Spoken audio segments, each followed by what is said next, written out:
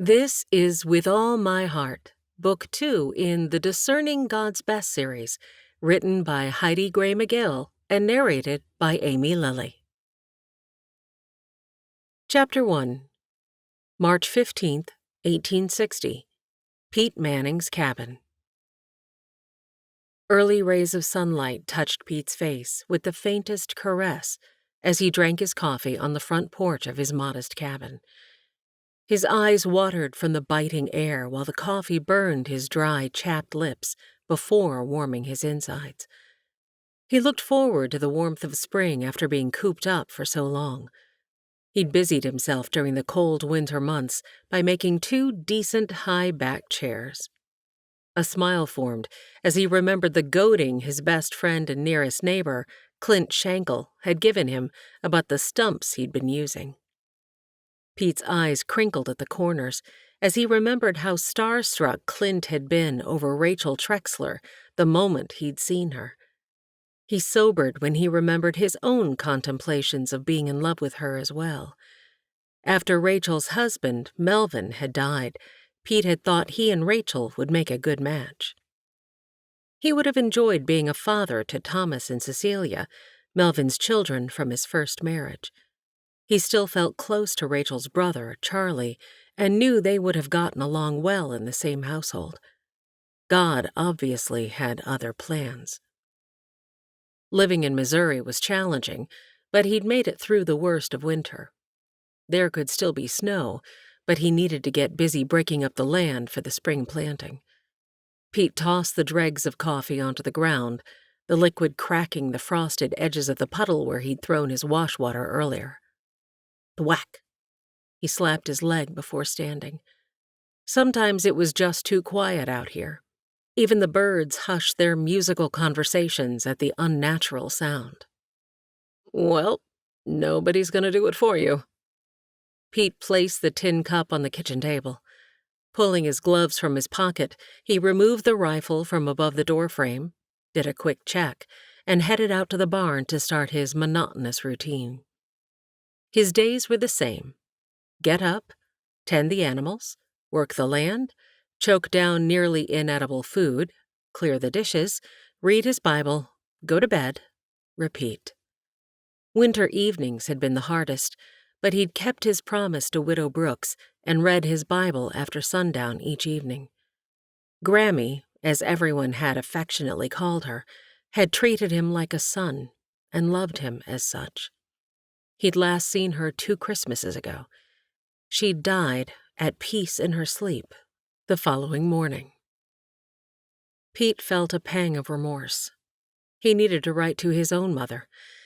It had been far too long since he'd heard from his family, and a slight niggling of concern entered his mind. Probably just the weather keeping the stagecoach from its normal mail delivery schedule. Elkie responded with a low moo as he entered the barn. You lonely too, Elkie? Clint will be starting his herd this year. Maybe you'll find yourself a nice bull to court. The barn resounded with his distinctive laugh. An outsider might have thought he owned another animal, the sound mimicking a donkey before it reaches full bray. I'm talking to a cow. Hello, the house! The familiar voice of his neighbor and friend, Charlie, was a welcome sound. Hey there, Pete said as he looked out the barn door. The 16-year-old boy slid easily from the saddle and patted the neck of his horse, whispering in its ear before reaching his hand to Pete's extended one.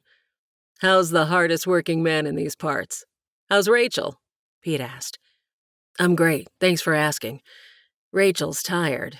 With Thomas spending more time in the fields, she has her hands full with Cecilia and baby Serafina.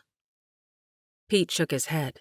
That Thomas works harder than any other 7-year-old I know. Cecilia walking yet? Walking? That girl practically runs everywhere she goes. We have to keep the door latched or she runs off. She causes Rachel a heap of grief. And she's quiet. Only an Indian can move that stealthily. Pete's heart did a little flip at the mention of Indians, and he felt the familiar twitch in his right eye. Oh, sorry, Pete. I wasn't thinking. Have you heard anything from Singing Bird? No, I expect the Arapaho have moved on, and her with them." Pete's voice held a tinge of sadness. "Do you ever think about riding out that way and checking?" Charlie asked with what sounded like put-on enthusiasm in his voice. "Think? Yeah." Pete shifted from one foot to the other. "Think about it all the time." He looked in the direction where the Arapaho camp had once been. He missed Singing Bird and her bright-eyed child, little son. They'd come into his life and left just as quickly. 14 days was all it had taken for him to realize she was something special, and he should have fought for her, or at least given her a choice and asked her if she'd like to stay. It was a 2 days' ride over rough terrain to get to their camp. He shook his head. They'd probably moved on after 2 years anyway. "So," Pete changed the tone of his voice and looked at Charlie, "you didn't come here to talk about my lack of a love life, did you?" He chuckled, but it sounded forced even to his ears. "Actually, I came to ask for your opinion about something." Charlie squared his shoulders. "I'm happy to help you work while we talk, if that's all right with you. Clint doesn't need me today, since we finished the interior of the bunkhouse yesterday. Clint's gonna take Thomas hunting. Oh, and Rachel sent lunch for us." "Now that's the best thing you've said yet." Pete's laughter was genuine. "And I always appreciate another hand. I have a habit of talking to Elkie. You're a lot better looking, and I won't have to answer myself with you." Pete clapped Charlie on the shoulder, chuckling at his own joke. "Let's start in the barn. I'll let you talk to Elkie. She'll enjoy a fresh voice." The men worked in companionable silence. Pete waited for Charlie to share whatever he'd come to discuss, but when he didn't, Pete decided to help the conversation along. "What's on your mind, Charlie?" "You know I love Clint like a brother, right?" Pete nodded, but didn't interrupt. "It's just that, since he's married Rachel, I feel a little, well, awkward. They've got all these plans." Charlie looked up. "Don't get me wrong, Clint's been great about including me. It's just that, well..." He lowered his head again, moving the bucket and stool and releasing Elkie from her hold. "I'm almost 17. I'm ready for my own adventure. I don't always want to be under Clint's thumb." Again, he looked up. "I mean, I'm grateful for all he's taught me. He treats me as an adult and includes me in all the discussions. It's just that..." His shoulders hung, as if the bucket of milk were too heavy, like a burden. Pete walked in his direction and put a hand on the shoulder of the boy, now as tall as him. "How about we get that milk inside and finish this discussion over a cup of coffee? Chores can wait." The nod Pete received was all he needed to head into the house.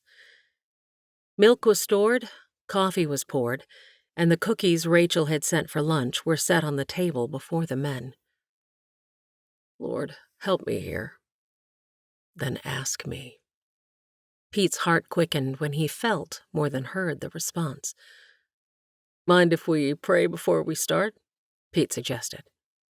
Charlie's upbringing made it easy for him to comply. Pete was more nervous. This would be the first time he'd prayed out loud in front of someone in more years than he could remember. "Lord," Pete swallowed the catch in his throat, "this fine young man needs wisdom. I'm not sure I'm the one to give it, but I thank you that he came to me to talk it through. Help us both to know your will and direction. Amen." The peace that settled over the room was palpable. "Thanks, Pete. I still can't get used to this change in you. I'm glad you did what Grammy suggested." God and I hadn't been on speaking terms for many years. On her last Christmas Day, when Grammy asked each of us to spend time with her, I knew she was in her final days. Oh, she was hard on me. Basically told me that the loneliness I was feeling wasn't from the lack of a good woman, or because God had abandoned me, but because I had buried my faith and turned my back on God. Charlie shook his head. "Those must have been hard words to hear." Grammy sure made me squirm in my boots." He hoped the grin on his face and the tone in his voice showed the love he'd had for the old woman. "I came home and began reading my Bible religiously each evening. Started in the New Testament. When I finished that, I went back to the beginning. I grew up in church all my life. Have lots of scripture stored up here." He tapped his temple. "Problem is, I'm not sure it ever made it here." His hand moved down to his heart. "But that's a story for another day. Let's get back to your problem. What do you think you want to do?" "Good question. Grammy spoke to me, too. I can still hear her voice telling me that God had big plans for me and reminding me to acknowledge Him always and that He would guide me on the right path. The problem is, I'm torn between what I want to do and the tug I feel to help Clint and Rachel." Pete was silent for a few moments, mulling over Charlie's words while also giving the young man time to keep speaking if he had more to say. When Charlie didn't say any more, Pete replied, "Well, I see a couple of things here. I'm probably not the best to give advice, but I do have some thoughts." He paused, and the rapt attention from Charlie made him nervous. "If you feel strongly that God has spoken, well, don't try to run from it." Pete's body shook with delight. "Jonah tried that tactic, and it didn't go so well for him." The laughter from both broke the tension and made Pete feel much more at ease. "The other thing is this," he continued. "I know you've watched out for your sister all your life, especially growing up in an orphanage. But when she married Clint, that responsibility transferred from you to her new husband. So, as far as Rachel goes, you're free to follow your heart. As far as Clint goes, I've got some experience there." Pete stood and refilled both their cups, then sat and took a bite of the soft molasses cookie, enjoying the sweet bitterness on his tongue. "Clint was my best friend growing up. You've heard the stories of our boyhood antics." Charlie grinned, and Pete was sure he'd pulled some stunts of his own. "The thing is, we went our separate ways after our military days. I learned I was better at talking to people than shooting them.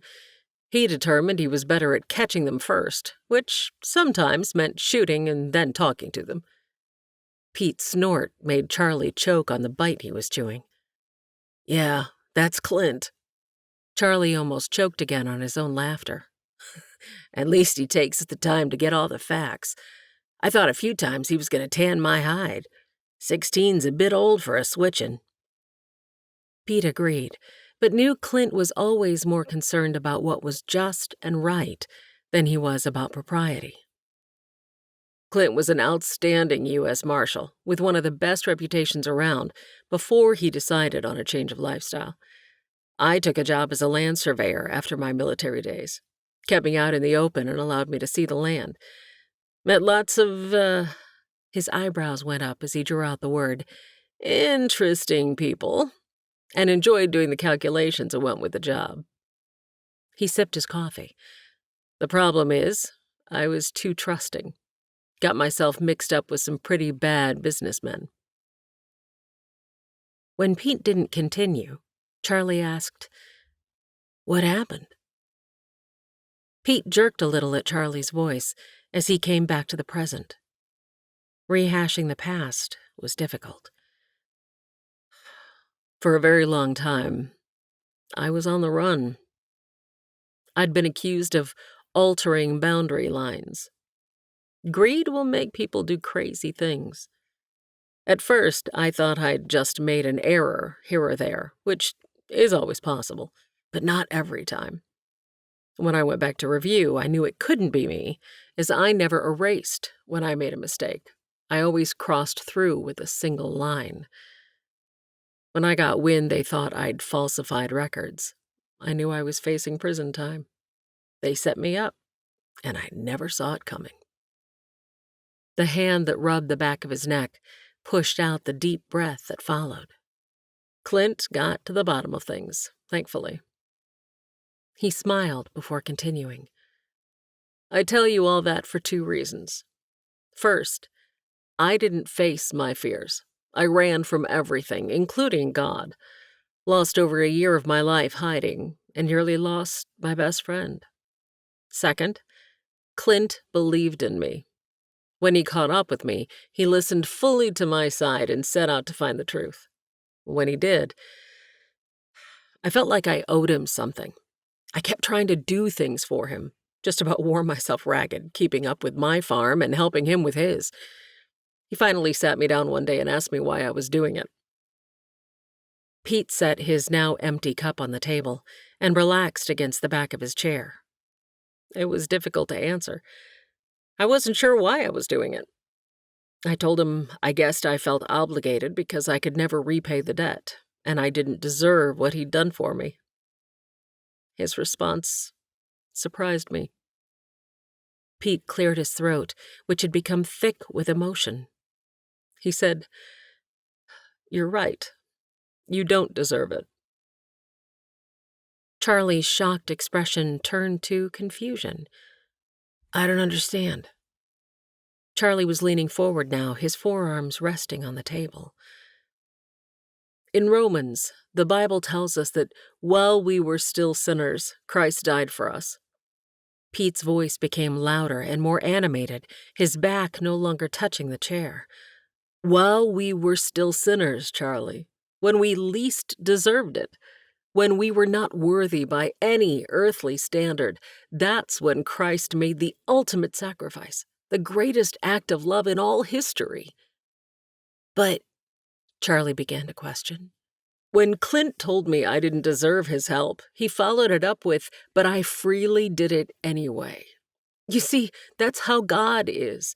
He's shown grace and mercy for all my shortcomings, mistakes, and sins.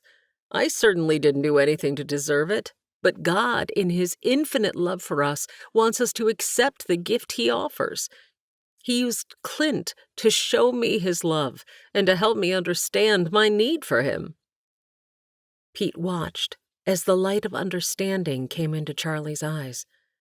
The boy stared, making Pete squirm on the hard seat. You've changed, Pete, Charlie said. I hope so. Pete shifted in his chair. He'd surprised himself with what had come out of his mouth, especially since he'd said it with such clarity and conviction. He became even more uncomfortable under Charlie's continued scrutiny. Thwack. Charlie flinched when Pete slapped his knee and stood. 3 cups of coffee, not counting those I drank at breakfast, Pete remarked.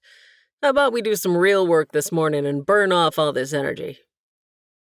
They spent the rest of the morning and into the noon hour clearing the field of nature's molting. They picked up fallen limbs and debris, prepared the area for plowing, and checked the fence posts as they walked the property. They enjoyed the lunch Rachel had prepared, missing the cookies they had eaten that morning with their coffee. Sure do miss Rachel's cooking. Pete patted his stomach before standing to wash his plate. Saw a few sections of fence needing mending. Are you able to stay and help a bit longer? Can't offer much for supper. I'm happy to help. I'll head home before dark. 1 meal won't kill me. Ha, so you think, Pete jested. The men worked in silence for over an hour, both deep in thought, before Charlie stopped hammering and looked across the field. As if he were continuing a conversation he'd already started in his mind, Charlie said, Not like I'm disrespectful. Maybe Clint and Rachel would even appreciate a little more privacy. I know I would want that if I was married. Pete watched as a slight tinge of pink tipped Charlie's ears, and he guessed the boy hadn't meant to say that last part out loud. I suppose I would too, Pete replied. Clint and I are both 31. I hope you don't have to wait as long as I have for the right woman.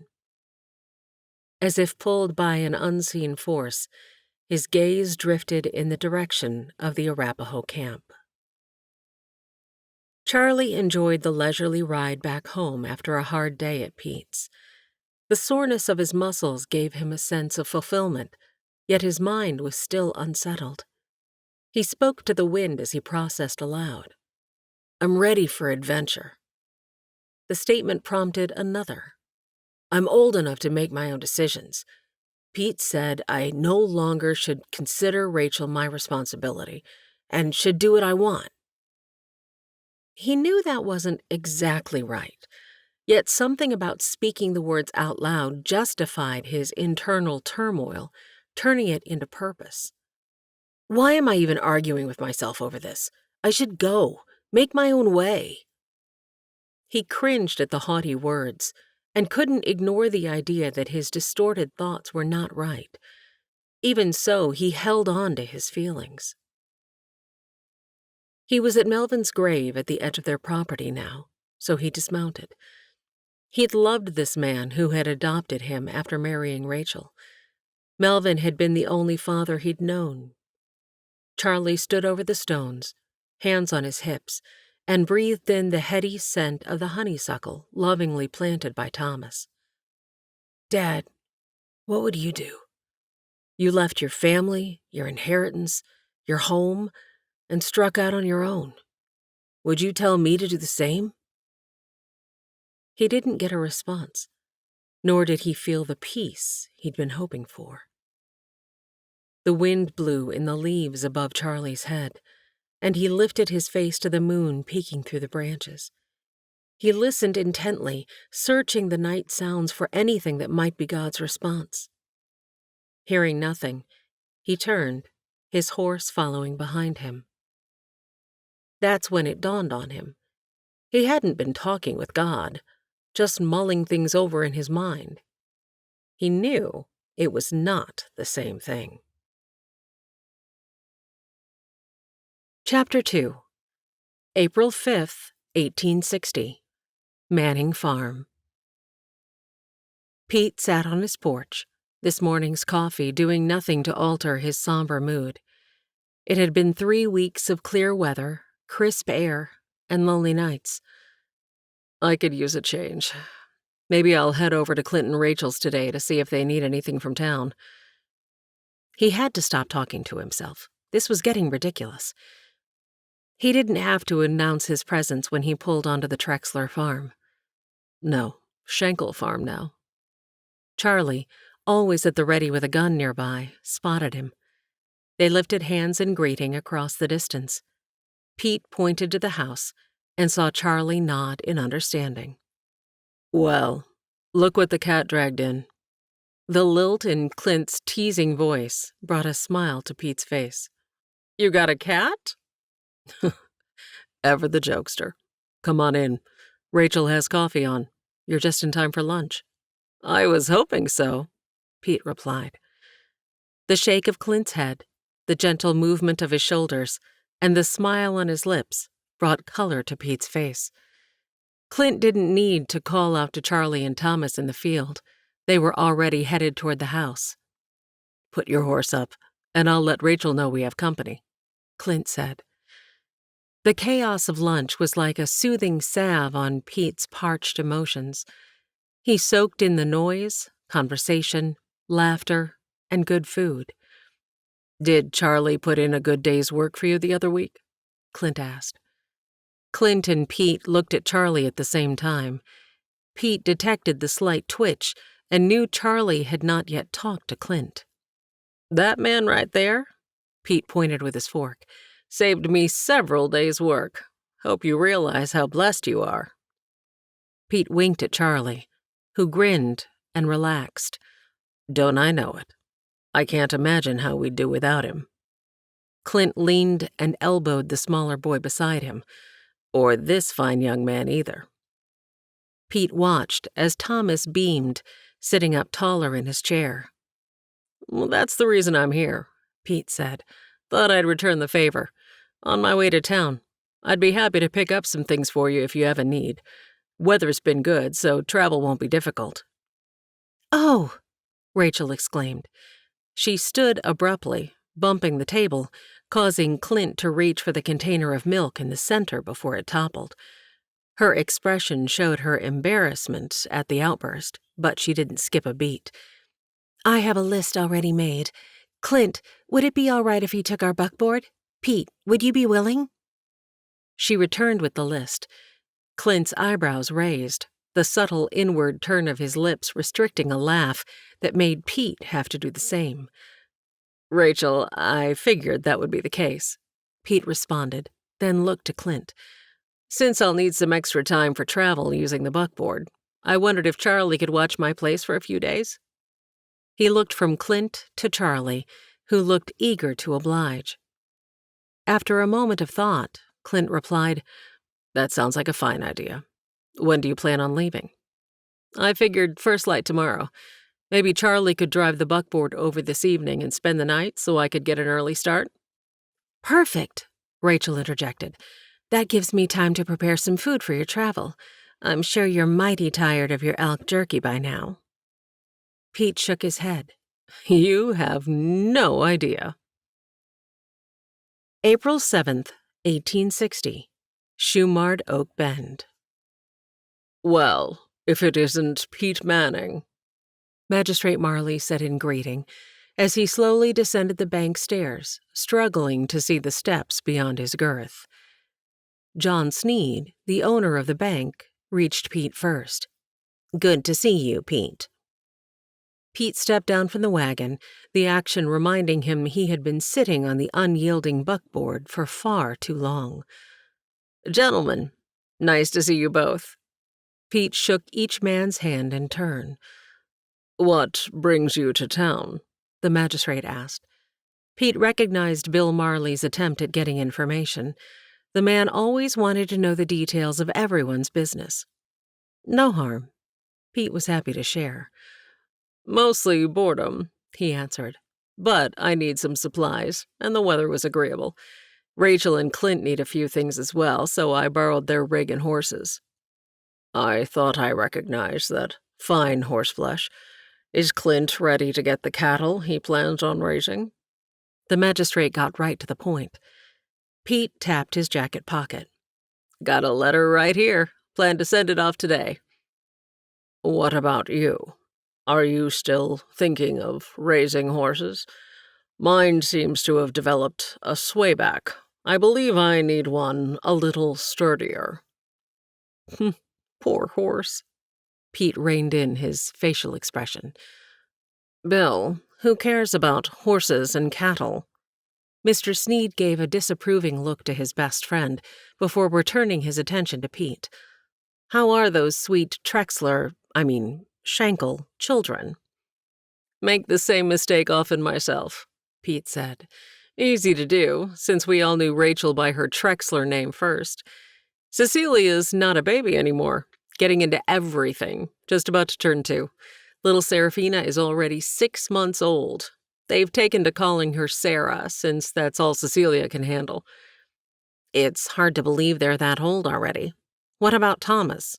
Mr. Sneed asked. "That boy hardly counts as a child anymore, even though he's just 7. Works as hard as Charlie and is as smart as a whip. Grammy would be proud." The men sobered at the mention of their deceased friend and neighbor. Then Mr. Sneed said, "I'm on my way home. Would you like me to take your team to the livery while you head over to Gray's Mercantile?" "Appreciate your kind offer, John, but I'd like to stop and chat a bit with Billy." Pete patted the nearest horse's neck as he spoke. "Billy," the magistrate interjected. "Didn't you hear? He signed up for the military. Left on last week's stagecoach." "Really? That'll be some adventure for him, that's for sure." Pete was surprised Billy hadn't come by to talk to Charlie before he'd left, seeing as they were best friends.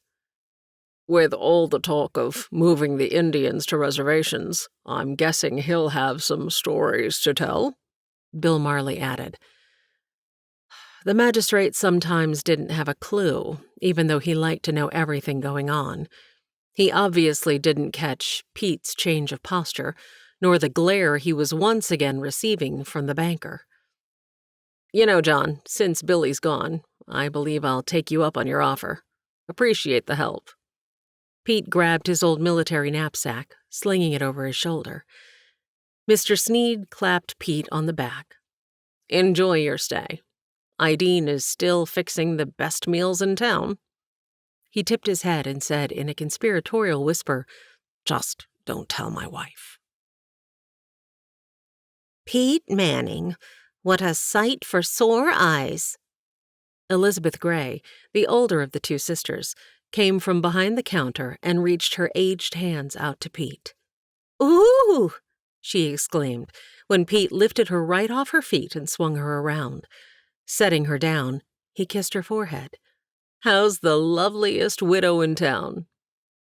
Elizabeth blushed and used her slender, gnarled fingers on the wisps of gray hair escaping the confines of her bun, like a young girl flirting with her beau. Oh, you. Her smile was genuine, even as she swatted the air near his arm in protest. If she's the loveliest, what am I? Elizabeth's sister-in-law, Fidelia, came from the back room. Pete didn't miss a beat. He pulled her into a tight but gentle hold and leaned her back as if to kiss her. He winked. "The prettiest, and I've a mind to marry you." Fidelia was so stunned she couldn't respond. Pete set her now limp form back on her feet, but didn't let go until she'd regained her footing. The smile that followed was sincere. If I were a good deal younger, I'd take you up on that offer. She laid her hand on Pete's forearm. But since that isn't to be, how can we help you? Pete produced 2 lists. One is for me, the other is for Rachel and Clint. Oh, how I miss those sweet faces. Please tell us how they're doing, especially that handsome Charlie, Elizabeth asked. I have such a fondness for the boy. His smile and sparkling eyes remind me of summer nights and long walks during my courtship days with my dearly departed husband. Pete spent the next hour telling stories and catching up on the comings and goings in town. He felt comfortable with these ladies. As he was readying to leave, he remembered the letters. "Oh, almost forgot. Please, post this for Clint. He's inquiring about his family's cattle." He handed over the second letter, again giving information, so the ladies wouldn't have to steam them open to know their contents. "And this is a letter to my family to catch them up on boring bachelorhood in the winter. Have I had anything from them recently?" Fidelia rifled through the organized cubbies behind the counter. No, you used to get a letter regular-like, but nothing all winter. I hope everything's all right. Elizabeth's soft tone matched her pose as she fidgeted with the hanky in her hands. I do have a letter for Clint, though. Looks official. Fidelia flipped it from front to back. Sure enough, the United States Marshal Service seal on the flap, amazingly still sealed, showed the importance. I thought he resigned his position in 58. Elizabeth's gaze followed the envelope from her sister-in-law's hand to Pete's, obviously interested in the contents. "Not sure what this would be, but I'll see he gets it." Pete quickly changed the subject. "Stage been through recently?" The ladies turned their focus toward the sound of the bells clinking over the door, the question ignored. Why, Patty O'Sullivan, what has Ideen got you coming in for now? This is your 3rd trip today. Elizabeth moved gracefully over the floor, even at her age. Pete knew the moment Patty saw him just behind the sisters. The man's small hazel eyes were almost invisible as his high, rounded cheeks lifted into his bright smile. His graying, flame-red hair continued to dance on his head as he shut the door to keep the cool breeze from blowing in. Don't you know, Ideen sent me for this very reason. She knowed. Somehow she knowed. He shook his head even as he walked forward, meaty hand extended. Up to no good, I'm a-guessing, Pete Manning. Patty, my favorite Irishman. Pete pulled the man into a hug, which was warmly reciprocated. Good to see you. You have room for me tonight? Ideen'll make me sleep on the floor, if and we don't. Dinner'll be at 6. I'll let her know you'll be joining us. He turned to Elizabeth. "I be thinking, Ideen wants me out of the way." He winked, and Elizabeth covered her mouth with her hanky, but the smile had moved to her eyes. "We be having company tonight, Paddy," says she. "Best be getting lard for the biscuits." He glanced at Pete and shook his head. "Bewilders me how me wife would know." Pete's stomach rumbled. "I sure am looking forward to her cooking." Fidelia pulled out a piece of black licorice. "Take this." She handed the treat to him. "We'll have your items ready for pickup Monday morning if that suits you." "Yes, ma'am, and thank you for the licorice," Pete said. "Patty, I'll see you at supper. I still want to head over to catch up with Henry. Then I'll check on the horses I left at the livery before heading your way." "Be sure to give our regards to the sheriff." Elizabeth's sweet voice rang as he walked out the door. Ideen squealed when she saw Pete, her ample body engulfing him in a hug. Leaning back, but not letting go, he felt like a child as she gave him a good perusal. "Pete Manning, remind me why you're not married." Ideen lifted her apron to wipe her tear-filled eyes. Pete dropped his gaze, so she would not see the anguish that must show in his own. "You're taken," was his quick reply. He dodged the swat to his arm. "Well, something sure smells good. What's for supper?"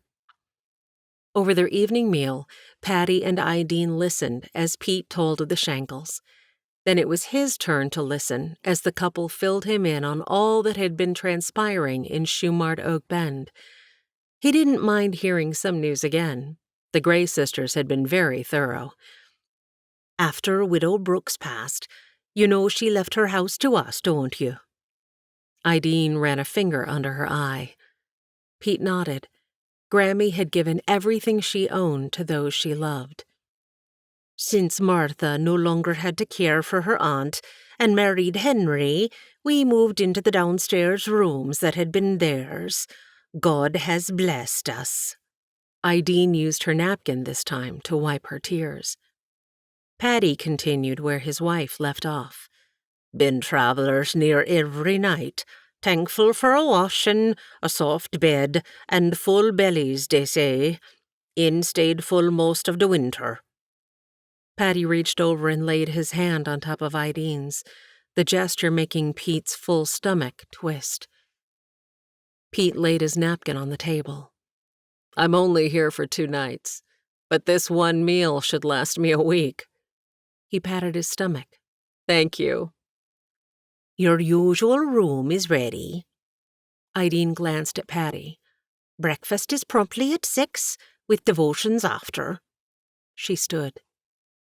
It wasn't a question, and Pete knew she was letting him know he'd be joining them. When he thought about it, he realized he looked forward to spending time in God's Word with these friends. Pete couldn't sleep. Ideen's mention of his singleness hurt. The thought clung to his mind like wet dog hair and felt almost as repugnant. "Lord," he spoke the words into the warm, dry air of the room, the fire crackling close by. "Why am I still alone?" As Grammy had taught him, he waited. Nothing. He lay on the bed and turned his face toward the fire, watching the flames dance until he drifted off to sleep. He woke with a start, nerves tense as he tried to identify the sound he'd heard. He moved only his eyes and saw the fire was nearly out, but he didn't budge.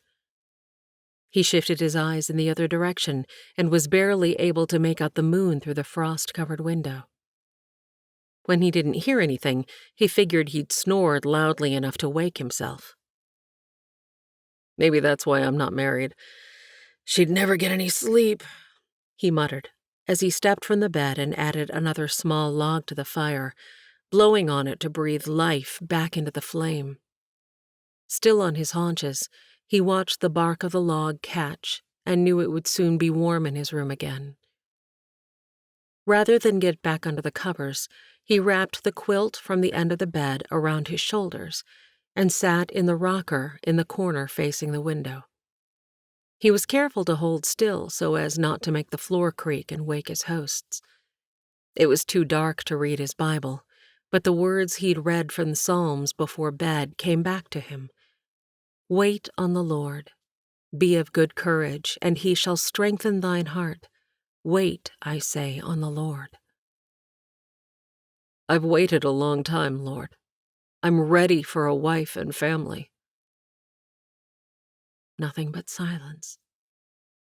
He mulled over the verse, and he shall strengthen thine heart.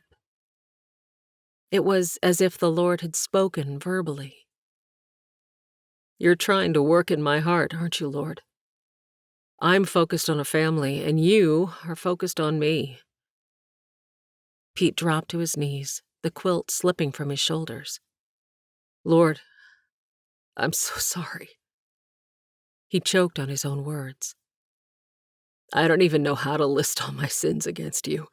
I'd be here weeks, months even. Wait on the Lord. Pete prayed until he heard the birds begin to sing their song of gladness toward heaven at the beauty of a new day.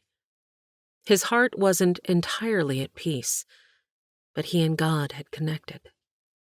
Thankfulness rose in his heart. He readied himself and headed down for breakfast. You're up a mite early.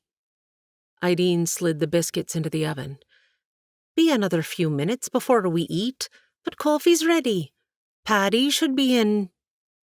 The words hadn't escaped her lips before the door opened with a blast of cold air, Paddy behind it. Shut that door, old man, she teased. Top of the morning to you on this blessed Sunday, Pete. Paddy's cheerful voice boomed. Ideen, me darling, here be your goat's milk. Might be cold out there, but clear skies again. Gonna be a glorious day. Pete smiled, slightly chilled as the crisp air moved his way. He took a sip of the steaming brew. Good coffee, he said, lifting his cup toward Ideen as he slid into his place at the table. Paddy, wash up. Breakfast is nearly ready. Paddy stole a kiss as he walked by, and received a sly smile and playful whack as he passed. The exchange cut deep into Pete's heart. Lord, again, I know you promised me the desire of my heart, and I believe you would want me to have a family. What are you waiting for? Have you forgotten me? Pete realized he'd closed his eyes. The room was quiet. Ideen held a plate of eggs and set it down when he lifted his head at last, but she didn't comment. A pleasant smile played on her lips. Paddy joined Pete at the table, placing his hands on top of the smooth, worn wood. Ideen sat and took her husband's left hand before reaching across the table and offering her other to Pete. The sensation warmed him more than the coffee, and he bowed his head.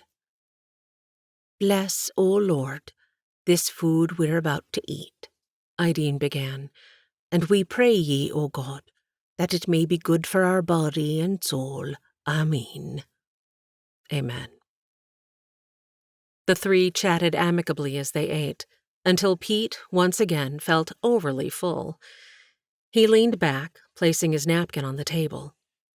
Might I help with the dishes, Ideen? She shook her head and grabbed the plates.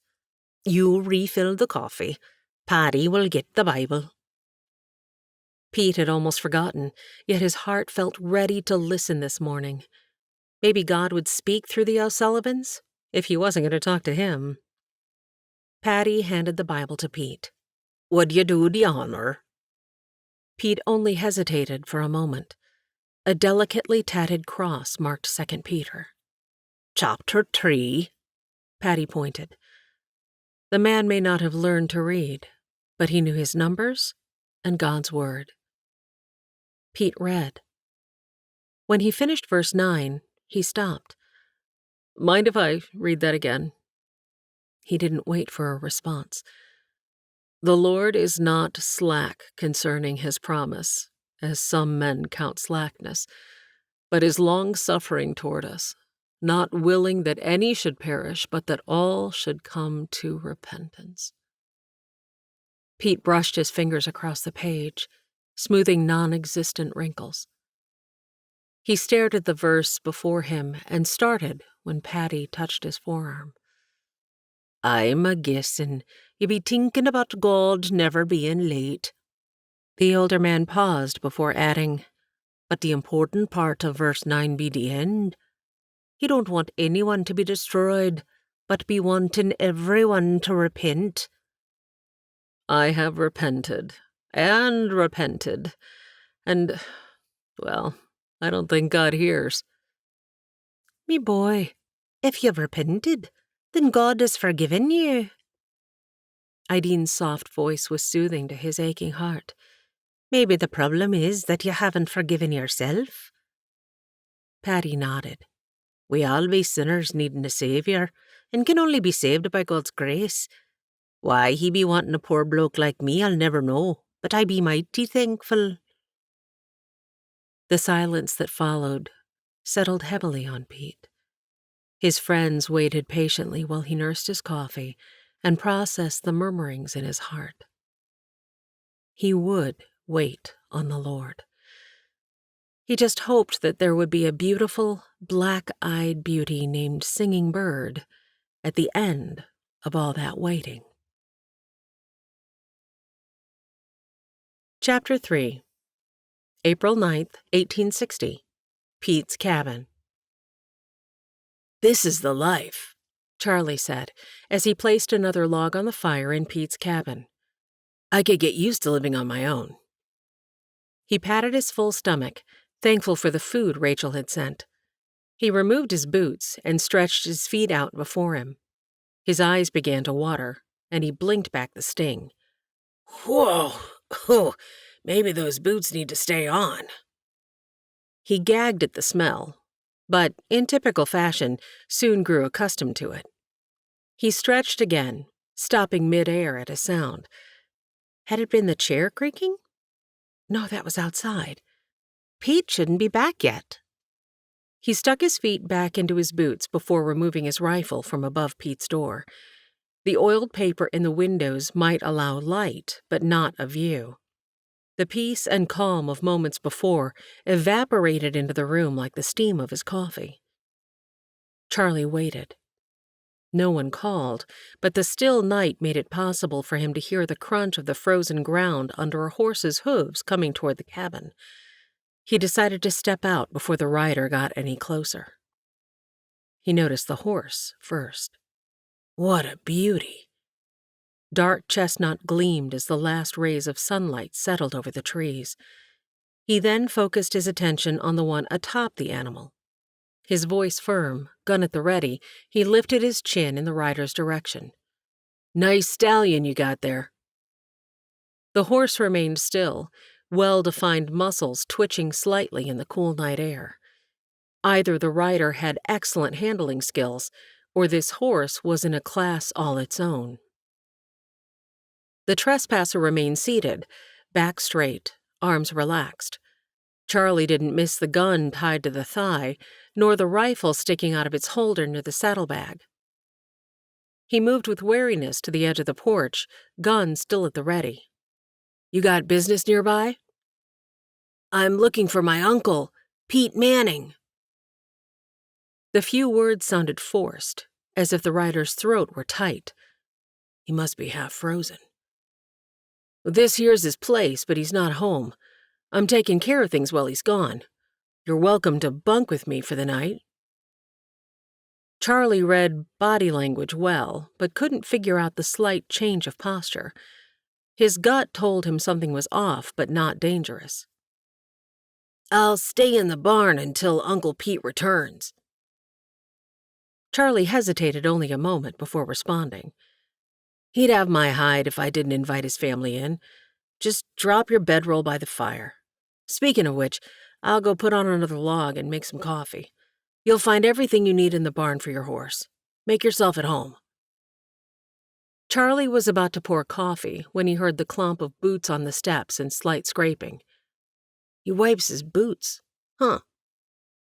Charlie took a glance around and realized he should pick up a bit.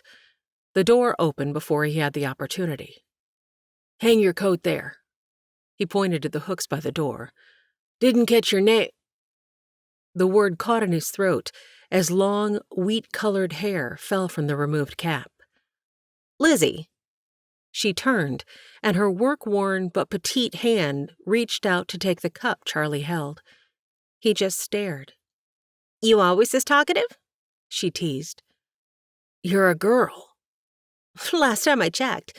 Is that coffee ready, or do you serve all your guests empty cups?" She turned it upside down and smirked. Charlie stumbled over the boots he'd left in the way by the door. He was pretty sure he heard a soft chortle, causing the tips of his ears to turn pink with embarrassment. When he righted himself, he reached for the coffee. "Ow!" he howled. "How about you let me do that?" Lizzie offered. "Maybe go put some cold creek water on that before it blisters?" She tilted her head to the door. He could feel her gaze on him as he stuffed his feet into his boots and headed out. Moments later, Charlie opened the door and entered while carrying a chair and favoring his right hand. "Figured we'd be needing the second chair. Pete keeps this one on the front porch." He averted his eyes, not connecting with her gaze. He set the chair by the fire and took a deep breath. She smiled as she took a sip of the hot liquid. He watched her slim hands encompass the mug. It'd take some time for her to get fully warm. "Lizzie? May I call you Lizzie?" At her nod, he continued. "Can we start over? I feel like we got off on the wrong foot," he asked pleadingly, once again removing his boots.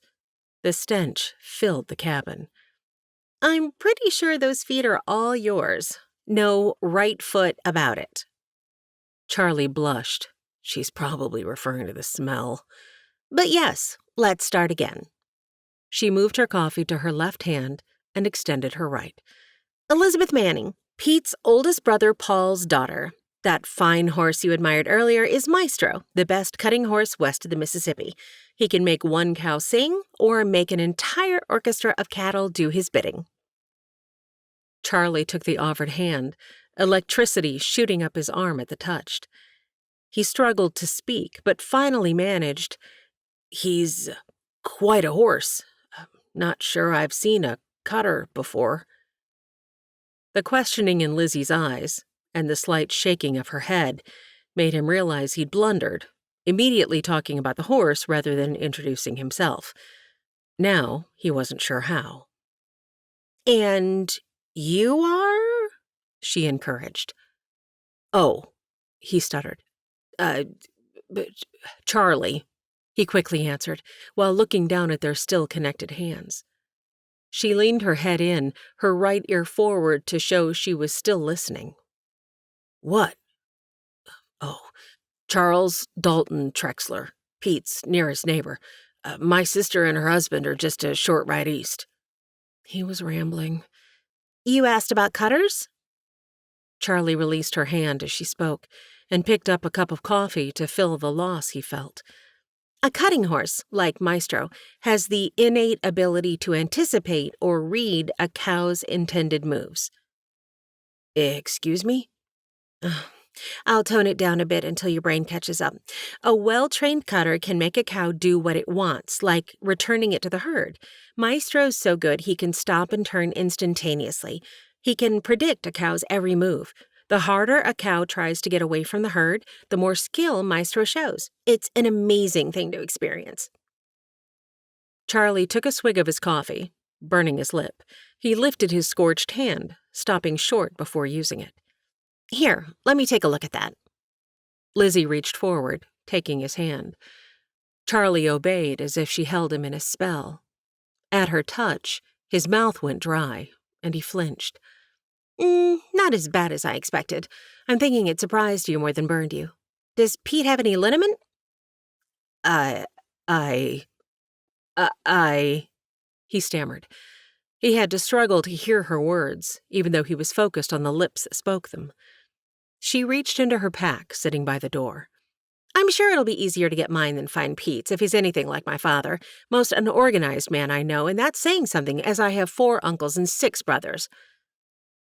Charlie wasn't sure how to respond.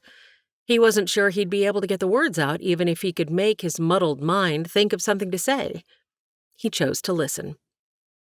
She took his hand again, turning it over and applying the liniment. Her touch was gentle, but he could feel the calluses on her fingers as they lightly applied the ointment. "When I was little, I wanted to be a missionary doctor. I dreamed of going to the Far East and healing people, body and soul." She looked up from his hand. "That feel better?" Charlie was only able to nod his reply. "Good," she said with a smile.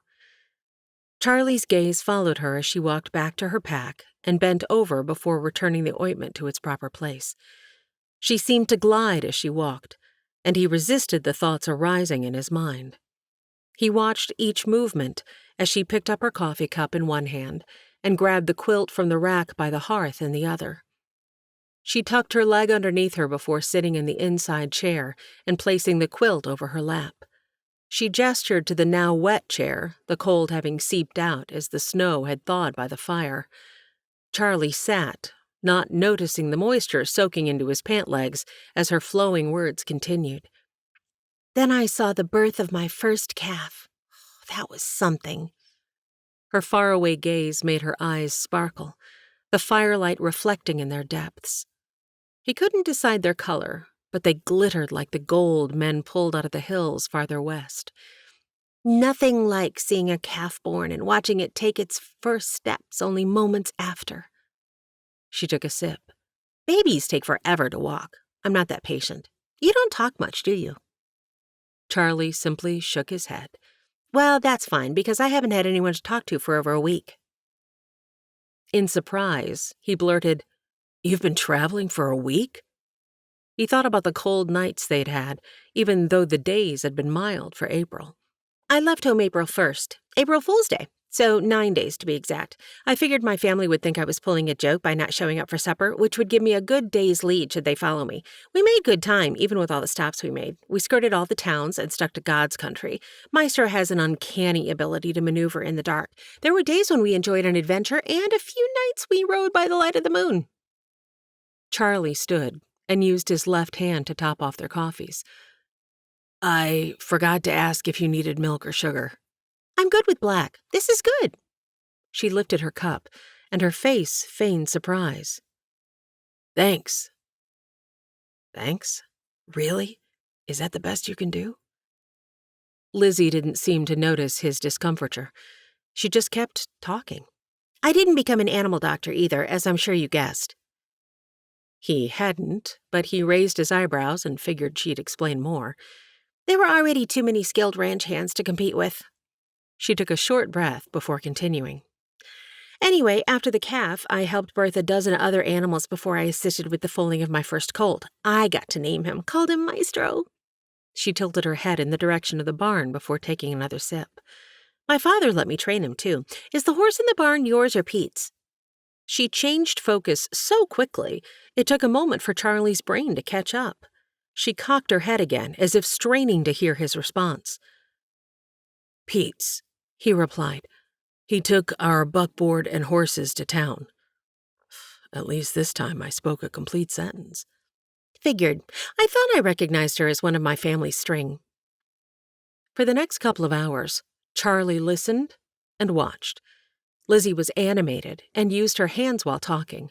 Her hazel eyes sparkled when she got excited, and a small dimple formed when she smiled. "What about you?" she said finally. "I've done all the talking, and I know nothing about you." Charlie's eyes grew wide, his heart thumping like he'd stepped into the path of a rattler. It had never bothered him before that he'd grown up in an orphanage and had never known his parents or even his last name. But it mattered now. He didn't want to lie, but this girl's opinion was important to him for some reason. Lizzie continued, "I'm sorry. I probably filled your head with so many words you can't think straight. My brothers tell me that all the time. They say, 'Lizzie, you could talk the hind end off a mule.' I never did understand that phrase, but if it was possible to do so, I guess I probably could." Charlie smiled at that. He'd often thought the same of some of the girls at the orphanage. Their talking felt like fingernails scratching on the chalkboard and made his skin crawl. But not Lizzie. He could listen to her melodic voice all night long. All night long? The thought made his heart race even faster, and his eyes widened with realization. He stood abruptly. We should probably head to bed. His ears burned at his word choice. You can have Pete's cot, and I'll head out to the barn. That's silly. I'll be fine right here. She moved quickly, putting the coffee cup on the table and pulling out her bedroll. Charlie hadn't even taken a step toward the table, but did so now. I mean, it wouldn't be proper, he stammered. Now you sound like my mother. Just think of me as one of the guys and it'll be fine. He would never think of her as one of the guys, and it most definitely wouldn't be fine. But there was no dissuading her. She was already crawling into her bedroll as he stood in the middle of the very small, very open, one-room cabin. Charlie woke and looked over from his cot on the back wall to the already blazing fire. He saw the empty bedroll. Lizzie. Pete was going to kill him. How had he let her talk him into staying inside rather than going out to the barn? Charlie quickly closed his eyes, feigning sleep to determine what she was doing. He heard the crack of an egg on the side of a metal bowl, followed by the clink of the fork hitting its sides, and he realized Lizzie was preparing eggs for scrambling. Did she go out and retrieve the eggs without me knowing? He needed to get his head on straight. This girl had his mind in a jumbled mess. He opened his eyes then and saw no girl. That was a woman. He'd noticed last night but took his time taking in the sight this morning. He guessed her to be just over 5 feet and couldn't weigh more than a mite. Her backside looked shapely in men's trousers. Her shirt was tucked into the waistband of her pants. The ponytail from last night was gone, and gentle waves of wheat-colored hair moved with every motion, falling around her shoulders and halfway down her back. He jumped when she turned his way, and he pulled the blanket close to his chin. Morning, sleepyhead. You'd think we had whiskey instead of coffee with all the snoring you did and as dead to the world as you are this morning. I don't snore, he rebutted. He kept the blanket high, but sat up on the edge of the cot. Right, and you don't look like a cow licked your head this morning either. Charlie's hand shot up, causing the blanket to fall, and he worked to smooth down the place on the back of his head that had a mind of its own. Lizzie giggled. I'll turn my back. Breakfast will be ready in a few minutes. Even with her back turned, Charlie dressed under the covers. Things felt a lot different in the daylight, and his cheeks flushed. He stood and walked the few steps to the kitchen area. You didn't have to make breakfast. I could have done that. Had you been up, I would have let you. But since I didn't have supper last night, I figured I'd better do it or starve. Oh, what an idiot. He mentally berated himself. Why hadn't he thought to offer her anything last night? And before you start apologizing, I'm a big girl. I could have asked or eaten the jerky in my pack. Although I hope I won't have to do that for a long time. That stuff gets old fast. I need to, Charlie pointed outside, embarrassed to utter the word.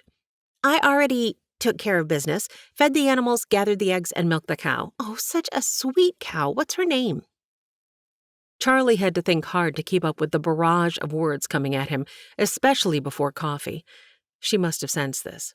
Ah, you're the type who needs coffee first, she said. It's ready, but after all you drank last night, I'm guessing your need for the outhouse far outweighs that desire. She laughed, and Charlie blushed. He grabbed his coat and headed out. Lord? Charlie looked up at the already risen sun. He'd never been one to sleep late, but he'd had a difficult time falling asleep while knowing Lizzie was so close. He'd listened to her light breathing long into the night before exhaustion had overtaken him. He couldn't even formulate words to pray. Maybe that cup of coffee would help. Once business was finished, he returned to the house. Hanging his coat, he turned and almost bumped into the cup Lizzie held out for him. Drink. Today, I want to hear all about you. Charlie's mind was as frozen as his fingers. He grasped for anything to say and noted the full meal ready to be placed on the table, the work area neat and tidy, and his bed made. "For being a horse trainer, you sure are good at housework," he remarked. Lizzie faced him. She paused before speaking. You mean women's work?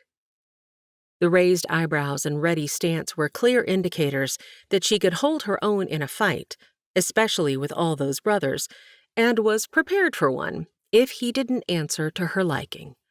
"No, ma'am, no such thing. But you're way faster than I am, and about the only thing I make that's edible is cornbread." He saw her shoulders relax. People don't often surprise me. She tilted her head in much the same way as a dog would at a strange sound. I'm glad you did. Thanks for recognizing I'm a horse trainer first. My mama wanted me to be a prim and proper girl. She flicked her hair over her shoulder and batted her eyelashes before succumbing to laughter. Charlie wasn't sure what he was laughing at, but he joined her. I wanted to be out with my brothers. Once Maestro was born, Mama knew she'd lost her battle. Thankfully, she had another girl. Poor Florence. Mama keeps her in laces and ribbons, piano lessons, cooking, you name it. Poor girl. And she likes it. Crazy, isn't it?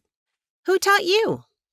She set a plate of fluffy eggs, sliced ham, and grits on the table.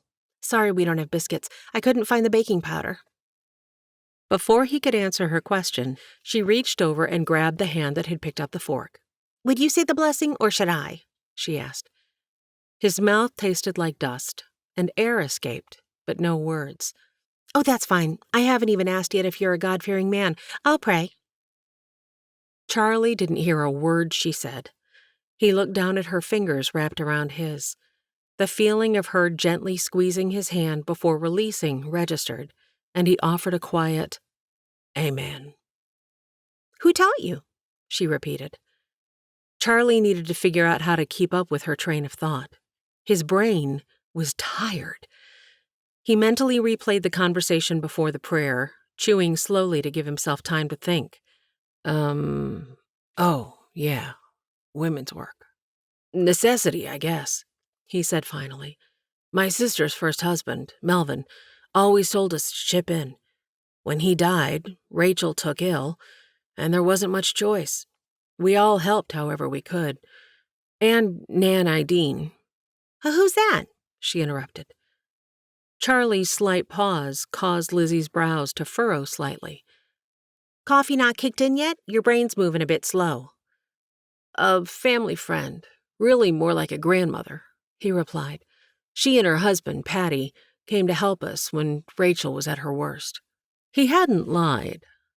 He just hadn't shared the whole connection with the orphanage. I have the most wonderful grandparents. Both sets are still living, Lizzie said. She then took over the conversation, much to Charlie's relief, and he listened as he ate. He needn't have worried about Lizzie wanting today to be all about him. She still did most of the talking over breakfast, asking questions when his mouth was full, then answering herself or moving on when he didn't respond quickly enough. He dodged one bullet and learned he could probably avoid another by remaining quiet. As evening approached, Charlie started getting nervous. He knew it was improper to spend a second night in the cabin with Lizzie. His mind was at war with his heart. Lord? As before, it was all he could utter, yet he knew God had heard his cry for help. That's when he recognized the sound of the buckboard. "Oh, Pete!" he exclaimed, cutting off Lizzie's words. He wasn't even sure what she'd been saying. She threw on her coat and rushed out the door before Charlie even reached the pegs on the wall. Uncle Pete! Elizabeth? Pete's shocked tone carried into the house as Charlie pulled on his second boot. My goodness, you're all grown up. Look just like your lovely mother. Paul inside? Pete peered around the girl in his arms. No, Papa didn't come with me. You traveled alone? Yes, she replied. I got in late last night. It felt good to sleep in the warmth of the cabin and to have someone to talk with. Charlie was a fine host. We've had such a nice time together. We stayed up late, just like old friends, and talked into the wee hours of the morning. Charlie joined them, and the look in Pete's eyes when they connected with his was unmistakable. He'd have some serious explaining to do. Pete's focus stayed on Charlie like a hawk tracking a field mouse, all the while humming and eyeing over whatever Lizzie was saying. Charlie couldn't hear over the noise in his head. Have you eaten, Uncle Pete? Lizzie asked. We just finished, but I'll heat some eggs for you. I'll see to the horses, Charlie quickly offered, going down the steps as they headed up. Pete put one hand on his shoulder before he reached the ground. I'll be out to help in a minute, Charlie. There was no mistaking his meaning. Chapter 4. April 11th, 1860. Shankle Farm. The following morning, Charlie drove the buckboard full of the items Pete had purchased in town for Clint and Rachel. He'd been thankful the man hadn't killed him last night. When Pete had stepped into the barn to speak with Charlie, there had been no mistaking his anger. Fists balled, chest heaving, feet firmly planted in a wide stance, Pete had uttered one word. Explain. All the words he couldn't say in Lizzie's presence found their voice. By the time he was done, Pete's hands had relaxed, and he had the silliest grin on his face. What? Charlie questioned. Pete laughed. Oh, Charlie, you've been bit hard. Both men had spent the night in the barn that second evening, and every so often he'd heard Pete snicker like he'd told himself a joke.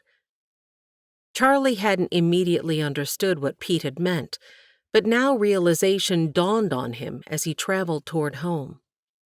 Sunlight was just peeking over the horizon when he left after a hasty breakfast, but he didn't notice the beauty in the color changes or hear the birds' joyful singing as the sun lit the sky. Charlie was too busy thinking of Lizzie. He couldn't get those eyes, that lilting voice, or the constant movement of her hands when she talked out of his mind. It was a good thing the horses knew where they were going. They arrived and stopped in front of the barn before Charlie was even aware. Charlie, everything all right? He heard Rachel's voice, but it didn't register. Charlie? She was beside him then, reaching up and touching his arm, concern on her face. He stammered. I'm home. Rachel chuckled. Yes, you are.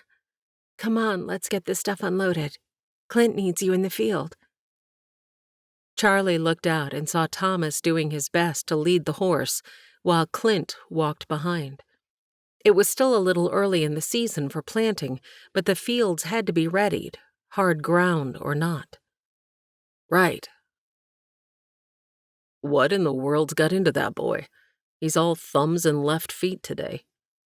Clint wiped his mouth with the water that had dripped from the cup Rachel had given him when he'd walked in. Frustration with Charlie was written on his face and in his tone. If I had to guess, I'd say it's a girl, Rachel replied. A girl? Where in the world would he have met a girl? I asked myself the same thing. Rachel turned at the sound of the door opening. Thomas bounded in. Mama, Pete's coming, and he's got a girl with him. Rachel raised her eyebrows to Clint, who smiled in return. Guess there'll be 2 more for supper. How does that man time his visits at mealtime? Every time. After Charlie made introductions, Rachel immediately started tea for Lizzie and herself. I'll have supper ready in an hour, she said. You men stay outside and do whatever it is you do all day. Shooing them away with her hands, she helped the men understand she needed time alone with her new acquaintance, and they needed to skedaddle. As Charlie worked in the barn, he considered his options. He heard the lowing of Tilly, the cow Clint had purchased after baby Serafina was born, and the plop that followed. He grabbed the pitchfork to clean up the hay, the rhythmic motion settling his thoughts and firming up his decision. He'd tell Clint he would help move the cattle from Clint's boyhood home back here. That would have him gone for several weeks. After that, he'd be on his way.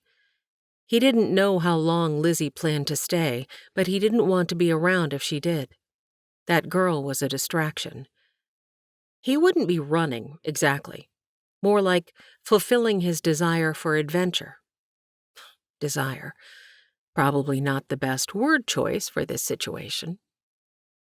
Even though he'd settled the details in his mind, his heart felt anything but calm.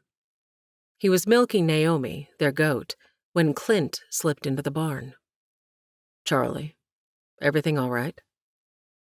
Charlie didn't hesitate. "Honestly, no." "Figured as much. Pete's helping Thomas pick up the remaining rock in the field. You want to talk?" Charlie was thankful for the privacy. This wasn't a discussion Thomas needed to hear.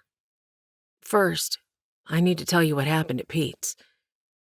His brother-in-law listened, occasionally asking clarifying questions. Chores were long finished when they heard Pete and Thomas passing the barn as they headed in for supper. "You want to tell me what else is on your mind?" Clint asked. Charlie was quiet.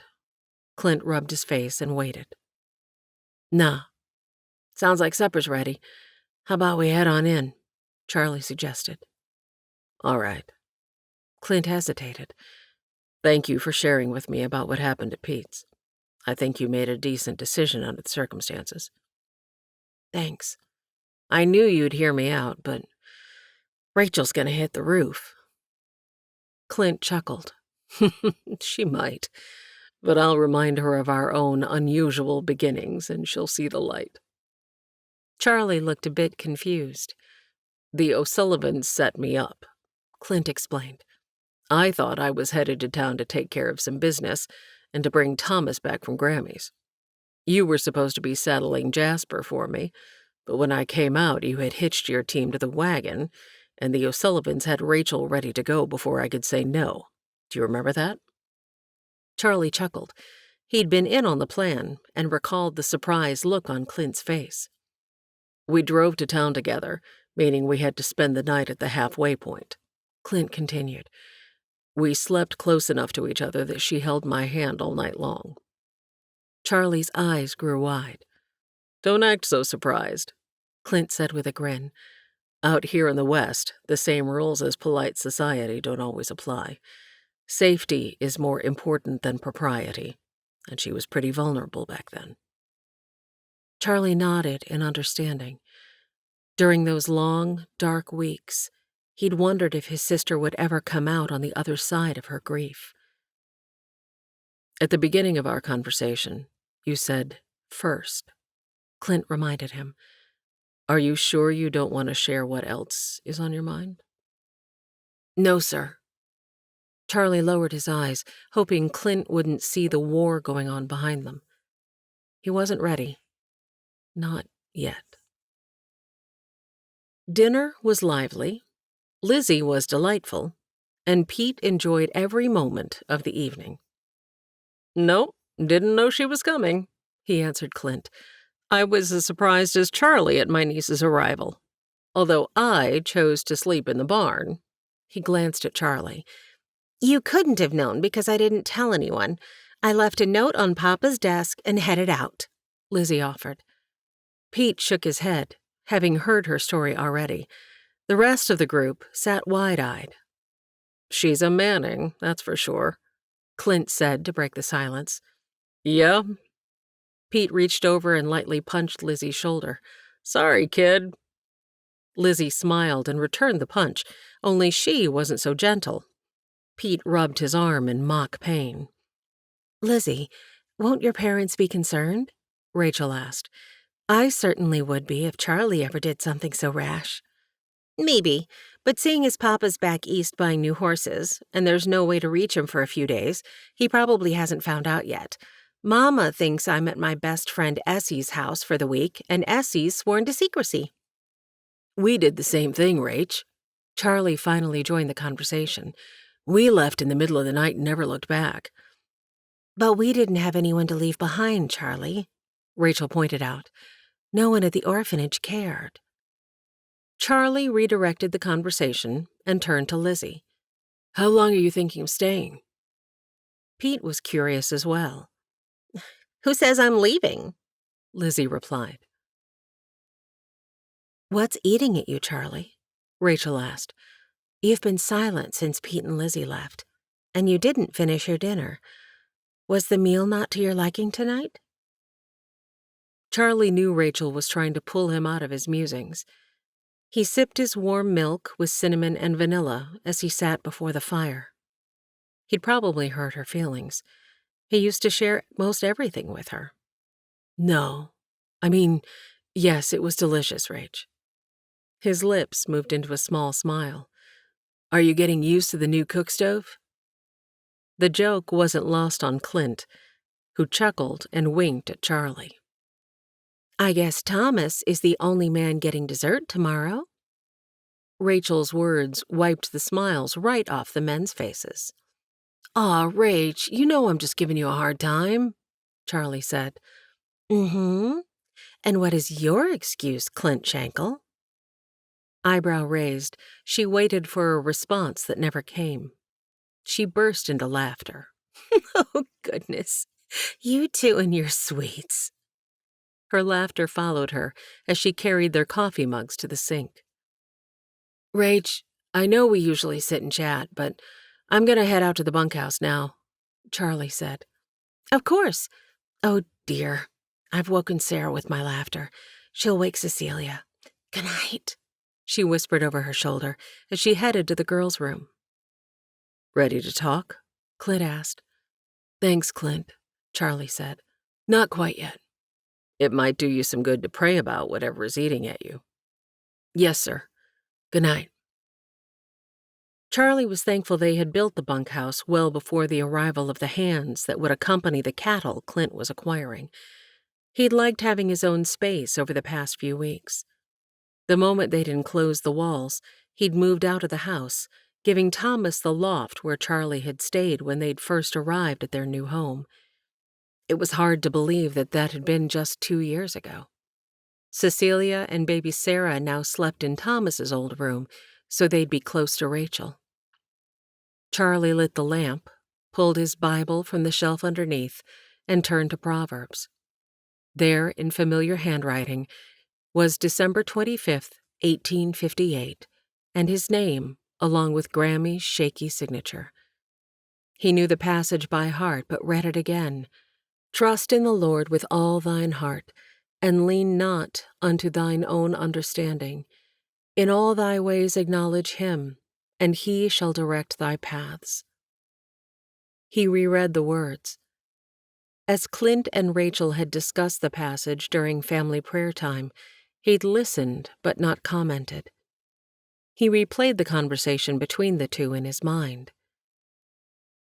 I know we may not understand God's plan for our lives, but I find it hard to understand what he thinks is best for me, Rachel said.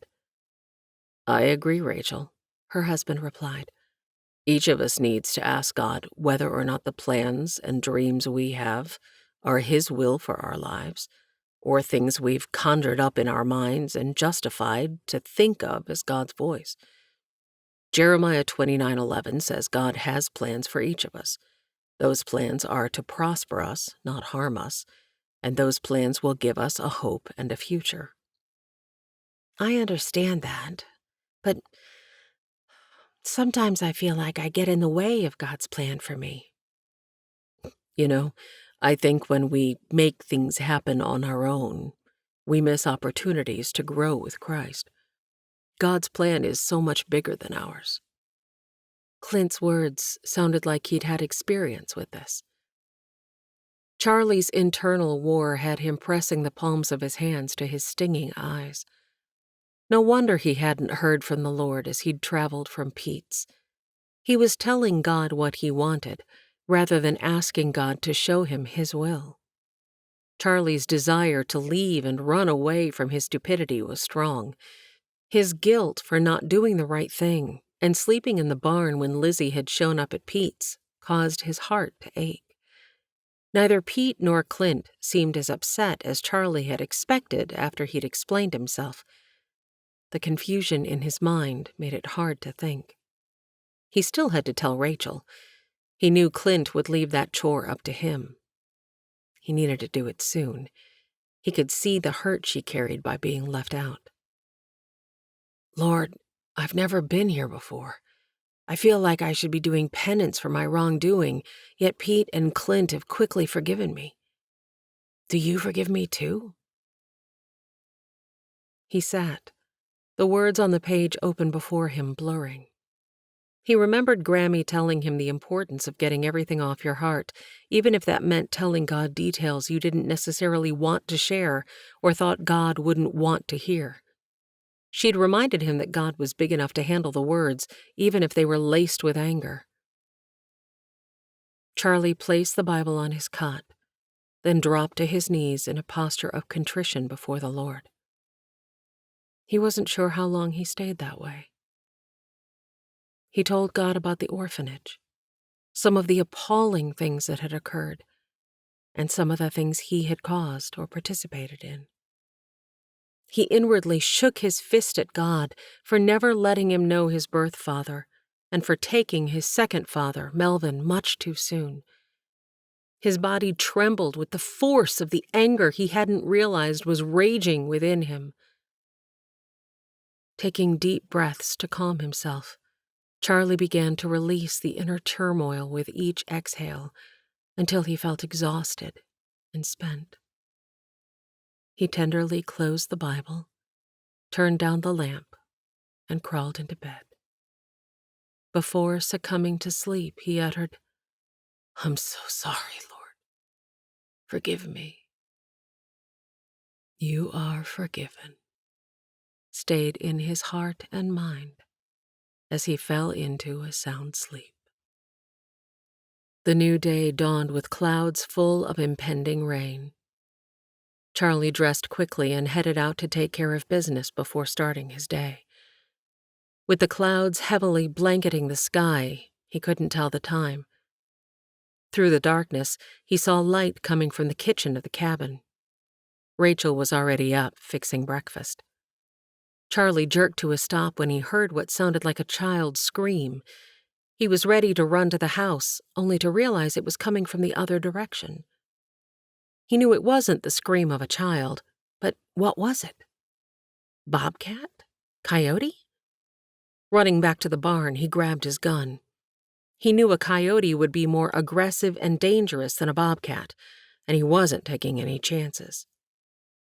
Another scream rent the air, sending shivers up Charlie's neck. Bobcat for sure. After thoroughly searching the area, he figured the animal had moved on. It had probably been looking for food left over from what they'd fed their livestock. Even so, he'd keep a lookout. As Charlie milked, fed the animals, and finished his usual morning chores, he thought about the bobcat. He hadn't hesitated to run right toward danger. It had never crossed his mind to ask for help.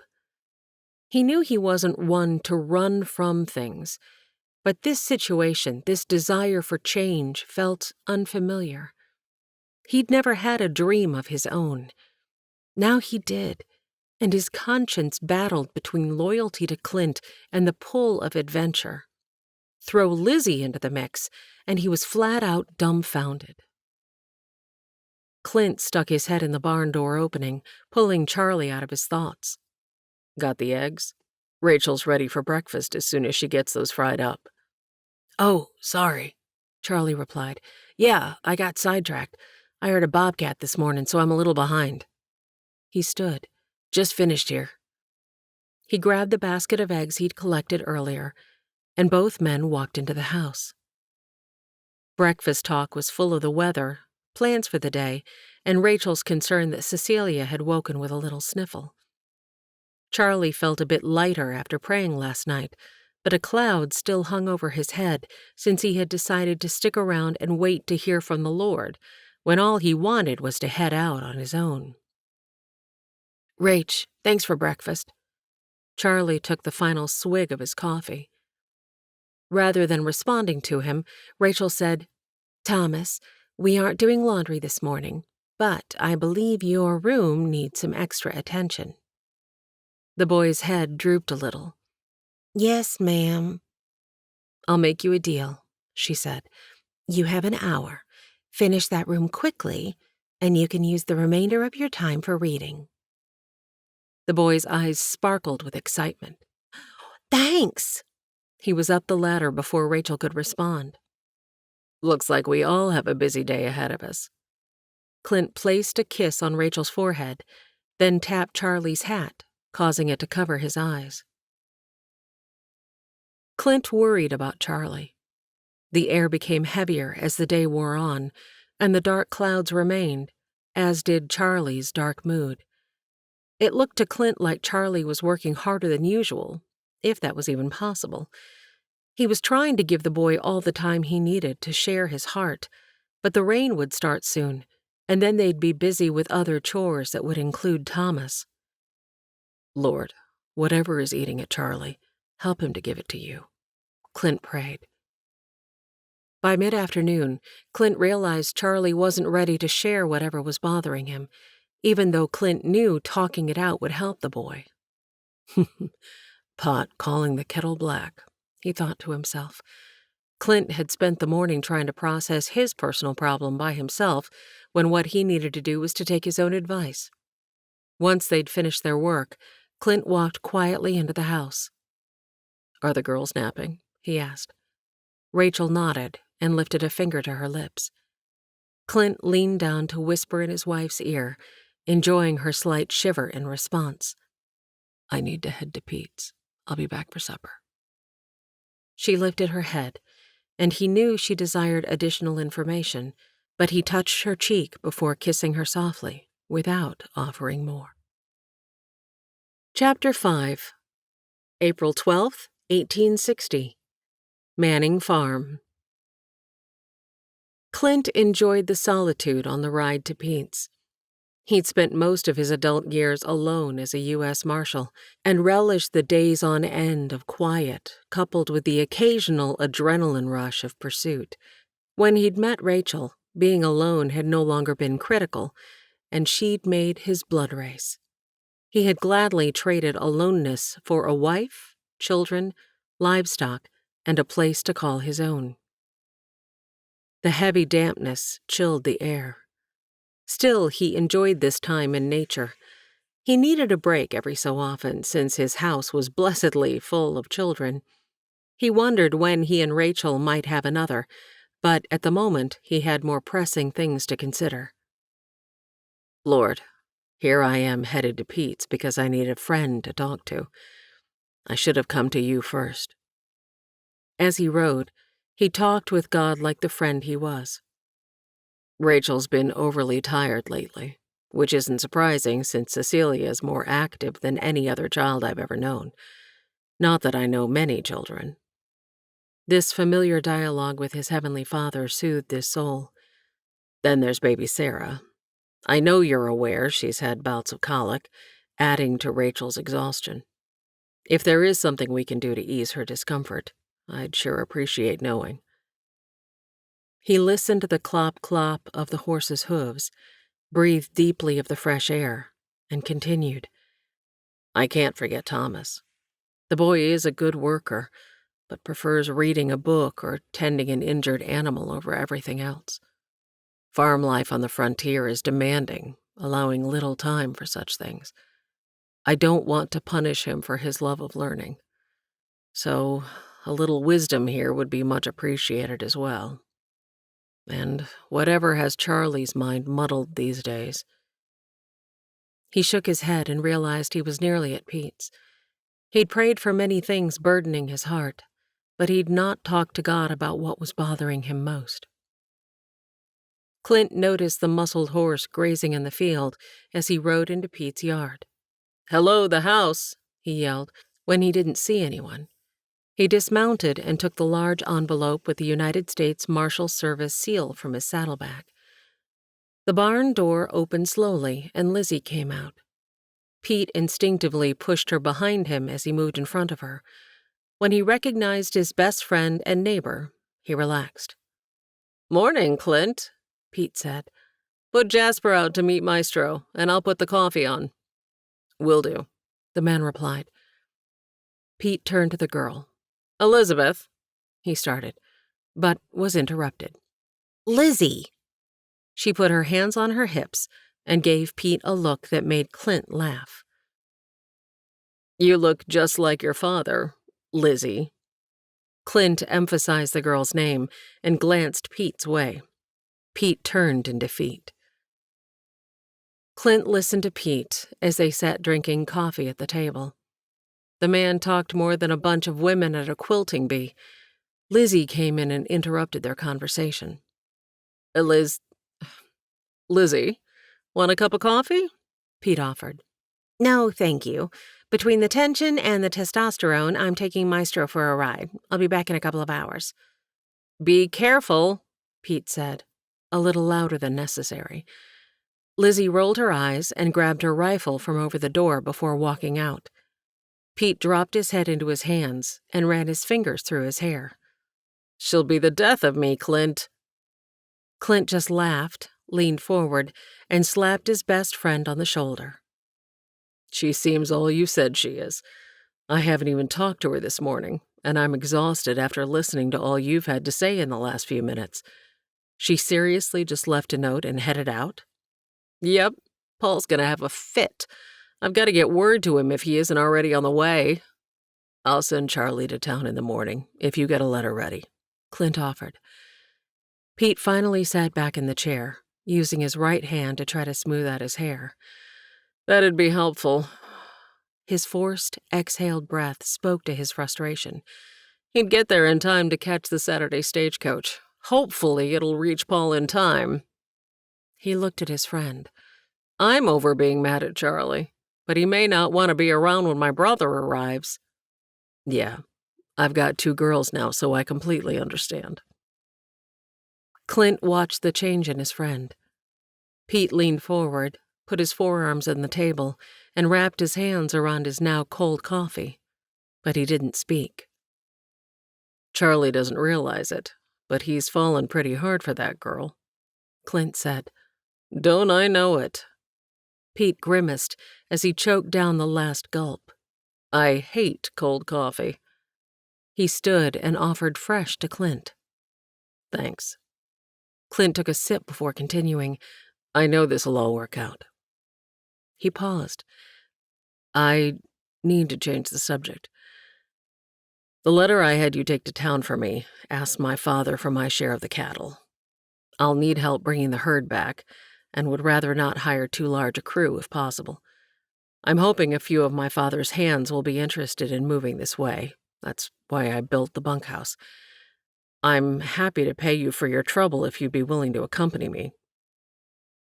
He hadn't gotten the words fully out before Pete's head popped up. "No way. No pay. I've also written to my family and have asked for horses. It'd work well if we could combine the two. We could use my horses with your crew to move the cattle." "Fair enough." Clint put his hand out to seal the deal. "You ever gonna get around to telling me what's in that envelope you've been fingering since you got here?" Clint hesitated. "It's about the Arapaho." Pete's cringe was slight, but Clint didn't miss the wounded look in the man's eyes. "There's been some trouble. The agreement the government made with the tribes to have them move to less populated areas around the Arkansas River hasn't gone well." The deep breath he took caused Pete to bring his focus up from his hands to meet Clint's gaze. "Gold's been found on the land they now occupy. There's been some violence. You needn't to go?" Pete's voice shook and cracked as he uttered the last word. "That's the problem. The timing is bad, and I no longer work for the government. The tension between the North and South over states' rights regarding slavery has escalated. Men are being readied for potential war, leaving Western expansion issues to others. He lifted the envelope. Looks like I am one of the others. What are you going to do? Clint noticed Pete hadn't touched his coffee since he'd mentioned the Arapaho. He watched his friend's hands rub his knees, as if the mention of war made the physical ache of his joints from hours of kneeling and long walks return. Honestly, I'm not sure, Clint replied. At least they aren't conscripting me. I have no obligation by law, but the tug of being duty-bound to my country... His voice trailed off. What did Rachel say? I haven't told her. The breath Clint let out was loud and long, as if he were releasing his burden to the room. Pete's eyebrow rose. Why are you telling me? You're my best friend. He looked up and into a face he'd known since childhood. You are also a man of God. You may not have an answer, but I believe God does. I was hoping you'd pray with me. Pete didn't hesitate. That I can do. April 23rd, 1860. 2 weeks. Pete's ears hurt, his head hurt, and he wasn't even sure what his voice sounded like anymore. You're as bad as Papa, Lizzie yelled. Guess that means I'm doing something right. Pete's calm exterior showed a smile, but his inner turmoil was anything but tranquil. Clint had his work cut out for him. He'd have 2 girls near this same age at one time in the not-too-distant future. Lizzie huffed, and Pete saw the beginning of tears forming. Oh, Elizabeth, Pete started. Lizzie! She shrieked. Pete raised his hands in surrender. Lizzie, please don't cry. But he realized the phrase only made her madder. I don't cry. Did she stomp her foot as she enunciated each word? He held back the laugh bubbling up inside him and instead cleared his throat. Lizzie, I understand you're bored, but heading over to see Charlie is not the best idea. We are just friends, she challenged, hands on her hips, eyes blazing. He blew out air, and she took it for a break in the dam. Her voice changed to overly sweet and calm. Uncle Pete, I've done everything you've asked. You've eaten better in the past 2 weeks than you have for a long time. He had to agree with that. And I've cleaned, done your laundry, which, I might add, stood up on its own and jumped into the water. He felt a laugh starting. And, she continued, I've shared my heart. He sobered. Yes, you have, Lizzie. Pete had listened as his niece explained why she'd left home. She hadn't talked disrespectfully about her brothers or her father, only told him of the injustice of being a girl and her desire to make a name for herself, much like her brothers wanted for themselves. Just for the afternoon, please, she added, her voice tinged with a whine. Take Rachel the butter you churned when you go, he said with resignation. I'll come to fetch you tonight. She jumped and threw her arms around his neck. Thank you. She was gone before he had a chance to rethink his decision. Charlie! Clint reached for his sidearm. All 3 men in the field turned at the sound. Charlie! Lizzie called again. She waved. The flush that covered Charlie's cheeks was impressive. Clint stifled a laugh. The boy dropped the hammer he was using, hitting his boot tip. Ow! He yelped. In his hurry to pick it up, he hit his forehead on the fence post. Oof! He stood, hand on his forehead, and turned, catching his shirt on the nail not yet secured, and the fabric tore. Ugh! Clint couldn't help it. He let out a chortle and clapped Charlie on the back. Well, I have my answer. You're smitten. Charlie's eyes held a look of surprise, and Clint wasn't sure if Charlie had just figured it out himself or if the boy was astounded that Clint had. Either way, Clint laughed again. What's so funny? Thomas looked between the two, causing Clint to laugh harder. Is that your girlfriend, Charlie? Charlie looked in the direction of the horse and rider. His lips thinned, and he shook his head.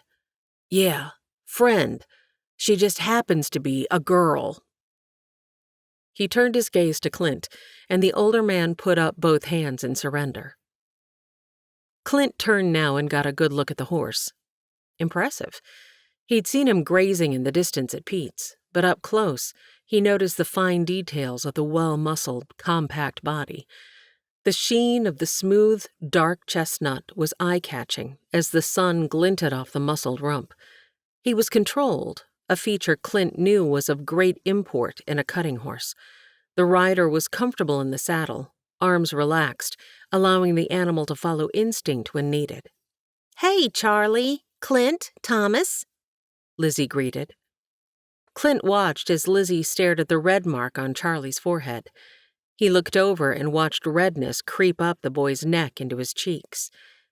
Clint knew the moment Lizzie realized she had caused this reaction. Without hesitation, she maneuvered Maestro straight toward the youngest boy. I got bored and decided I needed a Goethe story, and since you're the best storyteller around and own Goethe, I figured I'd visit today. A smile split Thomas's face. She's not real, you know. Really? Lizzie winked. I won't tell if you won't. Pa, is it all right if I take Lizzie to Rachel and get Goethe? Of course, but first show her where to put her horse. Clint turned to the girl. Welcome, Lizzie. Rachel will be glad for the company. Charlie and I will be in soon. He nudged Charlie with his elbow. Hi, was all Charlie could choke out. Lizzie smiled. She switched her focus from Clint to Thomas, never looking Charlie in the eye. Thomas, want to ride Maestro back to the barn? Yes, ma'am. Clint noticed how easily she hefted the boy into the saddle and how neither one stopped talking until they'd entered the house. He was also aware that Charlie had watched the interchange, unmoving. Are you going to be worth anything this afternoon, or should we call it a day now? Clint joked. Charlie took the hammer and, with one swing, sank the earlier offending nail. The sun was setting after a long day of adding fencing, and Charlie's hunger warred with the butterflies in his stomach. After Lizzie had arrived, he'd worked harder than usual. He and Clint walked in silence to the house. Charlie noticed the smells first, the sounds of laughter second. Something sure smells good. Clint leaned in and kissed his wife on the back of the neck. I'm one blessed man.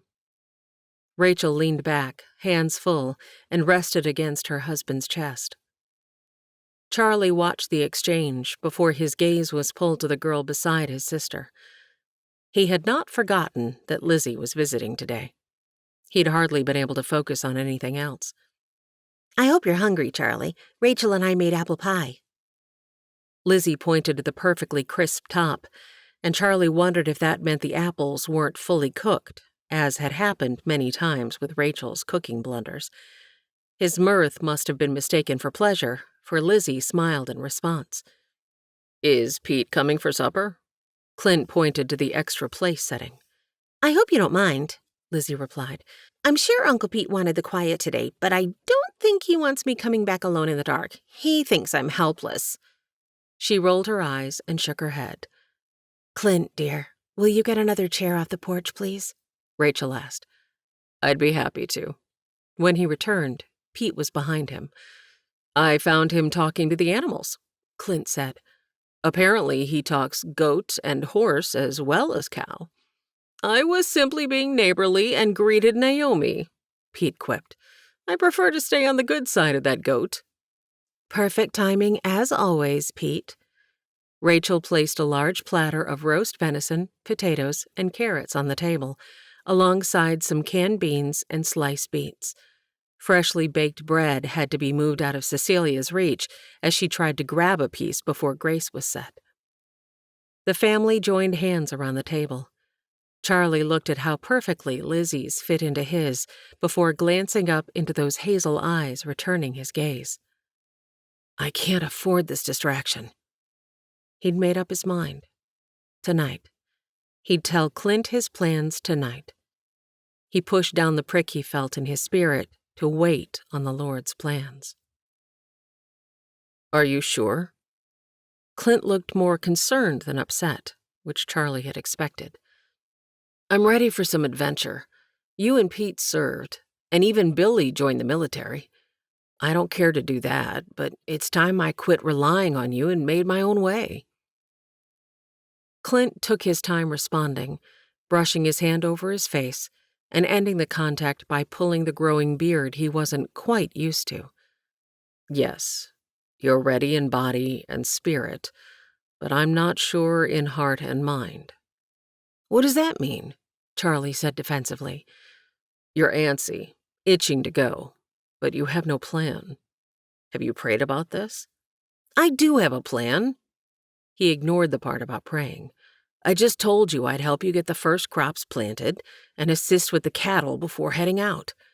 Maybe on the trip, I'll see some place and head that way when we've finished. What's your ultimate goal? Do you want a family? To own a farm? Or to raise cattle? What do you want out of life? Your plan for adventure seems short-sighted. At the mention of family, Charlie saw those hazel eyes smiling at him. Are you running from Lizzie? Clint asked. Charlie stood so quickly that the chair almost toppled.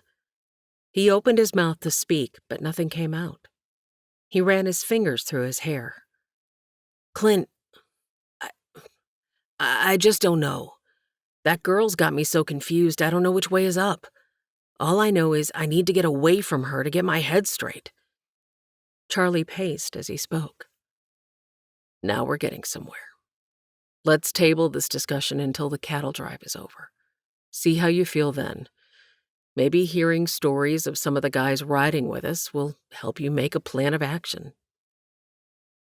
Charlie blew out his breath, while his hand rubbed the back of his neck like he'd seen Pete do 1,000 times.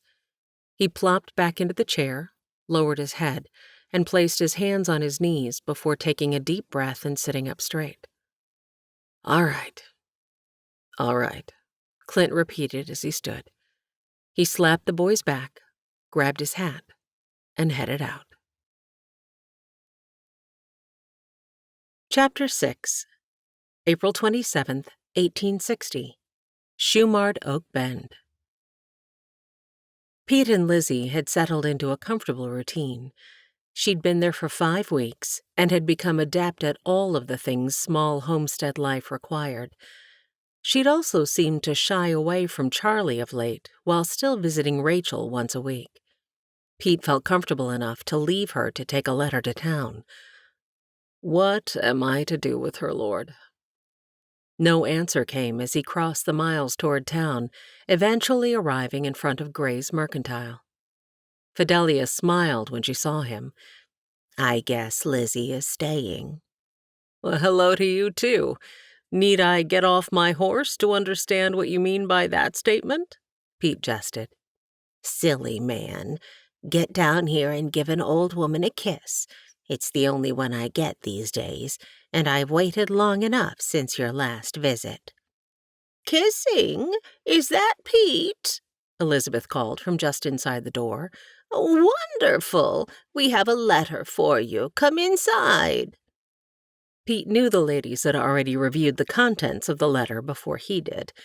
He turned the envelope over to see the return address. Paul. Pete decided he'd read the letter to see if he needed to alter his own content before sending it. He'd asked his brother if they might transport the Shankles cattle using the horses Pete hoped to acquire, and if it would be possible to send some additional men.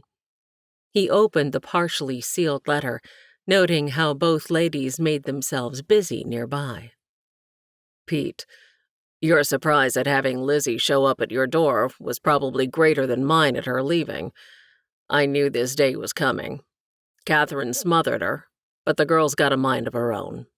I know she's safe with you. Thanks for letting us know she arrived. That, at least, settled her mama's nerves some. We plan on heading your way with the string of horses set aside for you after the crops are in at the end of May, barring any problems. Good cutters. Lizzie trained most, and Maestro sired a few. They're fine horseflesh.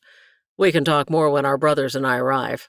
Guess we'll know by then if Lizzie plans on returning home, or who knows what. It'll take something pretty significant for her to plant roots. Always your older and wiser brother, Paul. Pete laughed at the familiar jesting from his brother as his eyes looked toward the calendar on the mercantile wall. That puts them here in about 5 weeks. His voice trailed off as he processed the information.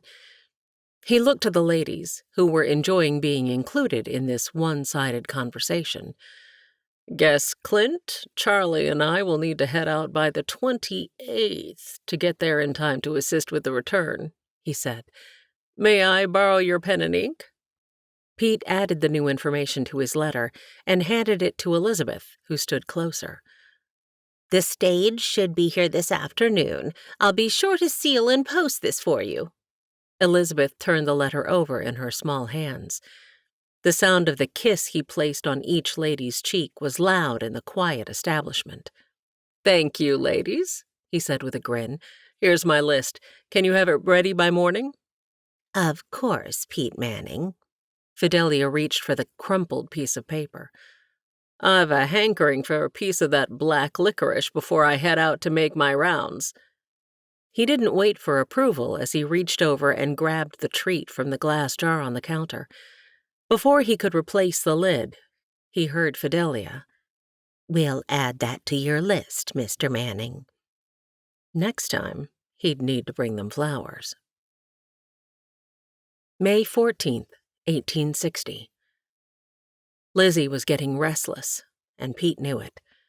She would often head out early after finishing her share of chores to hunt or just ride. She was a good shot and almost always brought back fresh meat. Several times she'd ridden all day, each time going out in a different direction. Pete didn't know if he'd be able to make her stay much longer. She walked in from the barn and grabbed her bedroll and pack. Pete's eyes widened. He hadn't noticed them sitting by the front door. I found some country northwest of here I'd like to check out a little more, she said. I'll be gone for 3 or 4 days. She didn't wait for an answer. She plopped her hat on her head and walked out the door, taking his breath with her. It didn't take long for Pete to miss the constant sound of Lizzie's voice prattling on throughout the day. He'd become accustomed to listening to her lilting tone, joining in on her excitement over small things, and hearing her work through her worries by asking questions, then answering them herself when Pete didn't respond quickly enough. The day had dragged on, the sunlight lasting longer than it should have. He'd kept busy, forgetting to stop for lunch, and now sat on the porch with a plate of stew on his lap. He ate without thinking as he watched the sun begin to dip behind the trees. Lizzie had been thoughtful enough to make extra biscuits and a loaf of bread. At least he wouldn't starve. He'd forgotten how to cook, not that he was ever any good at it. Once dinner was finished, he took his plate back inside and grabbed his Bible, returning to the warmth of his recently vacated chair. The night was lovely, and the sky was clear. A few stars were beginning to peek through, yet the sun still provided just enough light to be able to read by. Engrossed in the story of Joseph and his brothers, he paused when he heard a sound. He lifted his eyes and allowed them to adjust to the distance. He scanned his property. The hairs on the back of his neck rose, as did he. Setting his Bible on the porch boards, and without turning his back, he reached inside and above the open door and grabbed his rifle. Along with the rustling of leaves, a different sound caught his attention and drew his eyes to the left. Gun at the ready, he called out. "Show yourself." When there was no response, he repeated the words more loudly. "Show yourself." Still nothing. He walked with purpose toward the sound. When he heard the sound again, he was able to differentiate labored breathing from the wind in the trees. Someone was hurt. "If you need help, I'm happy to oblige." Pete stood still and listened, adjusting his direction at the increased sound. He flattened himself against a tree and checked his gun out of habit. He turned slowly, knowing he was close. The brush was thick here, and he crouched down, looking underneath for unnatural color, hoping to spot the intruder. He saw movement. It was an animal, and from the sound of it, injured. A hurt animal is a dangerous one. Best to put him out of his misery. Pete used the serious end of his gun to push back the brush, ready to fire so the animal would not suffer any longer. "Honey?" Pete froze and quickly scanned the area. "Honey?" This was no wild animal. He lowered his rifle and reached forward. Pleading eyes sought his. He placed his hand on the dog's head and scratched behind its ear. He pulled back with the realization the fur was matted with dried blood. The dog raised his head as if he longed for Pete's touch. Pete knelt and ran his hands over the dog gently, looking for signs of injury. Besides the torn ear, the dog was emaciated. His nose was dry. "You're probably thirsty. I can tell you're half-starved.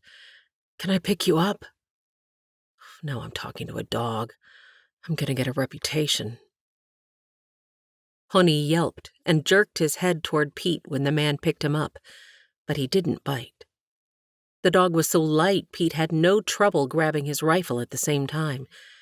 He took the dog to the porch, set him down, and went in to get some water and the last of the stew he'd planned to eat for lunch tomorrow. The dog drank, slowly at first, then greedily. "Whoa, boy, take it easy there."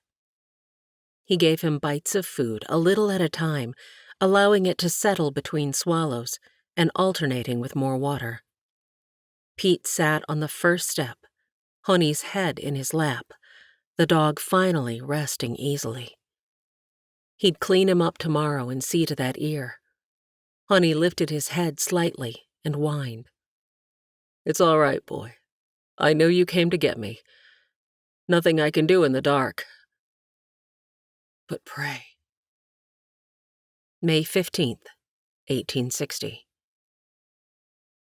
Honey slept deeply by the fire. Pete hardly slept at all. The only reason the dog would have come to him meant Singing Bird or Little Sun needed help. He remembered the first time he'd seen Honey and had mistaken him for a wolf, as his name implied. The dog had caught up with his two Arapaho masters, mother and son, when they'd come to help the Trexler family when sickness hit. Singing Bird would have a fit knowing I let him inside the house. He smiled at the thought. Unable to stay still a moment longer, Pete dressed quickly, wrote a note for Lizzie in case she returned before he did, and packed the remaining food along with water and medical supplies. He wasn't sure what he'd find, but he'd be prepared. Honey woke at Pete's movement. The dog rose slowly, but finally stood on all fours. Pete looked him over. Using warm water to clean the wound, he studied the cut. It appeared he'd been struck by some object, for a knot was still visible around the injury. The dog could probably use a few stitches, but Pete was worthless with a needle and thread and didn't want to take the time to head to Rachel's. He finished the morning chores, fed the scrambled eggs and most of the milk to the dog, and tossed the rest into the trough for the pig. He washed his dishes before gathering his things. Honey stood at the door, nose to the crack, whining. "Almost, Honey. Let me get my boots on." As Pete saddled Outlaw, the horse was unfazed by his briskness. The beautiful blue dun was hearty and had seemingly endless stamina. He sensed adventure, and Pete knew he could count on the gelding to quickly cover the miles, stopping only when necessary. He'd be happy eating brush. He'd done it often enough when Pete had surveyed land far from civilization. Outlaw wasn't bothered by Honey either, who was turning in circles, whining, stopping, then sniffing the air, only to repeat the process. When Pete mounted, Honey took off, acting as if nothing hurt, unlike the day before. "Good dog," Pete murmured as he followed. Pete had been in the saddle for hours. Honey occasionally stopped to sniff, obviously catching a scent, and then quickly moved on. "Honey, I need to stretch my legs." These days, even the trip to town made him ache since he spent more time working the land than on a horse. He shifted in the saddle and rubbed his backside, pondering how he'd feel after riding days at a time to help Clint bring back the cattle and the horses his father was gifting him. Dismounting, he kept a tight hold on Outlaw's bridle to steady himself. Honey came back, rubbing his nose into Pete's hand by his side. "Good dog." Pete rubbed the side of the dog's head that wasn't hurt. Honey pushed into the touch. "How much farther, boy?"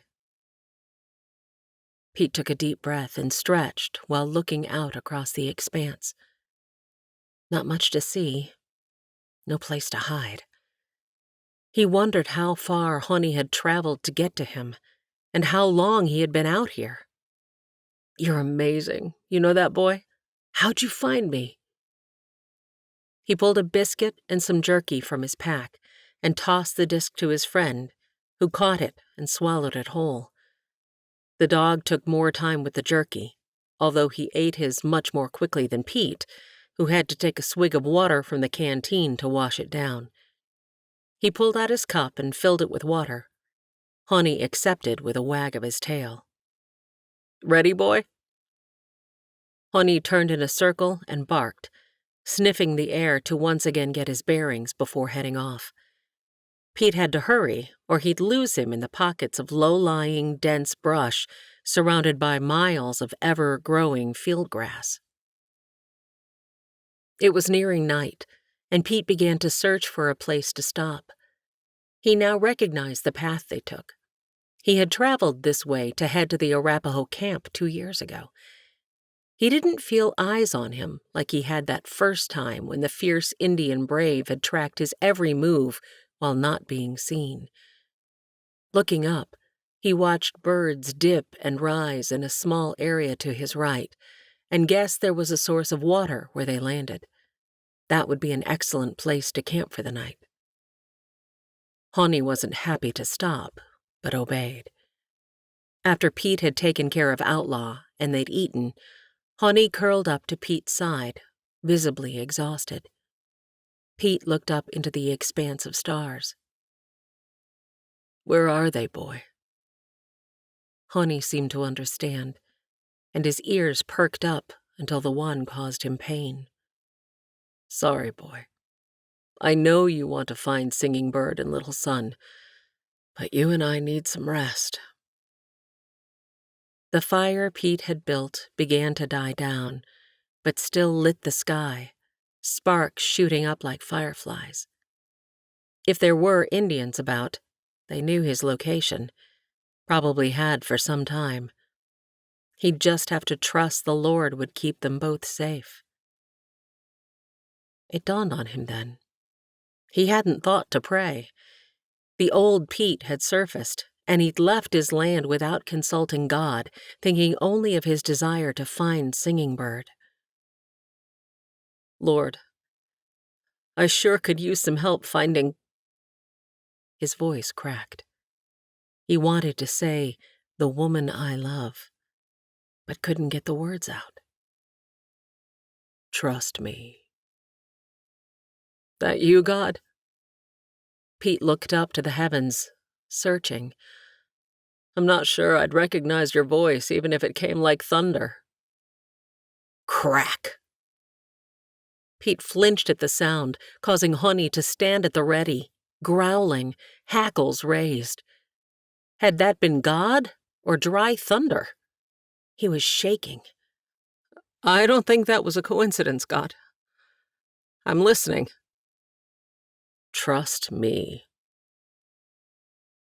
Pete felt a peace wash over him as he responded, I trust you, God. I trust you. Now he could sleep. Chapter 7, May 16th, 1860.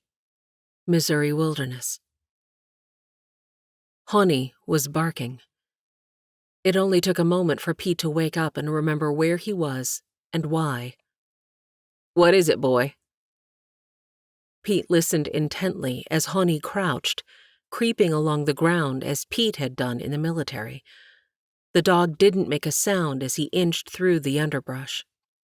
Their fire had gone out, but the sun was not yet up. He guessed it was around 4 or 5 in the morning. The natural sounds of the night were missing. No crickets, no insects, nothing. Just quiet. Trust me. Call out your name. Pete only hesitated for a moment. It's me, Pete Manning. I'm here to help. Again. Anyone there? It's me, Pete Manning. Nothing. He looked down but didn't see Honey. The dog had crept away so quietly that Pete couldn't tell which direction he'd gone. What now, Lord? Listen. Then he heard it. A faint cry. Was that possibly his name? I'm coming, Pete shouted as he started to move. Call out to me, I'm coming. This time, he heard Honey bark. Brush slapped around his legs as he half ran in the pre-dawn toward the sound. Honey, speak.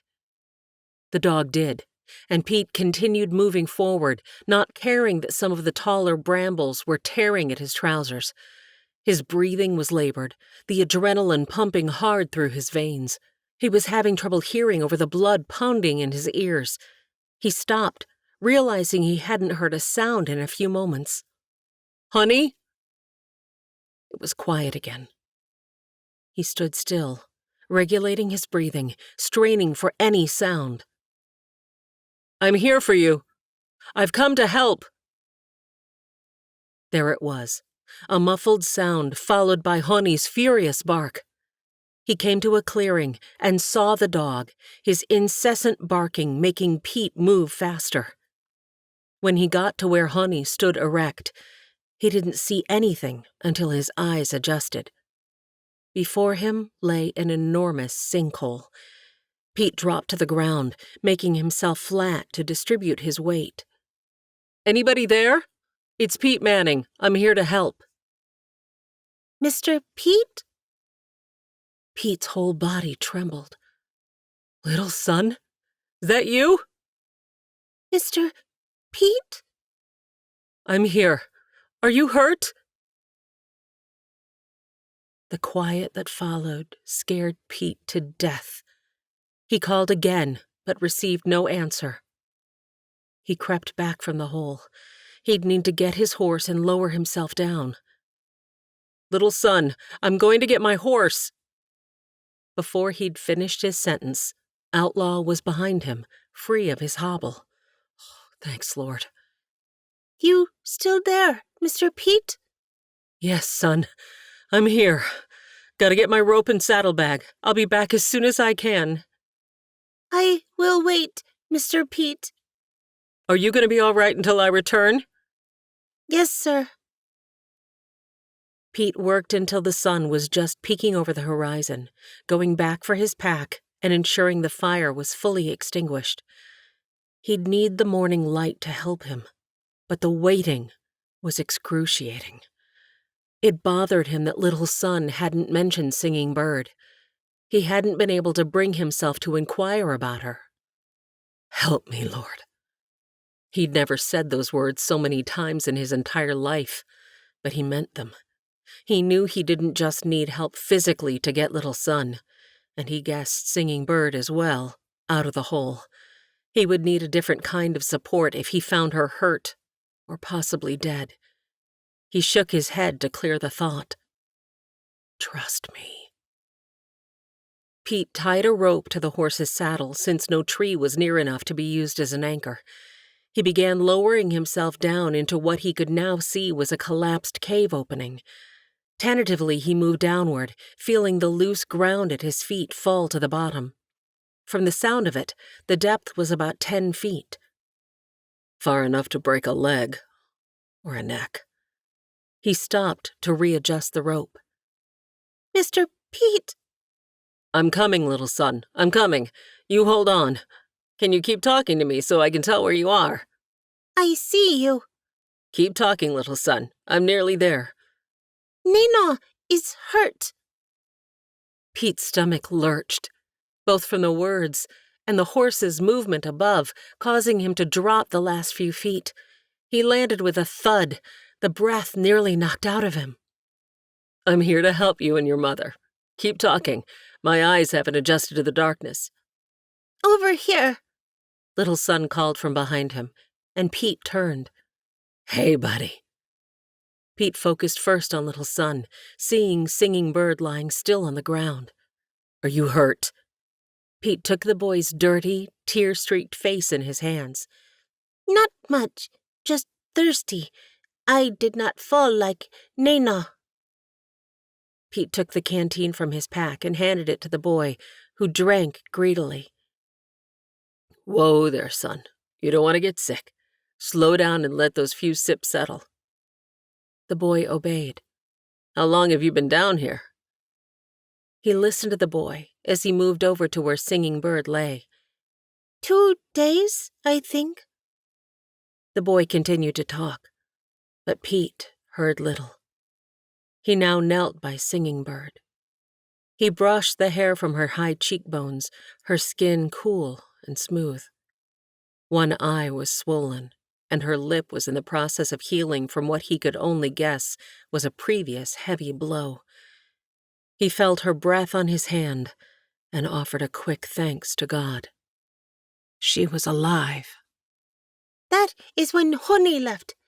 Nina told him to find you since I could not get her out by myself.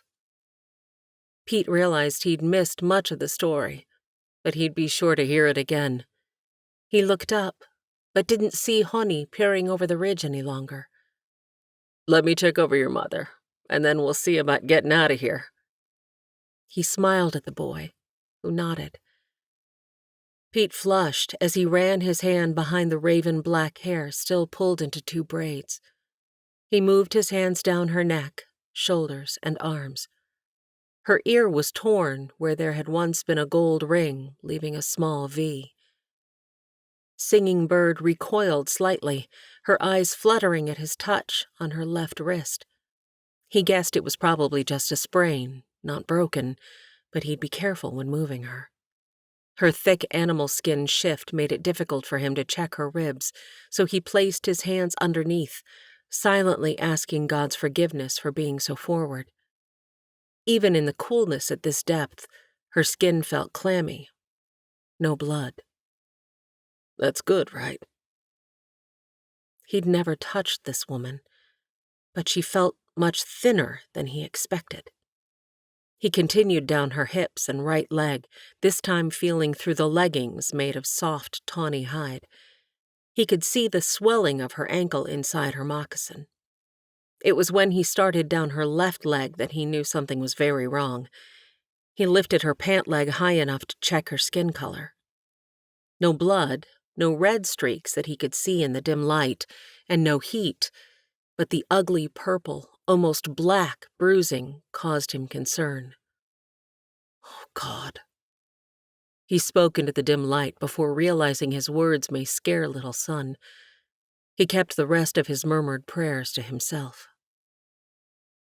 He didn't have any medical training, but had assisted in transporting the wounded when he'd served in the military. He'd heard first-glance assessments from doctors. He guessed she'd damaged her knee, since this seemed to be what was most swollen and causing her the greatest pain. If he was right, she'd heal, but it would be a long recovery. She certainly wouldn't be walking out of here. Even if she could walk, there wasn't a doctor for 2 or more days' ride. He knew what he needed to do. He'd have to straighten the leg and splint it to keep it from sustaining further damage when they moved her. Pete didn't have anything to splint it with at the moment, but wanted to at least get it wrapped to help with the swelling. He spoke to her, not knowing if she could hear him. "Singing Bird, this is probably going to hurt, but it's absolutely necessary." He turned to Little Sun. "Do you understand? She may cry out." The boy nodded, his face full of anxiety. The scream that emanated from Singing Bird echoed and reverberated against the hollow cavity. Her eyes opened for the briefest moment before once again closing to blessed darkness. Pete knew it was better for her to remain unconscious. He placed a small dose of laudanum, precious little left from his days in the military, into her mouth. He watched to ensure she swallowed even as she grimaced in her numbed state at the bitter taste. He took his time, using the bandages he had packed to wrap her knee. He'd heard a small pop when he'd straightened her leg and hoped he hadn't caused more damage. When he finished, he reached over and wrapped his arm around Little Sun, who'd crept near. Pete could feel the thin frame of the boy shake, even as tears soaked his shirt sleeve. "She's going to be just fine," Pete said. "She's sleeping now and doesn't feel any pain. Be brave, my little man." Pete stood and felt the horse tugging at the rope still wrapped around his waist. "Whoa, boy," he called up to the horse. "Uncle Pete? Are you all right?" The fear in the voice above was evident. "Elizabeth? Lizzie, I'm not hurt. My friends need help. There should be an opening somewhere. Can you look for it? I don't think we can get Singing Bird back up the way I came down. She's hurt pretty badly." Lizzie peered over the edge. "There's a wolf up here. I think he's tame, but he seems pretty upset." "That's Honey. See if you can get him to lead you to the opening of this cave." Pete heard muffled sounds and figured Lizzie was making friends with the dog, asking him for help. It wasn't long before he heard the dog's bark coming from somewhere underground. "Good boy," he could hear Lizzie saying as she maneuvered around jutting rocks. When she reached the group, her eyes widened. "Indians?" "Friends," was Pete's terse response. His firm gaze held hers. "Lizzie, I'd like for you to meet Little Sun and his mother, Singing Bird." He gestured to the still form. "She's badly hurt, and she may have a broken ankle and wrist, though I'm hoping they're just sprained, and her knee is swollen and heavily bruised." He breathed and pushed the hair from his face. "I suspect a few ribs are broken. Been unconscious since I got here." "Nina fell asleep after the pain got really bad. She stayed awake long enough to send Honey to get you," the boy said. Pete's throat tightened at the words. She'd thought of him, knowing he'd help. Thank you, Lord. He hadn't moved from beside Singing Bird.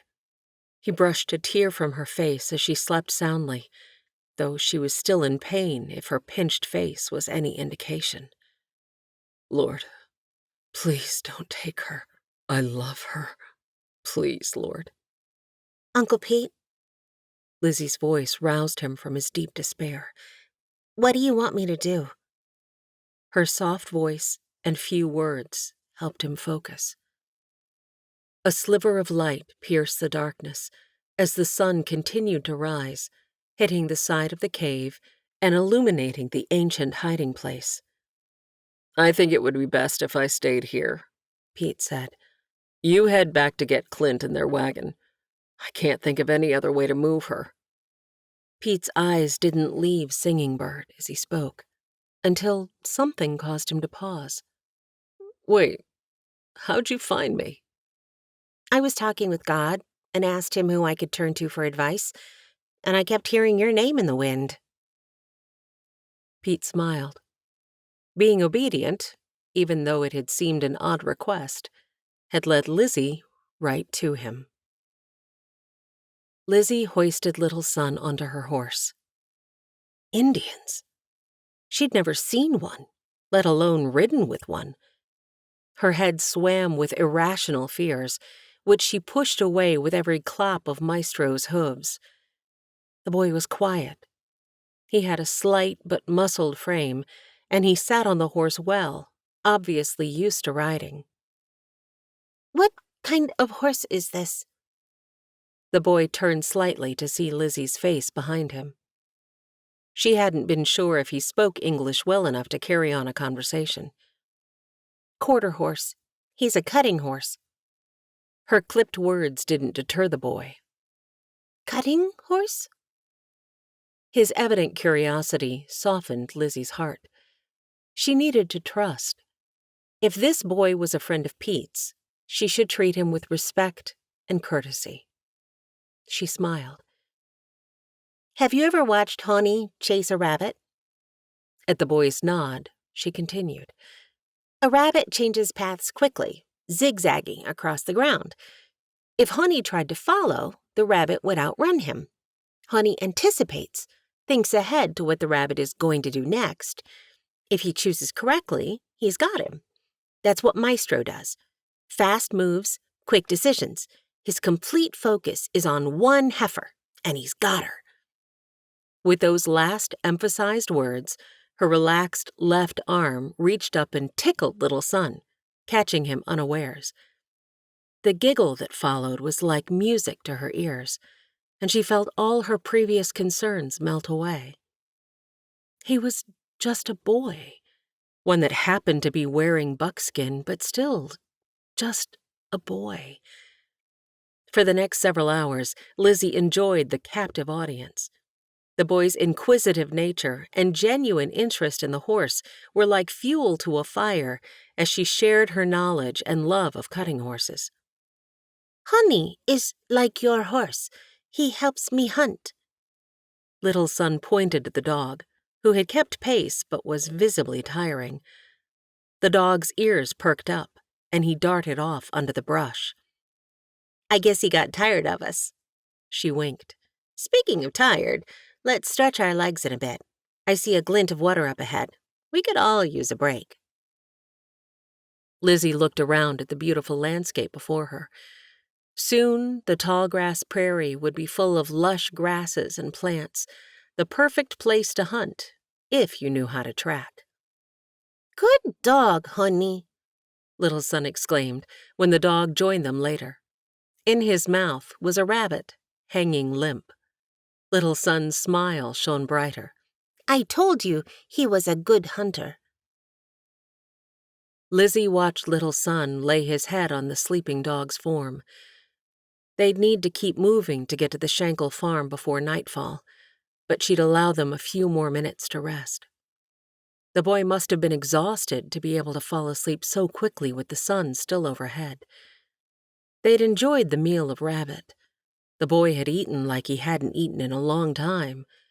His deerskin clothing hung on him as he lay on the dog. Lizzie noticed the ribs of the dog were showing. He had quickly swallowed her last remaining brick of a biscuit soaked in rabbit fat. She watched the two, a boy and his dog, and wondered what they'd endured. She thought about how simple life had been for her at Little Son's age. From the bruising around his mouth and eye, she knew that hadn't been the case for this child. He'd told her he had not fallen into the cave opening like his mother had, which meant the marks had likely come from the hand of another human. If you can call the wretch who did that to a child human. May 16th, 1860. Is she alive? Rachel asked, tucking Little Son into her skirts while Clint put on his boots. She's alive, but badly hurt. Lizzie turned to Clint. Pete's gonna need the buckboard to bring her back. He has enough supplies for another day. We'll prepare everything tonight and leave before first light, Clint replied. Thomas, you'll take care of your mama and sisters while Charlie and I are away. Little son can help you after he gets some rest.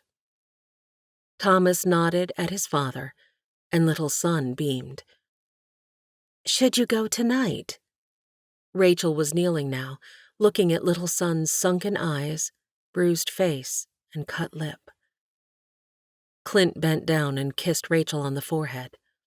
No, it'll be best to wait until morning. I know you'll be praying tonight. Everyone needs rest. I'm not sure what we'll find when we get there. Little son stepped forward. Honey can show you where to go if you leave now. Son, that dog looks worn out, Clint said. How about you give him a good night's rest and another meal? Then I'm sure he'll take me right to your mama in the morning. Lizzie, you look exhausted, Rachel added. Thomas and little son will stay with Charlie in the bunkhouse. Head on up to the loft and get some sleep. Lizzie could barely find the ladder and allowed Rachel to gently direct her. She couldn't remember the last time she'd been this tired. The light was just beginning to show over the horizon. Lizzie wanted to go, but knew the men did not need her help. She watched as Charlie tipped his hat to her as he climbed onto the seat next to Clint. She dipped her head slightly in return. Be careful, she whispered, after they'd pulled out with a "Yah!" to the horses. Rachel came up behind her. Trust in the Lord, Lizzie. There is nothing we can do but pray. Lizzie nodded, turned into Rachel's comforting arms, and burst into tears. Chapter 8. May 14th, 1860. 2 days prior. When Lizzie had left Pete's, she had had every intention of returning to the little cabin she had seen at the edge of the horizon on one of her journeys. It had appeared abandoned from a distance, with no smoke from the chimney at dusk when she'd last seen it. Surely someone would have been cooking if it had been occupied. She'd found it again easily enough, even in the waning light. In addition to being a good horse trainer and a great shot, Lizzie had an excellent sense of direction. "Hello, the house!"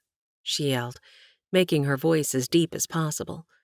She'd tucked her hair under her hat, but experience had taught her some men could smell a woman from 50 paces. "Hello, the house!" she called again. She guided Maestro around the structure at a safe distance.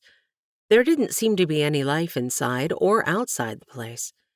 She dismounted, leaving the horse free to graze, and noted the lack of water in the trough and the place's general disrepair.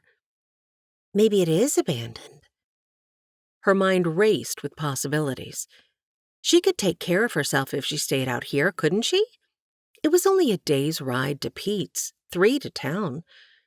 The excitement coursing through her veins felt good, like when she and Maestro were cutting a stray cow and getting it back to the herd. She knocked. "Anybody home?" The door gave with the exertion, allowing a strong and foul odor to escape. "Anybody here?" She flung her arm over her nose, breathing through the fabric of her shirt at the elbow. Not deterred by the smell, but wary, she had enough forethought to pull her gun from its holster on her thigh before she pushed the door all the way open. The last of the day's faint light fought its way through the oiled paper covering the one window, fighting dust motes floating through the heavy, stale air. Something scurried at her feet, and she jumped, hoping it was a rat and not a polecat.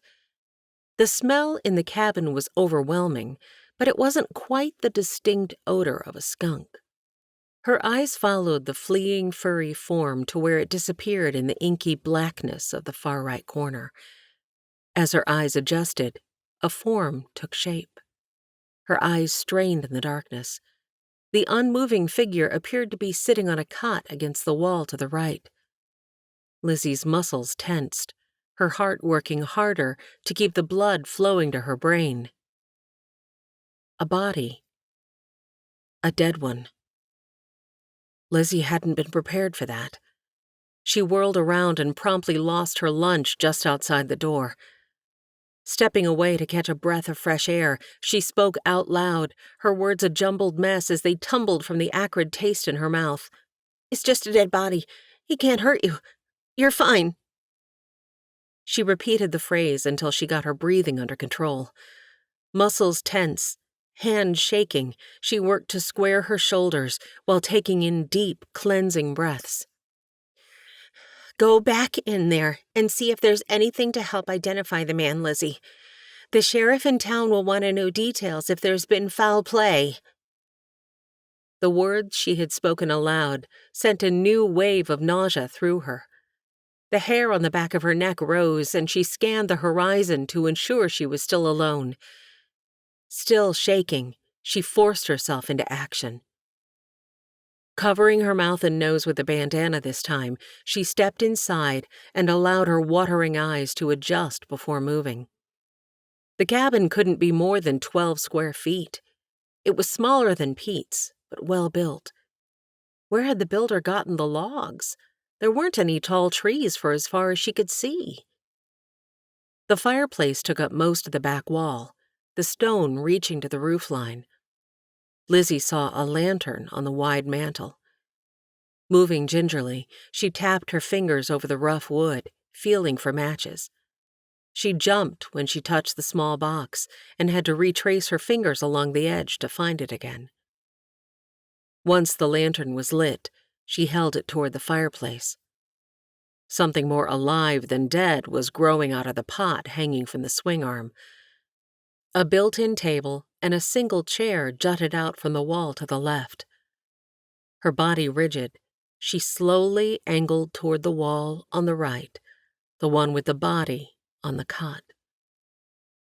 With a deep breath, which she realized too late she should not have taken, she finished the turn, her eyes coming to rest on the grotesque form. She'd seen enough dead animals to know the man had been dead for some time. His hair was long and stringy, and his bones were mostly picked clean, leaving his clothing to hang limply on his skeleton. A pair of worn boots was on feet that no longer required their use.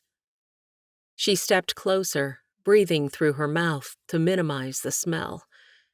It wasn't just him causing the stench. The whole place reeked of vermin urine and feces.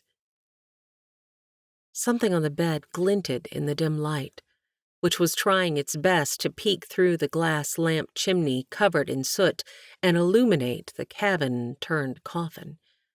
A gold-banded pen rested in what was now a dried stain of ink on the patchwork quilt.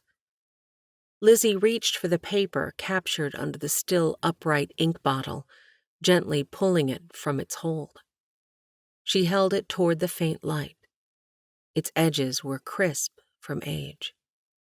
She heard her mother's voice telling her not to read another person's letter, but pushed it away, curiosity getting the best of her. "My dearest Elizabeth Ann." Lizzie's hand trembled, her breath coming in quick succession after reading her own given name. "I fear my time is near, and worry you will never receive this letter or know my fate. My heart aches for you, my darling, to feel your touch one last time. The rattlesnake that bit me has won in the end, even though I killed him. I only suffer from the pain of knowing I am leaving you. My promise to wed you once I built our home, never to be fulfilled, breaks my heart. I'm so sorry, darling Elizabeth. My love for you has never diminished. I was foolish to think a genteel Boston city boy could survive this untamed land. I made it through the miserable winter, only to be killed by spring. All my love, even unto death." Ashcroft. Lizzie gasped, flung herself out the door, and relieved herself of the remainder of her meal. Feeling lightheaded, even after sitting and trying to calm her racing heart, Lizzie stood and secured the cabin as best she could in the darkness of night. She would let Uncle Pete know what she'd found and bring him back to see if they could identify the man by going through the personal items. For now, she just needed to get away. She walked, Maestro following. His occasional snort caused her to come out of her fog, if only temporarily, before the mist consumed her again. She'd read Jane Austen's novels, but they had never stirred her in the way this one simple letter had moved her. Her heart ached for Elizabeth Ann. All the woman's hopes and dreams had surely been crushed. She must be worried about Ashcroft's fate, or maybe she wondered if he'd changed his mind and no longer wanted to marry her. Scenarios ran through Lizzie's head as she walked, not paying attention to her direction, Maestro obediently following. Exhaustion warred with her desire to keep moving, her thoughts continuing to chase her. In her mind, she grieved the loss of a love that was not even her own, the hopes and plans the couple must have made. Deep into the night, she struggled. At some point, she mounted Maestro, and he continued their trek eastward. It was hours before Lizzie's mind cleared. She realized that, although she'd been conversing in her mind about Elizabeth Ann and Ashcroft, what she needed to think about were her own plans, and she needed to talk them over with God. Lord. The words stung her raw throat, sounding unnatural. Her plea seemed to get lost in the great expanse before her. Lord, I don't know what to do. I thought I had this all planned out. I saw that little cabin weeks ago. Figured if it was abandoned, I'd write to my father and ask for a mare. Probably Sweet Pea, since she likes Maestro. Lizzie smiled at the thought, her eyes now clearing as well as her muddled thoughts. Her mind momentarily returned to the dead body, but she pushed it away, concentrating on her breathing and bringing her dream back into focus. It'd be fun cleaning the place up, planning a kitchen garden, and securing a place for Maestro. Her desire grew as she continued east under the night stars, knowing she'd need to go south eventually to get back home. She continued talking to God, finding her voice not so rough after drinking from her canteen. She still couldn't think about eating, but chewed a piece of spruce sap from her pack. She voiced her dream of raising horses, living on her own, and proving to herself and everyone else that just because she was a girl didn't mean she wasn't as capable as a man of pioneering. Ashcroft was a man, and he didn't make it. Lizzie pushed the thought from her mind. She lifted her head and surveyed the night sky. A shooting star passed overhead.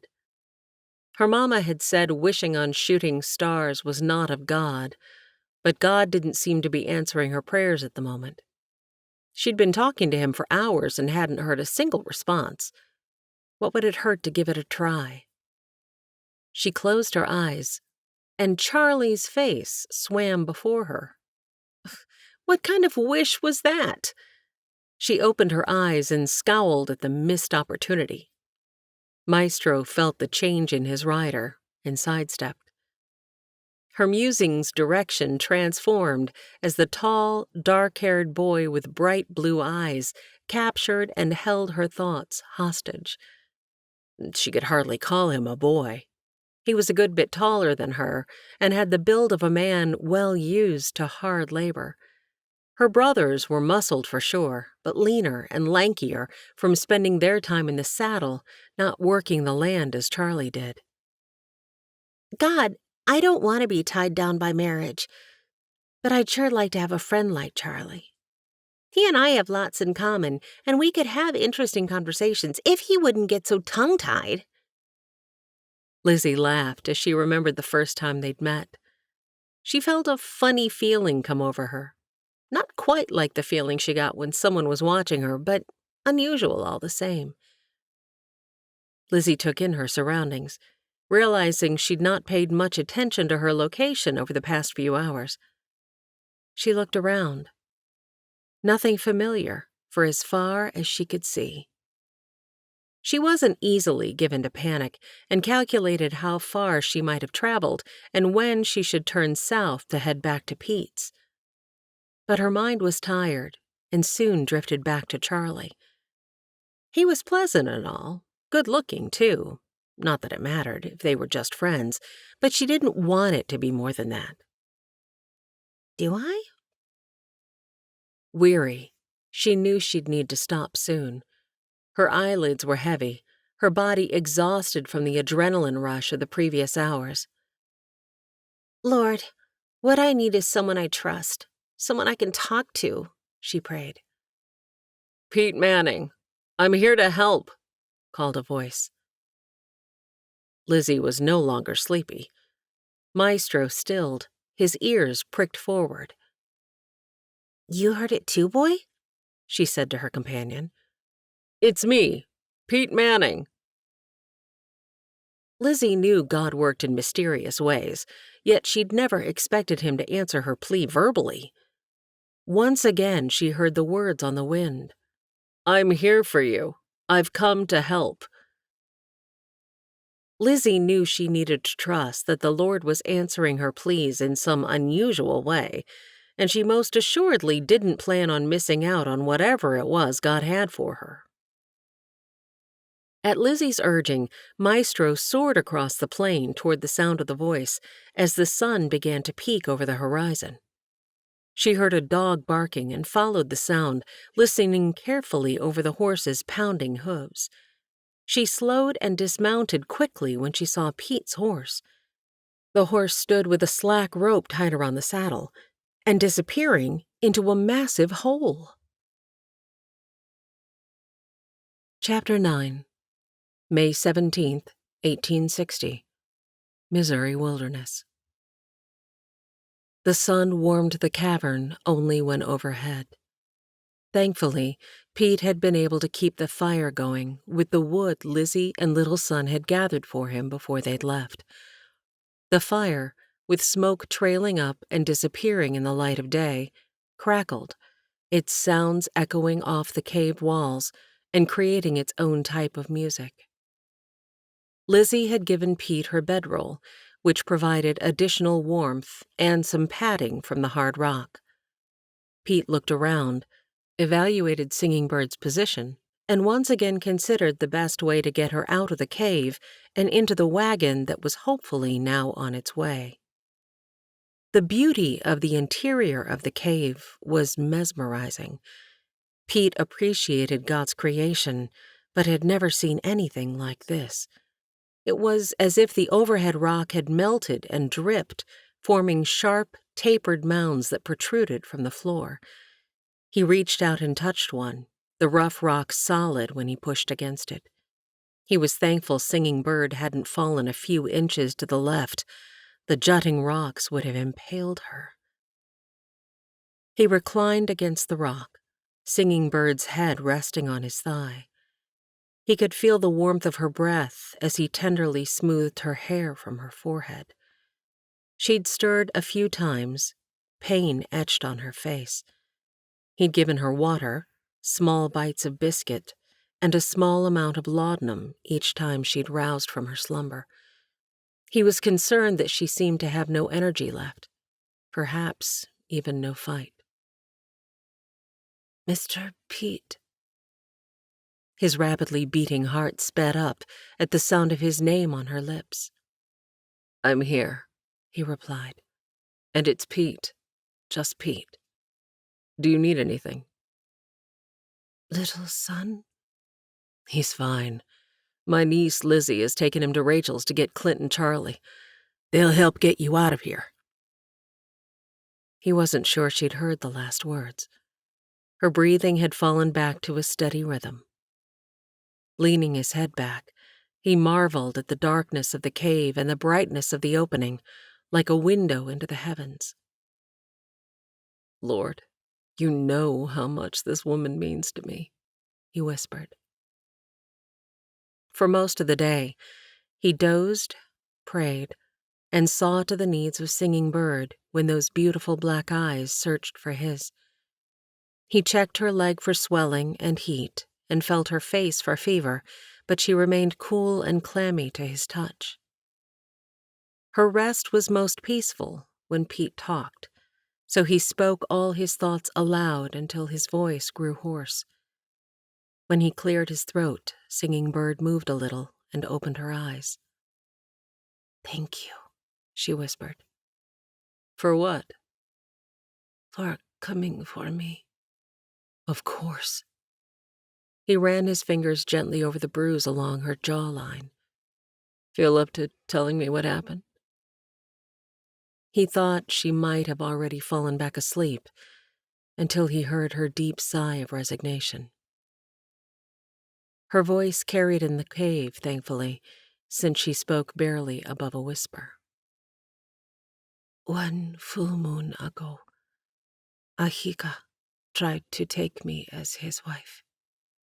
He argued with the chief who had claimed me." She said this as if it were nothing to her, but Pete felt the muscles tense in her neck. "The chief, Toko, did not control me. He allowed me freedom in exchange for his pleasures. A woman not under a man's authority, this is not the way of our people. Ahika said I needed a proper mate. Said he was willing to take the trash from the chief's teepee. This made Toko mad." Her eyes, which had been open and looking out at the passing clouds, closed, making it impossible for Pete to see the hurt he sensed must be in them. "Everyone knew Ahika did not want me," she continued. "He was no different from the chief, who just wanted to use me to satisfy his desires. He also wanted to be chief of our people, so he was trying to make Toko look foolish." She reached up and touched her ear, feeling the place where the ring had once been. "Ahika, he beat me in front of our people to put me in my place and show our people my shame." He thought her voice caught, but she continued. "Toko did nothing. Little son." Pete did detect a sob then, and reached to hold the hand still fingering her wound. "He was so brave." She said no more. She closed her eyes, but Pete knew she wasn't sleeping. He wondered how she'd gotten away. Had she been running for over a month? His leg was tingling, and he knew he needed to change position. "Singing Bird, I need to check on Outlaw," he said. "Are you all right here for a bit alone?" "Yes." Her quiet response made a slight echo when she turned her face toward the opening where Pete would walk out. "I'll be back soon," he said. But her eyes showed more than pain. It was as if she didn't believe him. Outlaw was fine, as Pete had expected.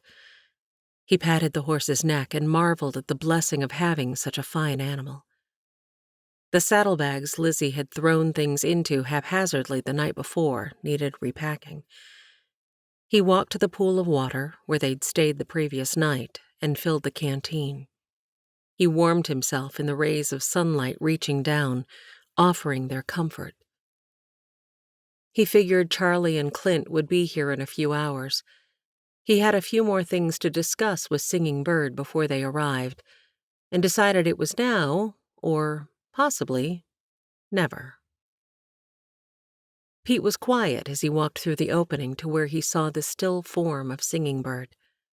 Her eyes fluttered. "Miss me?" Pete's jovial greeting made her smile. "How could you not?" Pete noticed the lines around her eyes smooth slightly at the jesting, and decided to continue. "You know, this is going to make a great story to tell our children one day." He reached for his canteen, offering her another sip to try to hide his embarrassment. He hadn't planned on saying that, but the words were out there hanging in the air with no way to recapture them.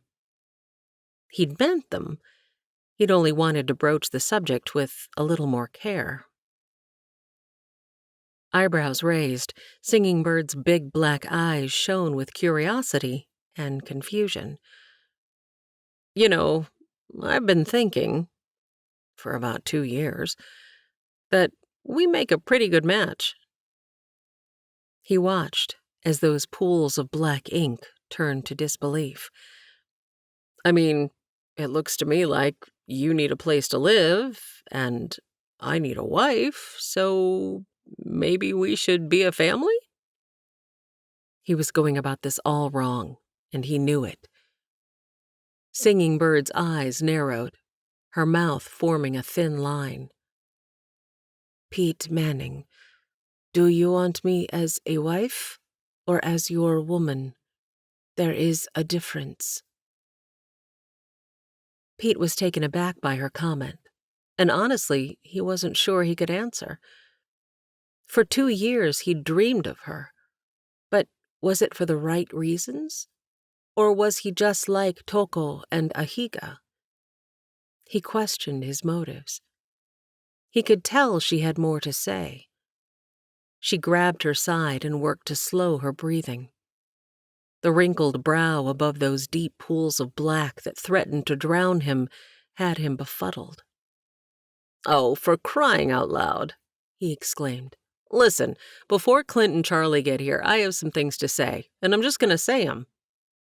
He stood, his eyes searching the sky above for the words he so desperately wanted to share. "The truth is, I've missed you."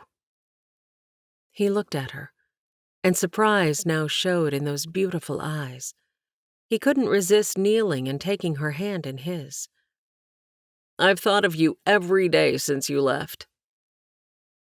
"You took me back to the camp," she said simply. "I know." His fingers combed through his hair, pulling it back from his face. "I know. Dumbest decision I ever made. I knew I shouldn't have left you. But I was afraid. I'm so sorry." The words took great effort, and he hung his head, causing his hair to fall forward. Reaching up, Singing Bird brushed the wayward strands from his face. Instinctively, he moved into the caress, his cheek feeling the warmth of her hand. She quickly pulled her hand away. Pete ached at the loss of her touch, not knowing what to do with his empty hands. It took tremendous willpower to keep from reaching for her. He could see the war going on behind her eyes and knew he needed to give her time to respond. "You showed great respect," she said, "even in your challenge to the girl when she realized we were Indians." "You were awake? How much of you—" Pete's words caught in his throat. How much had she heard of his ramblings? "Enough. You spoke of many deep things. If I share mine, you will despise me, especially when I tell you of the unthinkable." Pete moved from his knees to settle on the floor, ready to protest. Before he was fully seated, Singing Bird began as if finishing the story she'd stopped before.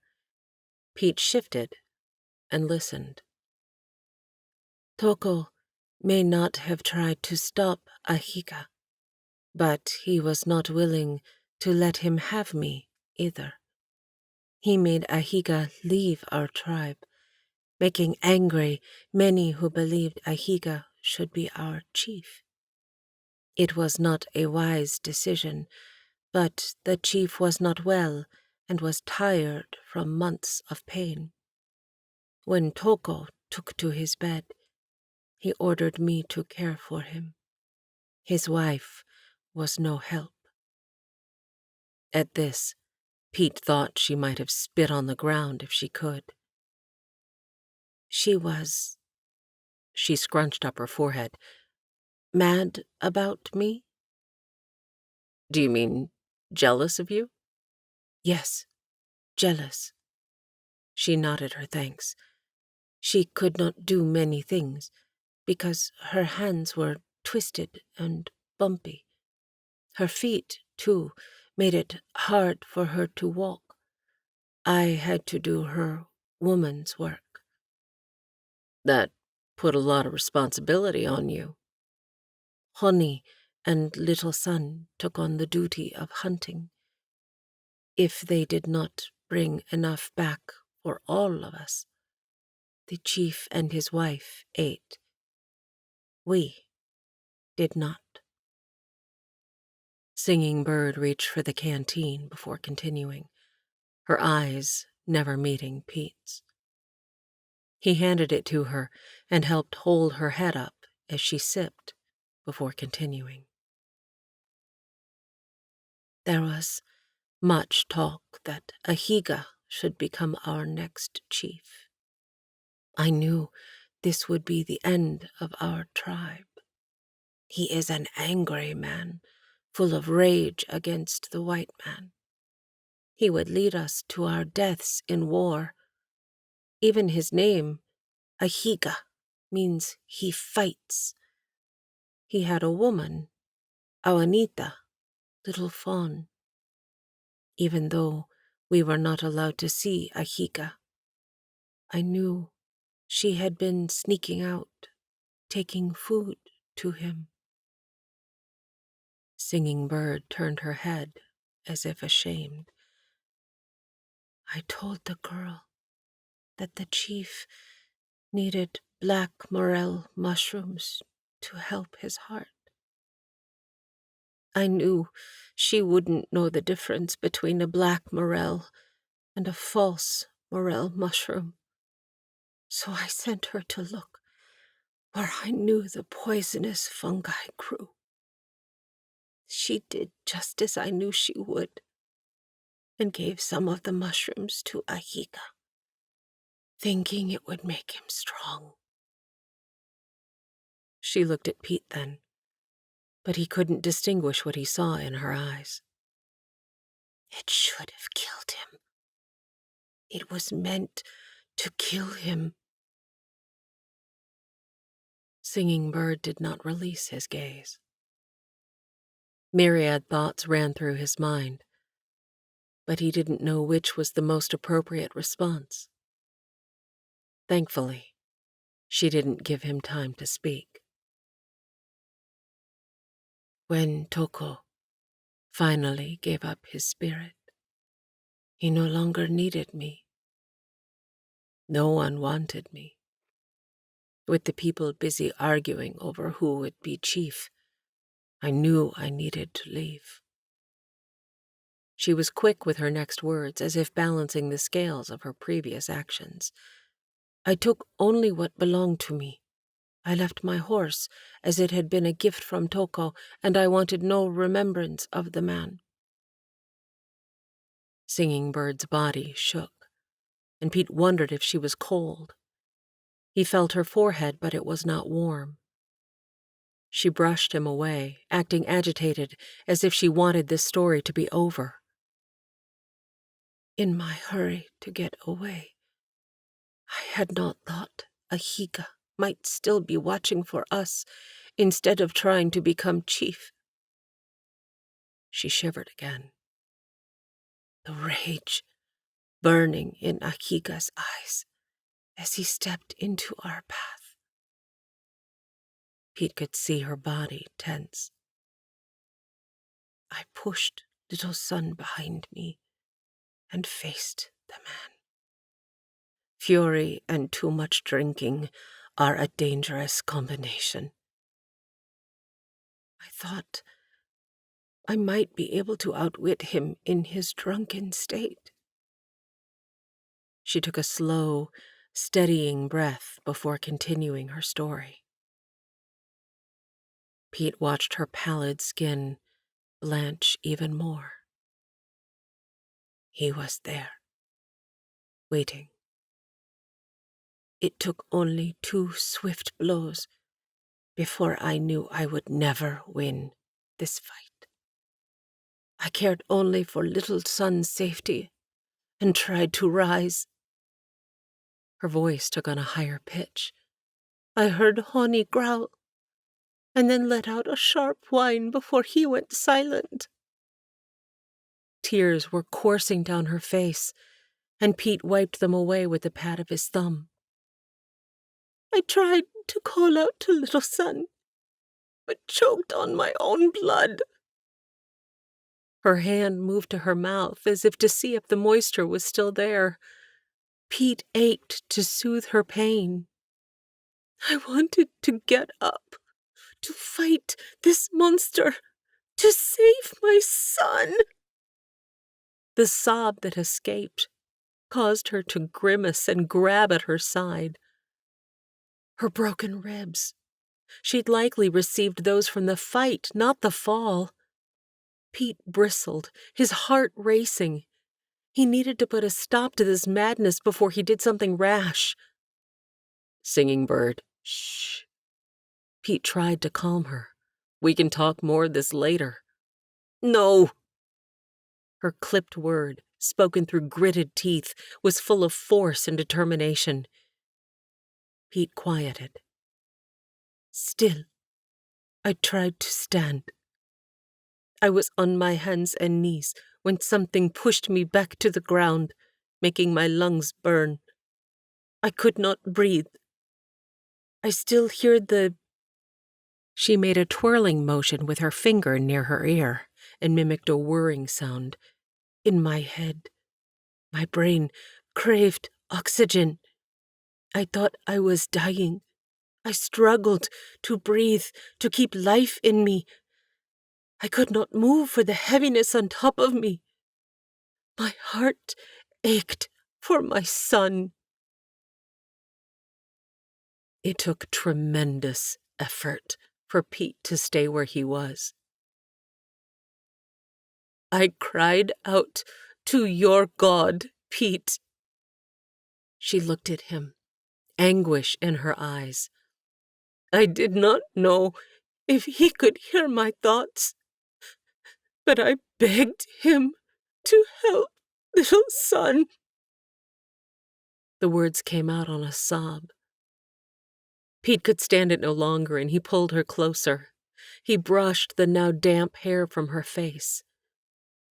The last thing I remember seeing was little son's bloodied face. Pete felt his heart constrict at the torment he heard in her voice. She was quiet long enough for her breathing to even out. Pete wondered if she would continue, ached to know what had happened, and burned inside with anger for the mistreatment they had endured. I needed you to know this, Pete. I have a question. Pete started at the sound of her voice after many moments of quiet. He lifted the canteen to her lips, and she drank before she continued. After the attack, we hid close to the camp. I was unable to go far and wanted to know the tribe's decision. Arapaho words travel easily in the wind. Some men were having a discussion. I heard one of them say, Ahiga is well now and able to travel. We should leave. It does not matter which direction we go or who leads us. We should be looking for those who attacked Ahika. We should seek revenge. Pete's hand stilled. She gave him a knowing look. You are asking yourself the same question I asked Little Sun once we had made it to our hiding place. Singing Bird, were there others there who helped you? At the time, I did not know. I asked Little Sun to tell me what happened. Pete had to listen more carefully, since Singing Bird's voice was now barely above a whisper. I whispered to him in the dark of our hiding place. Little Sun, who are they talking about? Who helped us? He told me it was God. Singing Bird looked at Pete, but words failed him. Little Sun told me Ahika hit Honi. He thought his best friend was dead. He said this. Pete listened as Singing Bird recounted the story, as if Little Sun were telling it. I thought he was going to kill you next, Nena. I called out to the white man's god. A warrior came out of nowhere and stood in front of me. Ahika looked afraid and did not hit me again. The warrior touched Ahika on the head, and he fell, landing on top of you. Then the warrior rolled Ahika from your body and was gone. Pete was silent, his mind processing this information. Singing Bird's previously glazed eyes were now clear and focused on him. I remember the weight of Ahika on my broken ribs. The pain made it hard to breathe. I think I slept. I remember the weight being lifted. I just did not know how Little Sun could do this alone. Confusion filled her eyes, which were looking at Pete, pleading for answers. She shivered. Pete could not determine if it was from the cold of the stone floor or the reality of her next words. Little Sun said the warrior was an angel, Pete. I have always believed my son. But this? Pete did not provide confirmation or denial. He also did not laugh, as she might have suspected he would. He looked at her intently, desperate for more information. He quieted his spirit, allowing her the freedom to continue. I had little strength, but knew we needed to leave should the tribe move soon. Little Sun never complained. For 3 days we lacked food, only going out at night for water. Even Honi understood the need to be quiet. I had no way to fix his ear, but still he was loyal. He used his ears, eyes, and nose to tell us of any danger. We took turns sleeping and keeping watch from the shelter of an old badger den until the tribe moved on. Even then, we waited another day before leaving. Pete could not believe the bravery and strength of this woman. How did you end up here, in this cave? The night after the tribe left, we headed south. We walked a long distance never building a fire, eating only what we could find, and filling ourselves with water when able. We slept only during the day when we found shelter, and walked through the night. Honey and Little Sun were ahead of me. At one point, Little Sun was sure he saw the shine of water in the moonlight. She paused, her eyes looking up to the sky above her. I do not exactly remember what happened, but I heard a loud noise and felt the earth leave under me. The pain. Her eyes closed. I woke to Honey licking my face, and Little Sun sitting beside me, crying. She choked on those final words, tears streaming down her face. Little Sun's tear-streaked face, dirty and swollen, would have been difficult for any mother to see. Pete gave her a small dose of the laudanum and another drink. She closed her eyes. Singing Bird amazed him. Pete knew of no other woman with such tenacity, courage, and strength. Her story of standing up to Ahiga, sacrificing herself to keep her son safe, subsisting on nothing for days in a badger den, then leaving her tribe and setting out on her own, made him love her all the more. He wanted to tell her, but could feel her pulling away from him. At some point in the telling, he had needed to remove his hands from her, for the desire to pull her closer had become almost more than he could bear. Even now, he sat rigid. His hand, which had so recently brushed the hair from her brow, now rubbed his forehead as he thought, then settled on the stone beside him. He fingered the smooth part of the rock to keep his hands busy. Singing Bird. She had turned her face away from him, and he struggled to hear her response. Yes, Mr. Pete. He had no desire to joke with her, and didn't correct her use of Mr. Tell me more about the angel. She turned, the action causing her breath to catch from the pain in her ribs. Pete breathed for her as she worked to calm herself. He spoke again before she was able to. I want you to know I believe you. You do?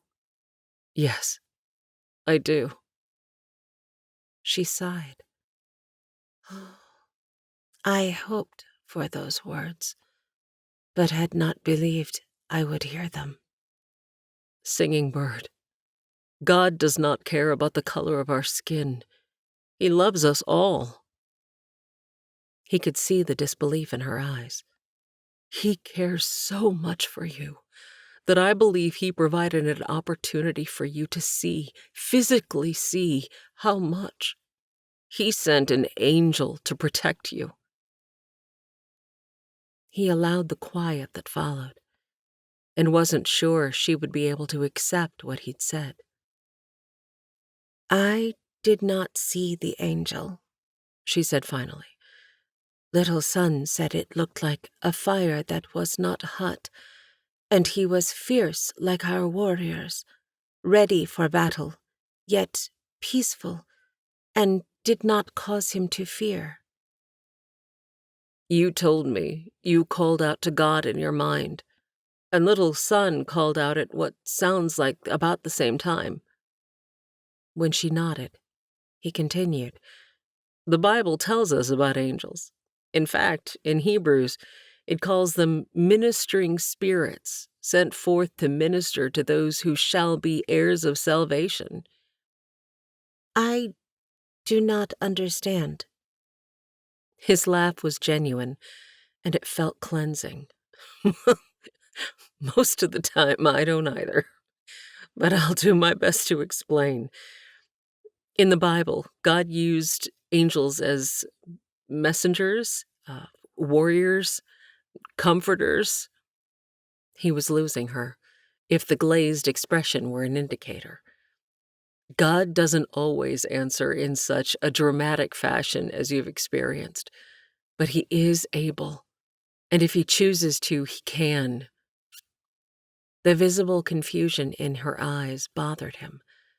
Singing Bird, I'm not doing a very good job of explaining. He sighed, frustrated at his lack of knowledge. I think I understand. Her words were quiet, contemplative. I remember the missionary saying God wants each of us to know Him. Did He send the angel so I would believe He is real? That's a good question. Could be. Or maybe it was simply because He loves you so much. He wanted to save you from your situation. No.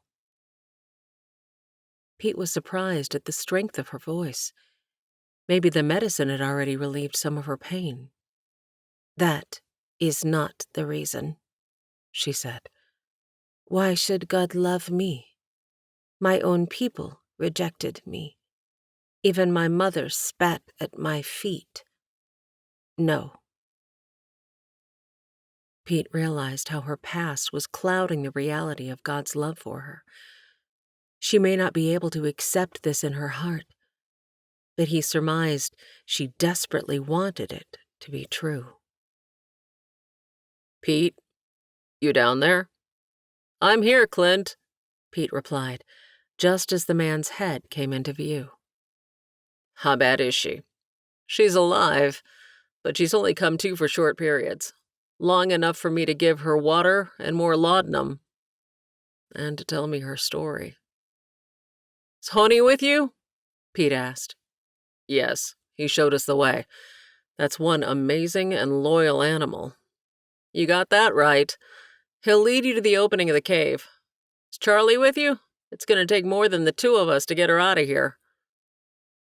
Clint turned to say something to Charlie, then returned to speak to Pete. Honey's already leading him west. He'll take the buckboard to the opening. Anything you need me to hike in there? Pete could feel his throat constricting. He'd prayed through the night, and God had provided. We're good. Just bring something we can use as a stretcher and something to secure her leg. It wasn't long before Honey was beside him, sniffing Singing Bird's breath, then licking Pete's face. Charlie and Clint weren't far behind, carrying supplies. Wow, amazing. Charlie took in the sparkling rock before settling on the view above. Tell me about it, Pete replied. Should have seen it last night when the stars were shining. Never seen anything like it. The temperature doesn't seem to shift much. Thanks to Lizzie's bedroll, we stayed warm enough. Pete realized what he'd insinuated, but kept his head high. Clint simply nodded in understanding. Let's get her out of here, Clint said, as he took charge of the situation. Chapter 10, May 18th, 1860. Shankle Farm. You can't keep her at your place, Pete, Clint protested as they traveled. How will you see to her personal needs? Lizzie seemed upset by all this, and I'm not sure how well she'll handle those duties if you ask. Pete ran his hand over his face. He didn't want to leave Singing Bird, but he knew Rachel would be the most appropriate caregiver. He also knew Rachel would be hurt if he didn't allow her to, seeing as Singing Bird had kept Rachel from the brink of death nearly 2 years ago. You're right. I know you're right. Pete massaged the back of his neck. Rachel will take good care of her, Clint added. She'll want to repay the favor. I know. Well, Pete stammered. I promised God I'd care for her the rest of her life if he'd let me.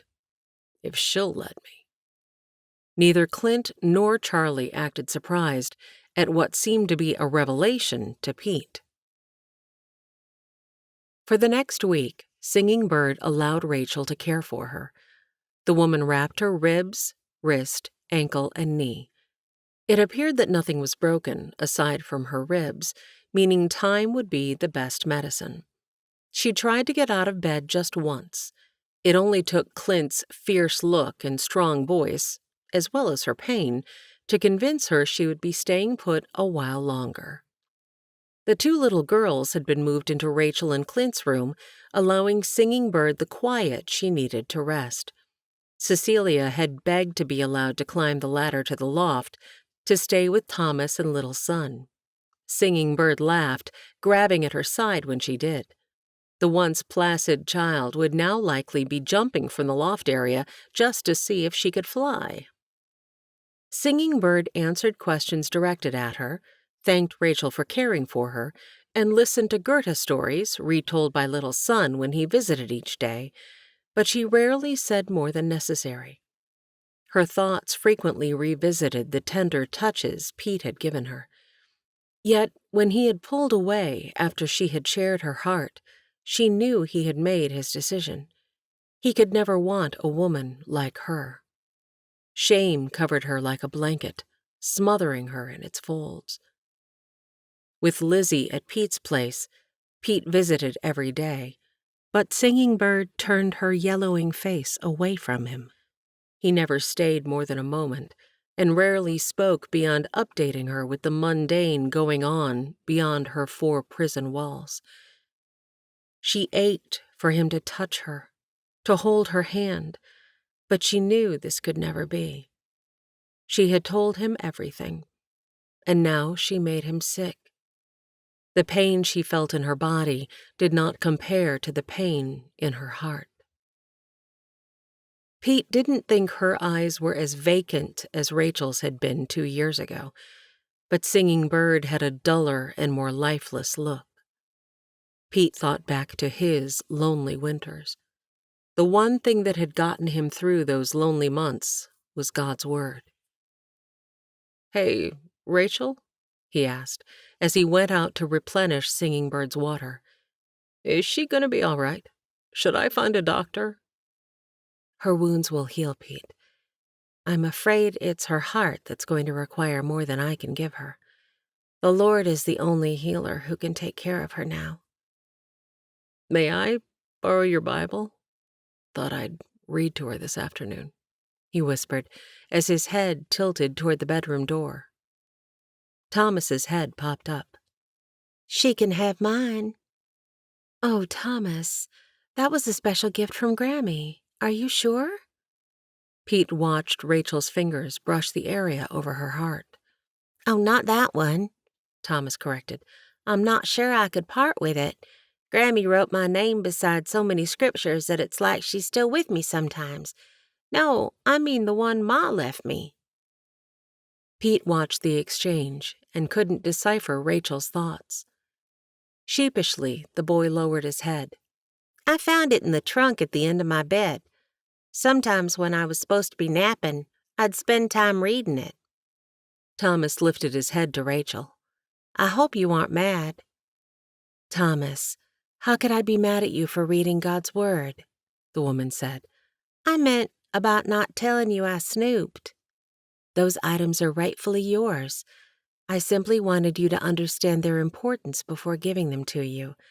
Honestly, I'd forgotten the Bible was still in there." Pete soaked in the exchange. So easy, familiar, comfortable. He ached to have that kind of rapport with Singing Bird, but of late she'd barely given him a sideways glance. Pete, Thomas interrupted his thoughts. You'll find the Bible in the bottom of the chest at the foot of the bed. Pete hesitated for a moment. "I think it would be best coming from you, Thomas. How about you knock and see if you can retrieve it and give it to her as a gift?" Hey, Thomas said, after he'd knocked and Singing Bird had turned his way. Mind if I come in?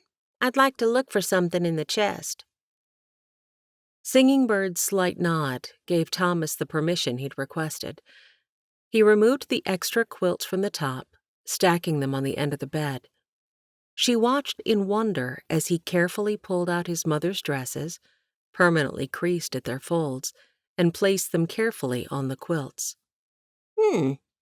Ma used to have a pretty blue floral print dress here. I bet that's what Mama repurposed to make day clothes for my sisters. My ma would have liked that. Oh, found it. Thomas lifted a package wrapped in a stained cloth to reveal the edge of a leather-covered book. It crinkled as it was released from its confines.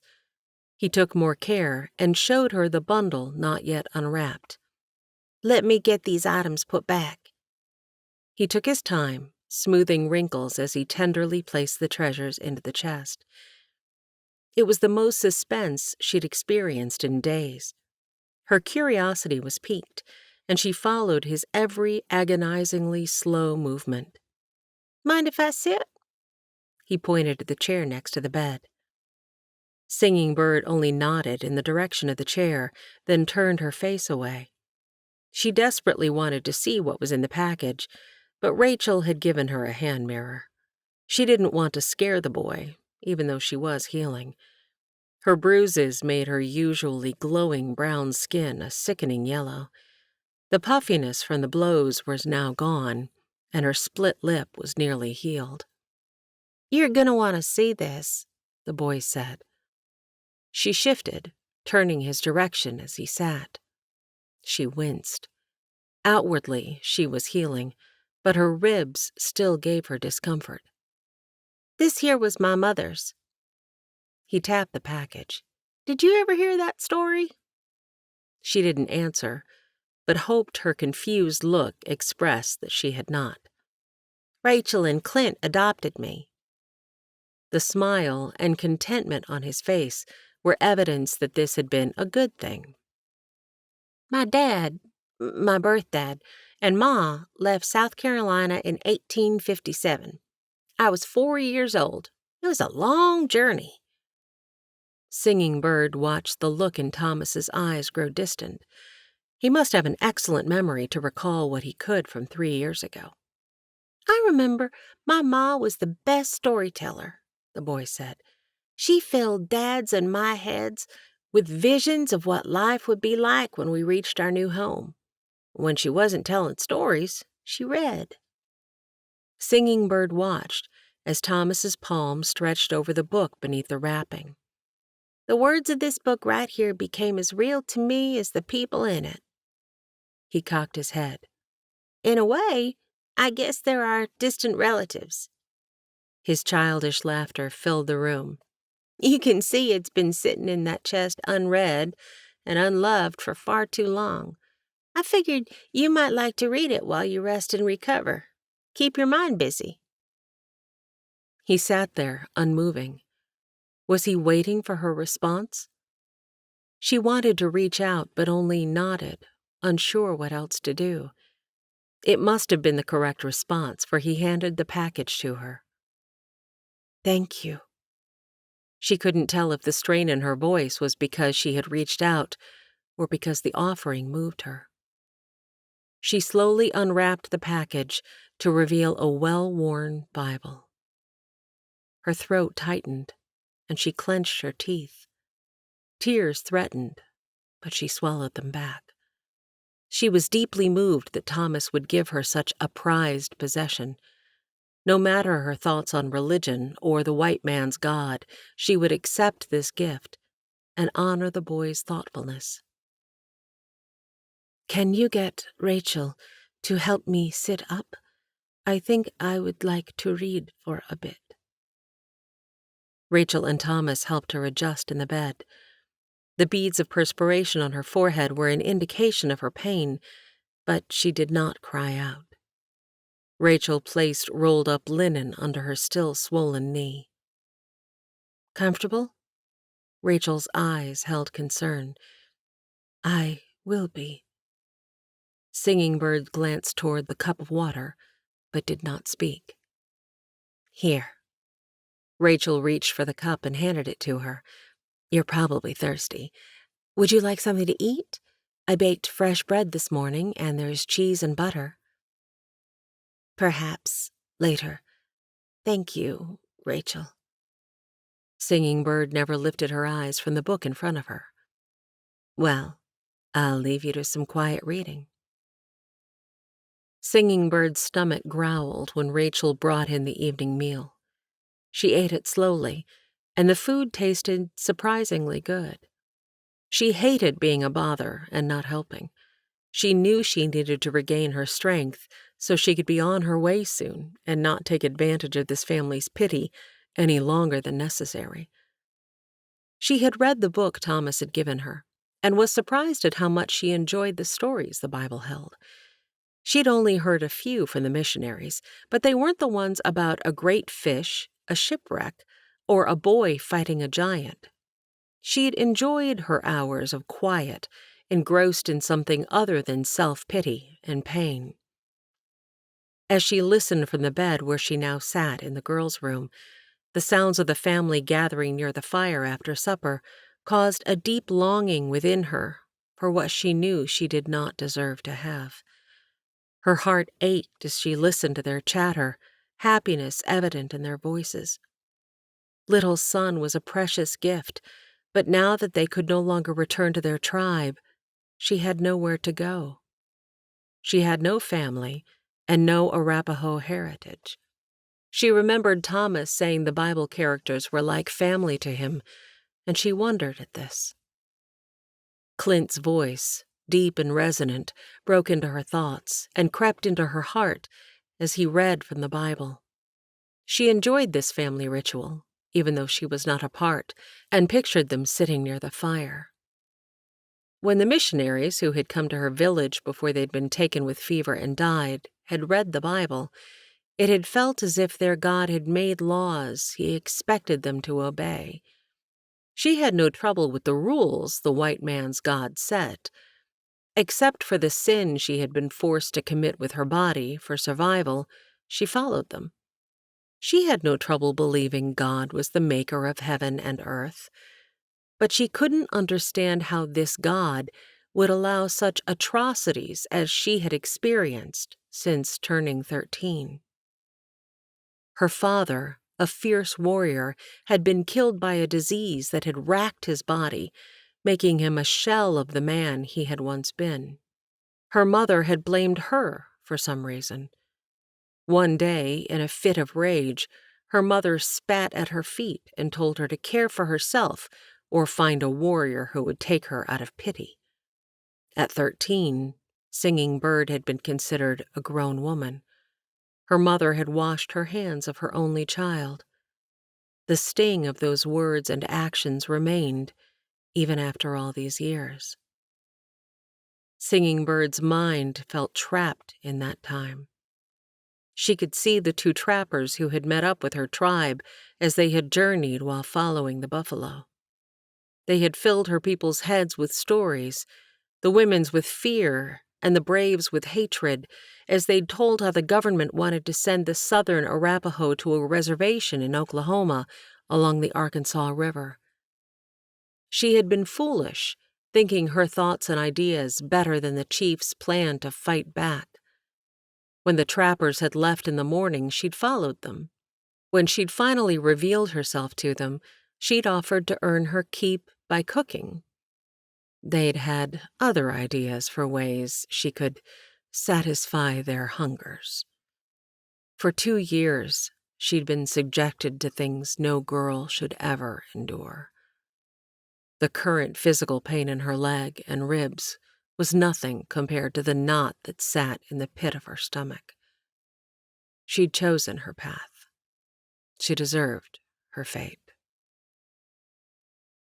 Singing Bird returned to the present as she heard the first strum of Clint's guitar.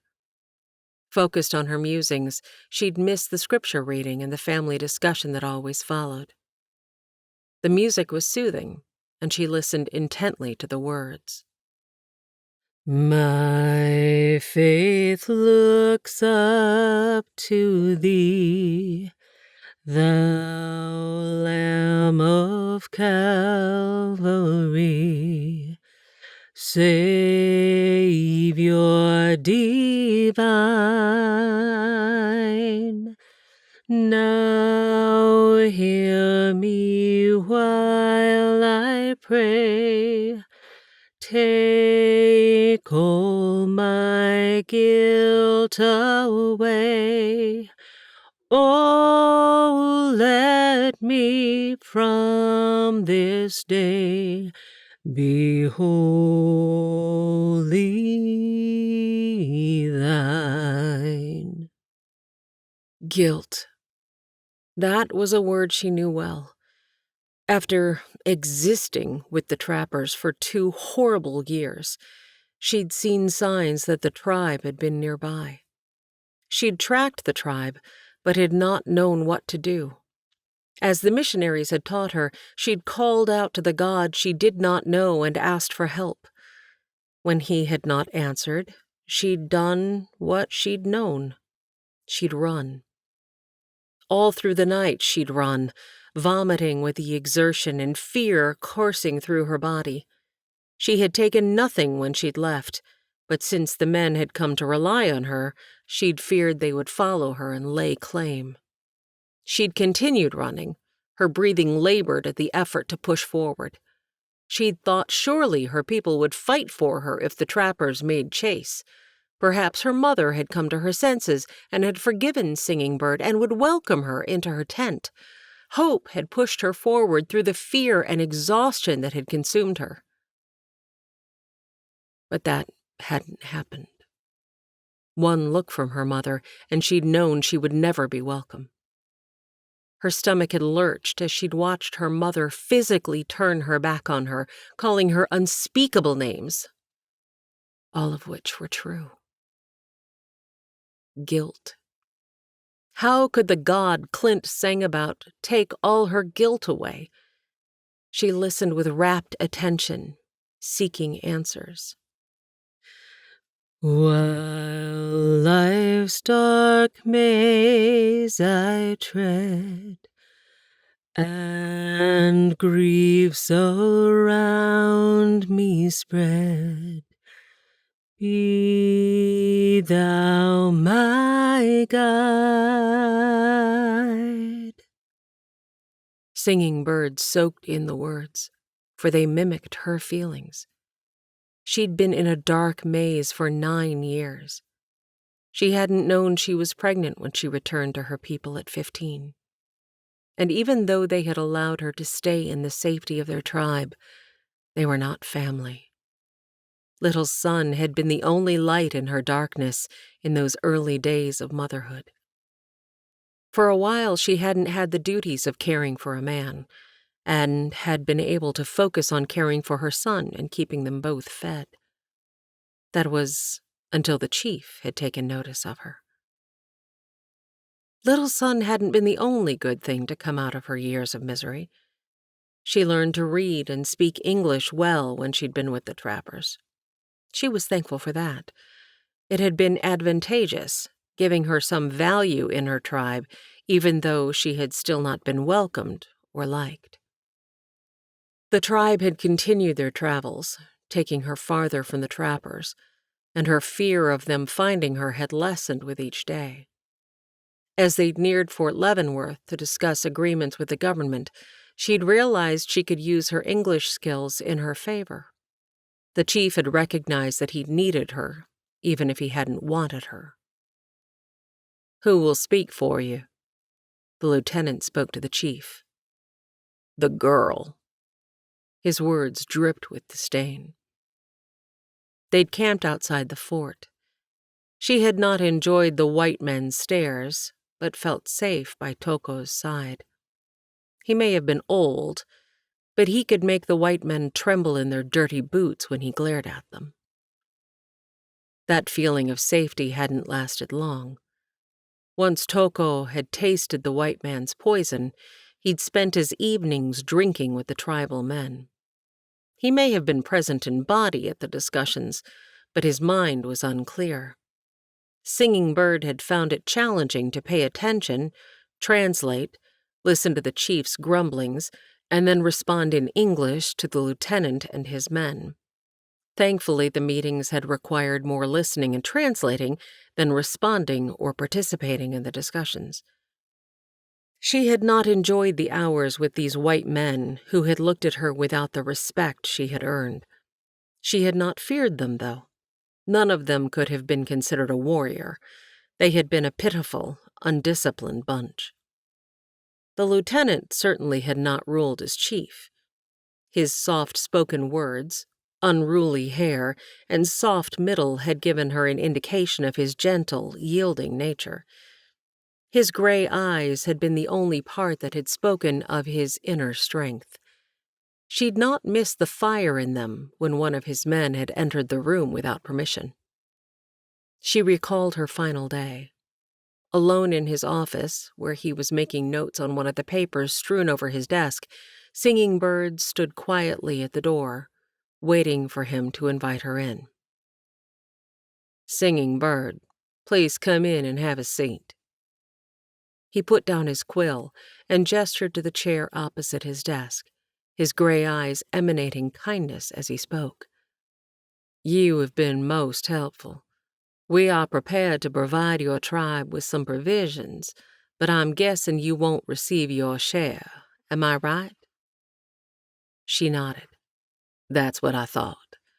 I wonder if there's something I could do to repay you for your most helpful services." Singing Bird knew precisely what she desired, but didn't dare ask. He followed her gaze and turned in his chair to the wall behind, which was lined with books. "A book?" He stood. "Is there one in particular?" His arm swept from left to right. "How about you take a look while I finish this paperwork?" Her eyes must have been huge as she took in the offering. "Please, Singing Bird, it's the least I can do. Choose what you desire, and it is yours." Choosing didn't take long. She had seen it on the end shelf, its cover calling to her each time she'd walked into the room. Complete Herbal. If he was surprised at her choice, it did not show on his face. He took the book from her and opened it. Reaching for his pen and ink, he wrote her name inside with an inscription, "For dedicated translation services." She devoured the information within, spending most of the following days of travel searching for the plants in the book, reading explanations, and reviewing drawings to ensure they were identical. No one questioned her, nor seemed to care. She became the medicine woman for her tribe, and those they met as they journeyed. When she turned 20, unfit for marriage to anyone else, the chief claimed her. His wife was old and no longer pleased him. Singing Bird still held the beauty of youth. Her carefree life and playfulness with little son made her desirable to him. It wasn't long before she was pregnant again, and gave birth to a little boy who died in her arms at only 5 days old. Singing Bird's throat and eyes burned at the memory. Her baby had come too early.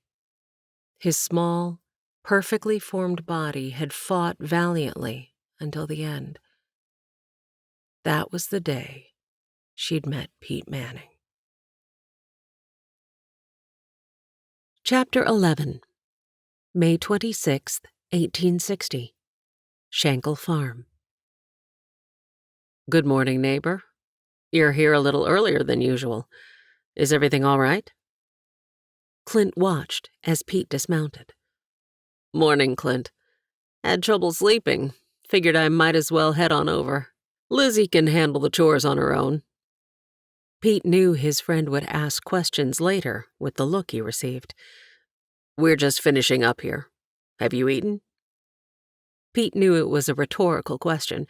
It wouldn't matter if he had or not. Pete would still join them for breakfast. "I thought I heard your voice, Pete Manning," Rachel called. "Breakfast is ready. Clint, please call the boys. Pete, you're welcome to join us."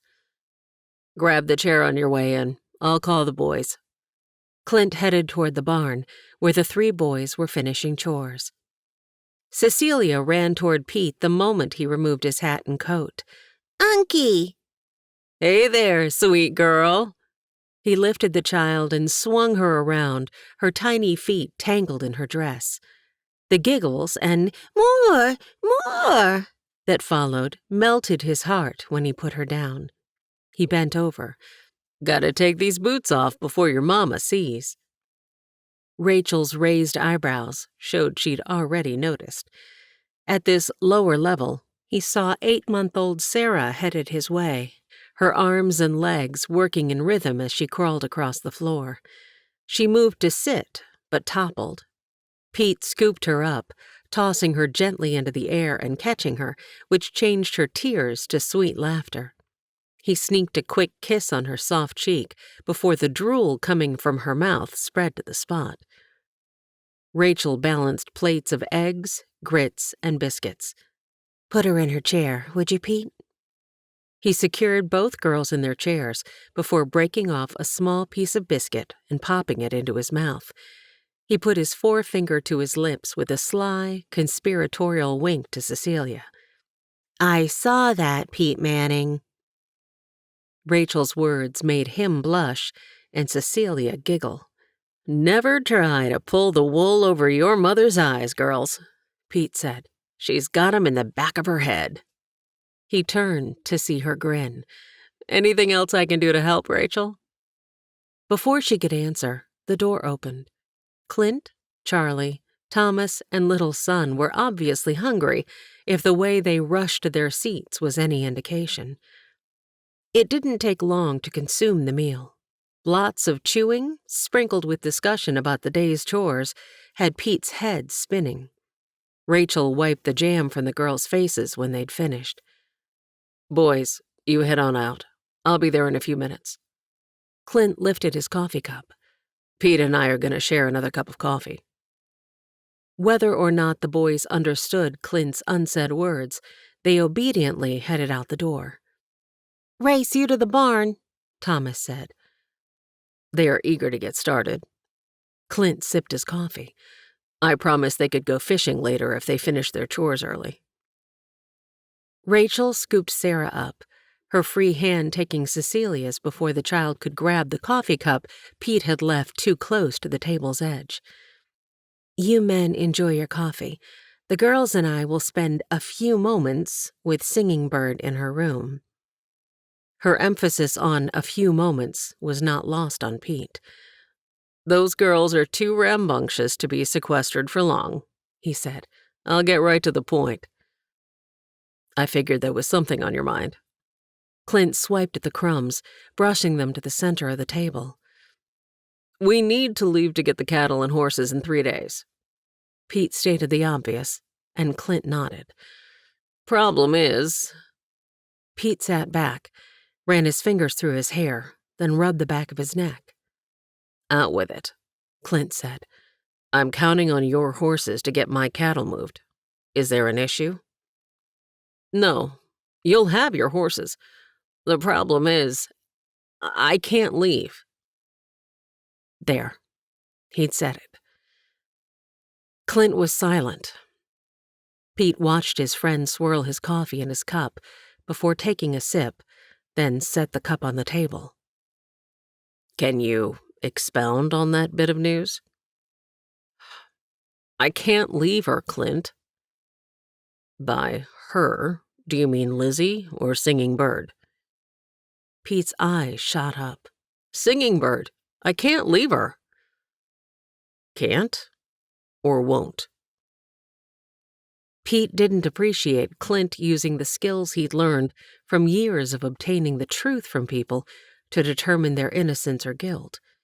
He wanted to reach over and shake the man, but he squeezed and relaxed his hands, now resting on his legs under the table, and concentrated on keeping eye contact and breathing slowly. "There's no need to get upset," Clint said. "I know you wouldn't back out without good reason." "I haven't slept well for nights. Think I'm having nightmares or something. I wake up and can't figure out if it was my snoring, Lizzie making noise, or that my old bones don't like sleeping on my bedroll since Lizzie has the cot." Clint continued to wait. "I'm sorry, Clint." Silence hung in the air before Clint finally said, "What if Lizzie took your place?" "Lizzie? She's just a girl." Pete realized what he'd said the moment it left his lips. Leaning forward, he rested his forearms on the table and wrapped his hands around his coffee cup. Clint relaxed in his chair. You know she's as good as, if not better than, most at riding, and Maestro is the best cutter I've ever seen. I'd keep an eye on her. My men are honorable. I wouldn't hire them on if they weren't, if that's what you're worried about. Honestly, I hadn't even given it a thought, Pete said. She's getting restless. I'm afraid she's going to head farther west if I don't do something. Maybe this is exactly what she needs. So, you'd be all right with it? Yes, I suppose. That is, if you're willing. Pete heard a squeal from the bedroom and knew they needed to settle this quickly. What about Charlie? He gonna be all right with the idea of being with Lizzie night and day for a few weeks? The gleam in Clint's eye and the smirk on his face had Pete braying like a donkey. Oh, you are something else, Pete said. I'm guessing you're not going to say a word to that boy, are you? Clint's smile broadened. Enjoy your time at home, and here with Singing Bird. Rachel will keep you fed. Rachel opened the door at the mention of her name, and Cecilia escaped. Even with all the chaos, Pete wanted a family like this with all his heart. It's been a busy 2 days. I didn't realize how much work it took to prepare and pack food supplies for the men for their travels, Lizzie said. Yes, it has been that, Rachel agreed. Thank you for your help. We've done well, but I'm certain the men will be tired of jerky, beans, grits, and bacon soon enough. It'll make the molasses cookies even sweeter. If those cookies survive the trip, I hope we've packed them well enough. Lizzie laughed. Even if they end up crumbs, it'll be something different and much appreciated. But all this seems like enough to feed an army. Lizzie placed a tin in the already full saddlebag. If Clint had chosen to take the wagon on the trip out, they could have packed more, and they still would have eaten every morsel. He wanted to travel fast and light on the way out. They'll have a cook and wagon traveling with them on the trip back, with the addition of the extra men. Rachel rubbed her back and sighed. Are you all right? Lizzie's concern was evident in her voice. Just overly tired lately. Probably all the extra work we've done over the last 2 days. A squeal came from the bedroom, and something hit the floor. That girl knows there's no jumping on the bed. Rachel wiped her hands on her apron as she hurried to chastise the offender. Cecilia Grace, there is to be no jumping on or off the beds, she said sternly. I'm sorry, Mama. The words were so sweet, Lizzie had to put her hand over her mouth so as not to laugh. She sobered. When she'd been caught doing the same as a girl, it had often ended in a quickly delivered swat and wailing. Instead, she saw a pale-faced Rachel run for the front door, leaving it open in her haste, and a confused Cecilia in her wake. Mama? Tears pooled in the child's eyes. Lizzie walked over and picked up the toddler. Her eyes took in the contents of the chest at the bottom of the bed. Items were strewn over the floor, making it hard to walk through.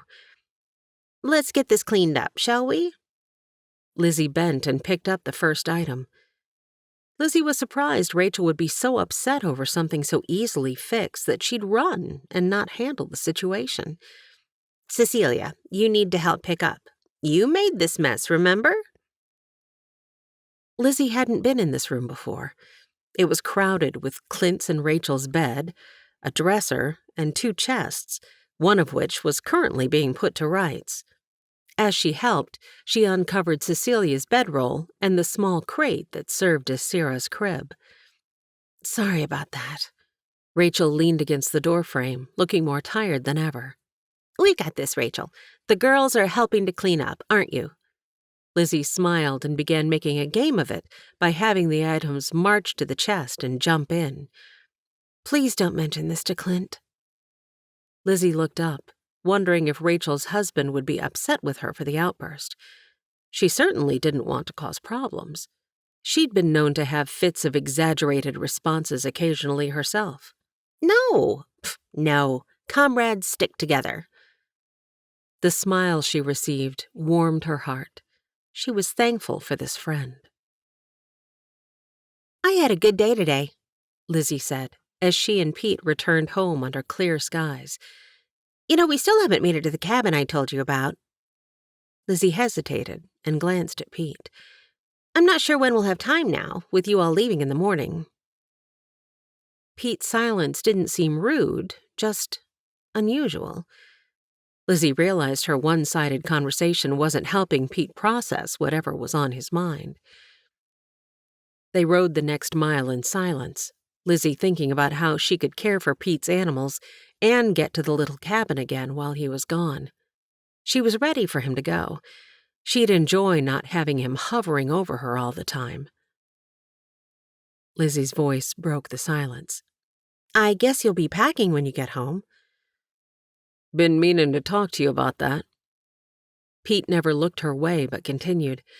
Thing is, I told Clint I'm not going. What?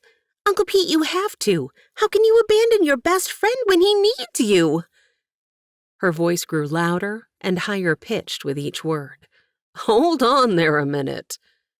Pete raised his hand, then glanced over before returning his focus forward. I'm not leaving Clint high and dry. Someone way more capable is taking my place. Are you crazy? You can't trust just anybody with those horses. If you get a bad rider and undo all the training the horses had, well, I'll...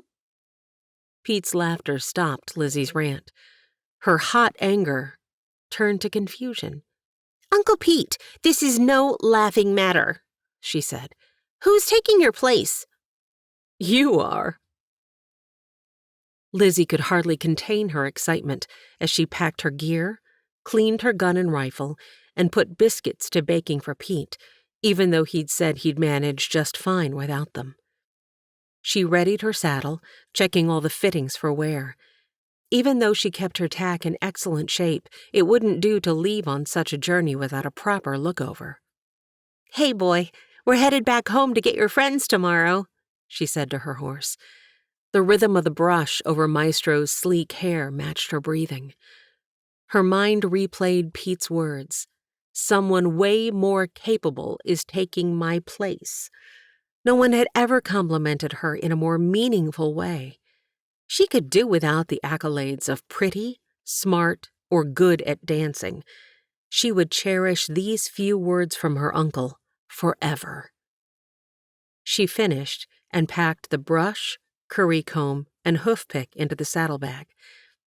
Night, Maestro. Tomorrow is the first day of our big adventure. Chapter 12, May 29th, 1860. Cattle Drive. Pete and Lizzie were up long before the sun, completing the necessary chores before heading to the Schenkel farm. Surprisingly, Lizzie had fallen asleep immediately the night before, and thus felt rested and excited for the day. When Lizzie rode into the yard, realization dawned, and her stomach sank like a rock in a pond. Charlie.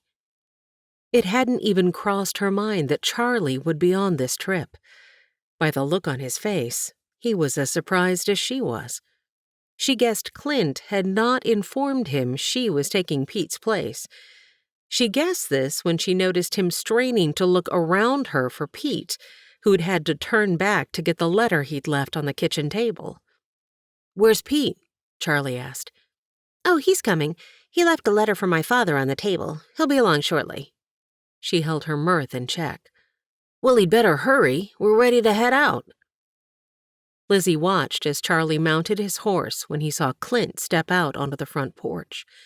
The man kissed Rachel, then each girl, before again reaching up to tenderly touch Rachel's face and plant another kiss on her forehead.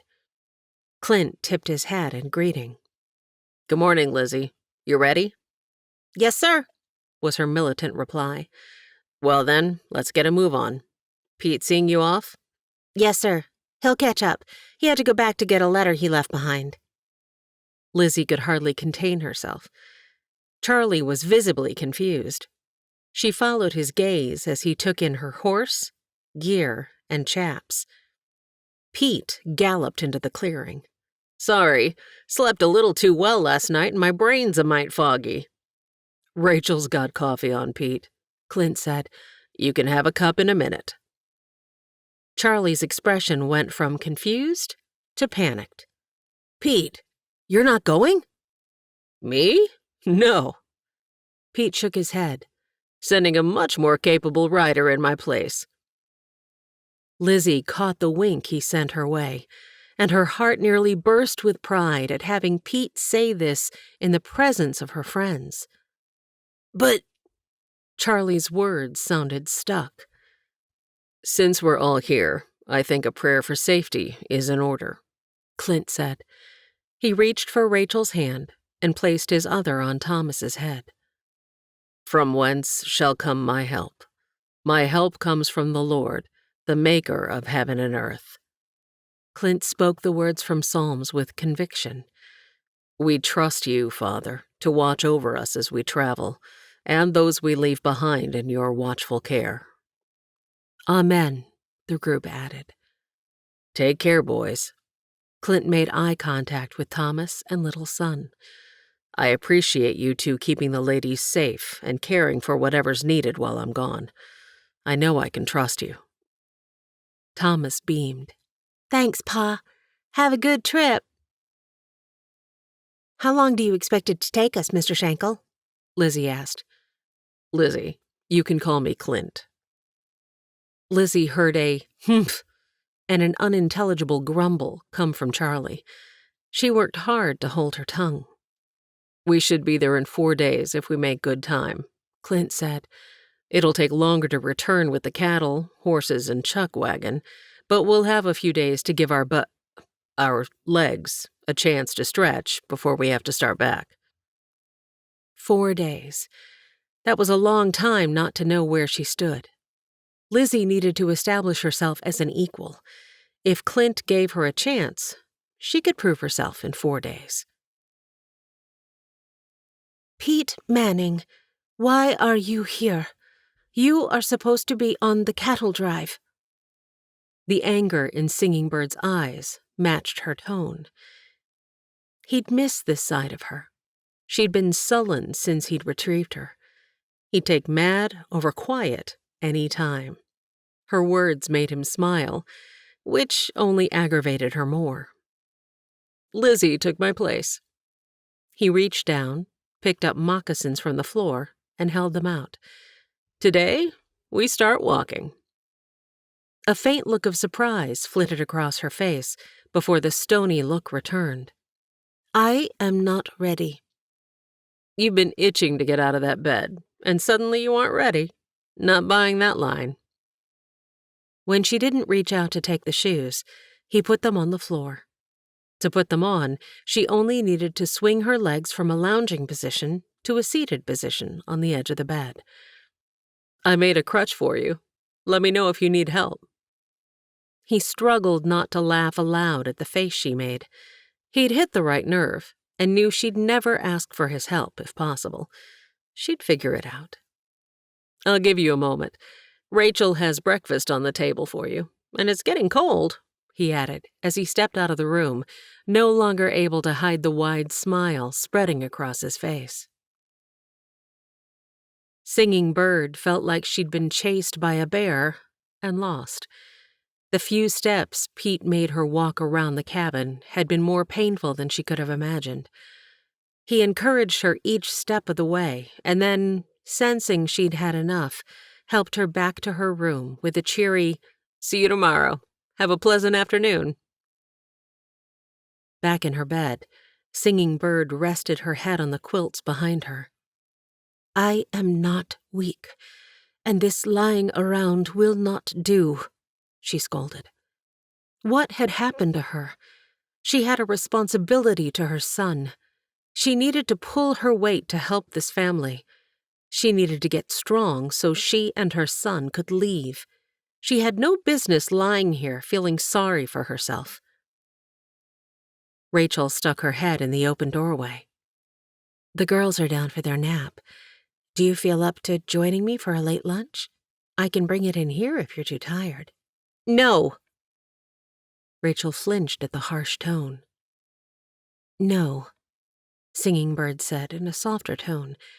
I will join you at the table. Thank you. Rachel reached for the crutch, but Singing Bird grabbed it first. Alrighty then. Rachel spoke softly. I'll get the food on the table. Singing Bird was weary, but she ate everything on her plate. Rachel's plate, however, remained untouched, except by the fork, pushing the food around.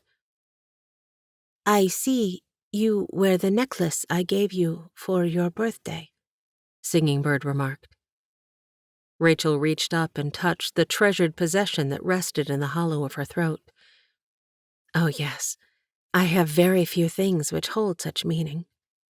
She looked toward the fireplace and pointed. That picture of my parents, my Bible, and these. She reached up and touched the tortoiseshell combs in her hair. They were a gift from Clint. She wiped at a tear. Silly me. I cry at the slightest thing. You are with child. Rachel only hesitated a moment before responding. Yes. I didn't want Clint to know before he left. He would have canceled the trip. I'm guessing I'm about 2 months along. Singing Bird watched as Rachel's hand dropped to her still flat stomach.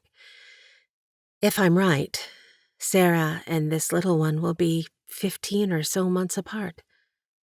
You are tired and need to rest. I will do these dishes while you nap. The girls will be up soon. Rachel's tears increased. I can't let you do that. You're still healing. Singing Bird gave her a stern look. Even though it would be difficult, she would do this for her friend. She had to. Rachel relented. But if you're certain, then thank you. Yes, I'd love just 20 minutes. Singing Bird's face relaxed. She could be useful here while Clint was away. She would do whatever it took to help Rachel. May 31st, 1860. Shangle Farm. Beautiful day out. Singing Bird heard Pete's chipper voice as he stepped into the house. His footsteps stopped outside her door. The roll of her eyes was wasted on the sun peeking into the room. I hear you, Pete Manning. You might as well come in. Good morning, he said, more loudly than necessary since she was only a few feet away. Glorious day. Let's head outside. You've been cooped up long enough. I sit on the porch every day after lunch. I get plenty of fresh air. Well, that might be, but it's time to work that knee and ankle on some uneven ground. She worried about the stairs, but was determined to show Pete she could do whatever she set her mind to. She stood, leaning less on the crutch today than yesterday, and brushed past him through the narrow doorframe. She heard him chuckle, but didn't give him the satisfaction of acknowledgement. When they reached the steps, she considered her options. Placing the crutch one step down and holding the railing with her other hand, she hopped on her good leg until she reached the ground. Pete made the wise choice of not offering to assist her. She hadn't slept well, and she felt short-tempered today. He'd better watch himself. Let's head toward the barn, Pete suggested. If you make it that far, we'll continue to the pond, or perhaps the copse of trees on the other side. Singing Bird straightened her injured leg slowly and concentrated on the heel-toe motion. She labored, but didn't stop for long when she reached the barn. She rested against the rough wood briefly before continuing toward the pond. As she neared, she focused on the circles in the water where a turtle had jumped in at their approach. Her breathing was labored, her ribs screaming under the tight wrap. Yet she continued. She'd made it this far. She could make it to the trees. She switched her attention to a robin as it landed in one of the trees she was moving toward. Listening to the bird's repeated chirr, she imagined it laughed at her, spurring her on against the discomfort and fatigue. Closing her eyes, she fixated on the sounds, the unevenness of the ground beneath her feet, and the feel of the warm sun on her face. She let the fresh air fill her as much as her ribs would allow, and smelled the earth and the sweet scent of honeysuckle. She stopped and opened her eyes, a slight smile forming on her lips. She'd done it. When she looked down, she saw a stump turned on its end, and a second rested beside it. "Sit." Pete tempered his tone at the steely look he saw on her face. "Please? I thought you might enjoy a change of scenery for a bit. I'll head in and get us something to drink. Coffee or water?" Water. There had been no hesitation in his offer for water, and his heart danced a jig as he wrestled with his body, which wanted to skip back to the house. He'd seen the old spark in Singing Bird's eyes when he'd entered her room earlier that day, and the remembrance lit him on fire. She was her feisty self today. Rachel had watched from the window, but still asked, "How did she do?" "It's like something came alive in her when she touched the earth." Pete smiled. "Thanks for the idea." I have another. Rachel handed him a basket. Don't tip it. There's water in there, but I can't find the cork for the jug. I'm sure Cecilia has it hiding somewhere in this mess. Her hand swept the expanse of the kitchen to show utensils strewn across the floor. At least they're playing happily together, she sighed. Pete heard the bang-bang of a spoon on an upended bowl. "They'll be grown before you know it, and then you'll miss this stage." Rachel wiped her hands on her apron, then lifted it to wipe her brow. I'd ask you to leave the door open so I can get some fresh air in here, but the escape artist will be gone in a heartbeat. She tilted her head toward Cecilia. Enjoy your lunch. The girls will go down soon, so please be quiet when you and Singing Bird come back inside. He held the basket by its sides as he walked, not trusting the handle to keep the bundle from swaying and spilling its contents. He placed the container near the stumps he had moved this morning and sat. What did Rachel have you bring? Singing Bird asked. She's trying to get the girls down, so she asked if we'd mind eating our lunch outside until they're asleep. Singing Bird nodded, but he knew she'd discuss the sly move with Rachel later. He opened the lid and took out sliced bread, apple butter, cheese, water, and apple turnovers from the previous night. He ate dessert first. "Oh, these are good. Rachel's desserts don't usually turn out quite like this." He smiled, his mouth full, and a crumb landed on his leg. He swiped it away. I sat at the table and made them. She only had to put them in the cook stove. That thing can be hard to use. The peacefulness of their surroundings eased the tension that always seemed to be present between them of late. "You sure have improved." Pete struggled to think of something to say, and the praise sounded flat in his ears. I must get better soon. I cannot remain here long. Pete swallowed and turned to face her. "Singing Bird, you aren't thinking of leaving, are you?" But he couldn't formulate words. I cannot take advantage of the Schenkels' hospitality forever. But his food turned to dirt in his mouth. He took a swig of water, struggling to swallow before handing the bottle to Singing Bird. She thanked him and took a long, cooling drink. They continued to eat in silence while watching a robin fly back and forth, her white underside ending in a rusty reddish-orange breast, the only adornment to her dull brown body. She flew back and forth from her nest overhead to the water's edge to retrieve insects and the occasional worm. Her babies must have already hatched. Pete's words felt lost on the breeze. They continued to sit, Pete growing more restless with each passing moment. I am ready to return. Singing Bird's words were clipped. Pete did not respond, but resignedly stood and placed the items in the basket. Weary from her walk, Singing Bird used Pete's shoulder and crutch to help her stand even after resting. Her eyes squinted with apparent pain. Pete acted like he didn't notice and started walking back slowly. He listened to the sound of the crutch hitting the dirt with every other step she took. Lord, what do I do now? She can't leave. I love her with all my heart. How much do you love me?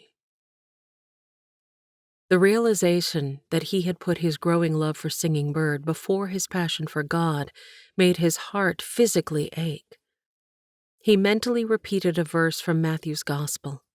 Love the Lord thy God with all thy heart and with all thy soul and with all thy mind. Over and over, he repeated the words in his mind as they walked back to the house. Thank you, Mr. Pete. He looked at her now. You're welcome. It looks like rain tomorrow, and I have a project I need to work on at home. I'll see you in a few days, if that's all right with you. He couldn't discern the look on her face, but her words were clear. That would be fine, Mr. Pete. I'll let Rachel know. Good day. After her dismissal, he watched her strenuous effort to get up the steps. When she reached the top, she put her hand out. He handed the basket to her and watched as she shut the door behind her. The finality of the sound echoed in his mind as he walked his horse home. He prayed it was not a foreshadowing of things to come. Chapter 13. June 1st, 1860. Pete's Farm. Pete measured, cut, and sanded. He wrapped the corners of his project in a pliable vine that would dry and stabilize the structure. The piece lay on his table, and he felt good about his accomplishment. The work had partially kept his mind off Singing Bird. He'd spent the first night on his knees asking God for forgiveness. He'd never intended for a woman to worm her way into his relationship with God. Truth was, he meant to share his faith with Singing Bird, but never felt comfortable. He thought back to the day he'd spoken with Charlie. Sharing his heart had been so easy then. Why was this any different? He lifted the gift, trying to twist it and finding it firm. He'd take it to Rachel tomorrow. He placed it by the door before getting ready for bed, the moon already high overhead. June 2nd, 1860. Shankle Farm. Rachel's dream felt so real. Warmth covered her, and she heard children playing. She smelled something delicious. She stretched, confused at a heaviness on her chest. She opened her eyes to a smiling Cecilia looking down at her. Good morning, sweet girl. Where's your sister? Rachel tried to move, but several oddly placed quilts pinned her legs to the bed. She wiggled free, which wasn't easy to do with both the weight of the quilts on her legs and Cecilia on her chest. She glanced around to see the floor strewn with the contents of the cedar chest, lid closed. Panic rose. Cecilia, where is Serafina? The smile that spread over Cecilia's face was part sweet, part mischievous. Sarah hiding. Rachel jumped from the bed, her foot landing on something hard. She opened the chest to find her precious baby smiling up at her, obviously unfazed by being shut in the dark place. Trying to keep her voice calm, she took a deep breath and placed a smile on her face. Well, good morning, sweet girl. Cecilia, let's not hide your sister in the chest again, please. She didn't mention the items strewn across the floor. Thankfully, Cecilia seemed to only play in this chest, not the one housing the china dishes. I'm hungry, Cecilia replied. Rachel realized then how late it was, and again inhaled the delicious smell. She opened the door and saw Singing Bird leaning on her crutch, pulling something from the cook stove with her free hand. "Oh, Singing Bird, I'm so sorry. I've overslept." Rachel realized too late that she should have changed Sarah. Wetness ran down over her hip, soaking her nightgown. I will get food on the table while you get the girls, and yourself, changed. Singing Bird pointed with her free hand, a small smile touching her lips.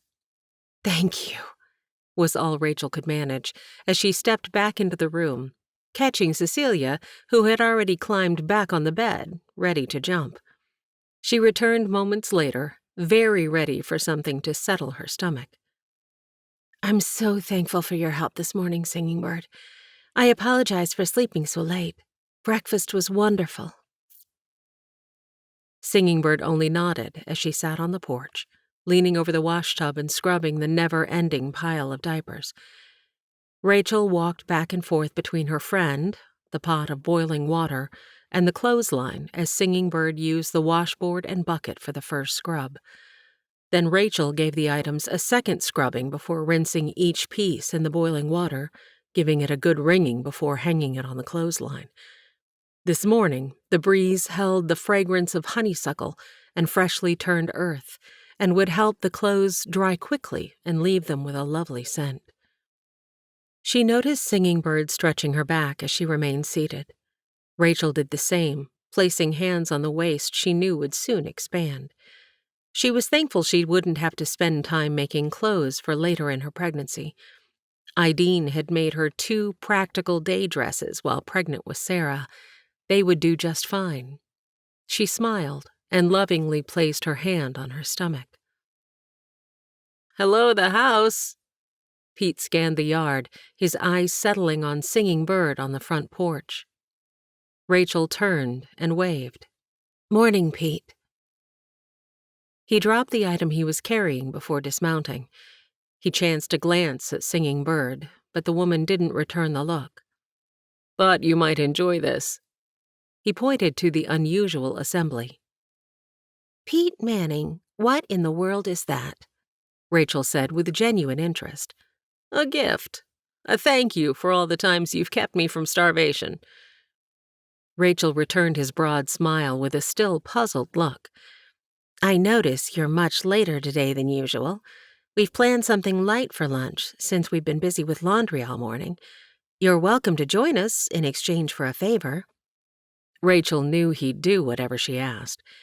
You might be too late to help with laundry, but would you mind dumping these 2 heavy pots of water, this one after it cools? "Happy to. Anything for a slice of Singing Bird's bread," he said loudly as he turned toward the porch. "Morning, Singing Bird." The woman nodded, but did not respond beyond lifting a finger to her lips. "Oops, sorry," Pete said. "Forgot the girls might be sleeping." They'll be up at any moment. Rachel took the last diaper from Singing Bird.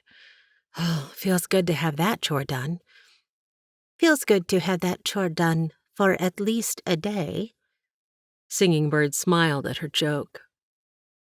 Rachel tipped her head toward Singing Bird, hoping Pete would notice the woman readying to lift her bucket of soapy water. Skipping the steps, he was soon beside Singing Bird, bending over and picking up the dirty liquid before she had the washboard placed down beside her. "Let me get that for you." He winked. I am quite capable, Mr. Pete. "No doubt, but I've got to earn my lunch." He smiled. But the feeling in his stomach was no longer hunger. It felt like he'd been gut-punched. He told himself to throw off the offense as he threw out the water. It will only take us a few moments to get lunch on. Rachel doused the fire under the laundry pot. The door opened. Unky! Cecilia launched herself off the porch, Pete barely catching her. Whoa! Hey, where's your sister? Pete scanned the room as he adjusted the child's weight. Cecilia glanced at Rachel before smiling sweetly and returning her eyes to Pete's. She's hiding. Oh my. Rachel hurried into the house, Singing Bird behind her. I've got a project, and I need somebody to help me, Pete said. Do you know a little girl who might be able to help? Me! Cecilia cried. Well then, let's go take care of Outlaw. When he's settled, you can help me. He set the child down, and she reached up, placing her tiny hand in his large one. His heart melted. He yelled back into the house, where he saw Rachel carrying Sarah and wiping something from the baby's hair. Rachel? She looked his way, tiredness in her eyes. I've got Cecilia. We'll be in for lunch soon. Relief, frustration, and thankfulness mingled on the woman's face, and Pete laughed as he walked to his horse. Lunch was quick. Cecilia was more interested in the project Pete needed help with than she was in eating. Thomas must have a hollow leg. His mouth was always too full to add to the conversation. Finish your milk, Cecilia, and then you can get down, Rachel urged. The child picked up her cup and, in her haste, tipped it too far, spilling it down the front of her dress. Singing Bird reached over with her napkin and wiped the dampness from the child's face. I'm sorry, Mama, the child said. The words sounded genuine, causing Rachel to breathe out. She immediately forgave the offense. She handed him the wet dress now removed from the child. Thomas, please take this and give it a good scrub in the wash water before rinsing and hanging. Yes, ma'am, Thomas replied. Come on, little son. The boys stood.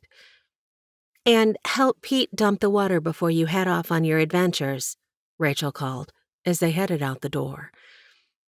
Singing Bird returned with Cecilia, who held the center of the crutch instead of the woman's hand, her clean dress shorter than the last. Unky, is it time yet? Cecilia asked. Time for what? Rachel asked as she wiped the table. Your surprise, Pete smiled. I've got Cecilia for a bit. His hand shot out, and the girl grabbed it and bounced as if the connection had released a spring. Oh, thank you, Rachel mouthed. Take this time to rest, Rachel. I will do the dishes. Singing Bird's face let Rachel know it was fruitless to argue. Put Sarah on the floor here, and I will keep an eye on her. Thank you. I wondered if I'd get a nap today, since we did laundry while the girls slept. Rachel lifted her hand to stifle a yawn as she turned to head to the room. She'd pick up the mess on the floor after she woke. A loud banging woke Rachel, and her first thought was of Cecilia. Her mind filled with images of what the child could be into this time. Her quick movement of getting out of bed caused her stomach to churn, but it was the hard object she tripped over as she struggled through the mess on the floor that caused her to cry out. She heard the telltale sound of Singing Bird's crutch crossing the floor. Rachel, are you all right? Singing Bird called. Yes, I just tripped over something. Let me clean up a bit in here and I'll be right out. Do you need help? Singing Bird's words touched her. This woman had changed seemingly overnight, going from quiet and withdrawn to determined and helpful. I've got it. Thank you. Rachel sat and rubbed at her throbbing toe as she heard her friend retreat. She finished picking up, putting the offending candlestick in the other chest, and realized the banging she'd heard earlier had stopped.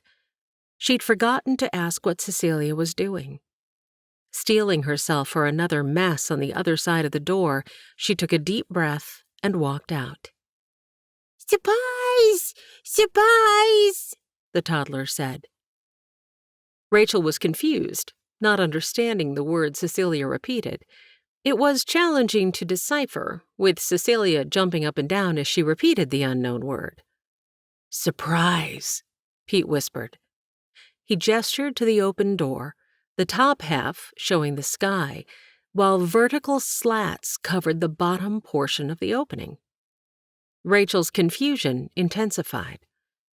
"I built a gate that will allow you to keep the main door open and someone in," he whispered.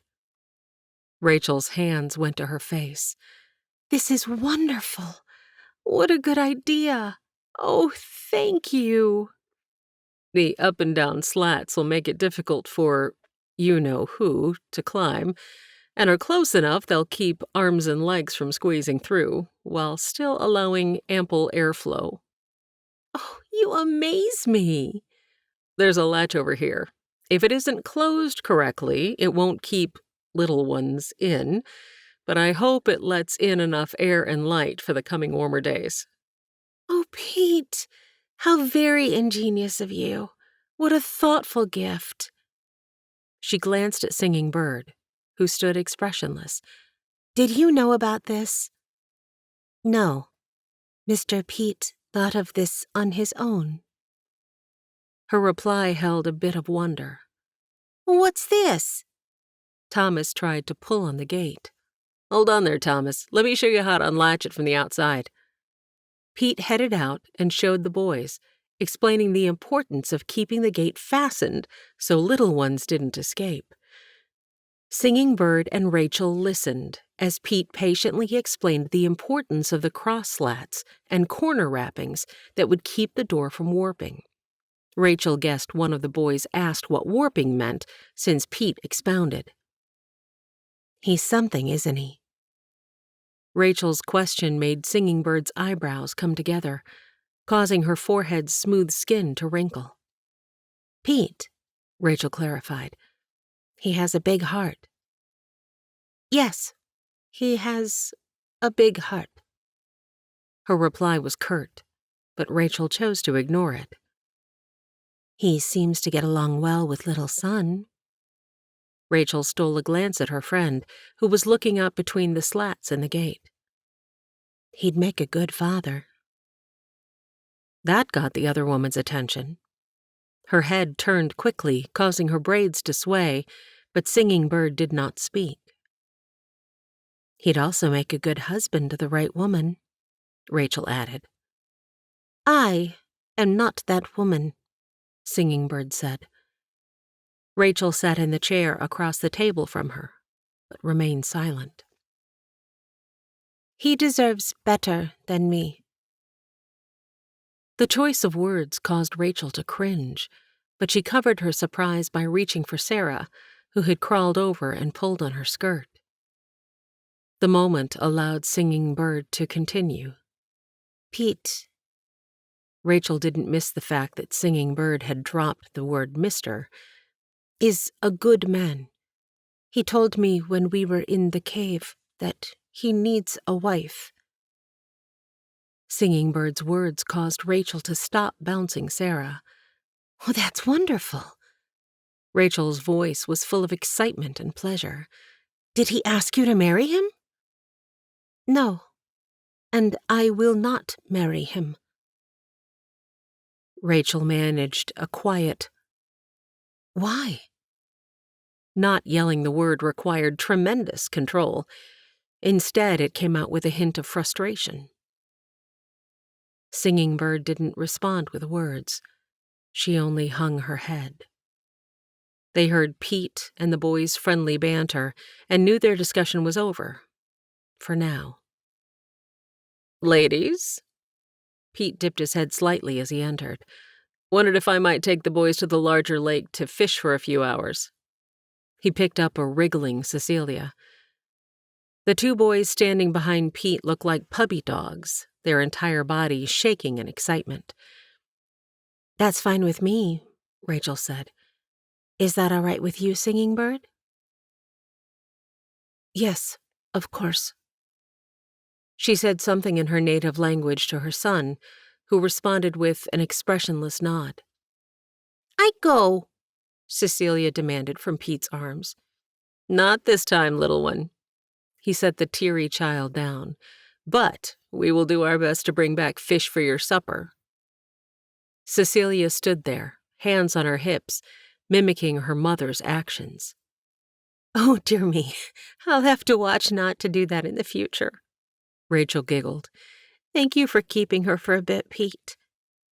Pete nodded and turned to find the boys missing. Honey barked and turned in circles in the yard. Guess they've already headed to get the poles. We'll be back in a few hours. You ladies enjoy your afternoon. I'll lock the gate from this side. Pete winked at Cecilia before leaving. Rachel stretched, feeling rested from her short nap while the girls were down for their afternoon nap. Singing Bird put a loaf of bread in for baking. The ladies enjoyed the quiet and the cool breeze coming from the open door as they sat with mending in their laps. Rachel began humming a simple yet melodic and sweet tune. "What is that song?" Singing Bird asked. Rachel's hand stilled. "I'm not exactly certain. It's one of the few tunes I remember hearing my mother sing to Charlie and me before she died. I don't have many memories of her, but I can still hear her voice singing to me." When Singing Bird said nothing more, Rachel picked up Charlie's shirt. Charlie must have caught this on a nail. Look how long the tear is. It won't be easy to hide the repair on this one. Rachel shook her head. My mother, my people, they turned away from me. You accept me. Why? Why would I reject you? Rachel's dismay was evident in her voice. When the other woman didn't reply, Rachel took the opportunity to share what she'd read in her quiet time that morning. The Bible tells us there is no difference between the Jews, his own race, and the Greeks, those who worship other gods. God cares for all who call upon his name. That, and the fact that I believe all people come from Adam and Eve, makes me think God sees us all as equal. My first husband, Melvin, believed this as well. Just because people have a different skin color, speak a language other than our own, or have different beliefs or thoughts, does not make them less than we are. Singing Bird listened intently. The missionaries told us this also. Rachel sensed that her friend had more to say, but the woman had picked up the sock she was darning, weaving her needle and thread over and under the cross-string to patch the worn spot. The action was closing the hole and the conversation. Rachel's inward struggle to say more warred with not wanting to offend her friend or seem pushy about God. She realized her own faith had been a journey. She had been blessed with the opportunity to attend services while at the orphanage, take a Bible class in school, and sit under Mrs. Jennings' tutelage in Sunday school. She remembered the woman fondly. Her blue, nearly gray eyes, bright under a head of stark white hair, had always been kind. The woman had genuinely cared and left Rachel with a feeling of acceptance in knowing she was treated as an equal to the other children in town, those with parents. Mrs. Jennings' words, spoken to Rachel each Sunday, returned to her now. Her gentle, quiet voice was filled with inflection. "You are precious in His sight, Rachel, dear, because you have accepted Jesus into your heart. You are a daughter of the King, adopted into His family forever. You will always have a heavenly Father." Rachel realized she had not thought of this woman or these words in years. and her heart warmed at the remembrance. Rachel leaned her head back, resting it on the wooden slats of the chair, and closed her weary eyes. She offered a silent prayer of thanks for the many people in her life who had helped lead her to Christ. A peace washed over her, similar to the warmth of Mrs. Jennings' memory. Rachel realized God may be using her to share the love of Christ. She opened her eyes to see Singing Bird concentrating on darning another sock. Rachel smiled, knowing she was not responsible for changing her friend's mind. That was God's job. She was responsible for doing her part in watering the fertile ground of Singing Bird's heart. Relaxed, Rachel began to sing quietly, her sweet voice filling the room like a fragrance. Her voice, low and quiet, had an almost haunting quality. Sweet hour of prayer, sweet hour of prayer, that calls me from a world of care. She hummed the next portion as she rethreaded her needle before resuming the song.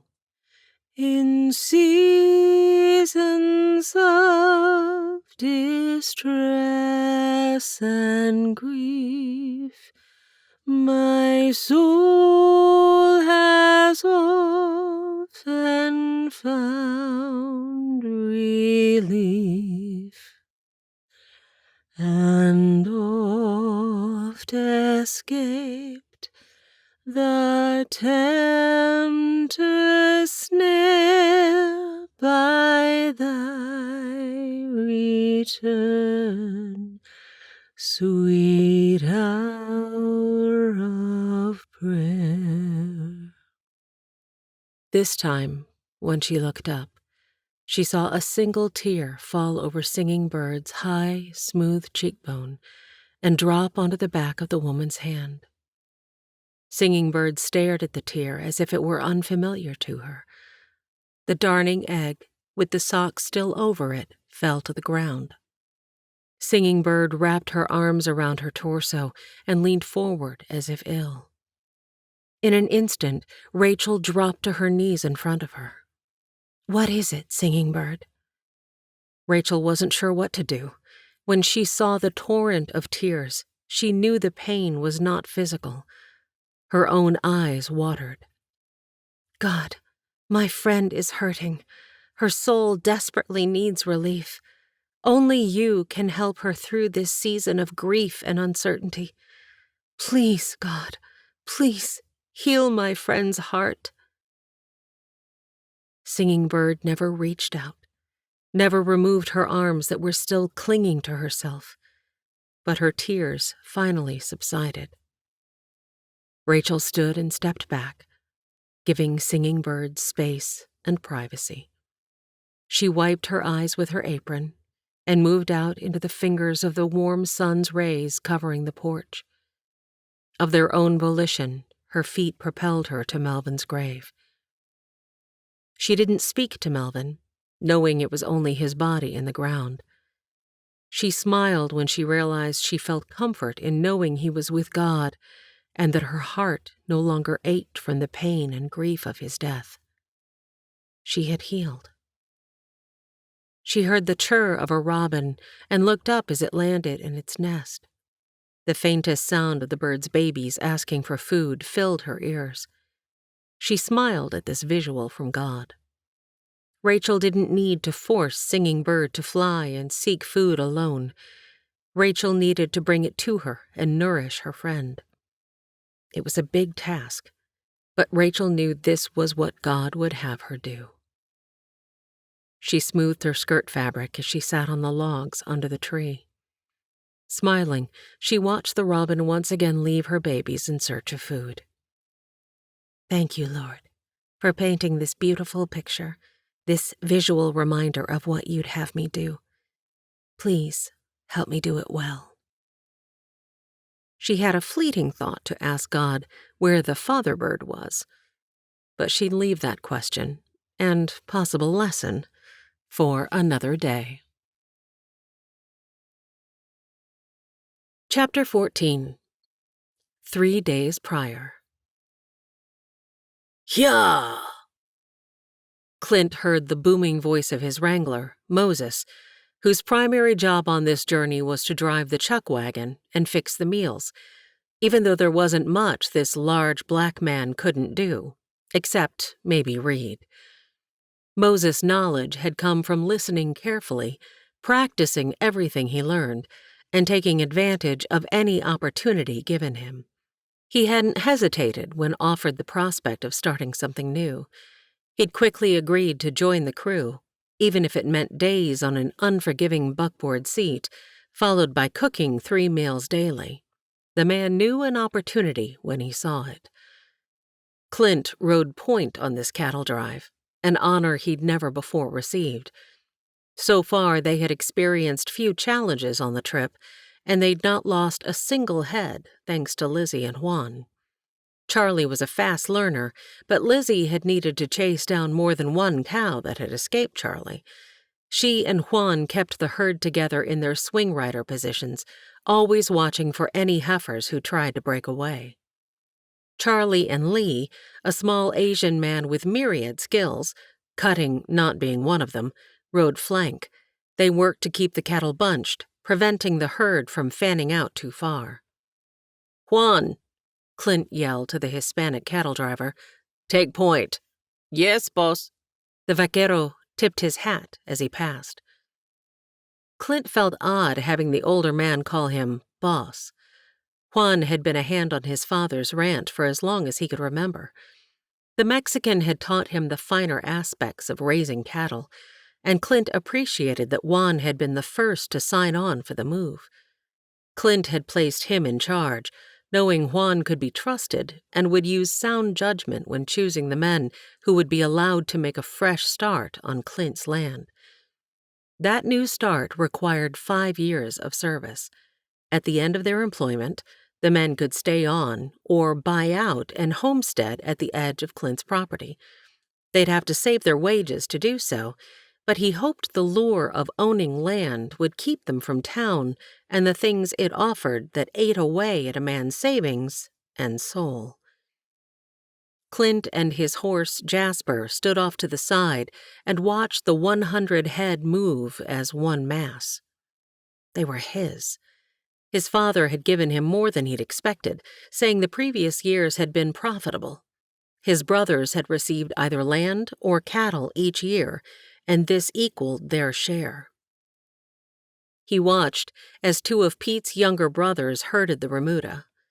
He was thankful for these saddle-broken, fresh mounts each day, and even more grateful for the men who'd agreed to make the trek with them before turning around and heading back home. He remembered Philip, the youngest of Pete's brothers, being a pest as a kid. Amazing what a few years and some maturity will do. He tipped his hat to them off in the distance to the east as he passed on his way to meet up with Charlie.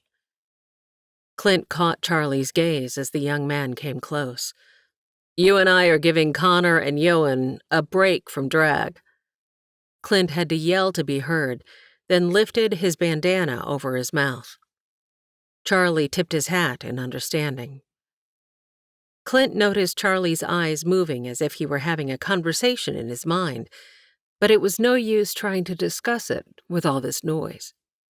Now at the back of the herd, Clint realized that the 2 Finnegan brothers, who had ridden most of the trip back here, had been eating cattle dust as they'd pushed the slower animals forward. It was an unpleasant job, and usually reserved for green cowboys, which was precisely what the 2 Finnegans were. The 2 red-headed, freckle-faced brothers were from Ireland and were mirror images down to the cowlicks that stuck straight up in the backs of their heads. Only their eyes were different. Connor's were emerald green, while Yoan's were light brown. Clint had had to ask for the spelling twice when he'd written their names down. He'd assumed Yoan, Eoghan, was spelled Owen by the way it sounded. Paul, Lizzie's father, had found these two wandering the streets when he'd gone east to buy the new horses. He'd needed 2 strong young men to assist him with loading, and they'd agreed, excited about the promise of a hot meal and a place to sleep for the night. When offered the chance, the boys, who had proven to be hard workers, jumped at the opportunity to return west with Paul and work for him. He hadn't needed them, but it worked well since Pete had requested help in his letter. Clint had offered to let them stay in his bunkhouse and make the short trek to Pete's every day until there was a chance to build something for them on Pete's land. By the time they'd stopped for the night, dust covered Clint's and Charlie's clothes, grit coated their teeth, and exhaustion lingered in every muscle. They were the last to pull into camp. After dismounting, they cared for their horses before heading to get a much-needed drink of water. "Good job, Juan," Clint said. "This is an excellent place to stop for the night, and I'm mighty thankful to see that water. I could use a good wash." "Boss," Moses called, holding out a cup. "It'll wait. Come drink this coffee." Clint laughed. "There's so much dirt in my throat, it might make it turn to mud." "Not this coffee," Juan said as he lifted his cup. "It'll dissolve it." He pulled his shirt out away from his body and glanced down, making hair grow on my chest as we speak. The others joined in on the laughter. "Guess I'll stick to water," Lizzie jested, causing the others to hoot even louder. Everyone except Charlie. He was obviously still mad at Lizzie about something. Clint took the offered cup. "Thanks, Moses. I appreciate it." He clapped his hand on the man's shoulder. Moses' muscles felt like granite with a quartz vein through it. Moses nodded and moved slightly, so Clint's hand fell. Clint wondered how badly scarred the man's back was. He gave him his space and his privacy. Charlie took the other cup. Pulling his bandana down, he took a sip. The difference in color from above and below the covering made Clint smile. "Please tell me I don't look as rough as you do." Clint laughed as he rubbed his now ungloved hand over his face. It came back brown. "Wow. I have a new appreciation for those Finnegan boys. They haven't complained once." He lifted his cup in their direction and received the same in return. Earlier that day. "Charlie!" Lizzie's angry voice couldn't be heard over the cattle, but Charlie saw her spit. She must be pretty mad. He watched as she left her post and headed in his direction. Not again. What did I do this time? He was tired of her always correcting him. Every day she'd been on him, fussing about how he brushed his horse, criticizing his actions at every turn. He was doing his best. It wasn't like he'd ever done this before. "Charlie!" Muscles tensed around her mouth. "You have one job, to keep the cattle compacted." Her words were cross and clipped, and her eyes squinted as she said them. She shook her head as if disgusted, temporarily closing her eyes and drawing a deep breath. Her tone changed to that of a parent dealing with a petulant child. "One job, Charlie. They'll spread out if you don't keep a constant watch and stay close to the herd. I'm tired of having to chase down the cows you are letting get loose." Maestro moved in agitation as if he agreed with his rider. "I'm doing my best, Elizabeth."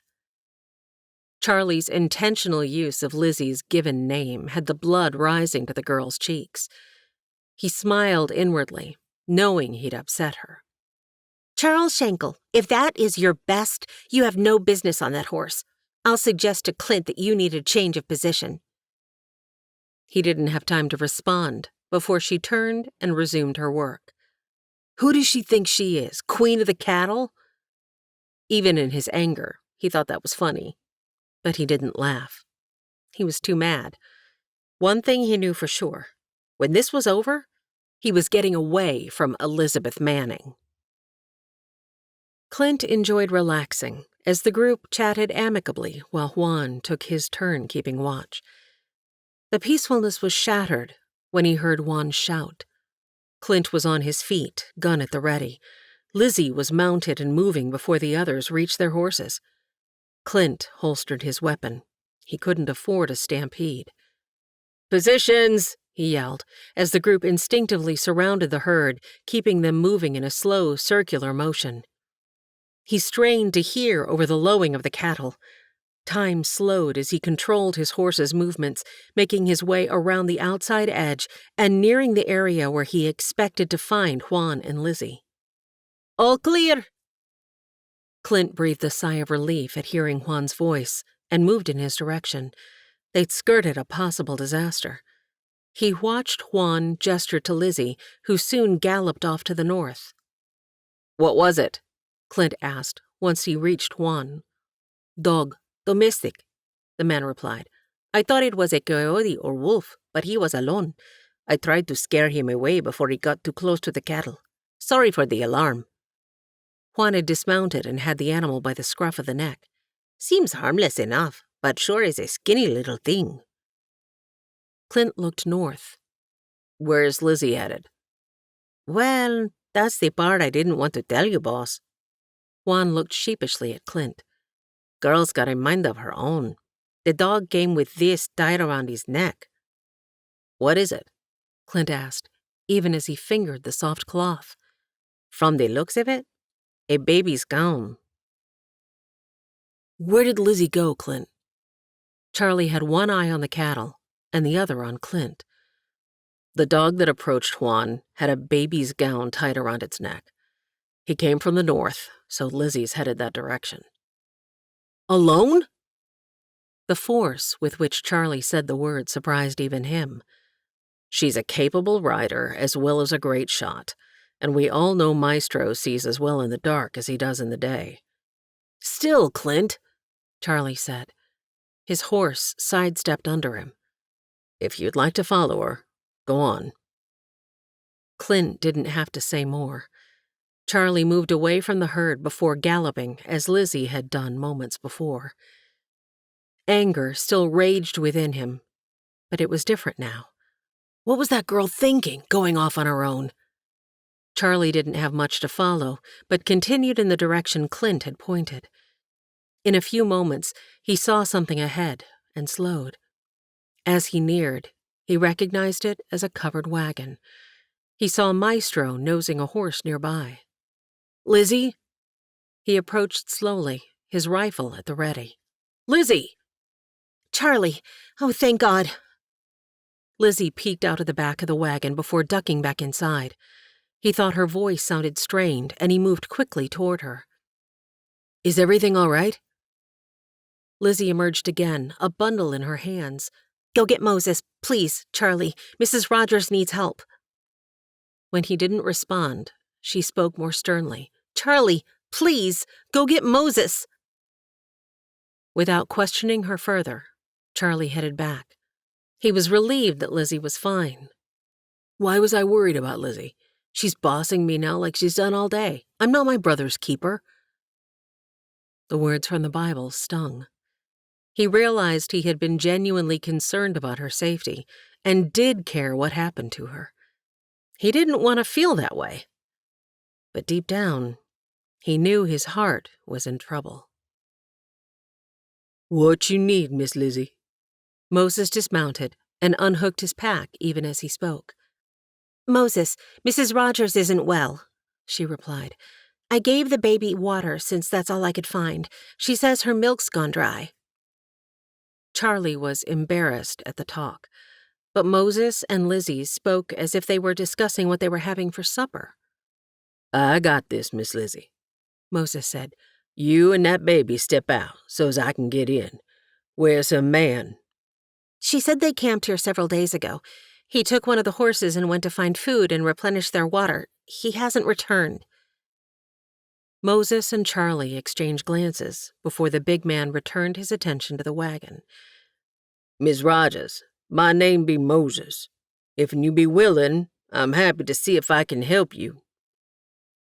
Charlie wondered what kind of welcome, or lack thereof, the big black man might receive. Please, come in. The woman called. Her weak voice sounded kind, and Charlie prayed Moses was making the right decision.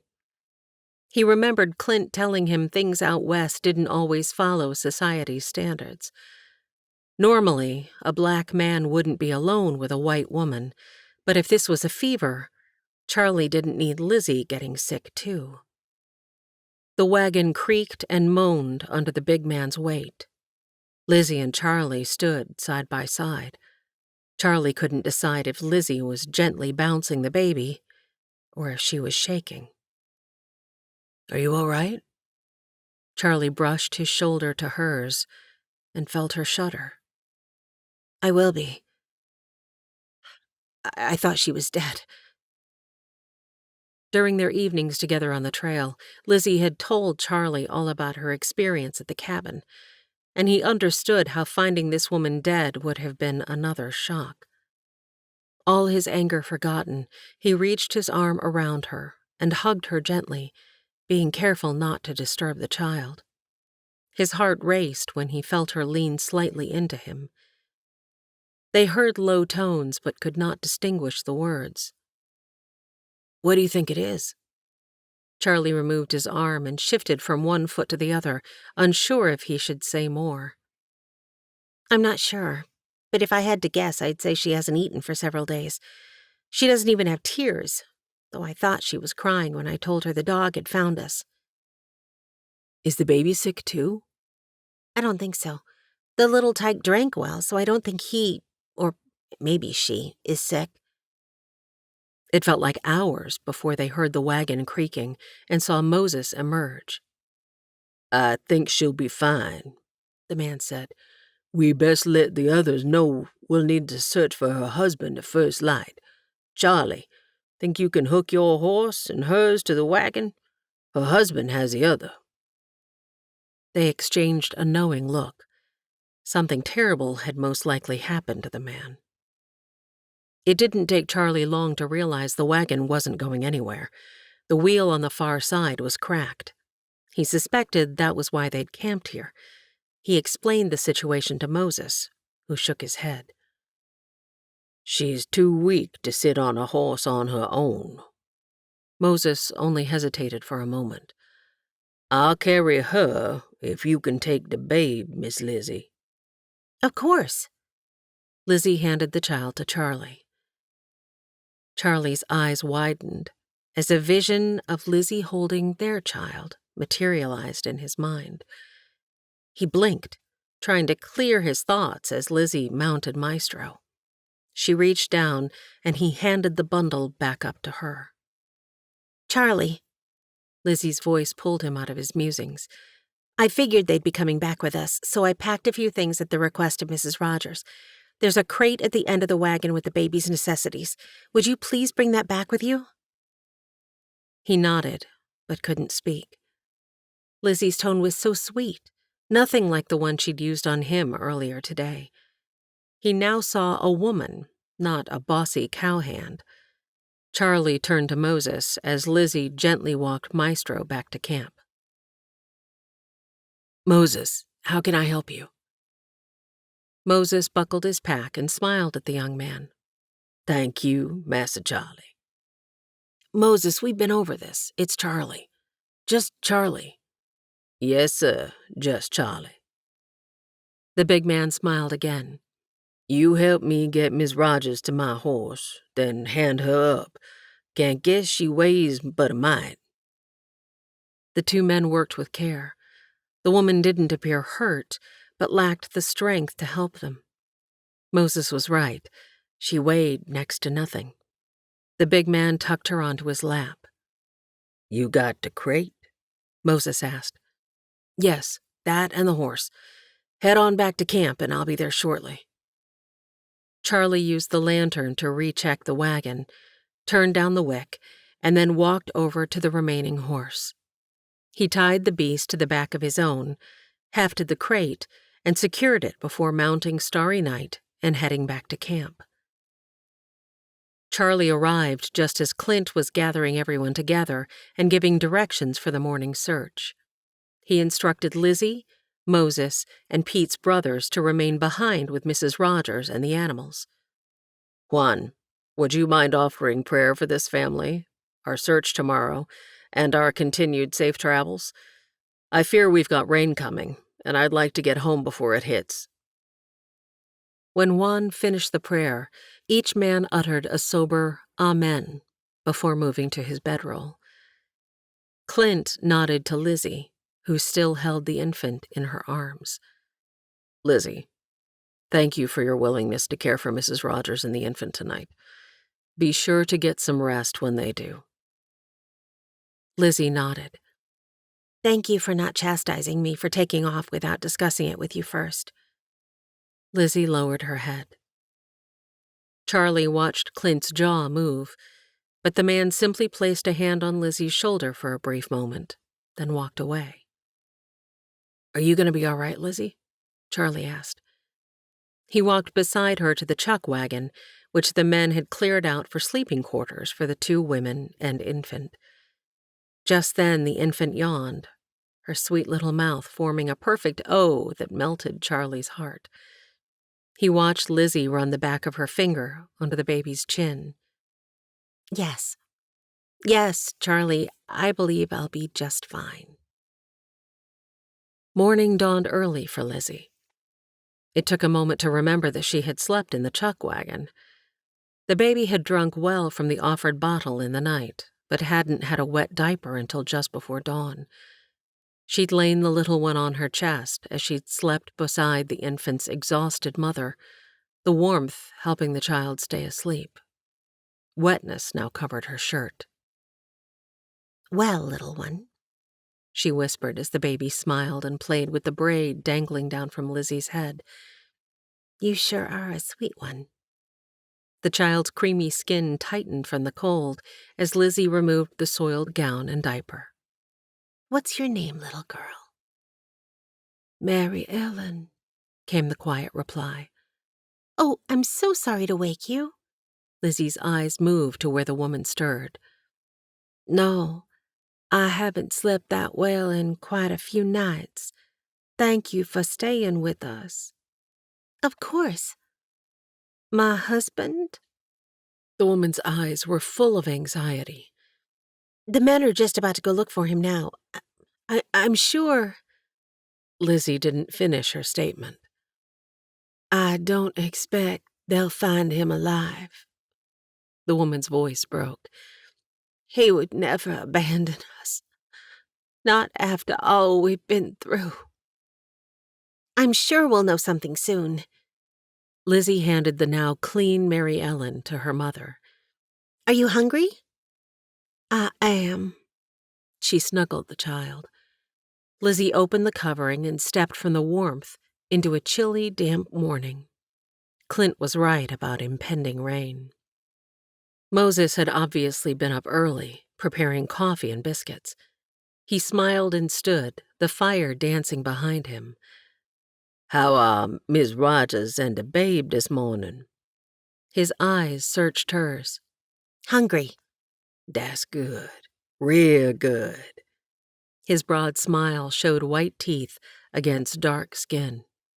She returned to the cook wagon, juggling the coffee and 2 biscuits. Placing them just inside, she climbed in, securing the opening behind her. The wrap that had been around the woman's hair was now sitting in her lap. Lizzie's eyes grew wide at the realization that Mrs. Rogers was black, or more likely mulatto, since her skin was light and her features more European than African. She recovered quickly. Do you feel well enough to eat? Lizzie offered. I believe so. Thank you for your kindness. The woman placed the linen back on her head, concealing her lineage. She laid the now sleeping child beside her before taking the coffee and biscuits. Moses makes a mean biscuit. I'm not sure there's anything he can't do. Lizzie wiped a crumb from her mouth. Melts in your mouth. We ran out of flour 4 weeks ago. She took another bite. Lizzie thought she might continue, but allowed the woman to eat in peace rather than ask questions.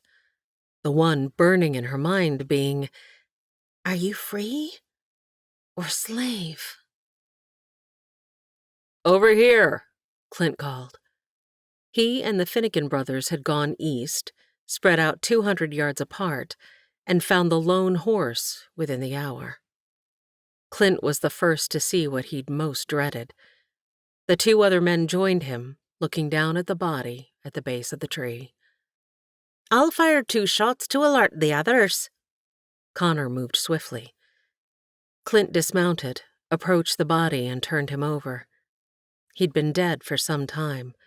The cuts and bruises on his face confirmed his suspicions. It looks like he didn't see the limb. He looked up. He must have been going pretty fast. I'm guessing he broke his neck. At least he died quickly. Ewan's freckles stood out on his now white face. Clint recalled the stories the brothers had shared on the trail. The boy had seen horrors in his life, but either he hadn't experienced death, or he was a tender soul who would never get used to the reality. It doesn't look like foul play since his gun's still holstered. I'm surprised an animal hasn't gotten to him yet. Clint looked around and saw Juan and the others in the distance coming their way. Juan dismounted and bent down next to Clint, then sat back on his heels, his arms resting on his thighs. His wife will want to see him buried properly, Juan said. Do you think we can get him to the ranch, or should we bury him here? Clint stood. Let's load him on his horse. We'll let his wife make that decision. Lizzie heard the horse hooves. She peeked out of the wagon to see Moses meet the group as they pulled in. The limp body, hanging in an unnatural state over the horse, required no explanation. Miss Lizzie, he called to the wagon. Men are back. Lizzie quickly glanced back and saw resignation on the woman's face, the coloring in her skin lightening. Miss Lizzie? The woman asked. Just Lizzie. Miss Lizzie. The woman didn't seem able to drop the salutation. I know he's dead. Lizzie watched the woman take a fortifying breath before speaking again. I know he's dead, she repeated. I'd like to see him one more time. Lizzie nodded before leaving the woman alone with her grief. Miss Rogers? Moses called out. Yes, Mrs. Rogers answered. He opened the flap just enough to peer in. They found your man. I know, Moses. The resignation in her voice broke Lizzie's heart. How was Moses being so strong? She watched the woman move to sit on the edge of the wagon seat, the baby nestled in a makeshift sling. They brung him back. You want to bury him here or take him with us to the Shankle place? We give him a fine burial either way. Moses shifted his weight and lowered his eyes. When she didn't respond, Lizzie glanced up to see a single tear course down and over the woman's high, smooth cheekbone. How far to this place? Mrs. Rogers asked. If we leave soon, we should be there before nightfall, Moses said. She didn't hesitate before speaking this time. Then I'd be much obliged if he had a resting place near the family that rescued us. Chapter 15. June 6th, 1860. Shankle Farm. Mama! Mama! Rachel looked up from the kitchen garden. She was filthy from turning dirt, but happy that her morning sickness had stayed away today and that her energy level was up some, allowing her to get the chore started. Pa's coming, Thomas continued. Rachel looked in the direction Thomas was pointing, but didn't see anything. Little son says he can hear the cattle. Singing Bird now stood on the porch. You were right, Rachel. I'm glad I made the larger roast. It will be ready for our evening meal. I just hope it's enough. Pete finally came from the woods where the boys had exited. He carried a string of fish. Rachel was thankful to see the offering, not knowing how many men she'd be feeding this night. Thomas, you and little son head to the bunkhouse, she said. Start the fire and get the bathing tubs filled halfway. Put the pots and kettles on the stove with water to heat. Then check the barn and make sure everything is ready for the horses. I want you in this house before they arrive. At the pitiful look in their eyes, she changed her mind. Oh, all right. If you hurry, you may watch the cattle come in from the window of the barn. The boys' hoots of joy sounded more like a war cry, and she covered her ears. Go on now. She shooed them out. Well, those two are a bit excited, Pete said after he got to her. He held the fish out to Rachel. If you take these, I'll mount up and ride out to meet the men and see what I can do to help. Thank you. Not just for this added bounty, but also for spending time with the boys and helping out around here while Clint's been away. He nodded once, but didn't respond before turning toward the barn to saddle Outlaw. They'll be here in a few minutes. I have no idea how little son could tell they were coming from so far away. That boy is something else. Pete shared the news with Rachel when he returned from meeting up with the men. She could tell there was more but didn't push. She didn't have to. Pete finally spoke. Rachel, they're bringing a woman and her baby with them, and the woman's dead husband. When she recoiled, his tone softened. Are you going to be all right? Yes. Yes, thank you. I'll be fine. She wrung her hands in the clean apron she now wore. How many men? 9 men, Lizzie, the woman, and the baby. Please ask the boys to milk the cow and goat and bring it to me before they head up to the barn loft. Oh, and I'll need you to set up the extra table and bench you made until we figure out something else. Yes, ma'am, Pete replied. Rachel walked into the house and leaned her back against the wall. I heard. Singing Bird moved toward her friend, hands outstretched. Rachel took the offering willingly, squeezing as they connected. Are you going to be able to manage? Yes, I think I'll be fine. I just remember the deep grief I experienced, and my heart aches for this woman. Singing Bird only nodded. The ladies worked on adding to their meal. Singing Bird cleaned the fish deftly and covered them with spring onions and grated ginger before placing them in the oven, still warm from the bread they'd made earlier. They're here! They're here! Rachel shook her head as she heard 2 pairs of feet running toward the barn. The ground shook, and curiosity got the best of her. She wiped her hands on her apron, and the 2 ladies stepped out onto the porch. A cloud of dust rose and lifted into the darkening sky. Evening was approaching, and the clouds were heavy with rain. She felt the damp wind and knew the drops would start soon. She sent up a silent prayer that it would hold off until the men were in the house. The sound of her husband's voice giving directions made her heart soar. She loved this man. She glanced to the left, past the pond, to where, just 2 years ago, Charlie and Thomas had covered Melvin's body with rocks from their fields.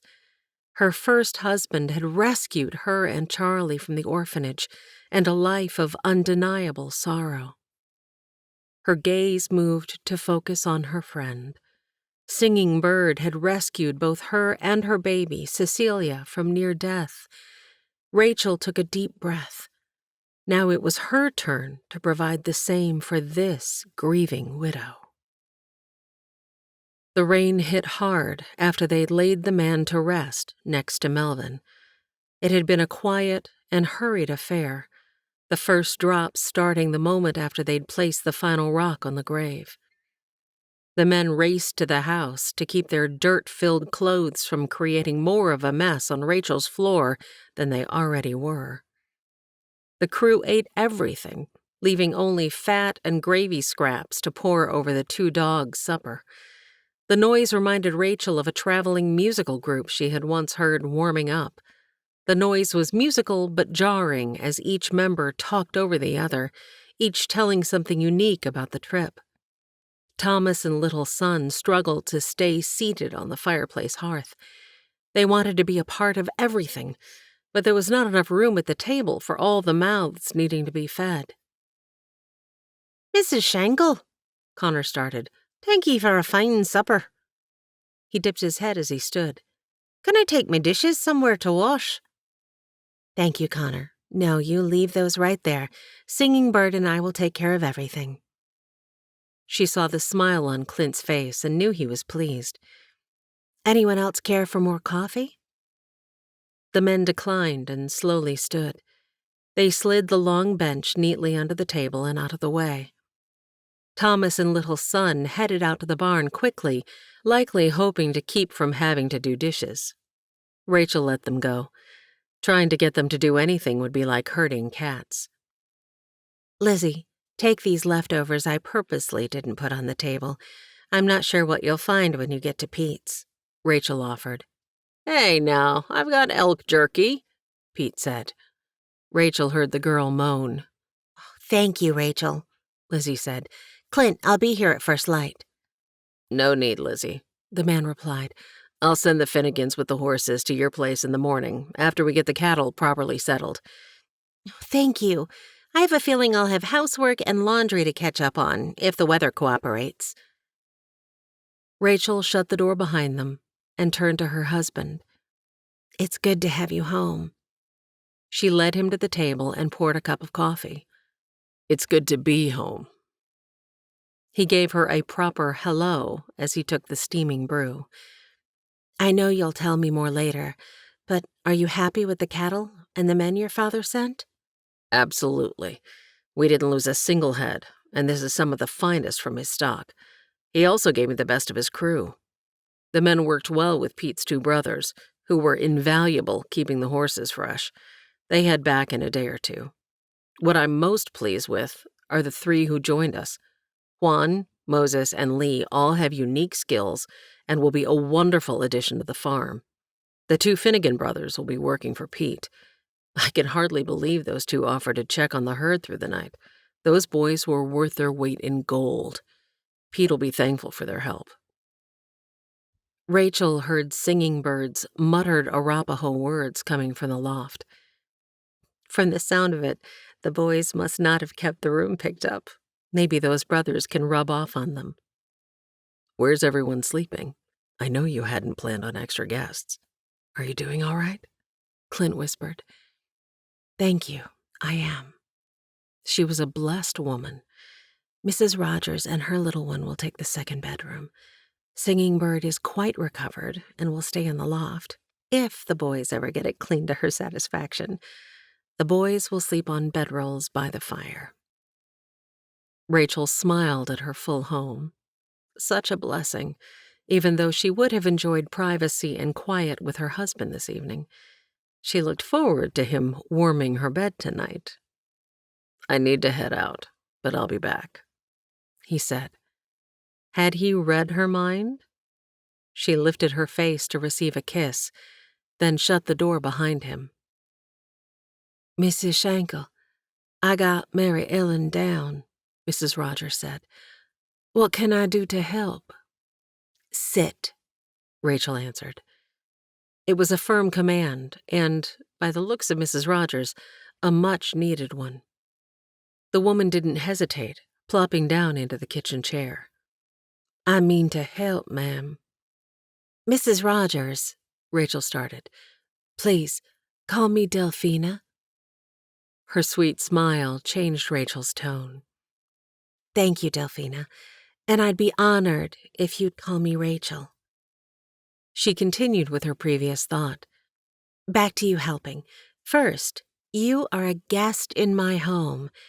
Second, You're still healing in body and soul. Rachel left the dishes and poured 2 cups of coffee, handing one to her guest. Please, allow us to care for you for a few days. It would be our pleasure. Well, maybe for a few days, Delphina said. The words were quiet, and Rachel could tell something was going on behind those dark coffee eyes. Rachel pulled a chair out and sat across from Delphina. Tomorrow, we'll send one of the men back to fix your wagon wheel and bring your things here. Tonight, however, you rest. You can tell us about your journey when Singing Bird comes down in a bit. She glanced toward the stairs.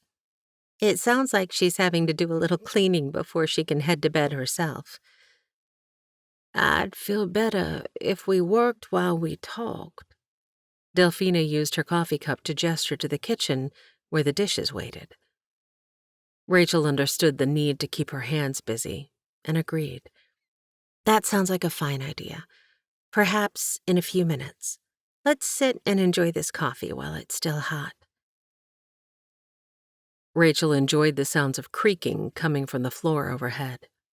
She thought over the evening. The men hadn't known what to do with the fine china they'd used, but she'd had nothing else to serve them with except what Melvin's first wife, Mary, had brought with her to Missouri. She'd never been so thankful for something she'd once considered frivolous. If you'll lay that silver on the table, I'll buff it dry, Delphina offered as she took her last sip of coffee. Perfect. Rachel laid a cloth on the empty table and gave the woman something to do with her hands. Rachel didn't know if Delphina wanted or needed to share her story. After a period of quiet, Rachel filled the silence. We'll be needing to enlarge this house, and especially this kitchen, sooner than I thought. Rachel started the conversation just as the door opened and closed, letting in a gust of wind and rain. Sorry, Rach. Charlie was soaked to the skin. Thanks for the nice supper. You too, Mrs. Rogers. I'm sure Singing Bird helped as well. He looked around, not seeing the woman. Charles Dalton, I'll have you know I've gotten much better with that cook stove, Rachel said. Yes, you have. I just like teasing you is all. He was dripping on her floor. Rachel looked at the ever-widening spot. Oh, sorry. He picked up one foot, then the other, finally realizing that wasn't helping. Oh, Clint asked me to tell you he'll be sleeping in the bunkhouse for a few nights. We've lots to do in the morning, so he also wanted to let you know that Moses will make breakfast for us. You'll have enough to do with the little ones. He glanced at Delphina. Ma'am, I'm sorry for your loss. You're in good hands here. My sister, Rachel, lost her first husband, too. If anyone understands, it's her. Delphina's eyes went wide. The 2 women's gazes connected, and Rachel smiled. Rachel sent Charlie a silent thank you for breaking the ice before she spoke. She wasn't, however, so pleased about Clint. I understand, Charlie. Let Clint know I appreciate his thoughtfulness. We'll have lunch for you all tomorrow. He turned to go. Oh, and Charlie, Rachel added, please keep an eye on the boys tomorrow. I know they'll likely be underfoot. They don't yet understand the power of those animals. He nodded and headed out, shutting the blustering weather out with him. You lost your first husband? Delphina didn't wait long before asking the question. Rachel bent down and wiped the floor with an old rag, then placed it over the rod to dry. She refilled both ladies' coffee cups and sat at the table with Delphina. I did. Melvin and I were only married a short time, but he was my rescuer. He saved me from, well, me, actually. She gave a small laugh. I'll tell you the full story one day. One day. Rachel wasn't sure the woman had meant to say the words out loud. She noticed the change in her eyes and recognized it not as grief, but as fear and anxiety. "You're welcome to stay here as long as you'd like. I know I needed time to heal. It took me months to get over losing Melvin. He'd lost his first wife, Mary, and he and I were more companions than anything. Even so, his death was devastating to me." "Mary?" Delphina questioned. "I knew a Melvin and Mary Trexler once." Rachel's eyes grew wide. "That was their last name. They were from South Carolina." "Oh, my sweet Jesus." The hand that flew to Delphina's mouth shook. Rachel reached over and took the other hand, which still held a spoon, in hers. "What is it? Delphina, please, did you know them?" "Mary Trexler was my—" She sought after the right word, then changed the direction of her sentence. "Melvin's younger brother was my husband." "I don't understand." Rachel spoke solemnly, realizing that if this was true, Delphina had lost not only a husband, but also her friend, Mary. She stood. "Wait here, please." Rachel retrieved the picture from her Bible and placed it before Delphina, not needing to ask if these were her friends. The woman's face answered clearly enough. "Oh, Mary." Delphina's fingers shook as they hovered above the picture. She placed it on the table, her fingers never leaving the edge. She began to speak. "Mary's daddy, Mr. Rogers. He was a good master." The word made Rachel cringe. "I was born on the plantation." Delphina paused and touched the smooth skin covering her high cheekbones. It was clear to Rachel that the woman was deciding how much to share. "My father was an overseer," she continued quickly. "I was only 2 years younger than Miss Mary, and so when I was 8 years old, I was sent up to the big house to be her companion. We became best of friends." Delphina's eyes shone with the memory. "It was against the law to teach me how to read, but Mrs. Rogers didn't care. She taught me right alongside Miss Mary. Ah, Swanee, she corrected my grammar as much as she did Miss Mary's." The sweet laugh and the use of the familiar colloquialism that emanated from Delphina made Rachel smile. "When I got older, Mrs. Rogers loaned me the old school books so I could teach any of the other workers who wanted to learn to read. It was a privilege I have always cherished." Delphina stared at the picture. "I was heartbroken when Miss Mary told me she and Melvin were leaving and heading west. She asked me to go with her, but I couldn't leave her mama, who was in poor health. Mary was distraught about leaving her mother behind, but had purposed in her heart to follow her husband's leading. She knew God would take care of her mother, just like I knew God wanted me to stay behind. Mrs. Rogers was good to me. I'd been her girl since I was 13, and she didn't want anyone else but me to care for her." Rachel heard pride in Delphina's statement and watched the woman's posture straighten. "I got a few letters from Miss Mary as they traveled, but didn't have a way to send one back to her. The postmaster would have known it was from me. I couldn't even let Miss Mary know when her mama passed. and Master Rogers followed not 2 weeks later. He died of a broken heart, poor man.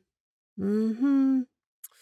I never saw a man love a woman more than he did her."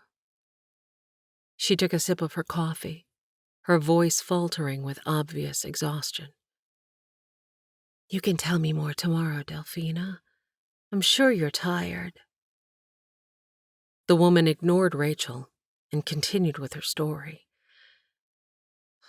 Bennett, Melvin's brother, he had a tough decision to make. Like Melvin, he didn't believe in slavery and had no desire to run the plantation.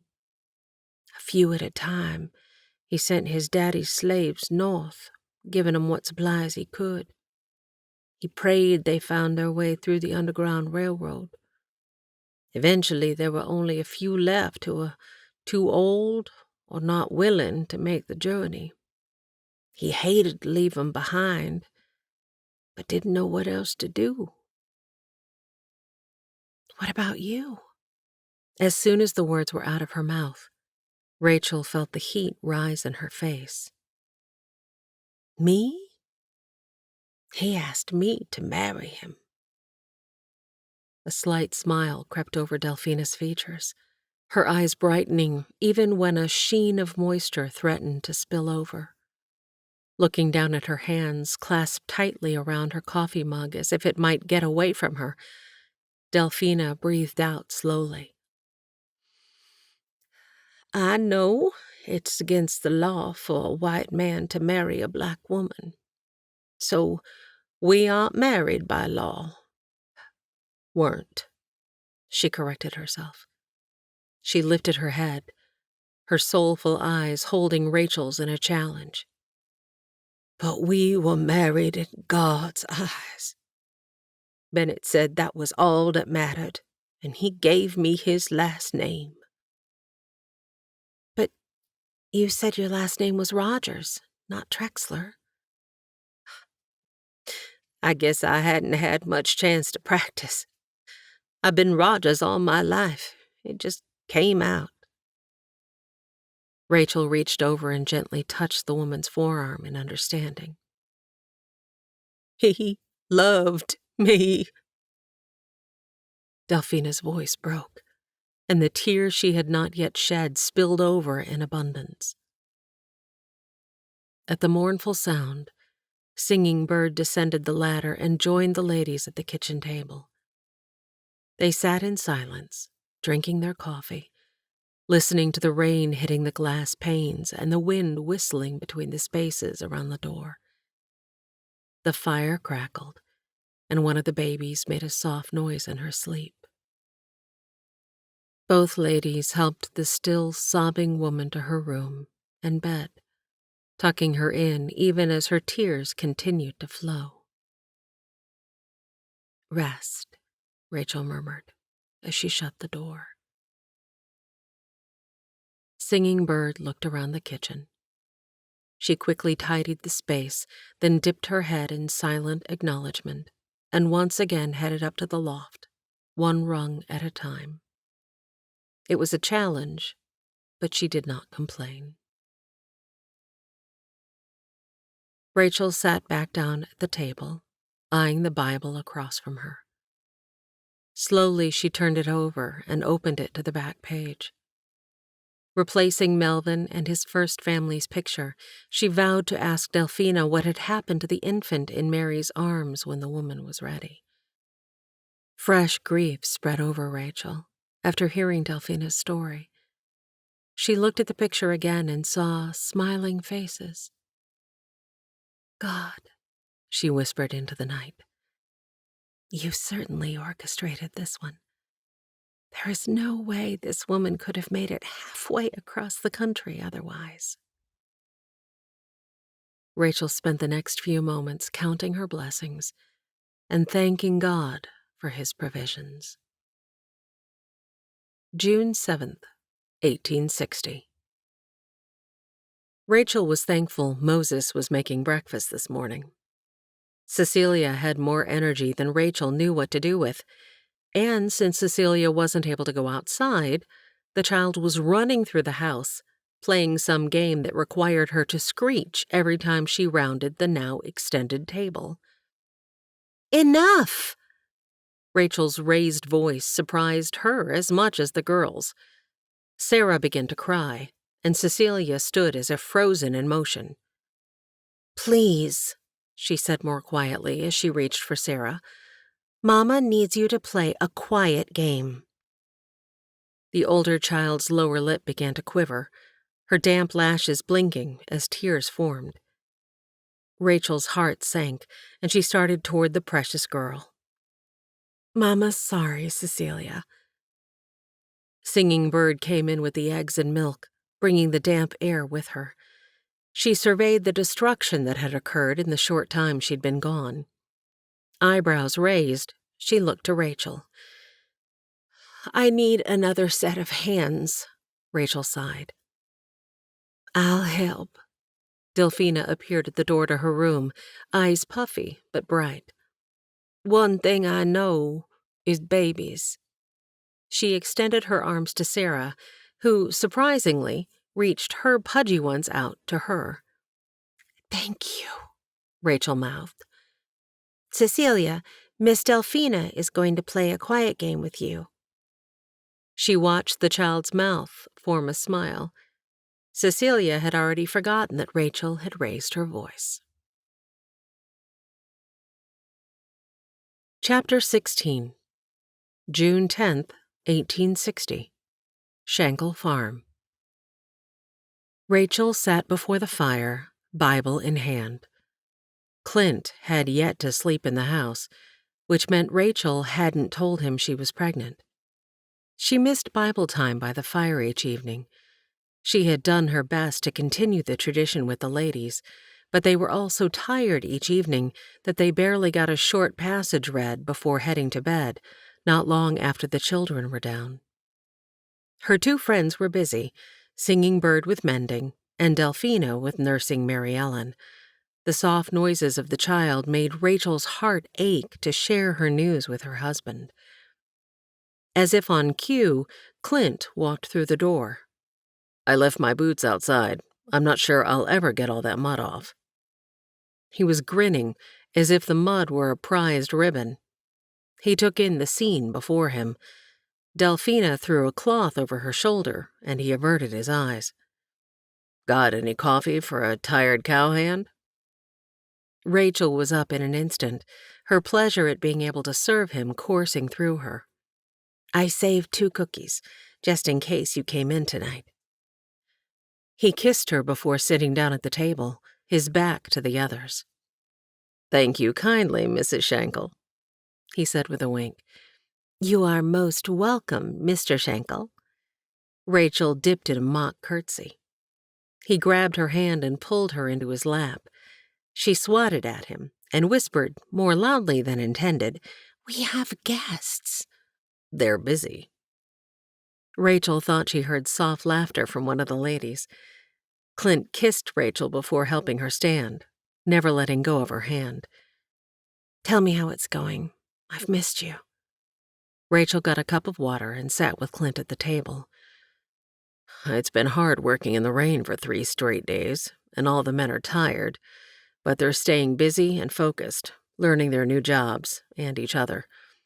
Connor and Yoan headed straight to Pete's this morning to help him with the horses. They've decided to sleep in Pete's barn rather than go back and forth each day. I'd sure like to know their story. They told me they'd had worse accommodations than a barn. Clint shook his head. Charlie wasn't too pleased when he heard about the arrangement.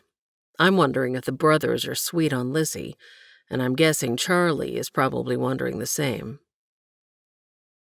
Neither of them was aware of how long they sat at the table and talked, nor when the other ladies left the room.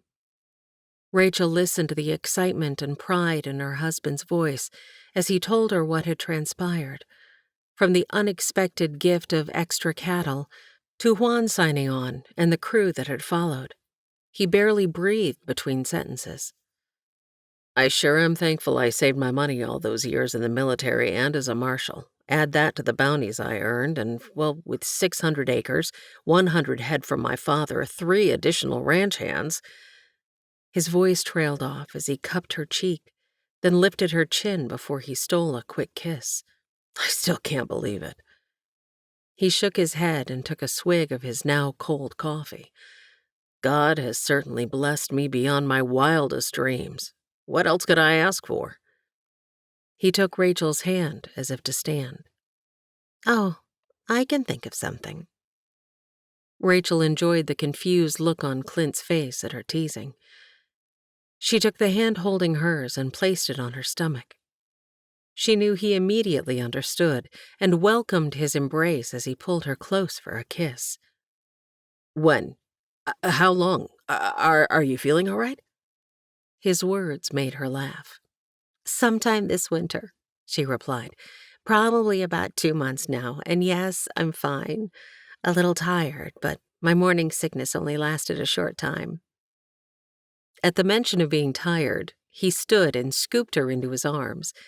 She had to clamp her hand over her mouth to keep from squealing like Cecilia had done earlier that morning.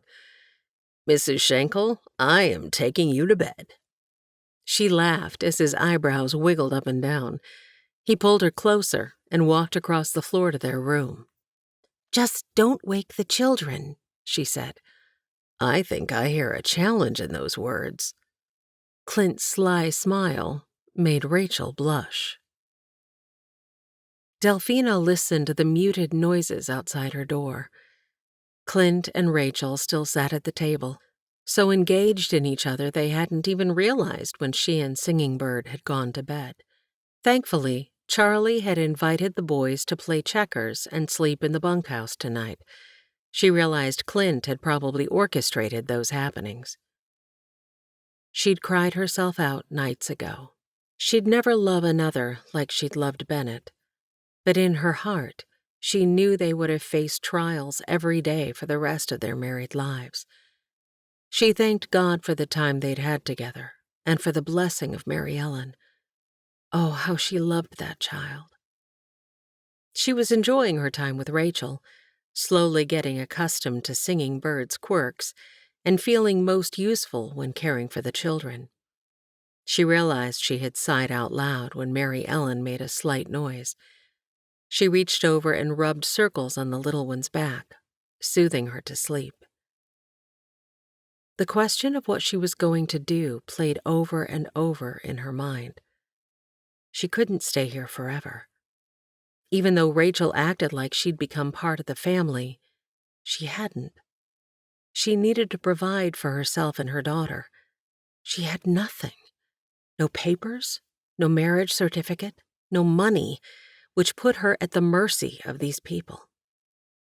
No matter how hard she tried, though, she couldn't come up with a plan. It was late in the night, when the house was quiet, that she crawled out of bed and knelt. Lord Jesus, I've followed you my whole life. I've done right in your eyes, Lord Jesus, every chance I got. I'm thanking you, Lord Jesus, for this family who... Her words trailed off. She looked up and out the small window at the stars twinkling back at her. Who were these people to her? They seemed to accept her as an equal, even treated her as such. Like a shooting star she'd once seen, a thought crossed her mind. Lord Jesus, did you bring me out here to help these folks? Is that what I'm supposed to do? Her heart at peace, she crawled back under the covers, letting their warmth envelop her like the love she felt from her Heavenly Father. All right, Lord Jesus. I'll serve you with all my heart by serving them. You just let me know when it's time for me to go. June 14th, 1860. Rachel counted her blessings and talked to God as she worked. Thank you, Lord, for the rain that made the kitchen garden and the fields flourish. Thank you for friends to help pick, clean, and can. We're exhausted, but you've blessed us with plenty. She looked at the lined shelves and watched as Lee carried more bounty to the root cellar, which was already filled with the first of the season's harvest. Lee, thank you for your help. Mrs. Shanko, ma'am, I prefer farming to ranching. I like working for Charlie in the fields and for you in the garden. The man bowed his head slightly before returning to the root cellar with another load. We've each found our place. Clint and Juan handled the cattle, the fences, and the barn. Charlie and Lee managed the fields, and Moses had built a small forge, incorporated the new anvil Clint had purchased, and shod Delphina's and the other horses. The man had also returned to Delphina's wagon, retrieved the wheel, and repaired it before driving the rig back and storing it on the barn's leeward side. Then he had started clearing the land for the addition to the house. He hauled 6 large, flat stones on which to lay the first of the logs.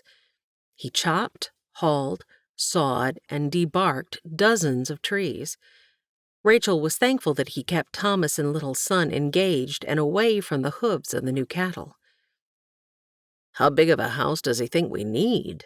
Clint remarked to Rachel as he eyed the growing pile one afternoon. He told me this morning he based it on the size of the trees. I guess we should be thankful we don't have taller trees, Clint said with a chuckle.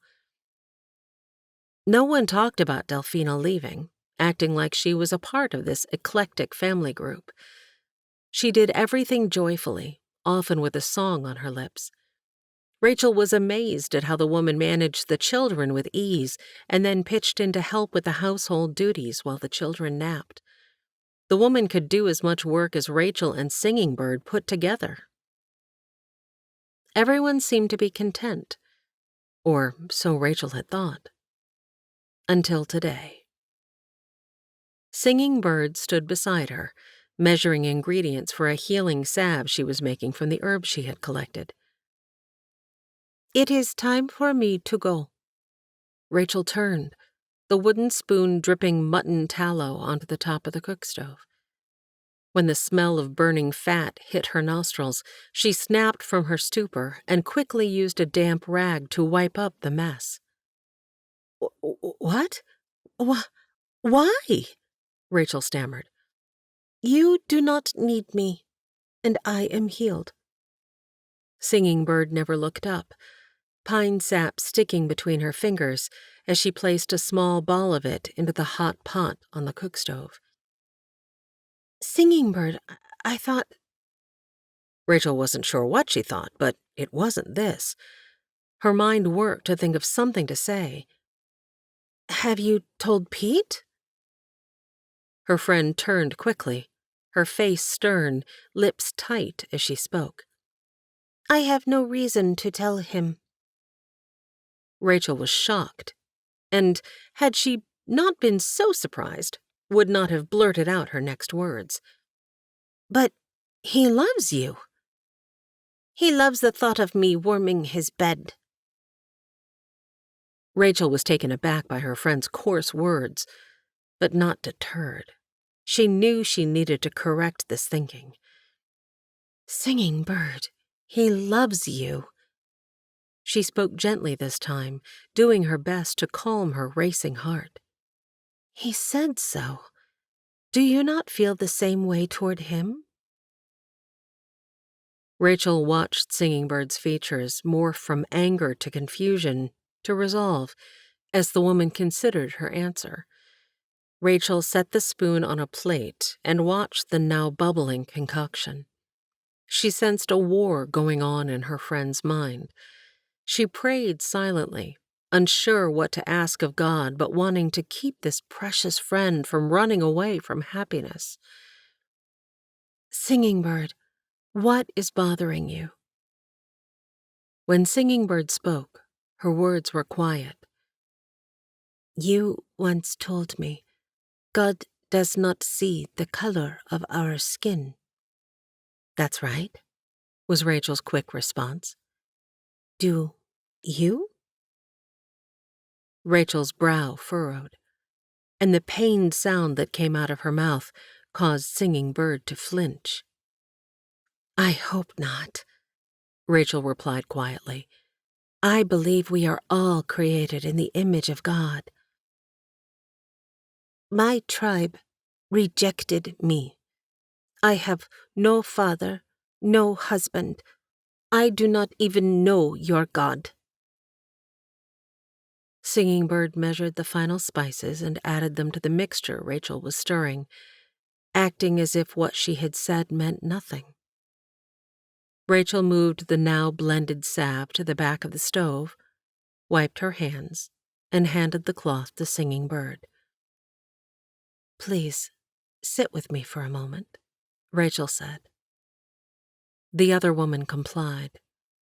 They moved to the table and sat.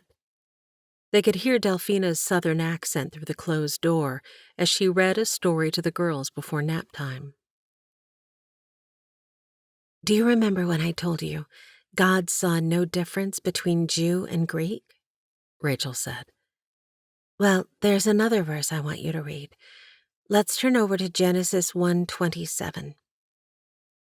Singing Bird did so and read, So God created mankind in his own image. In the image of God he created them. Male and female he created them. God made you, Singing Bird, and he made you in his own image. How can you and I be different if we come from the same God?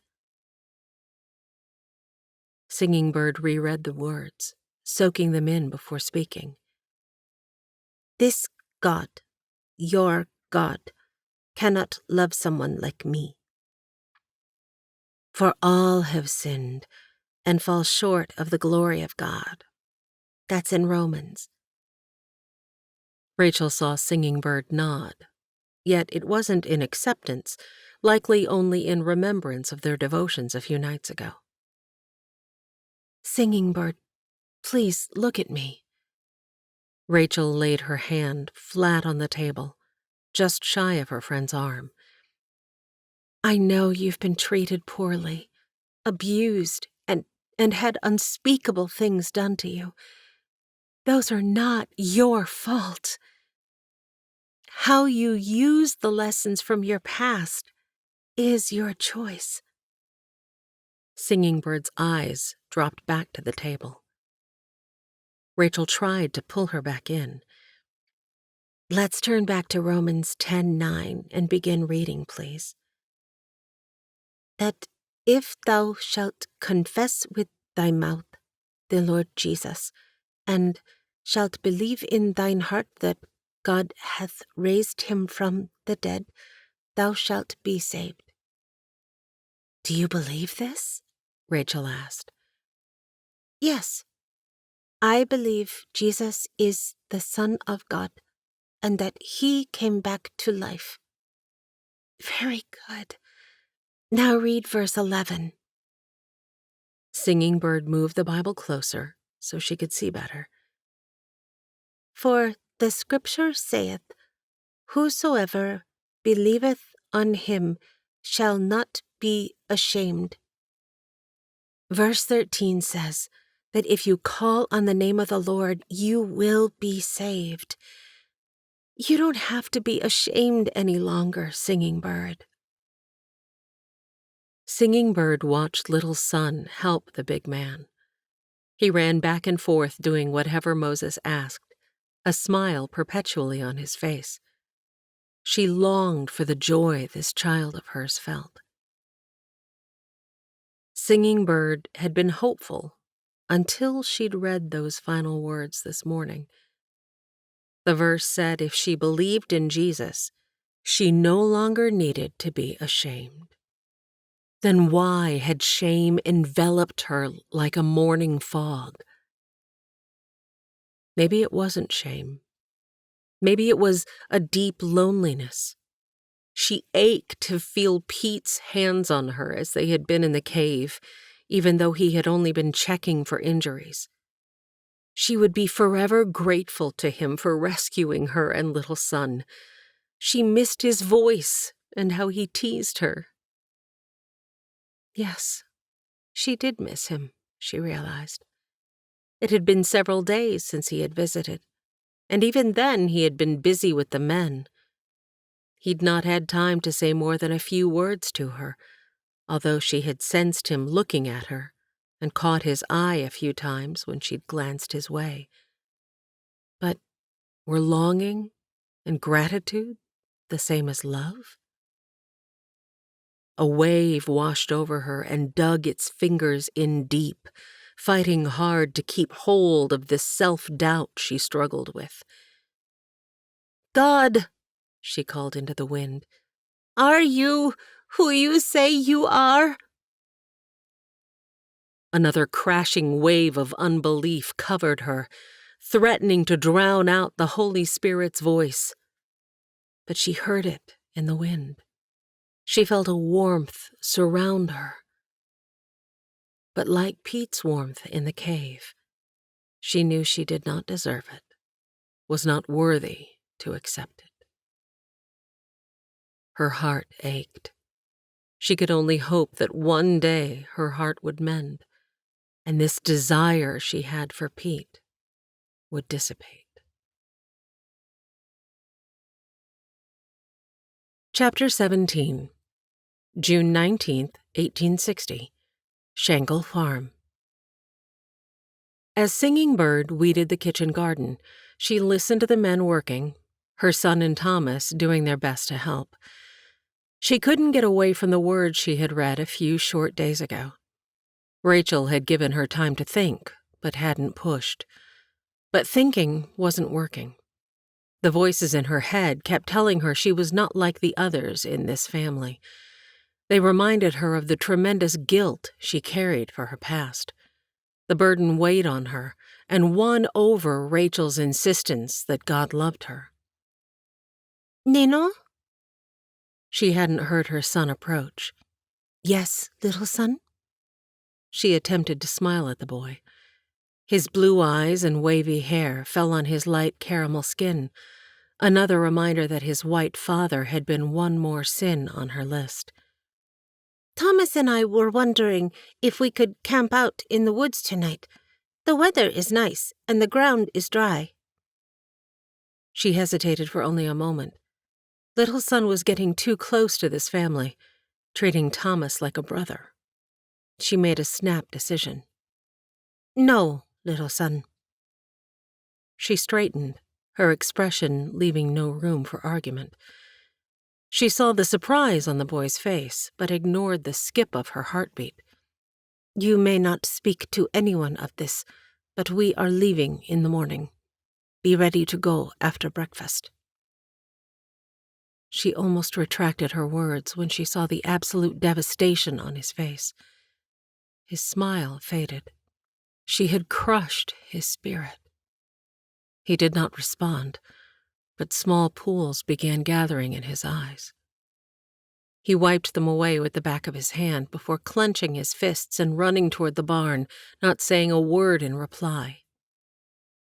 It is for the best, she told herself, trying to believe the lie. Those men sure can eat. Delphina wiped the back of her hand across her forehead. That they can. Rachel picked up the final dinner plate from the rinse water and handed it to Singing Bird.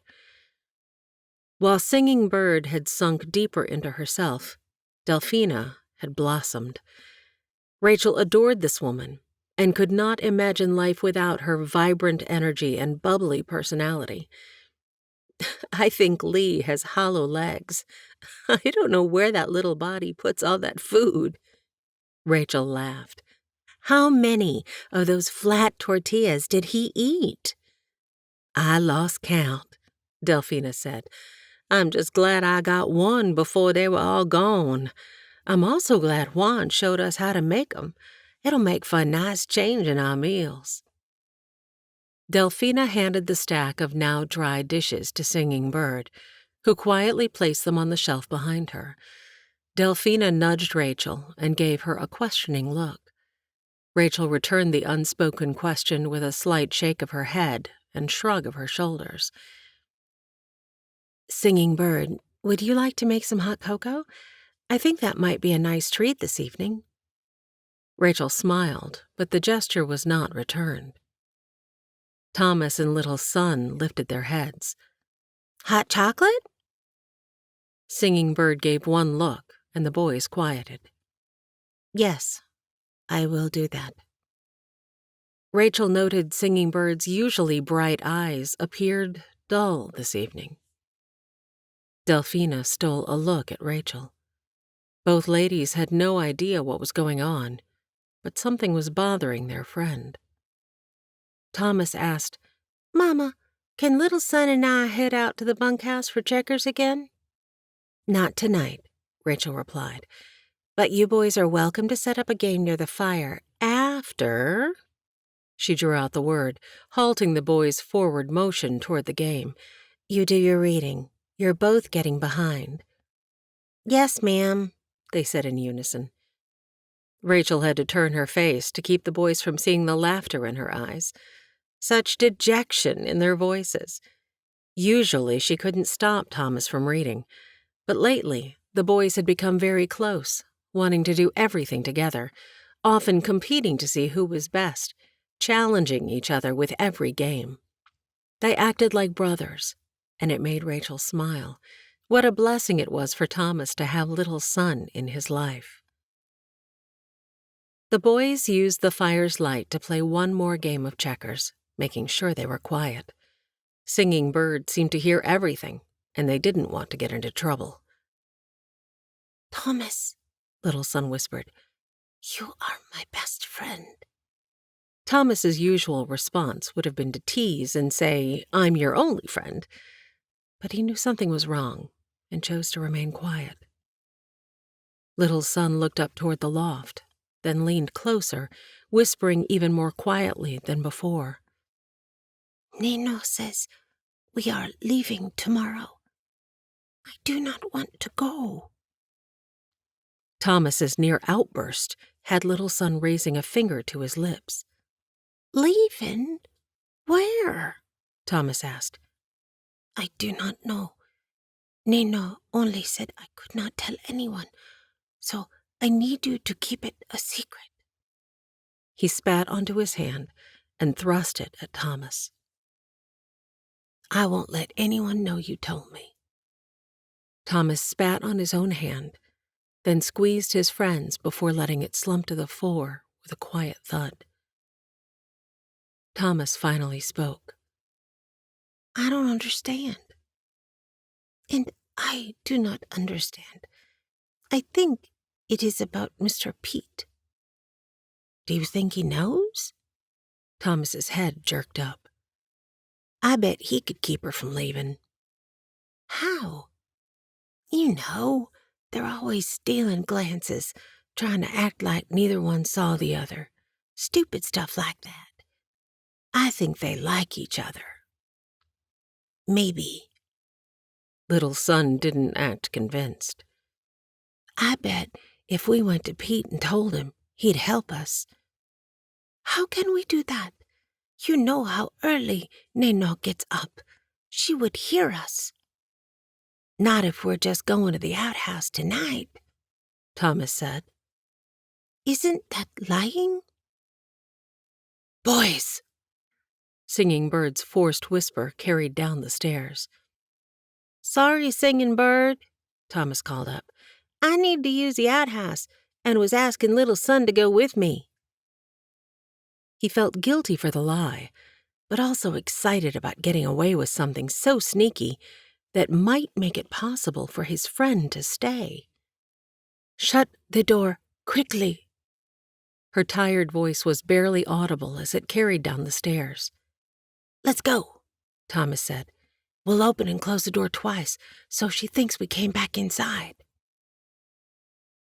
June 20th, 1860. Those boys are in trouble. Rachel flinched at Singing Bird's cross tone as her friend walked in the door. She glanced at the bedrolls, still unrolled. I noticed, Rachel said. I'd hoped the boys would return and clean up before you'd return from the milking and gathering eggs. I gathered the eggs and milked. They were not in the barn. They know better than to leave the house without cleaning up first. Singing Bird was not pleased. Charlie was in a moment ago. He didn't mention seeing them out at the bunkhouse.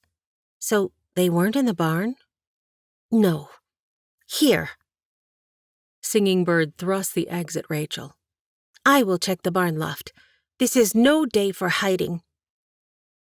Rachel wasn't sure why today was different from any other. She jumped when the door slammed. Well, somebody sure woke up on the wrong side of the bed. Did you say something, Rachel? Delphina carried a smiling Mary Ellen and placed her on the floor, pushing the boys' bedrolls over with her foot. Since when do the boys run off without first cleaning up? Singing Bird has gone to find them now.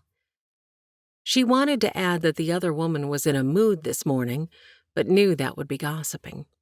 She held her tongue in check. A few moments later, the already warm morning air hit the room as the door opened and shut abruptly behind Singing Bird. They can go without breakfast. Her words were as clipped as her movements as she picked up the bedrolls. Something was very wrong. This was the first morning Singing Bird had not been up early to fix breakfast.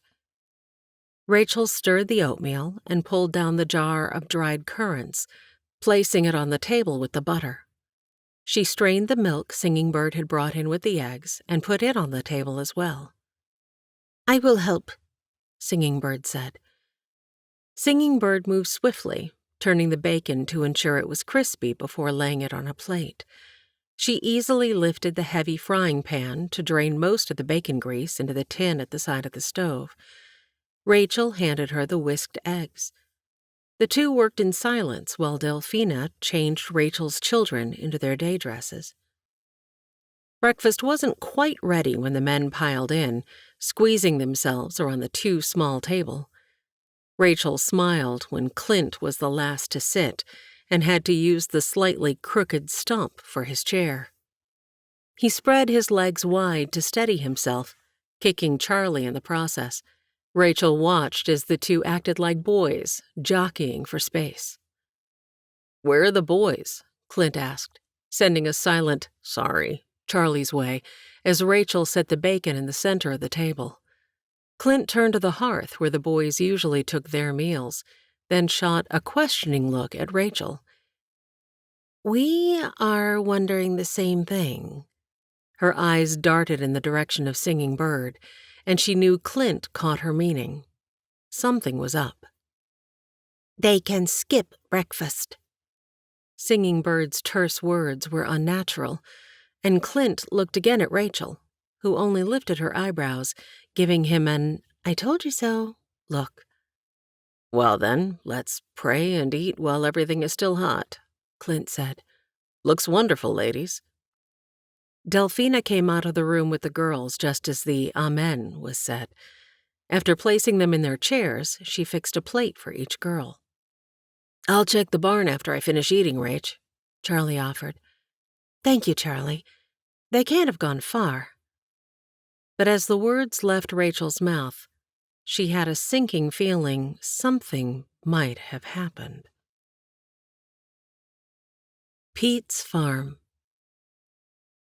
Pete appreciated Connor and Yoan. Those two boys were by far the hardest workers he'd ever known, and that was saying something, since he'd always given Charlie that accolade. He pushed his hair back and placed his hat on his head, securing it in its place for the moment. Are you ready? Lizzie's smile widened. It had become their morning joke since those boys slept as hard as they worked. Every morning, Pete would find one or the other sprawled out in what looked like the most uncomfortable position possible.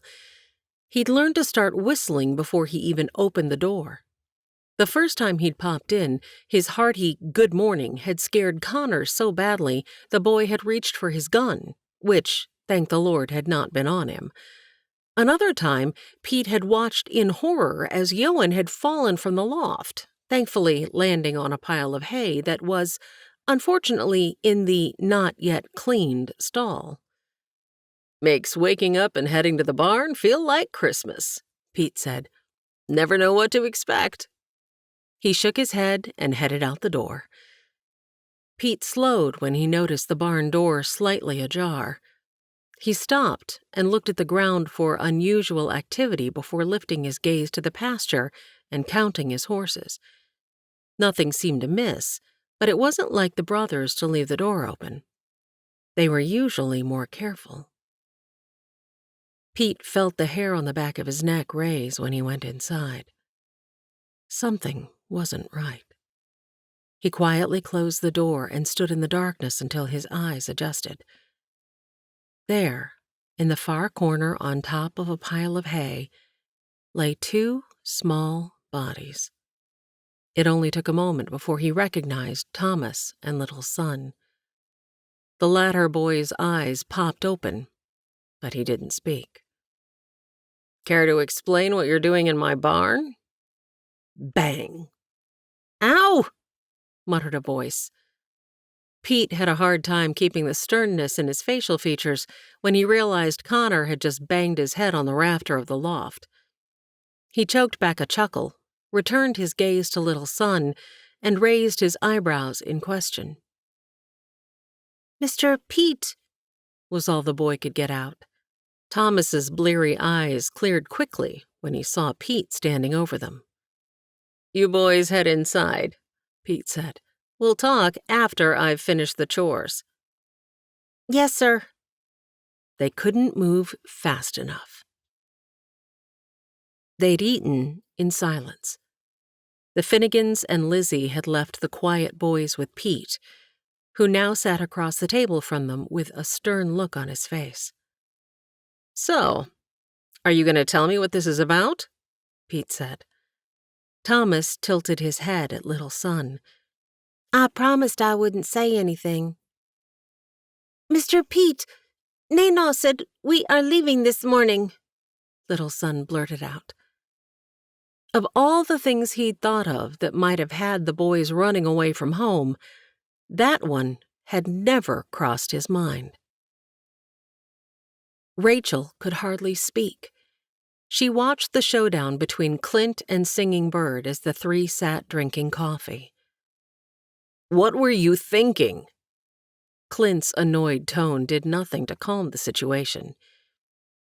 It is time for us to go, Singing Bird responded quietly, head lowered. Says who? You? Rachel? God? Clint raked his fingers through his hair. Singing Bird, I thought you were happy here. Rachel's words held a pleading tone, desiring to understand why her friend would want to leave. Hello, the house, called a male voice. Clint stood, taking his time as he pushed in his chair. He rested his hands on the back of it and took a deep breath before speaking. We'll finish this conversation in a moment. Singing Bird stood. Sit, Clint said.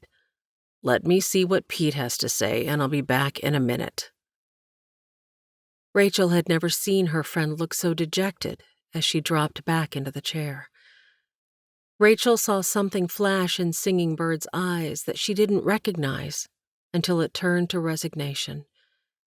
This was a new emotion Rachel had not seen in her before. Giving up was not in her nature, and Rachel worried for the woman. Rachel flinched when she heard 2 gunshots. Clint is letting his men know to head back, she said out loud, more to calm herself than to give information to Singing Bird. She was pouring coffee when Clint, Pete, and the boys entered, each finding a place to sit around the table. The boys looked like they'd already had their whippings, and Rachel wondered what had transpired on what must have been a very long ride from Pete's.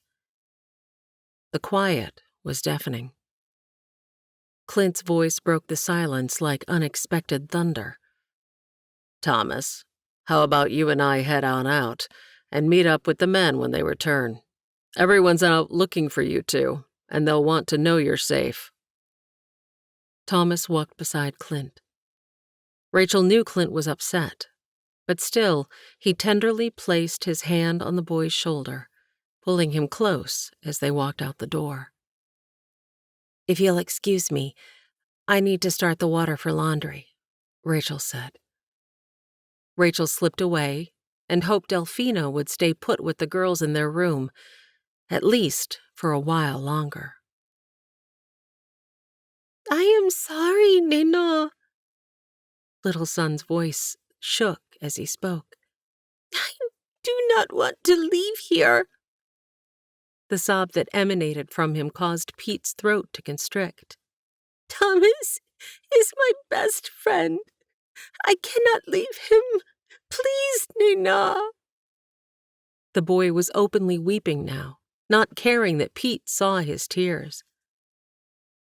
Pete looked up at Singing Bird, her own eyes moist. Why? Was the only word he could muster. She shook her head, but did not respond. Her slumped shoulders, typically square and challenging, along with her lowered eyes, concerned him. When had this happened? Did she feel trapped living in this home? He felt the check of the Holy Spirit. Let her go. He fought the urge to argue, knowing he must do the right thing. Singing Bird, if you need to leave, I will take you wherever you want to go, Pete said. His voice sounded unnatural in his ears. The words hung in the air, and when she didn't respond, he continued, I don't want you to go, but I love you enough to want what is best for you. Whatever will make you happy. She lifted her head, but her eyes never connected with his.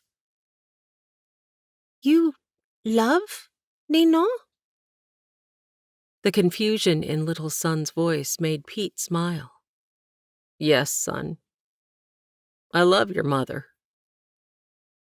He is not your son. The words Singing Bird spat did not sound hateful. Surprisingly, they sounded remorseful. No, not by birth, Pete replied. But Thomas isn't Clint's son either, yet he calls him son. Hope began to grow in Pete's heart when her eyes looked at him pleadingly. Singing Bird, I don't know how else to say it. I love you. I've loved you from the first time you tucked that non-existent strand of hair behind your ear. At the mention, her fingers reached up and did exactly as he'd said. His light chuckle made her lift her head, causing a lone tear to fall down her cheek. I love you, and I love your boy. He chose his next words carefully since Little Son was listening. I don't just want you as my woman. I want you as my wife. And you were right. There is a difference. I want to marry you. He reached across the table, placing his finger under her chin and lifting it until their eyes met. She looked at him for a long time before responding. I do not know. Desperation clawed at Pete. He wanted to say he had enough love for them both, that he'd spend the rest of his life working to make her happy if she'd just agree to marry him. But that still, small voice reminded him that he'd already decided to let her go. He needed to give her space and let her make up her mind in her own time, even if that meant losing her forever. Chapter 18 June 21st, 1860. Pete Manning's farm. You do it. Yoan pushed his brother with one hand. No, you do it. Connor used both of his hands and pushed his brother hard enough that the other lost his balance and stumbled backward. Lizzie had had enough. With her hands on her hips, feet apart, she was sure she looked as menacing as any ruffian they'd likely encountered on the streets of Ireland. Stop it. Sorry, Miss Lizzie. The petulant tone from Yoan made her nostrils flare. They were acting like children, and she was tired of it. You boys, she emphasized the word, hoping to knock them down a peg, need to quit arguing over whatever it is you're arguing over. Her voice continued to climb. The brothers stood wide-eyed, their eyebrows moving higher in sync with her voice. Whatever has you fighting day in and day out has got to stop. I've tried my hardest to ignore this, but if you can't stop, I'll be forced to let Pete know what really goes on during the day. Their eyes grew wider, and their eyebrows nearly disappeared into their hair. No, ma'am, Miss Lizzie, Connor said. Please don't be doing that. Connor slapped his brother, who returned the gesture, only harder. Lizzie rolled her eyes. Fighting Finnegans, Lizzie murmured under her breath. Miss Lizzie, we're real sorry. Yoan glared at his brother. Can you just do what needs to get done without fighting? I'll check the fence line today. You two can work off your energy by mucking stalls and clearing the land for your room. She turned, mounted a saddled maestro, and rode off before they could respond. Now see what you did. She's mad, Connor grumbled. She's even prettier when she's mad, Yoan replied. Rather than the usual bantering response, Connor pulled a coin from his pocket. I say we flip for the lass. Winner takes all. It had been a game they'd played for years, but never for a girl. Heads, Yoan called before Connor had a chance. Fine. Connor flung the coin in the air, caught it, and slapped it onto the back of his hand. He lifted his top hand, revealing the back side of the coin. A huge smile spread over his face as he stuffed the coin back in his pocket and looked at his brother. Our fightin' Finnegan days are over, brother. I won her, fair and square. Lizzie's mind wandered as she rode the fence line. She scanned the horizon, looking toward where only a day's ride northwest sat the little cabin, unused. Pete commented if the man had been out there this long, he could wait a little longer until someone headed to town. There wasn't a rush to alert the sheriff. Lizzie loved working with Pete's horses, but longed for her own string. She even enjoyed staying with her uncle, but ached for something more. She didn't mind fixing meals for the three men, but she wanted... Well, that was the problem. She wasn't sure what she wanted. Except when she closed her eyes. Then she saw sweet little Mary Ellen's face and Charlie's blue eyes. The midsummer sun was warm on her skin. She finished her rounds of checking the fence. Looking back to the house, she saw the brothers digging and leveling and knew they'd have a place to sleep other than the barn in a few short weeks. The fireplace would take the longest to build, and she decided she'd head for the larger body of water north of the Schenkel land to look for rock. She loved the outdoors. Lifting her face to the warming sun, she drank in the scents around her. Pine and the last of the wisteria mingled together as she crossed into the woods. The purple petals created a carpet under Maestro's hooves. It was quieter here than back at her parents' home. Her father owned acres of land and dozens of horses for her to enjoy, but he also had a slew of hired men, a few of whom liked to frequent the nearby town. She didn't miss much about home, except for Essie, her best friend. I wonder if she'd like to come visit. The thought hit, and a spark of excitement grew. Essie was prissy, always wearing just the right dress and matching bonnet, but she was an excellent horseman, She'd love the wide-open land. I'll write to her as soon as I get back. Maybe Pete will let me go to town. She knew she'd enjoy the time away from the brothers. They were wearing on her nerves.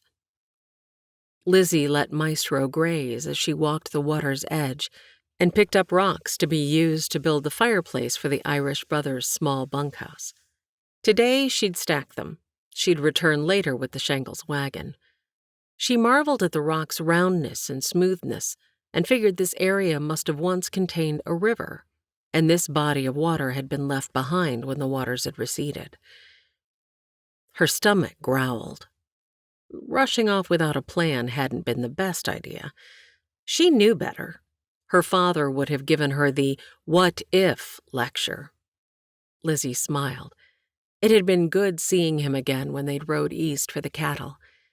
She was thankful he had extended his blessing, allowing her heart to rest. Lizzie skipped a small, flat rock across the water and watched the ripples expand. She bent to search for another, found one that fit well in her hand, and hurled it. The splash startled a fox and her kit, who had come for a drink at the edge of the water. The fox watched her cautiously, but did not retreat. Mary Ellen came to mind again. She could still feel the weight of the child in her arms, which now wrapped around herself. She bent and sat back on her heels and fingered the stones in front of her. God, this ache I feel, is this one of the ways you speak to me? Her gaze drifted across the water. She marveled at God's creation. A fish jumped, and her eyes flitted at the spot where it had left its mark on the surface. Natural sounds filled the air. Lizzie heard movement in the grass, loud enough to be a bear, but probably just squirrels playing. Birds twitted and tweeted in the branches above her. Occasionally they swooped to the damp ground for a meal to feed their babies. Even the trees made noise as the wind rustled their unfurling leaves of bright green. An American bittern, its brown and tan wings looking as if they had been dipped in ink, flew across the expanse. Its beak protruded forward, heavy with a large frog that hung limply over the edges. She watched as the bittern landed and disappeared in the tall grass, its coloring blending in perfectly. Only the wave of the grass indicated where the bird had gone. Lizzie admired the bird's ability to blend in. She'd always been the odd bird, as her brothers had called her. Lizzie didn't conform well to standards set for females. She rarely wore a dress. She was as good as, if not better than, most men at training and riding horses, and she wasn't one to cry.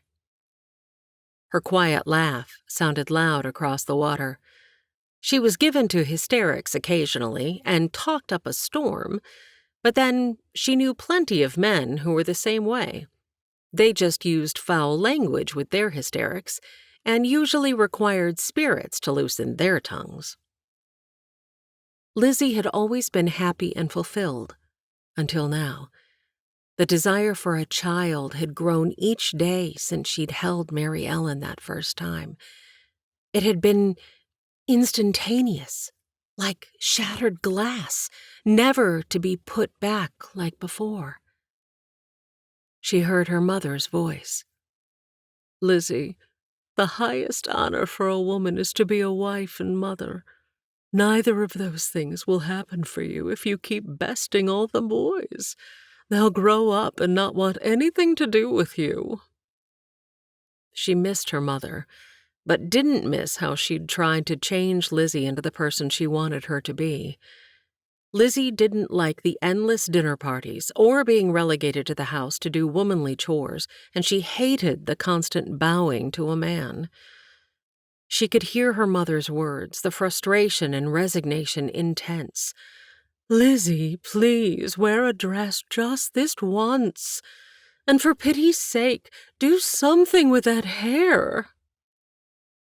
She'd almost cut her long locks short once, But her mother had walked in, seen her with the shears in hand, and had fainted dead away in the doorway.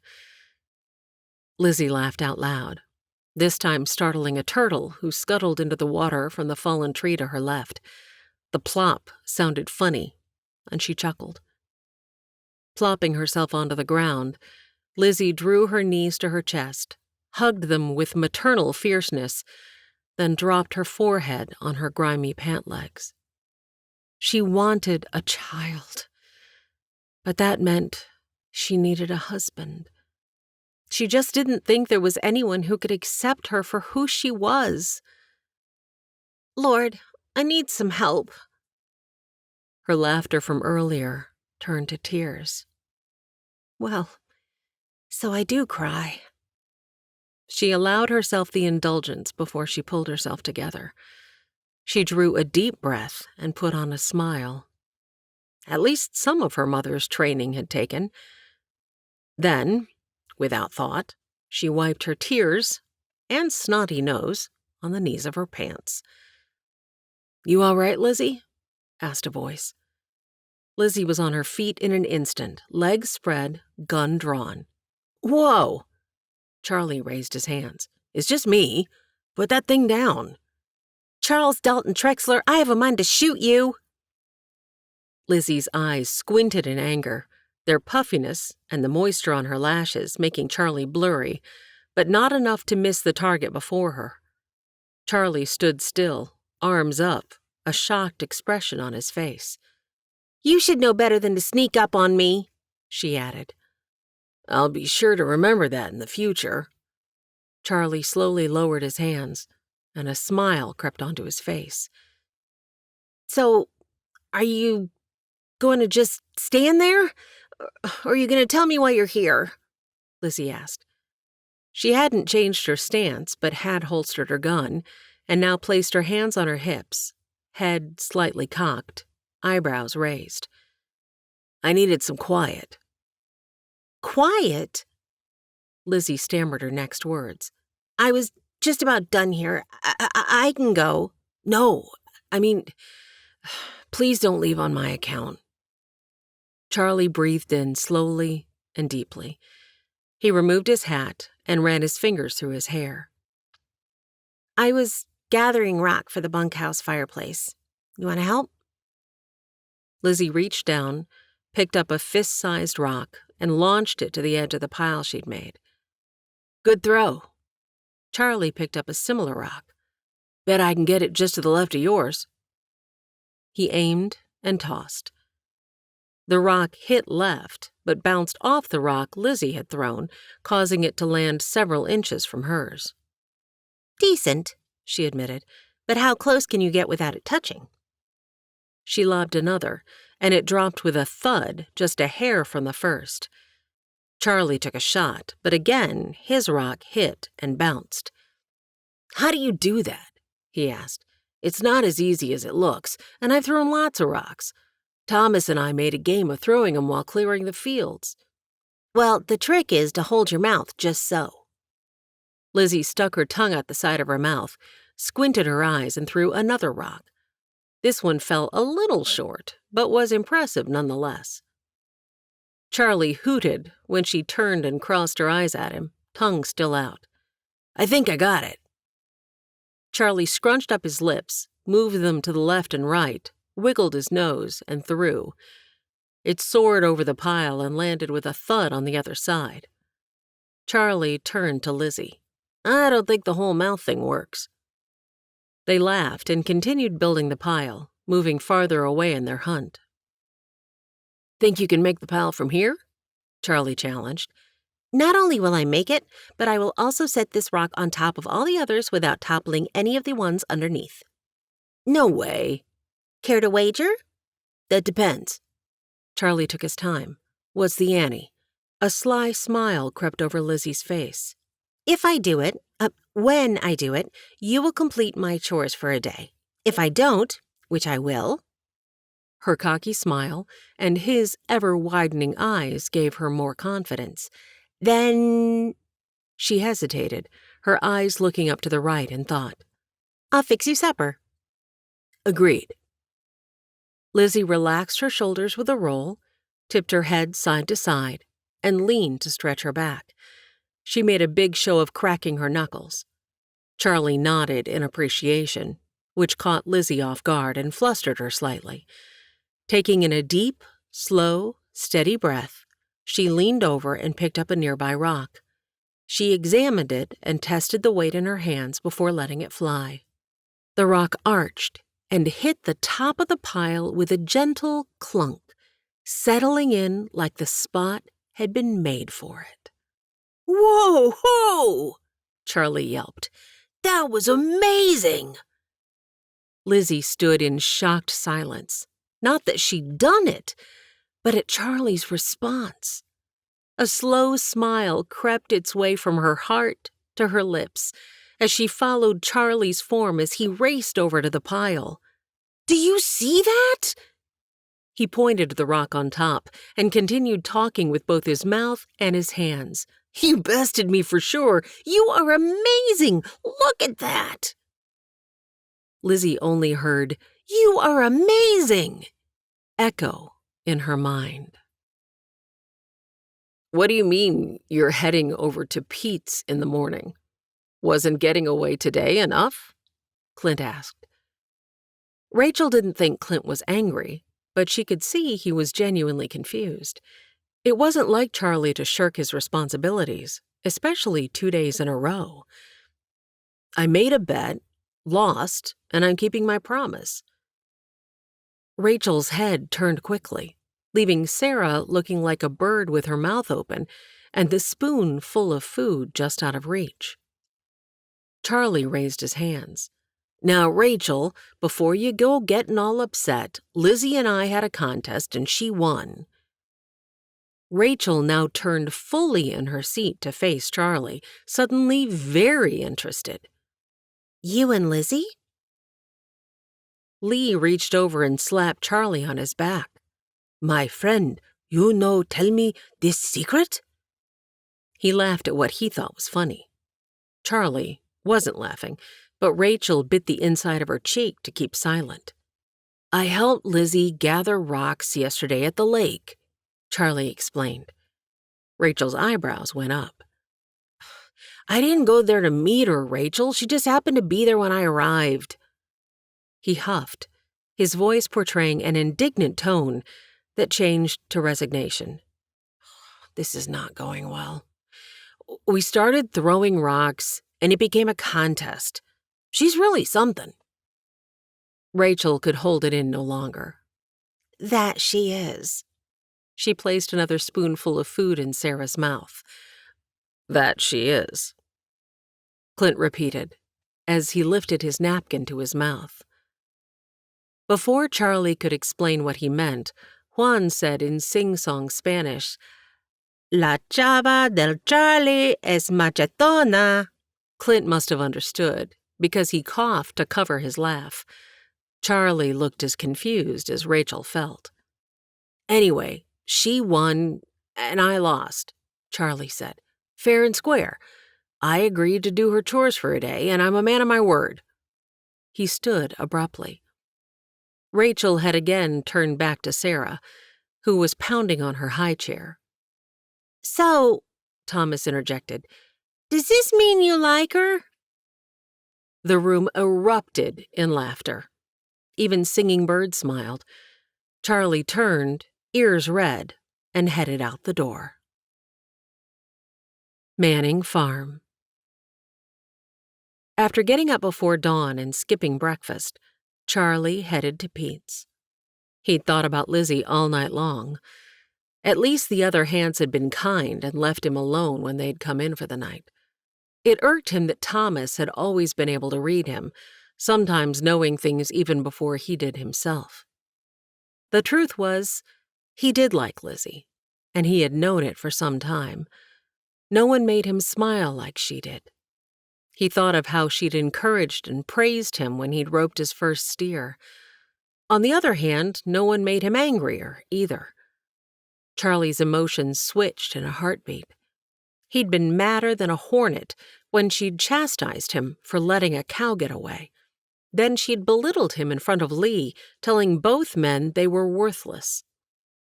Even now his stomach clenched, and he felt the heat on his neck creeping its way to his ears. He saw the fire in her eyes and felt their heat in his gut. He couldn't help but smile. She was beautiful when she was mad. He pulled into Pete's yard near the barn and yelled, "Hello, the house!" "Hard!" cried a voice. Bam! Charlie jumped off his horse and raced for the barn. He flung open the door to find Connor sitting on the barn floor, picking straw out of his hair with one hand and rubbing his knee with the other. "He fell out of bed," were his only decipherable words. Charlie looked up to see Yoan lean over the side. "You all right, Connor?" Yoan's red hair stood on end. He wiped his eyes as if just waking. "Yeah, we gotta hurry and get that bunkhouse built. This barn's gonna be the death of me." Connor stood slowly as if checking to see if he had broken bones. "Morning, Charlie," called a new voice. Charlie turned to see Pete standing in the doorway, a huge smile across his face. "Merry Christmas," Pete said. His laughter filled the barn. Odd greeting, but it is his barn. "Merry Christmas, Pete?" Charlie replied in a questioning tone. To this, Pete's laugh turned into a bray. Charlie wasn't sure what to do, but Pete sounding like a donkey always made him smile. "Uncle Pete, what happened this time?" called Lizzie. Charlie watched as Lizzie walked in, her hair not yet braided, the strands blowing in the morning breeze. "I haven't heard you laugh that hard in a few days." She turned to Charlie. "Good morning, Charlie." Her eyes were bright with mirth. Her skin was rosy as if just scrubbed, and her hair continued its dance in the breeze. Charlie couldn't respond. His smile turned into a silly grin. Pete pulled himself together. "Well, Charlie, I hear you're here to work today. I know Lizzie said you were to do her chores, but I struck a deal with her. We're ready to lay the logs for the bunkhouse, and I need your strength. With 4 of us, we should be able to finish by nightfall, if not sooner. You game?" Pete put his hat on his head. "Yes, sir." Charlie glanced at Lizzie. "That is, if you agree to that. I don't want to go back on our wager. You won fair and square." He said this with as much honesty as possible, especially since he had no idea what Lizzie's chores were and wasn't looking forward to laundry or cooking today, if that was what she expected. Alongside the nighttime visions of Lizzie's eyes, he'd seen piles of potato peels and dirty clothes at his feet. "Oh, thank you, Charlie," Lizzie said. "I wasn't looking forward to lifting those logs, so this works out perfectly.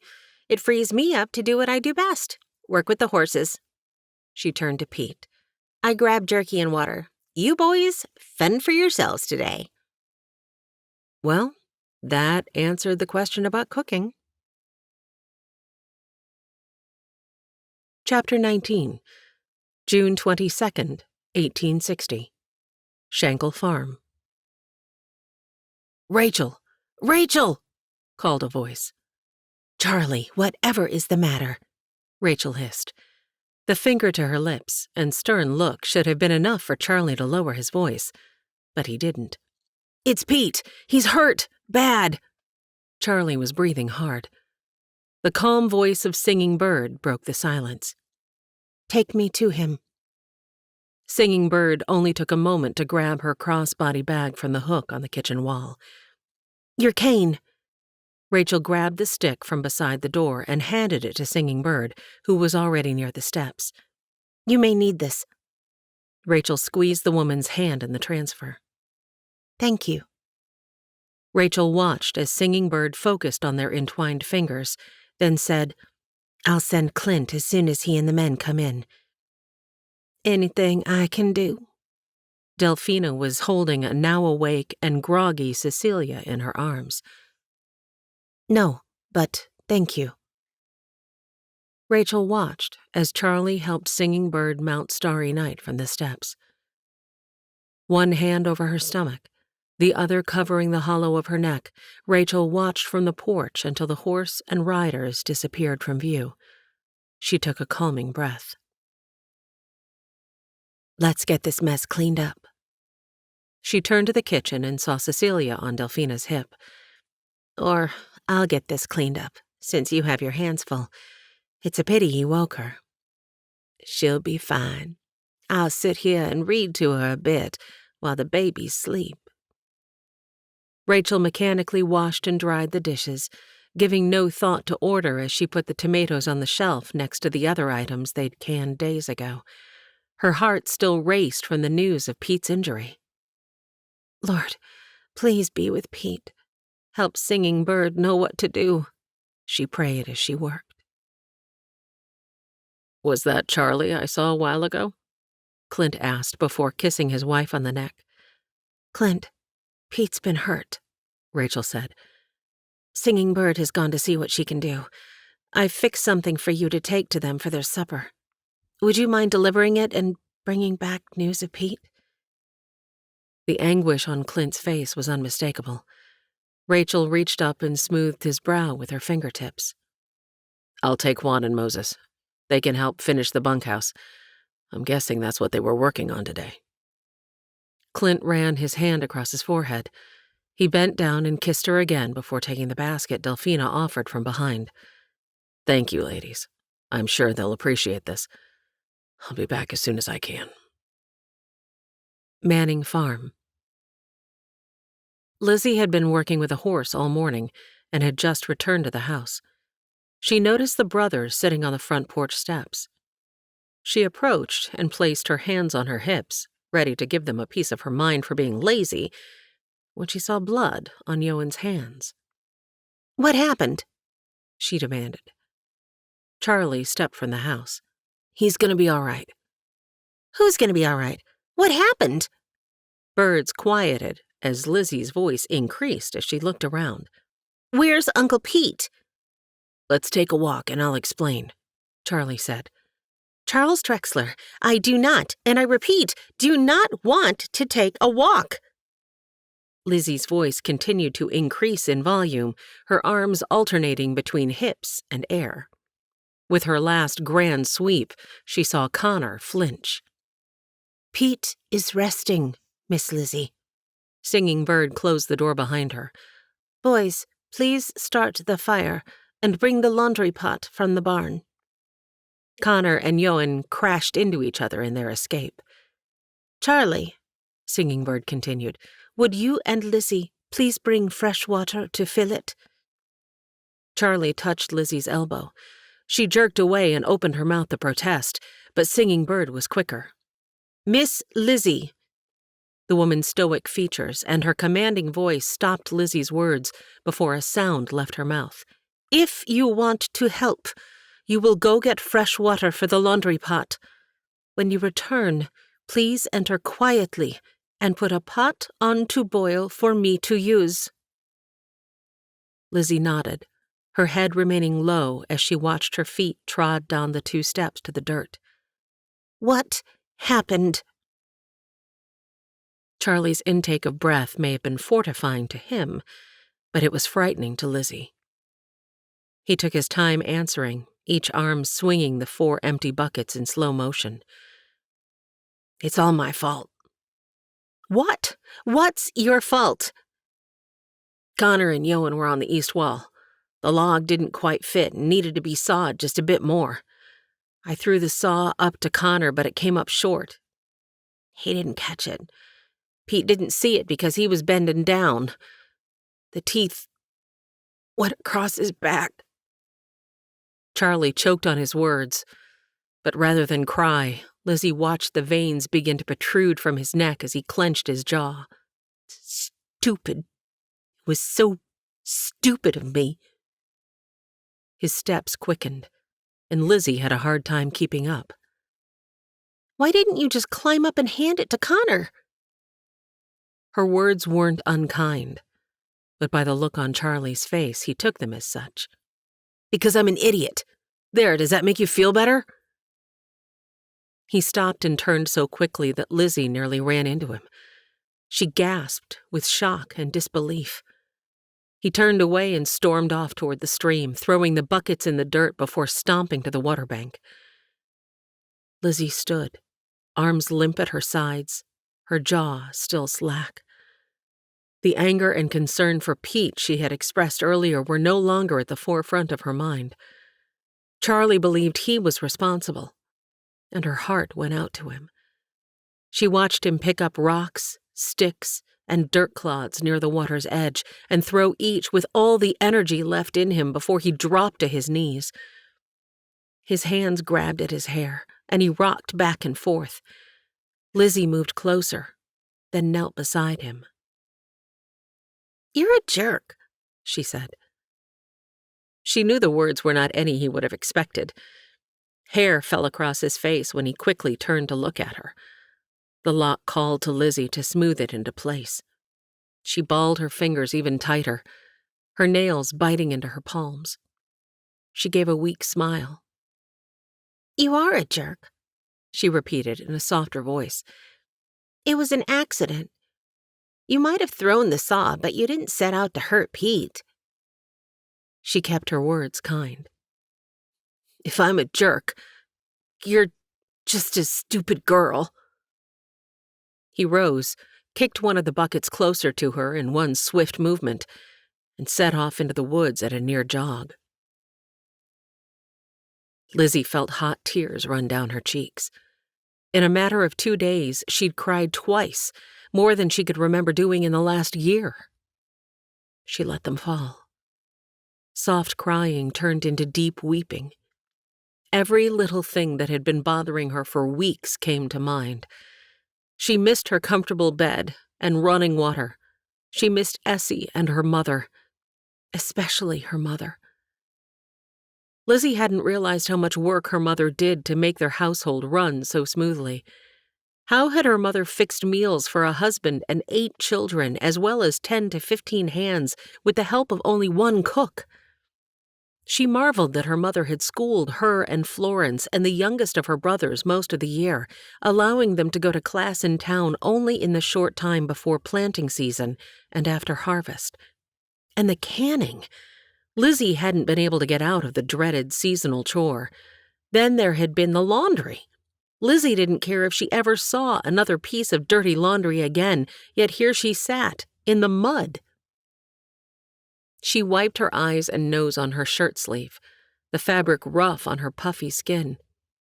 She tried to focus on the water before her, but all she could see were those blue eyes of Charlie's. Her tears began afresh, and she bemoaned the fact that she'd foolishly given her heart, finally surrendered her heart to a man, only to have it crushed. She hadn't even meant to, but Lizzie now knew she loved Charlie. But it was obvious he didn't feel the same way. Lizzie wasn't sure how long she cried, but it was long enough for the adrenaline rush of hearing about Pete and the harsh words from Charlie to drain her completely. She struggled to lift and balance 2 of the buckets of water, the contents sloshing over the sides and soaking her dirty trousers. More tears came. She couldn't even dress like a respectable girl. She'd never find someone to love her. She was, as Charlie had said, just a stupid girl. "Lizzie?" Charlie's voice was soft and questioning. "Lizzie, I'm sorry." At the words, all the fight, all the energy left Lizzie, and she dropped the buckets. Water covered her boots as her hands covered her face. Charlie ran the last few steps and grasped her hands, pulling them away. "Lizzie, I am so sorry."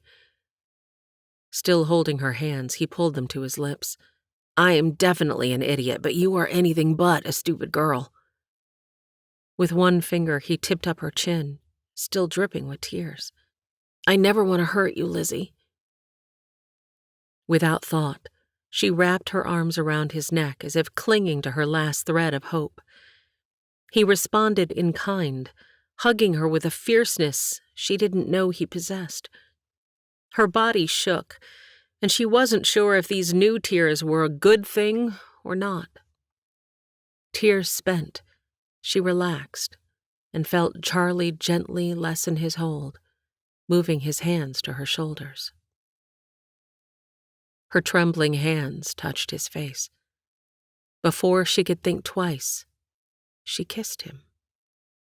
It may have surprised him as much as it did her, but he responded and pulled her close.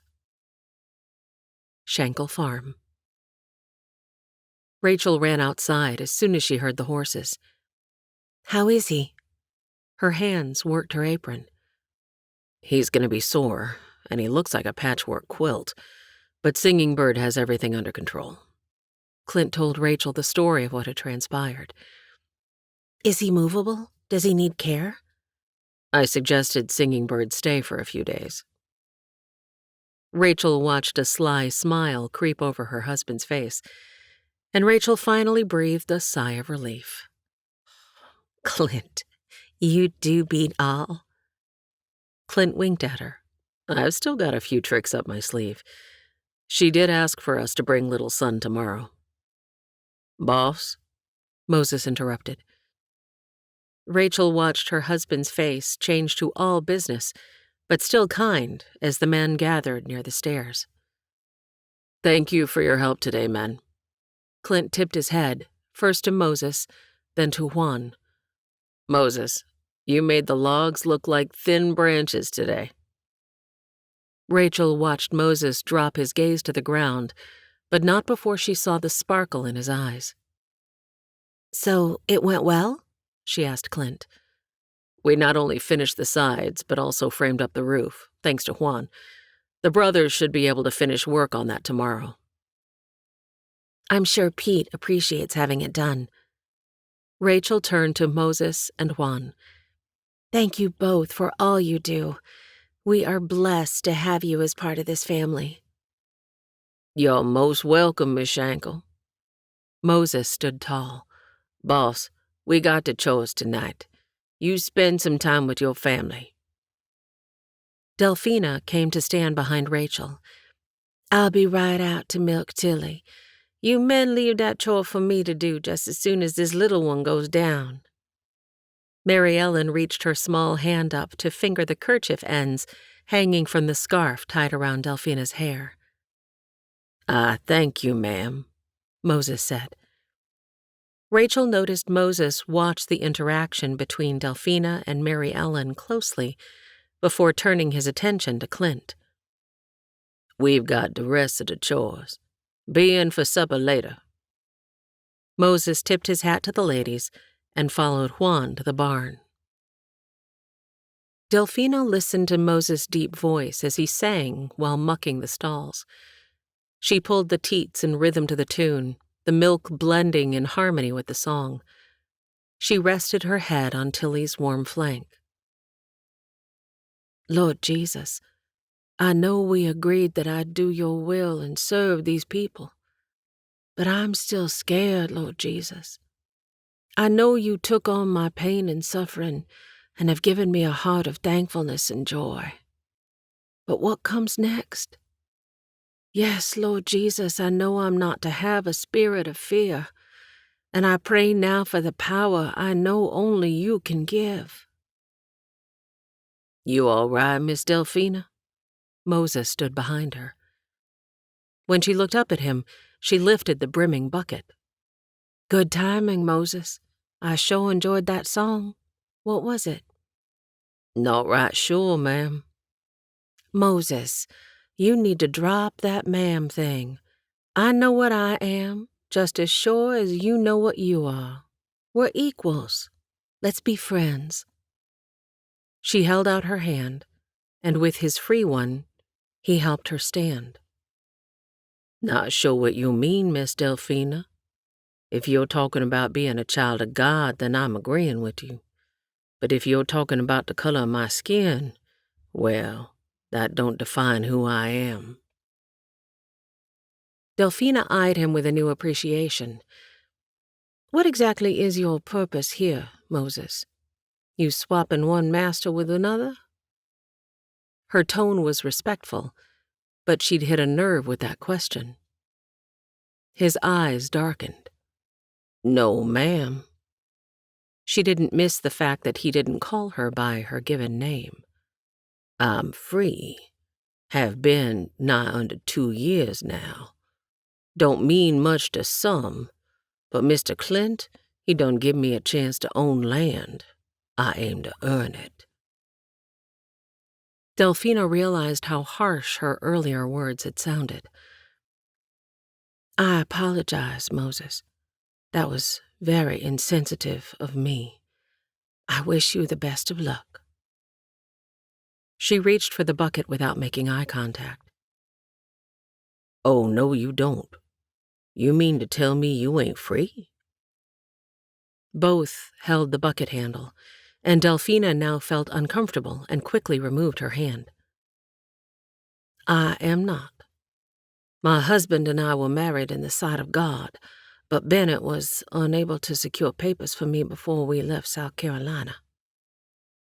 Her squared shoulders and lifted chin emphasized her words. Moses nodded, but did not respond. The truth is, Moses, I don't know what I am, and it was thoughtless of me to speak so coarsely earlier. Again, I apologize. She turned to go, but Moses reached out and put his large hand on her shoulder. What you gonna do? The heavy sigh before she spoke was as telling as her body language. God's will.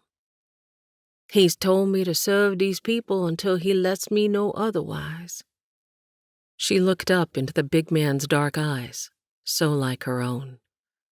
Problem is, I don't know if the Shankles have heard the same thing. That does put you in a pickle. You got someplace to go? No. My husband had planned on looking for his brother, Melvin, and seeing if we could find land nearby. Her eyes misted, but no tears fell. He found his family. Or should I say, they found him. She shook her head, clearing her thoughts. I never thanked you for coming to my rescue that day. My pleasure, ma'am. She couldn't respond. Miss Delphina, I'll be praying about your situation. God knows your troubles. Supper! Thomas yelled. I enjoyed listening to you sing, and the peace of the barn. She smiled up at him. I hope we get a chance to do it again real soon. Yes, ma'am, Miss Delphina. That would be nice. Are you still awake, Rachel? Clint whispered into the night. Yes. She watched as he turned on his side, propping his head on his hand.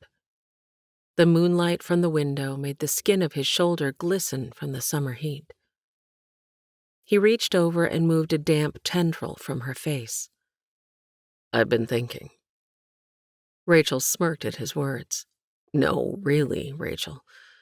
You've got your hands full with the girls, and now another on the way. He touched the small mound of her growing abdomen.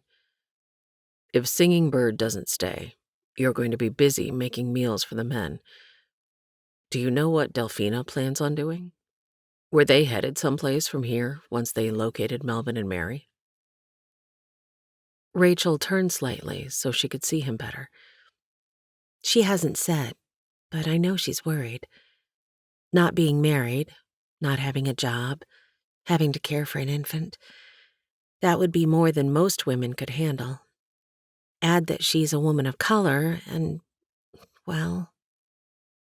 She's colored? Now that you mention it, I guess I can see it. Clint let out a deep breath before flopping a bit too loudly on his back. The bed squeaked, and Rachel remained motionless, holding her breath, praying the girls stayed asleep. Do you think she'd agree to stay on and work for us? Clint asked. I can pay her, just like I do the men. I wouldn't want to offend her in any way. I can certainly ask her. I'm gonna need help for sure. Do you really think Singing Bird will leave? She'll leave here. That's a given. Whether she leaves the area or leaves to go to Pete's, that's the bigger question. June 25th, 1860. Manning Farm. Lizzie was glad to get away. She liked Singing Bird, but there just wasn't room for two strong-minded women in a cabin, no matter how big or small. And the not talking that was going on between mother and son had Lizzie ready to pull her hair out. Little son sure could hold a grudge. It was obvious he did not want to leave Thomas, and was as sullen as his mother. Lizzie was thankful the brothers had invited the boy to bunk with them. Maybe little son would keep them from their constant fighting. Maestro moved smoothly, his natural gait rhythmic. Lizzie loved the familiar sound and gave Maestro his head, loosening the horse's reins and allowing him to follow the path to town at his own pace. The sound of the hooves on packed ground lulled Lizzie, and her mind wandered, settling on the kiss she'd given Charlie. There had been no doubt that she'd initiated the kiss. She'd been momentarily embarrassed at being so forward until Charlie had returned her offering in full force, taking over and leaving her knees weak. Breathing heavily, even now at the remembrance, Lizzie shivered at the thrill. There had been no declaration of love, no inappropriate passion, and no misunderstanding. Charlie liked her, and she liked him. The heavy water buckets each had carried to the house had been the only thing that had kept them from holding hands. The horse slowed to a walk at Lizzie's prompting, his breathing heavy, matching her own. Lizzie rubbed the reins' supple leather between her fingers, gently weaving the strips until Maestro responded to her light touch of the reins. Sorry, boy.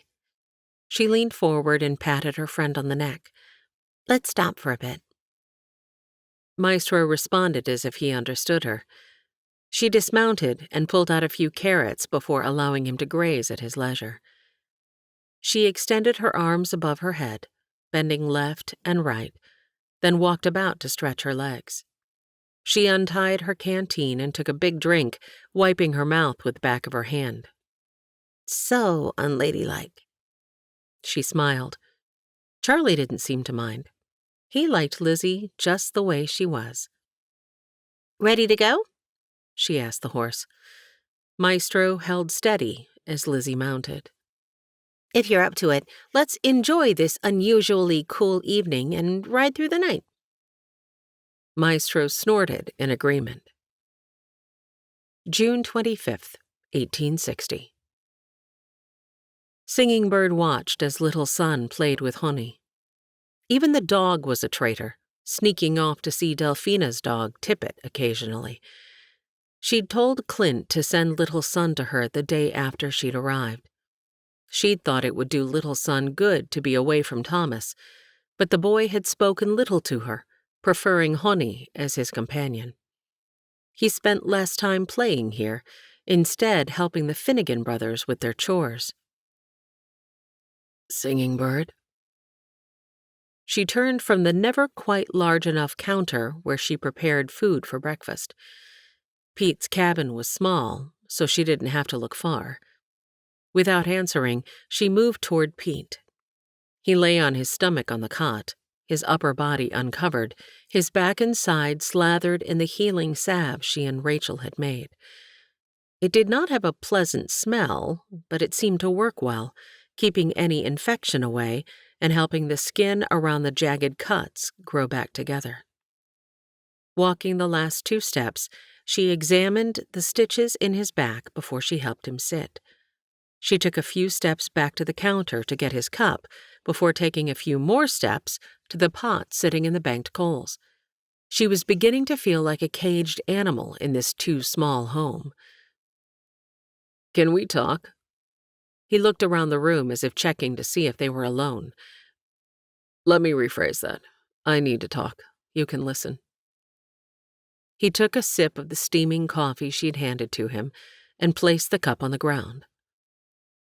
"What do you want to do, Singing Bird?" He waited, but she stood silent, and he had to look up to see her.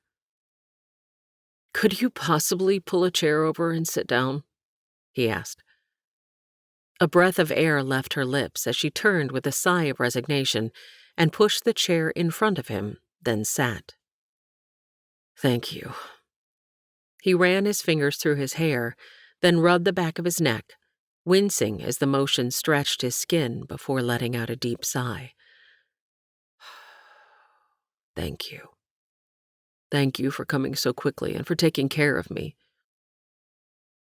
She remained motionless, feet and hands crossed right over left, but did not respond. "Also," he paused, then leaned forward.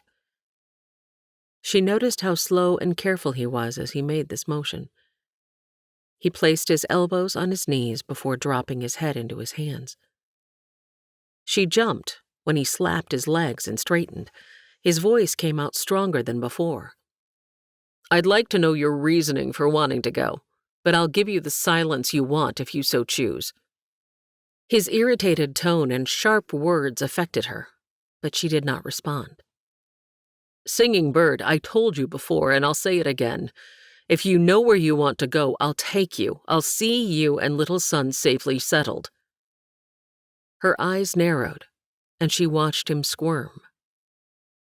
He held up his hands. "But—" "No. No but. Just— this is killing me, Singing Bird." He stood and took the shirt from the peg over the cot. She rose to help him, but he put his hand up. "No. I've got to get used to doing it myself." His words were as heavy as his footsteps, and both echoed in the room as he crossed the floor. "I'm going for a walk. If you're still bent on leaving, please be ready to go at first light tomorrow."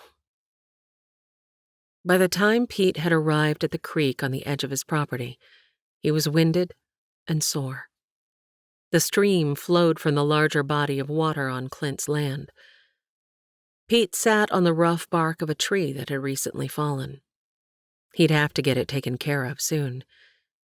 He heard light footsteps behind him, but didn't turn, more from pain than any other reason. Little Son sat beside him. They watched the water trickle over the stones while Honey drank, the dog's eyes always aware of his surroundings. "You're fortunate to have such a friend, Little Son."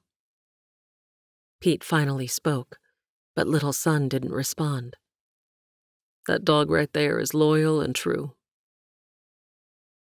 He heard a sniff and turned to see Little Son wipe his nose with his hand, smearing dirt on his face. When Pete opened his arms, the boy threw himself into Pete's embrace. He smoothed the silky hair, now cut short like Thomas's, and pressed the boy's head into his chest. "I do not want to go. Please, Mr. Pete, please make Nana stay." "I wish I could, son. I wish I could. The truth is, I want nothing more." He looked up and saw a robin grab a worm and hop, testing to see if the weight was too heavy to lift in flight. He gently pulled the boy from him and pointed to the bird. "Nana, she's like that robin. She knows she needs to provide for you and herself, but she's hopping around trying to decide if she's going to be able to fly with the extra weight. What she doesn't realize is that I want to help her carry that weight." "I do not understand." "No, I don't suppose you can." He looked at the boy. "You need to know that I love you and your mother very much." "Then get married," Little Son interrupted. "I wish she'd agree to that, but it's going to take more than you or me to convince her." Pete thought back to the story the two had told of the angel and wish the heavenly being would reappear and knock some sense into that stubborn woman. Let her go. Pete sighed, knowing no amount of wishing was going to do any good. He looked heavenward in understanding. No matter how far apart we are from each other, I'll always be here. Pete reached over and touched the area near the boy's heart. Little Son leaned into Pete, and they sat there watching as Honey slipped off into the underbrush, his nose to the ground. Singing Bird watched Pete and her son. She could not hear their words from this distance, but she understood every motion. She hated disappointing her boy, but she had to do what was right. The problem was, she honestly didn't know what that was. Chapter 20. June 26th, 1860. Shumard Oak Bend. Thanks again, Sheriff. Lizzie waved as she walked from the jail to the magistrate's office, a spring in her step. She nodded at a passing family, ignoring the judgmental look from the woman who took in Lizzie's trousers with an eyebrow-raised open stare. Good morning, ma'am. Lizzie smiled brightly and spoke in her sweetest voice, tipping her cowboy hat like a gent. She laughed out loud at the woman's response. Charlie would have thought that was a hoot. His face swam before her eyes, causing her smile to broaden. She strode with confidence across the street. Yesterday, she'd dropped off letters to her parents and Essie, picked up a few necessities at Gray's Mercantile, then enjoyed her time with Mr. and Mrs. O'Sullivan. Today, she had business to attend to. Stepping up onto the boardwalk, she repeated her earlier performance to the person in front of her, but surprisingly, this man reached out to open the door she was about to enter. "You look like a woman on a mission," he said. Lizzie noted his well-made, polished shoes rather than cowboy boots under the pressed pant legs of a small-framed man. Yes, thank you. She kept her hat in her hand and stepped inside the dimly lit but well-kept office. I'm here to see the magistrate about some land. I am Reuben Smith, town clerk. He held out his hand, which she took and shook, wondering if the ink would transfer to her own hands, since his were quite stained. Magistrate Marley ran to the bank. He should return any time. If you have information on the land, I can get things started.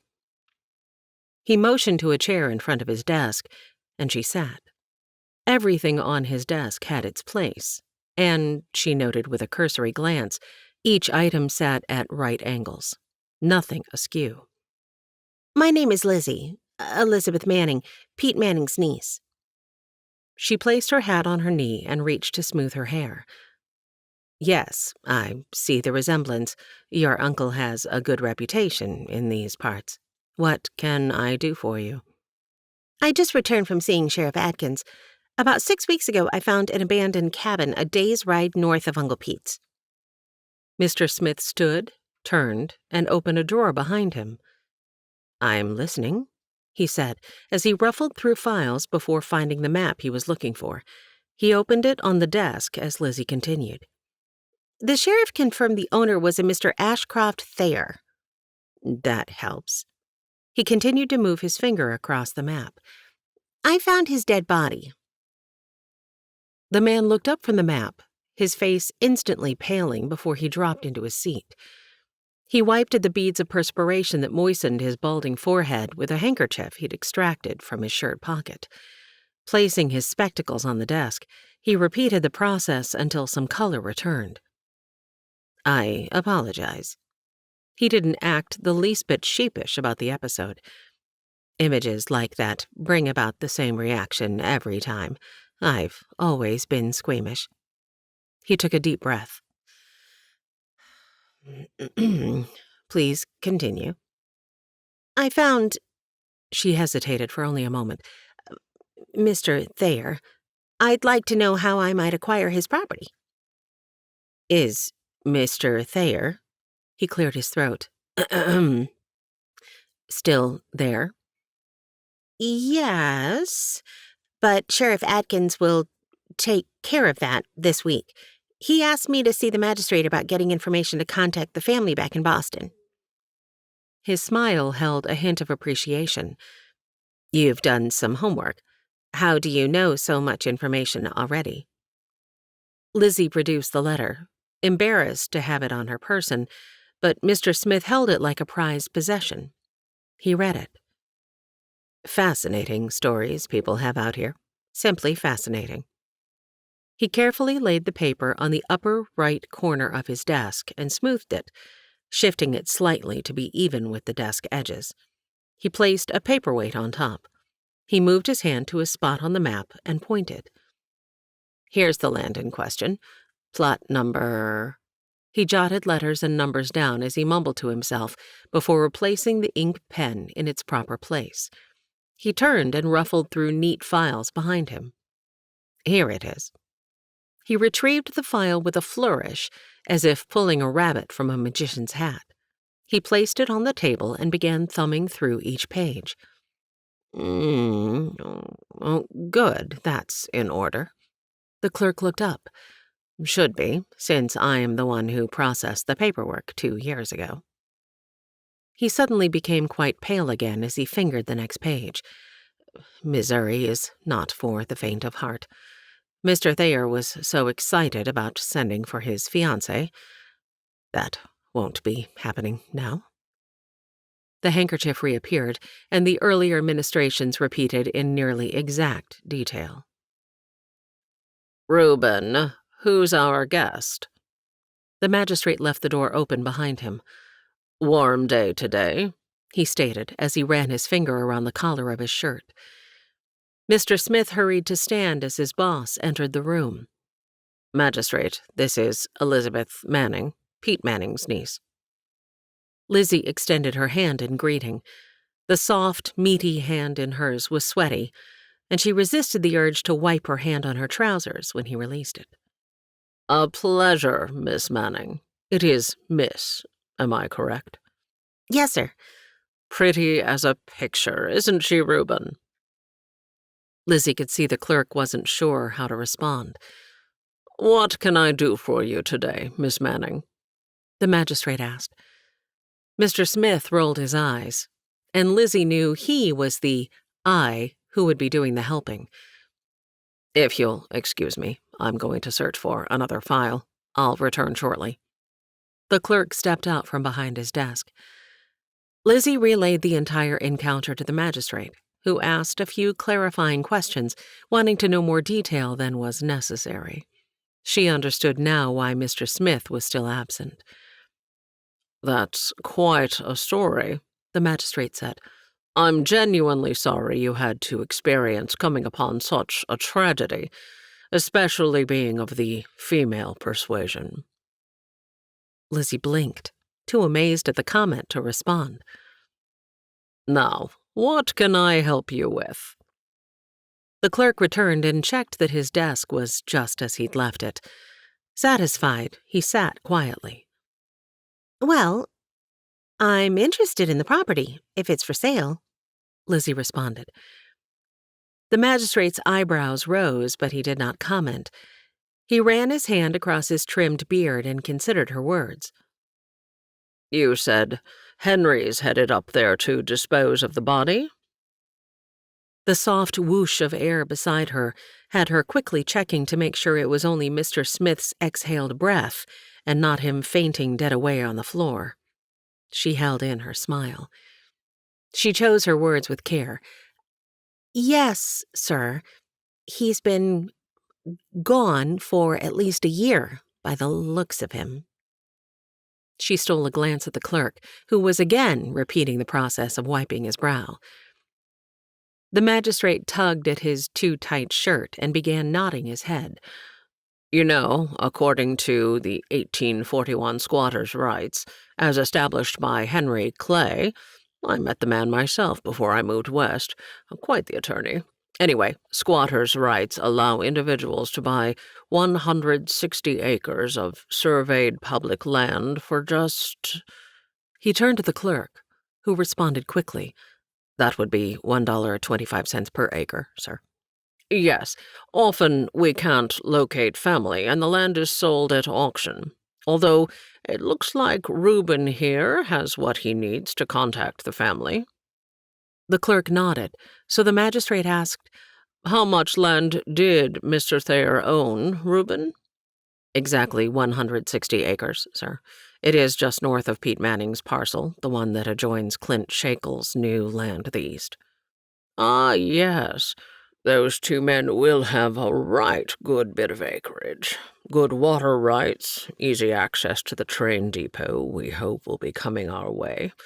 Of course, Pete can't purchase his until he sells one of his prized horses. Lizzie knew Pete planned to enlarge his acreage. She just hadn't known how he planned to do it. Her mind wandered a little, wondering which horse he would sell before she heard the magistrate's booming voice and rejoined the conversation. And what are your plans for marriage? He asked the question with such ease that Lizzie wondered if he was joking. Marriage, sir? Why, yes. Legislation changed here in Missouri in 1849. Married women are allowed to own... He winked at what Lizzie felt was the most inappropriate time, but not control property in their own name. You'll need a husband, Miss Manning, if you plan on purchasing that property. Or you can always list it in Pete's name. Lizzie's hackles raised a little, but she simply moved her toes inside her boots, pushing them into the floor to ground herself. She'd never appreciated those etiquette lessons more than she did at this moment. Do you even have the $200 necessary to purchase the land? Should we not be able to locate the owner's kin? It might well cost more than that, should Mr. Thayer's family decide to sell rather than forfeit. Never know what people will do. Not at the moment, sir. Not at the moment? What was she thinking? How would she get that kind of money? Her mind was racing, but she exuded calm politeness. Lizzie left the magistrate's office feeling slightly defeated. She wandered in the direction of Grammy's boarding house. She'd eat lunch and talk things over with the O'Sullivans. "Excuse me," said a voice. Lizzie looked up at the sound. "Are you Lizzie Manning?" "Yes?" Her hesitancy in answering caused the man to continue quickly. "William Finch, livery owner and farrier." He stuck out his hand, and she returned the greeting, recognizing the man's name. "It's a pleasure to meet you, Mr. Finch." "Oh, the pleasure's all mine. I hear you're the best horse trainer around." His broad smile made it impossible for Lizzie not to sport a rival one. "I was just headed back to the livery after speaking with Patty O'Sullivan," he said. "Care to join me for a short walk? I'd like to discuss something with you." A real job. Lizzie calculated how much she'd need to earn to purchase the land. Mr. Finch had shown her a beautiful Appaloosa he'd bought for $20. He hoped to turn the horse into a decent riding equine and sell him for around $150, and he was willing to share the profits with her. "That'd be $65, she said as she walked. She'd only need $85 more to have enough, along with what her father had given her when she'd seen him, to buy the land. If it was for sale, and she could figure out the whole marriage thing. Lizzie walked past Grammy's and continued toward the horizon, lost in thought. It would take her 4 to 6 weeks to do if the horse was even capable of being trained. The gray and white speckled beauty seemed amenable. If she couldn't make a riding horse out of her, she could at least make her a pack horse. Mr. Finch would only be able to make $5 or $10 on her if that was the case. Lizzie stopped and took in her surroundings. "Lord, what would you have me do?" "Whoa! Stop, you stupid horse! Lizzie stepped to the side and watched as a man on a large black gelding galloped past her, slapping the horse with his whip. Lizzie smelled the alcohol on the man as he passed. She ran back to the O'Sullivans and mounted Maestro in one swift movement, racing toward the disaster surely waiting to happen. A disaster was precisely what she found. The man lay in a crumpled heap on the side of the roadway. Not again, Lord. Please. I've seen all the death I care to see for a lifetime. Lizzie watched the black gelding bob its head and snort, but it slowed and eventually stopped not far ahead. The saddle rested off center, causing one stirrup to appear longer than the other. She shook her head. That man had no business with such a fine horse if he was going to treat him so poorly. Sir?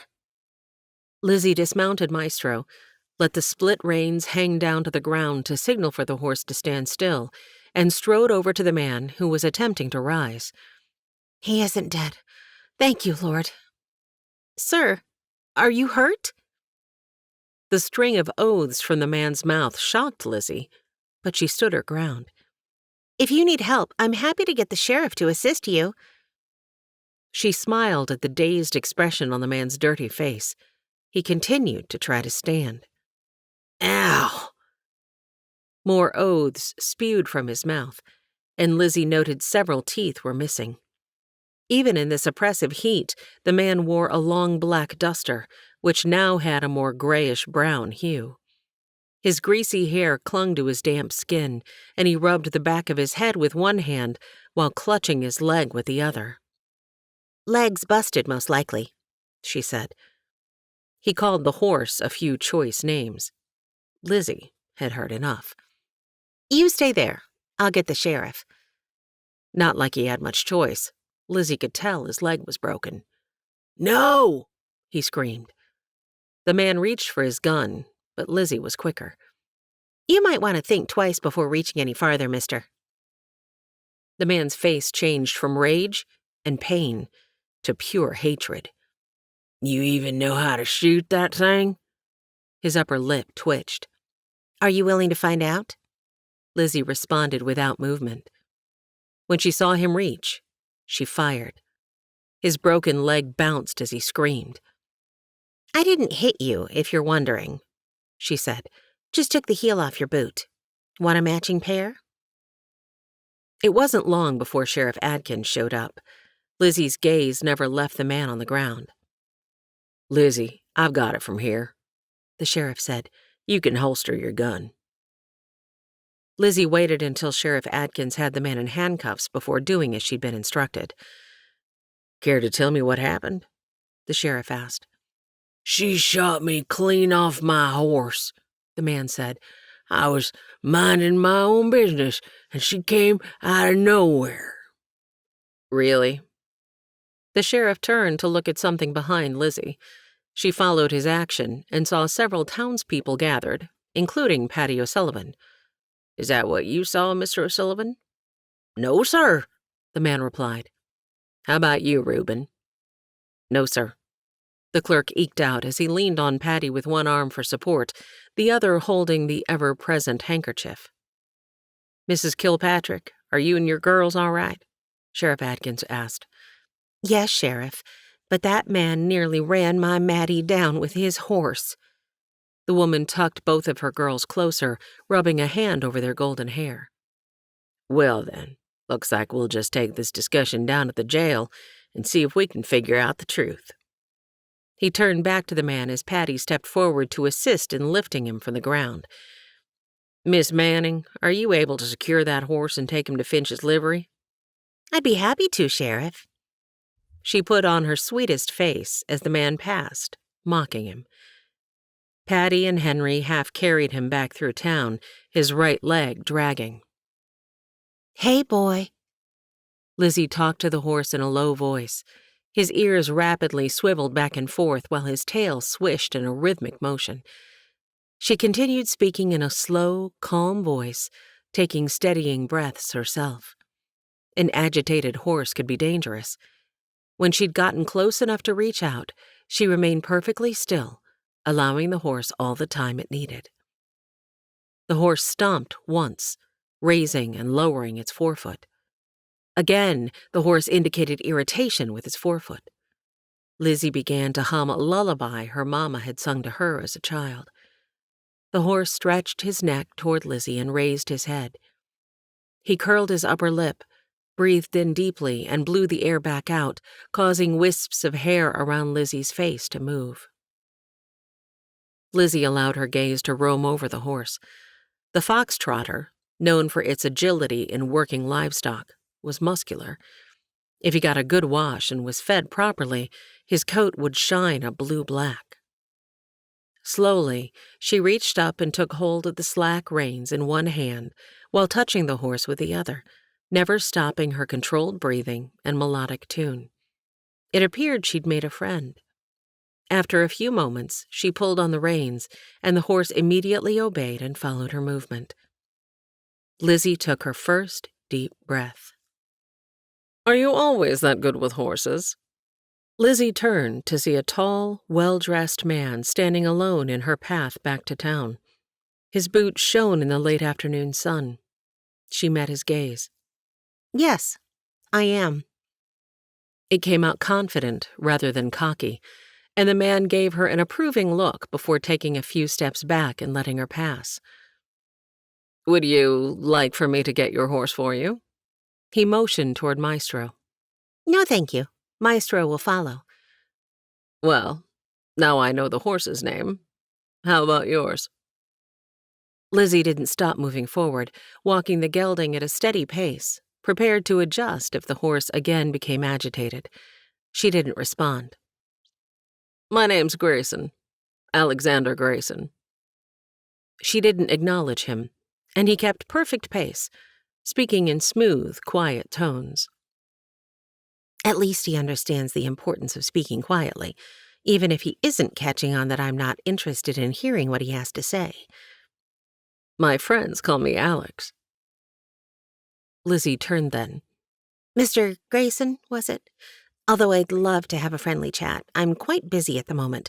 Perhaps we can finish this scintillating discussion at another time? Her mama would be so proud. Maybe not of her attitude, but of her ability to quash the discussion with an appearance of politeness. Without another word, but with a roguish look on his face, the man tipped his hat and remained behind.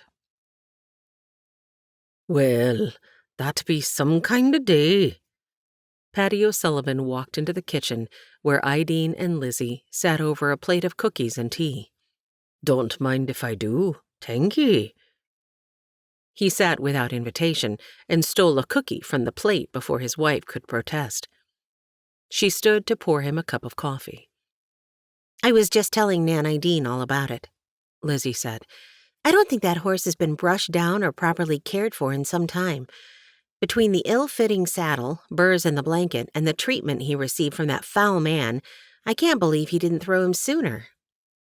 You done fine, lassie, Patty said. Henry said it be looking like he be an wanted man. Matches the picture and description on a poster he's got at the jail.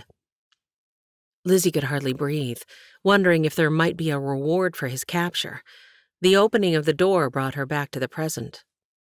Ah, Captain Grayson, would you care for a coffee and a cookie? Ideen was already up and pouring the hot liquid into a cup before he could respond in the affirmative. He tipped his hat toward Lizzie. I see you survived the day.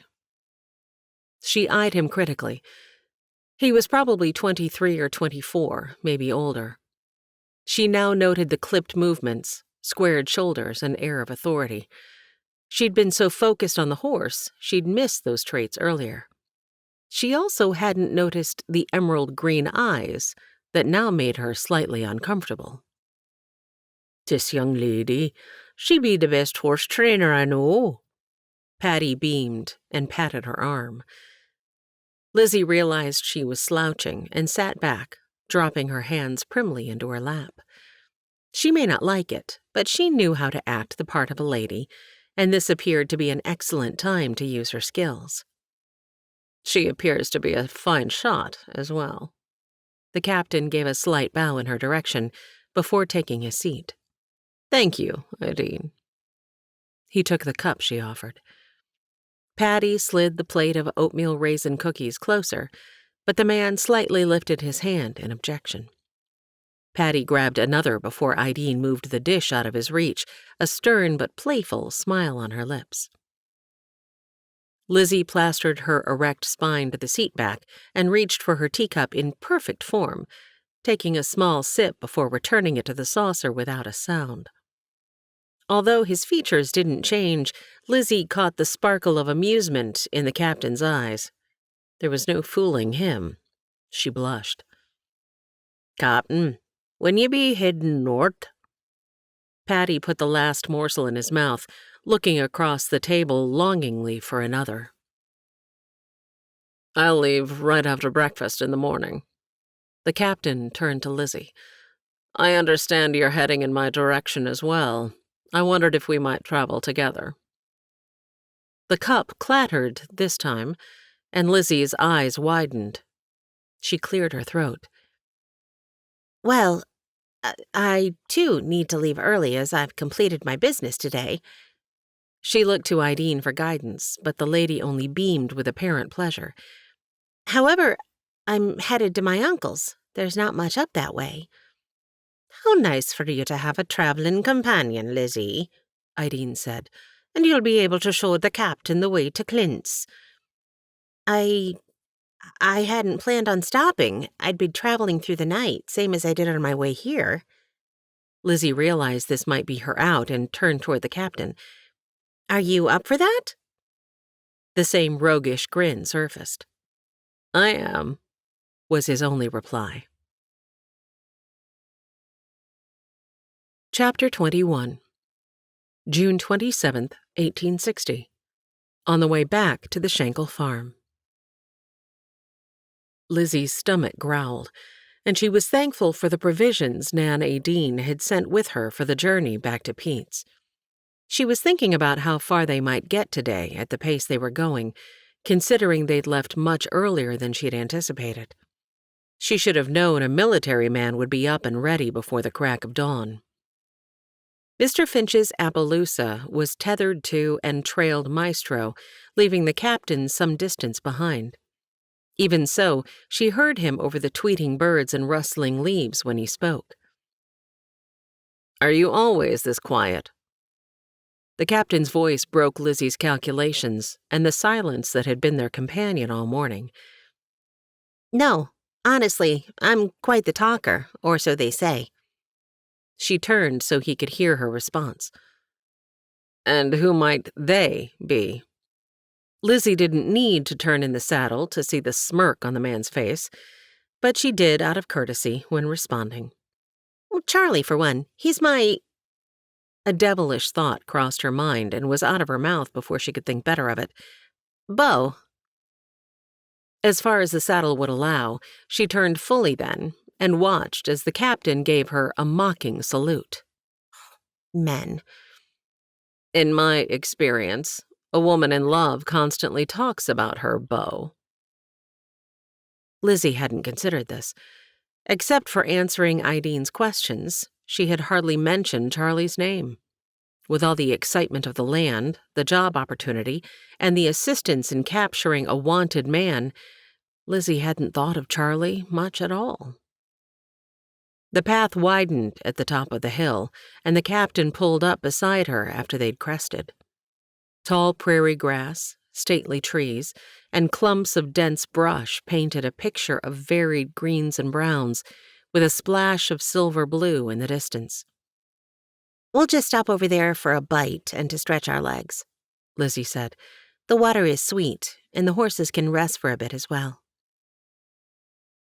After allowing each animal to drink its fill, Lizzie hobbled the horse, loosely tying the foreleg.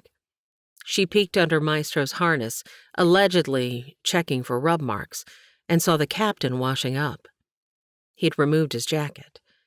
Lizzie noted a sheen of sweat in the white material that stretched taut over the man's broad back and muscular shoulders. She closed her eyes and straightened. "I'm a little confused, Lord." Need any help? Or do you check your horse by feel rather than by sight? The teasing tone and the captain's proximity caused Lizzie to blush, the heat of her face causing her to lift her palms to her cheeks. Captain, Lizzie started. Alex, please. Lizzie acted as if she hadn't heard as she reached into her saddlebag and pulled out their meal. Captain, this will serve as lunch and supper. She thrust the package into his outstretched hand, removing hers quickly before they touched. We've got quite a way to go before we stop again, she added. He looked up. The weather seems agreeable for our travels. Any specific place you'd like to sit and eat? She pointed to a place with rocks jutting up and the surrounding grass lying flat. Looks like deer slept here last night. It's as good a place as any. Lizzie unwrapped her biscuit and ham and watched in shock as the captain ate his in 3 bites before starting on his apple. She was still working on her sandwich when he opened his palm. Inside was a stem and 3 seeds. He bent and carefully pushed the seeds into the ground. Maybe one will sprout. Then, in a few years, when you pass this point, you'll remember our trip. The biscuit suddenly became very dry in her throat. Rather than speaking, which wouldn't have been an option anyway, she tossed her apple and gestured for him to eat it. He didn't wait, but bit in. Thank you kindly, he said. Juice ran down his still clean-shaven face. He used the back of his hand to wipe it. Lizzie's eyes followed every movement. So, are you going to tell me something about yourself, or do I have to guess? My mother taught me to be wary of a stranger. I have yet to know your purpose for heading this direction, so why should I share my personal information? Eyebrows raised, back straight, Lizzie once again felt in control of her unusual and unfamiliar emotions. Ah, I see. He followed the same motions as before, pushing the seeds into the ground. Well, I've official military business with Clint Shankle. If time allows, I may even stop in to see your uncle. Pete and I once crossed paths many years ago. Lizzie cocked her head as if they were having a social tea. Why don't I tell you what I can while we continue?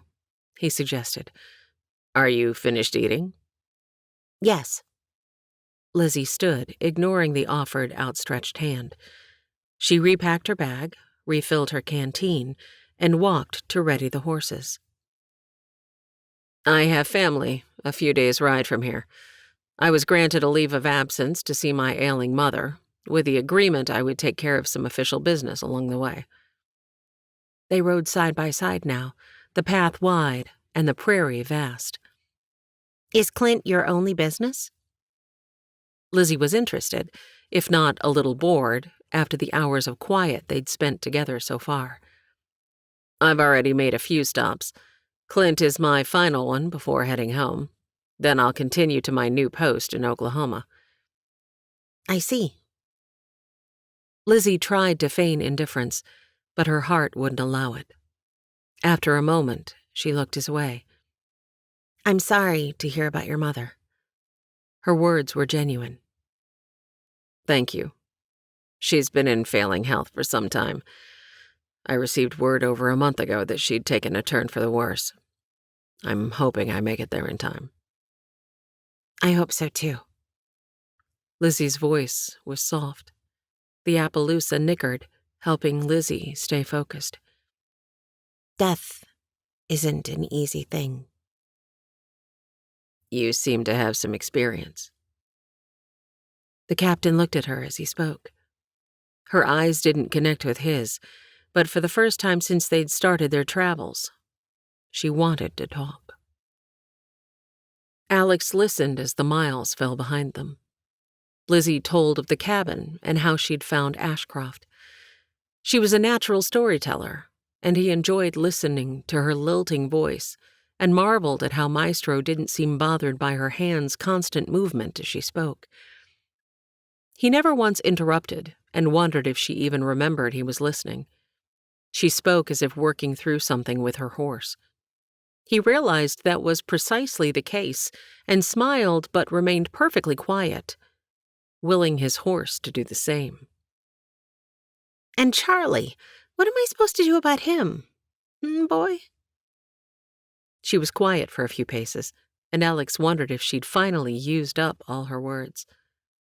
The sun was setting, and they'd long ago passed what Lizzie had shared was the halfway point. I agree, she stated with a matter-of-fact tone. He watched her spine stiffen and chin lift. He knew that look. He'd seen it on many occasions with the girls he'd shown an interest in back home. Most of them were pretty, well-bred, and as uninteresting as the back end of a mule. Now, Lizzie, she was anything but dull. Pretty didn't begin to describe the wheat-colored hair still neatly braided and bouncing on her back. He swallowed, then returned his eyes to the path before them. Focus, man, focus. She was quiet now. Apparently, she'd solved all her problems, whereas his were just beginning. He had a good vantage point for keeping his mind occupied. He chuckled. Captain. He blushed as if she'd caught him looking at what was sitting in the saddle. Do you need to stop? She asked. It was said almost as a challenge, and he accepted. Not unless you do. Good. The horses have several hours left in them before they'll need a rest. This area is easy riding. We'll stop after dark when we get closer to water. Maestro picked up his pace at her words, and Alex wondered if the horse truly did understand her. Her backside ached, her legs were cramped, and she desperately needed a privy bush.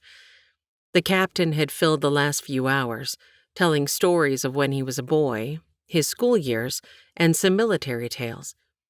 Lizzie had enjoyed listening, but had often found herself remembering Charlie telling similar stories. She smiled, thinking of those strikingly blue eyes and the hair that fell over them. She must have missed something the captain said, for his bellowing laugh upset a meadowlark. Lizzie looked up, following its telltale body of bright yellow, punctuated with a black V-shaped mark on the chest, before turning her gaze to the captain. I don't have a chance, do I? Excuse me? Was her genuinely confused reply. He laughed again, and Lizzie had to laugh in return, even though she had no idea what was funny. Tell me about Charlie. Charlie? Lizzie felt like she'd missed something. Charlie? Oh, and he's... Her hand moved as if trying to say he was no big deal, but at the end of the sweep, it landed at the hollow of her throat. Has he asked for your hand? Oh, no, I mean... Lizzie stammered, and for the first time this trip, Maestro sidestepped. Whoa, boy, she soothed. Sorry, that was forward of me. I'd like to take you up on that offer to stop, if that's all right with you. Of course. She took in her surroundings. Not much farther. Lizzie audibly sighed when they dismounted. Those last few miles had been challenging. Had she been alone, she would have stopped hours ago. The moon was up, and the stars were sparkling. She breathed in the night air as she walked along the edge of the creek to stretch her legs. Do you make this trip often?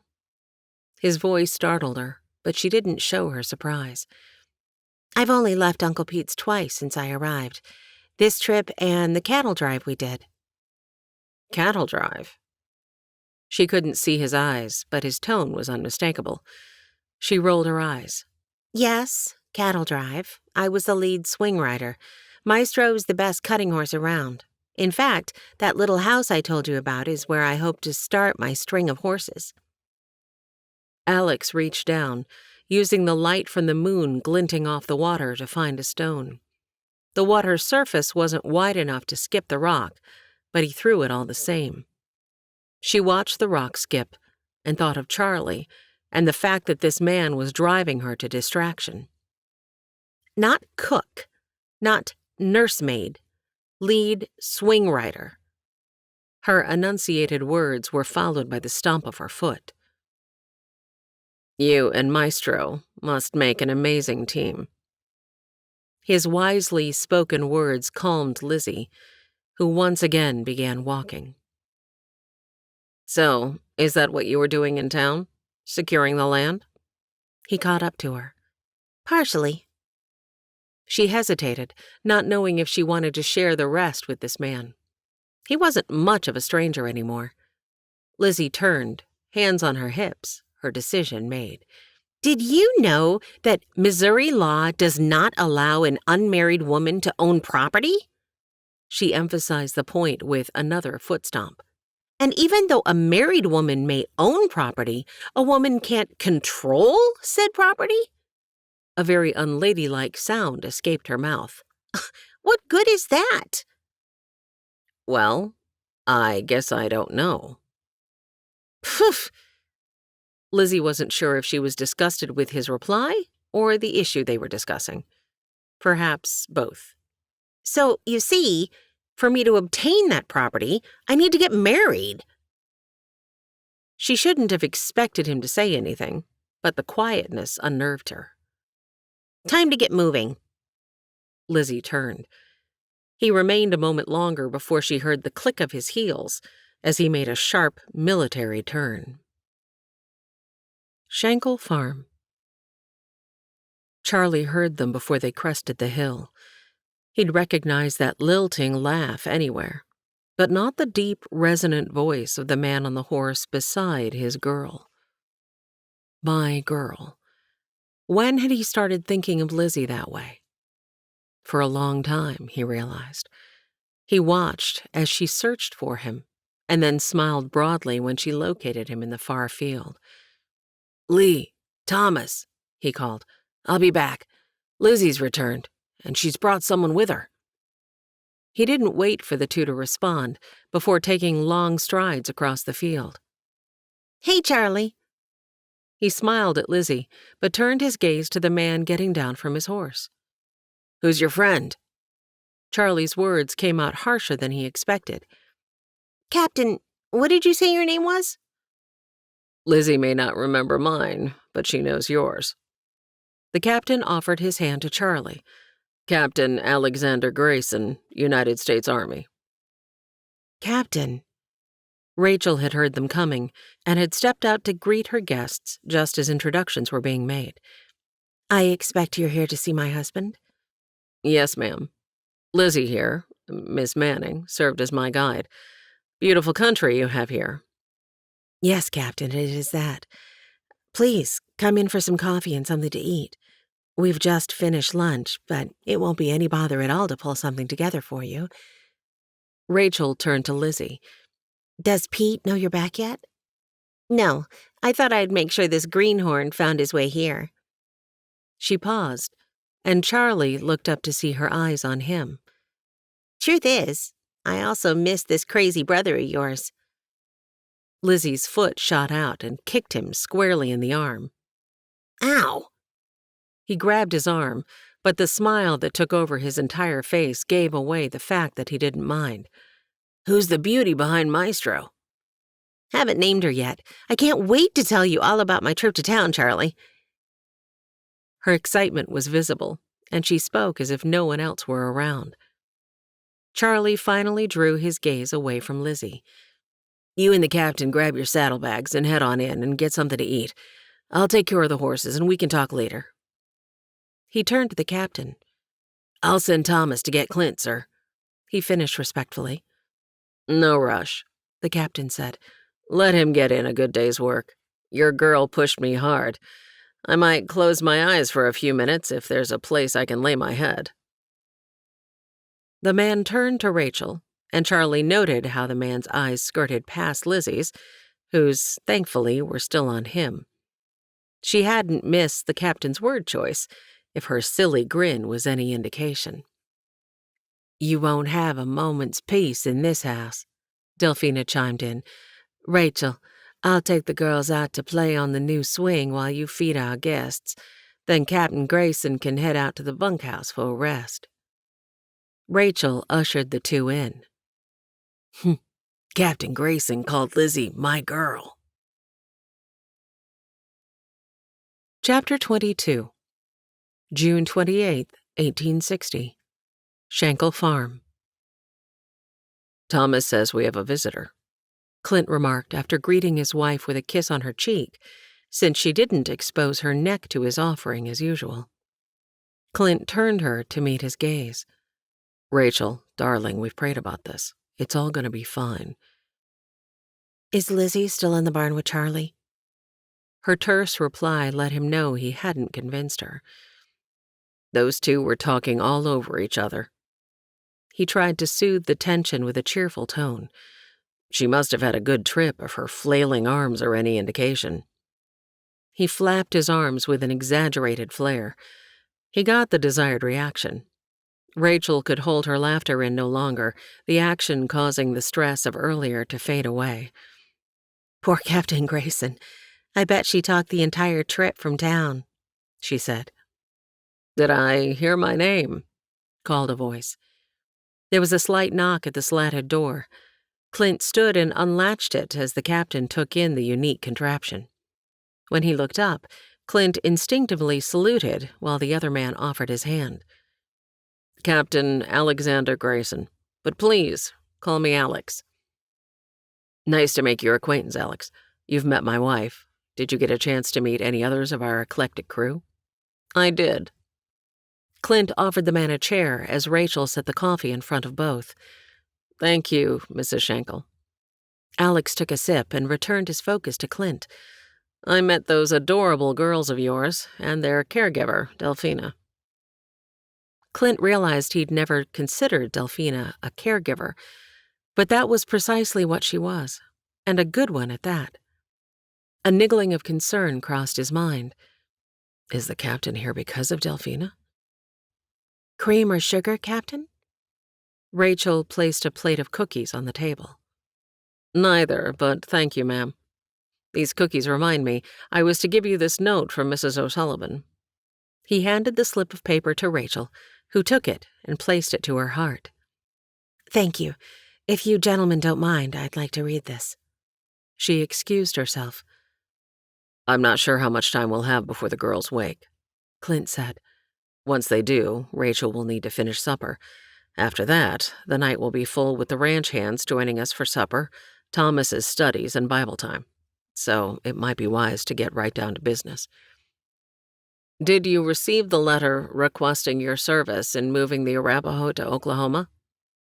I did. Clint didn't offer more. Captain Grayson launched into why this move was necessary, touched on a few points of interest, and finished with, and, as you know, the tension between the North and South over slave issues is escalating rapidly. That means our men are spread thin. Have you ever met an Indian?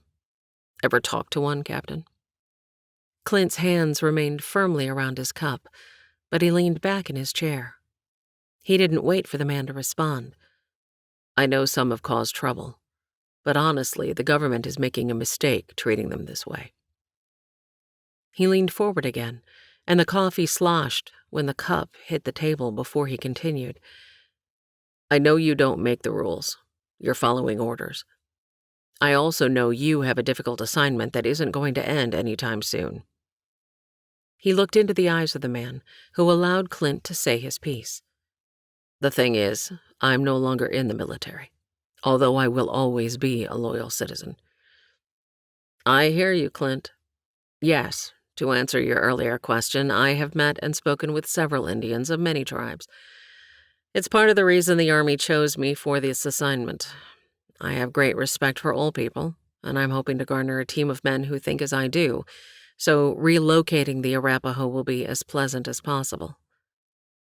I wish I saw something pleasant about it. Clint rubbed the back of his neck. The thing is, I made a promise to my wife. I'm a family man now, Captain, and I aim to stay that way. No more military, U.S. Marshal, or time away from my family. I have a son, 2 daughters, and a baby on the way. He turned at the sound of Delphina opening the door to the room where the girls had been napping. I hope you understand. Clint finished. I understand. I had to give it my best. Both men stood. You're welcome here for as long as you'd like. Clint said. The bunkhouse has plenty of room. Thank you. I'll take you up on your hospitality for the evening, but need to leave at first light. Rachel and Delphina will make sure you have provisions before you go. I do have a question, though. Do all Arapaho have to leave? All of them. Unless, of course, they've married a U.S. citizen. What are you going to do? Charlie's honest question made Lizzie nearly reach over and slap him up the backside of his head. They'd been talking for hours. Or rather, she'd been talking for hours and he'd been listening. Or so she thought. What do you mean, what am I going to do? Have you not been listening? Annoyance tinged every word, her arms providing emphasis. Charlie took a defensive stance. I've been listening. I just don't know how you plan to solve this problem. His words matched Lizzie's in tone and volume. Get married. What other option do I have? Lizzie's voice was a mix of frustration and irritation, her arms spread wide, hands up, emphasizing her exasperation. To whom?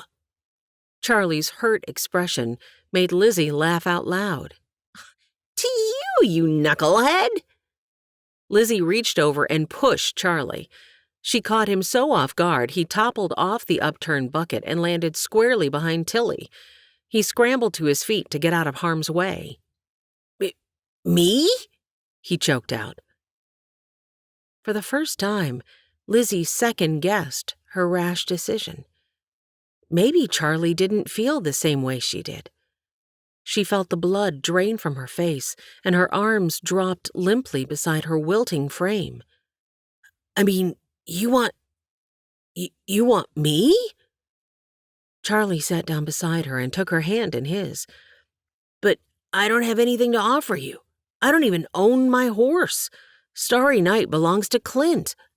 I don't have $1 to my name. His eyes sought hers. You have everything I need, Charlie. Don't you see? We'd make great partners. We'd share in the work fair and square. I don't care about money. Back east, a girl comes with a dowry, so this is kind of like that.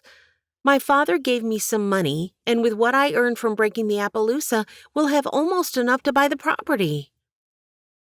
He didn't respond at first, but squeezed the hand he still held in his own. Partners? Charles Dalton Trexler. You haven't heard a word I've said. Lizzie pulled her hand from his grasp and stood. Taking her familiar stance, her hands moved from her hips to her waist and back again, her huffing and sighing matching each movement. The look on his face confused her.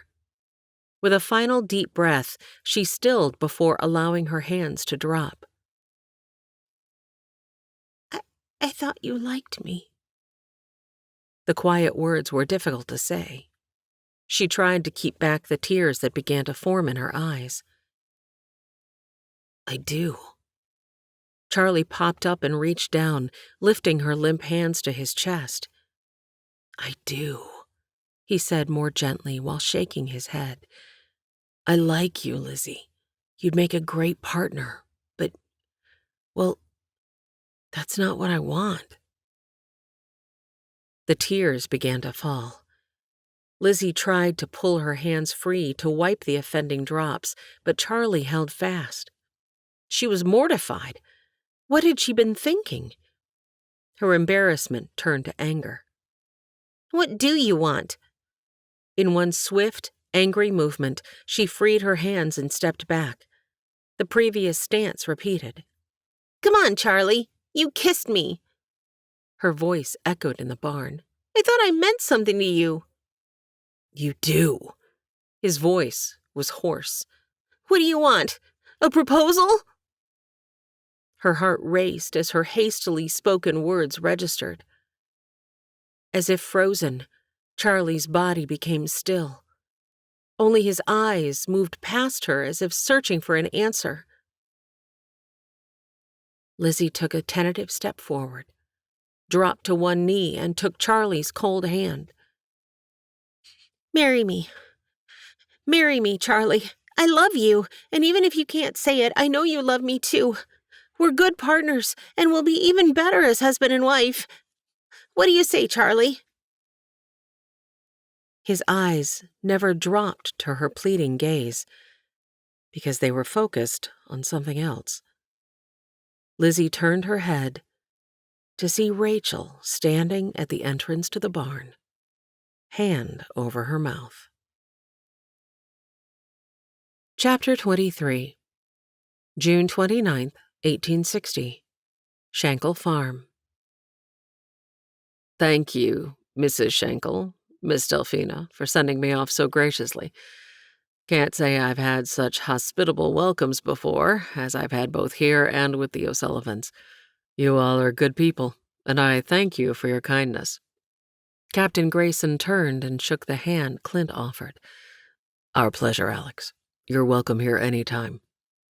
Clint released the hand, and with it, the burden he hadn't realized had weighed so heavily on his heart. He instinctively wrapped his arm around his wife and knew he had made the right decision. The three watched the captain ride away as the day's first light began to creep over the trees. Clint turned. Miss Delphina, would you mind if I borrowed my wife for a bit? It's not often we get to share a sunrise. Of course, Mr. Shankle, the woman replied. I'll feed the men as soon as they come in. Enjoy yourselves. Hand in hand, Clint and Rachel walked in silence toward the lake and the open land to the east. The artist's palette held varied yellow, orange, pink, and blue shades, swirling and mixing on the canvas of the sky as the couple watched the beautiful painting unfold. We're blessed. You know that, don't you, Rachel?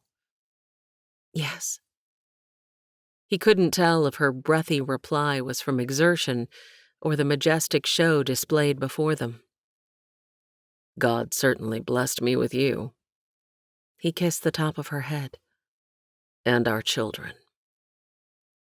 Rachel instinctively moved her hand from the tree to her abdomen.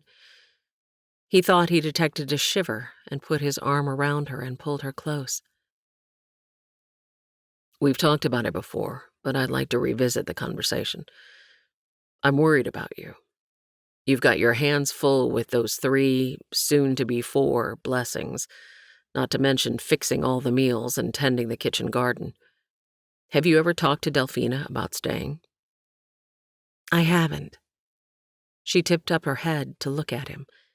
It slipped my mind. Delphina is a tremendous help. She hesitated. I just don't know how long she's going to stay. She's wonderful, Clint. Truly. I honestly don't know how I'd do it without her, and she's become like a sister to me. I thought so. What would you think of inviting Delphina to stay on? I was sincere the other night when I said I'd pay her a fair wage. You mean it? Do you think she'd be offended by the offer? I don't think so. I know Delphina's concerned about caring for her child. Having a paying job might be exactly what she needs. I know she loves the children. Do you think she'd prefer her own dwelling, or should we add another room onto the house? Do we have the funds to do either of those things? Rachel pulled back and looked him in the eyes. Another of God's blessings. He's provided everything we need. I was able to purchase extra land outright with the money I've earned over the years. I didn't spend much as a single man. We have a strong herd, bigger than I'd ever dreamed I'd own when starting a ranch. They'll fetch a good price when we take them to market. And we have honest, God-fearing, hard-working hands to manage the cattle and horses. I've enough money to pay them their monthly wage. We can also afford to hire Delphina as a caregiver for the children and build a dwelling for her. She stared at him but didn't answer. She seemed to need more information, so he added, It wouldn't take much to build a room since we're already enlarging the kitchen area, but I'd be happy to give her a place of her own if you think that's important to her. Moses has certainly prepared enough logs. He chuckled. I'm thinking We may need to do both. Yes? What if we add a room to the house so we always have it available for anyone in need? Let's also build a small cabin here near the water for Delphina. When it's too difficult to get back and forth in the winter, she can stay in the extra room. Having her own home might be what convinces her to stay. I'd hate for her to go. All right. He was mentally calculating the supplies he would need and when they might start. The fields can sit for a few days. I'll have Charlie and Lee help Moses get started. There's something else we need to discuss, Rachel interrupted. It isn't my place to share, but I believe we need to discuss Charlie and Lizzie. What about him? Clint Shankle. You can see a rabbit 100 yards off in a thicket, but can't see what is right before your eyes. He was genuinely confused. Last night, Lizzie asked Charlie to marry her. She what? The birds stopped singing, and several turtles plopped into the water at the outburst. Rachel's laugh was musical. She shared what she'd inadvertently walked in on the night before. I convinced them to sleep on it. Lizzie was so embarrassed she headed straight home. That's why she didn't stay for supper and why Charlie was so quiet. I figured something was going on, but with those two, I just thought she'd talked so much Charlie didn't have anything left to give. They both chuckled, knowing this was probably also true. It's entirely unconventional, and they're young, but I support them. Charlie doesn't have a dime to his name, but they love each other. Why should they wait? Charlie has money. No, he doesn't, Rachel argued.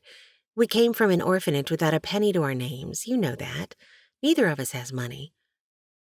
Melvin left instructions with Mr. Sneed at the bank that should something happen to him, his estate would go to you.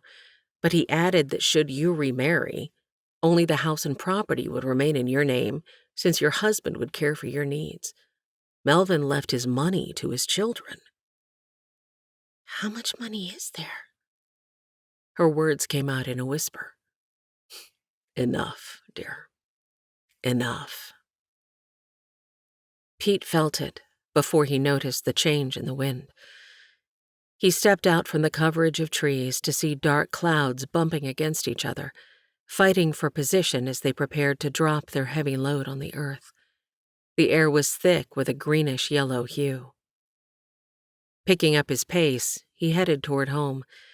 Lizzie was trying to close the barn door against the wind. Pete moved in to help, pushing as she secured the latch. He yelled over the howling wind, "Where are the boys?" I saw the brothers on the roof, she yelled as the rain began to fall, then pointed to the newly built structure.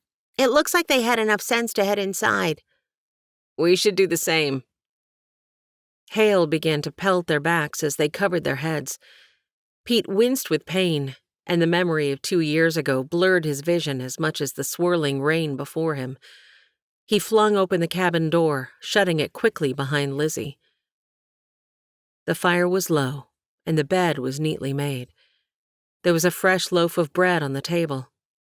Next to it, the tin of salve was holding down a piece of paper that fluttered from the wind whistling through the door. Pete froze, the sound of water dripping off his soaked clothing the only noise in the room. Singing Bird was gone. Uncle Pete? Lizzie touched his arm, leading him to the cot. Maybe you should sit. You have blood on the back of your shirt. I think you've reopened your wound. Pete slumped onto the cot. Where is Singing Bird's bag? She usually hangs it on the peg near the door. Lizzie reached for the salve on the table, picked up the note with Pete's name on it, and handed it to him. Lizzie can care for you now. Pete turned the note over. Singing Bird was gone. Fear struck as he wondered when she'd written this. She could be caught out in the storm. When he looked up, his gaze connected with Lizzie's. It's over. Pete shook his head. You're right. The wind has died down and the rain has lessened. She missed Pete's meaning. Missouri weather sure is fickle. She handed him the jar. Need help? He shook his head. Well then, I'll check on the property and the boys, Lizzie said, then headed out. Pete held the note for several moments before finally reading it again. The words had not changed. Everything was over. The storm, the possibility of a life with Singing Bird, and his dreams. Now balled in his fist, the note scratched his face as his hands covered his eyes. His deep, racking sobs did nothing to relieve the ache in his heart. Exhausted, Pete leaned back against the wall, the rough wood digging into his fresh scars. This pain was no worse than the pain he felt in his heart. Still, he leaned forward, his head swimming with the motion. He placed his head in his hands with his arms resting on his knees and tried to pray. Nothing would come. He stood, placed the balled-up note on the cot without thinking, and stepped out into the stillness. He shielded his swollen eyes in the now brightening sky. It was quiet, as if the wildlife still hunkered down for safety. Pete had no such thoughts. He walked toward the barn. All good here, Mr. Pete? One of the boys called from their new home. He looked in the direction of the sound but didn't respond. Lizzie stood in the barn door. Doesn't look like a tornado hit here, but we might want to check on the Shankles. Uncle Pete? He heard her but couldn't respond. Uncle Pete! Her firm tone caught his attention. What can I do? Pete stilled. Do? I can go look for her. Try to talk some sense into her. Lizzie moved closer to her uncle. No. God was clear.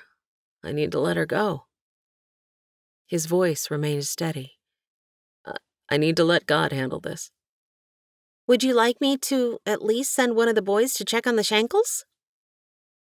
He paused and looked back toward the house. No. They'll come if they need us. That was some storm, Delphina said. Are you all right, Miss Rachel? Rachel looked at her shaking hands clasped tightly together in her lap. Miss Rachel? The woman asked again. Yes. Yes, I'm fine. Thank you. She offered her a weak smile. A storm like that is what took Melvin's life. Oh my, they still affect me, I'm afraid to say. Rachel blew out a deep breath. Well, it seems to have passed as quickly as it came. Let's make sure everything is in order outside. Rachel moved to stand as the door flew open. Are you all right, darling? Clint dropped to his knees before her, genuine concern in his eyes. He rubbed her cold hands in his own. Yes, Delphina was here and I felt quite safe. His thoughtfulness comforted her. Where are the girls? They slept through the entire thing, Mr. Shankle. Delphina shook her head as if in amazement. Clint stood and looked at Rachel. She understood immediately. Delphina, let's sit down, she said. Clint and I want to discuss something with you. Clint shared their plan over tea, which Delphina would not allow Rachel to help fix. Delphina sat, tea untouched, face stoic. Unable to read her expression, Clint looked to Rachel for assistance. Have we offended you? Rachel's words were kind, and Delphina turned, a single tear falling. I don't rightly know. Rachel's heart sank. I don't know how God does it, Delphina continued. He brought me hundreds of miles from home and through some deep water to bless me. The tears continued falling, even as Rachel watched a smile form on Delphina's lips. He heard the cry of my heart and answered. God told me I was to serve you folk until he told me otherwise. She turned her gaze again to Clint. Mr. Schenkel, I'd be honored to accept. But there's no need for you to build me a house. We're building a house. His smile now matched hers. Oh, Delphina, thank you. My heart feels lighter already. Rachel noted her hands were no longer shaking and felt a weight off her shoulders. Now, we have a few more details to discuss before those girls wake. For one, it's Clint, not Mr. Schenkel. Can you do that? Yes, sir, Mr. Clint, she voiced hesitantly, just as the bedroom door opened and a head full of wayward curls popped out. At the same time, a knock sounded on the front door. Rachel stood. Well, any other details will have to wait until later. She opened the door to a soaking wet singing bird. Welts stood out on one side of her face. Singing bird, Rachel gasped. What happened? Where's Pete? Clint looked behind her. And little son? I do not know. Singing Bird sobbed as tears ran down her face. Clint took her shoulder and led her to a chair. What happened? Rachel loved this man, who cared so deeply for others. She knew Singing Bird must have left Pete's before the storm hit. Something serious must have happened to make her leave and endure the hail instead of taking shelter. Singing Bird breathed in and forced the air out through the small opening in her lips. She looked around as if to focus on the fact that she was sitting in Rachel's home. Clint pulled a chair closer and sat as Rachel cleared the table and busied herself with the children. Singing Bird, I don't understand what has transpired, Clint said. Do I need to go look for little son? No. Her confused look finally registered. He is at Pete's. He is fine. I just need... Tears began flowing again. Clint's pleading look reached Rachel. It was evident this would be a conversation he'd rather not be a part of.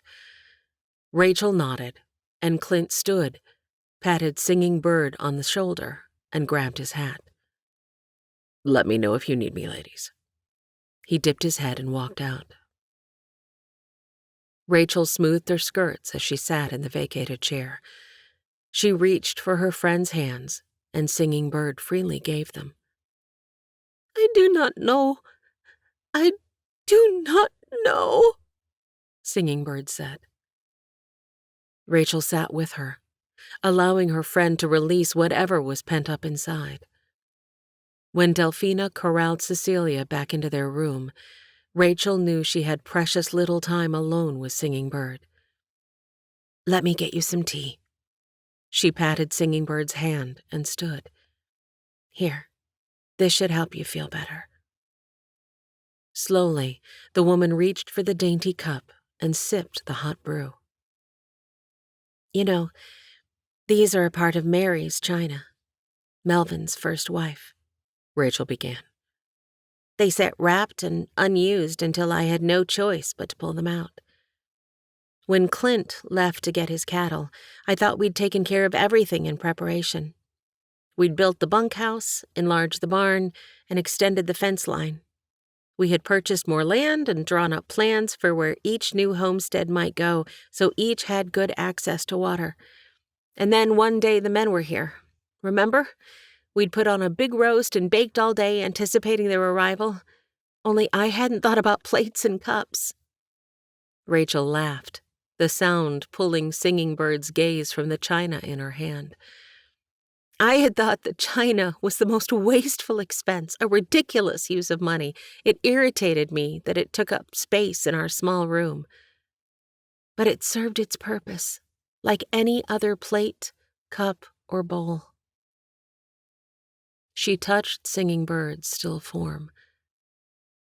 You are China, Singing Bird. Not wasteful or irritating, but rather useful and precious at just the right time. Do you not see how God placed you in our lives, in Pete's life, exactly when we needed you, even though you felt you didn't fit? You are precious, like that China was to Mary. She wouldn't have carted something across the country if it held no meaning to her. You are needed here. You belong here. You are a treasure to us. Gentle tears fell from the eyes of both women. In the quietness of the room, they could hear the cattle lowing, the men calling to each other, Delphina's rhythmic voice as she read to the children, and Tippet barking. Life had changed drastically, but they had adapted. Singing Bird had needed to do so more than any other, and was still adjusting. Rachel realized that for her entire life, her friend had been thrust into situations without being asked what her heart wanted. Rachel felt the tug of the Holy Spirit and knew the next choice needed to be one her friend made. Singing Bird, What is it your heart longs for? She waited. a new name. Rachel did her best to rein in her confused expression. Could she mean taking Pete's last name? Before she was able to formulate her words, her friend continued. I saw a bird, a robin, willing to sacrifice herself for her family. I watched her fly up to her nest. In that tree was a bright light like your Bible story. Saul, he became Paul. I want a new name.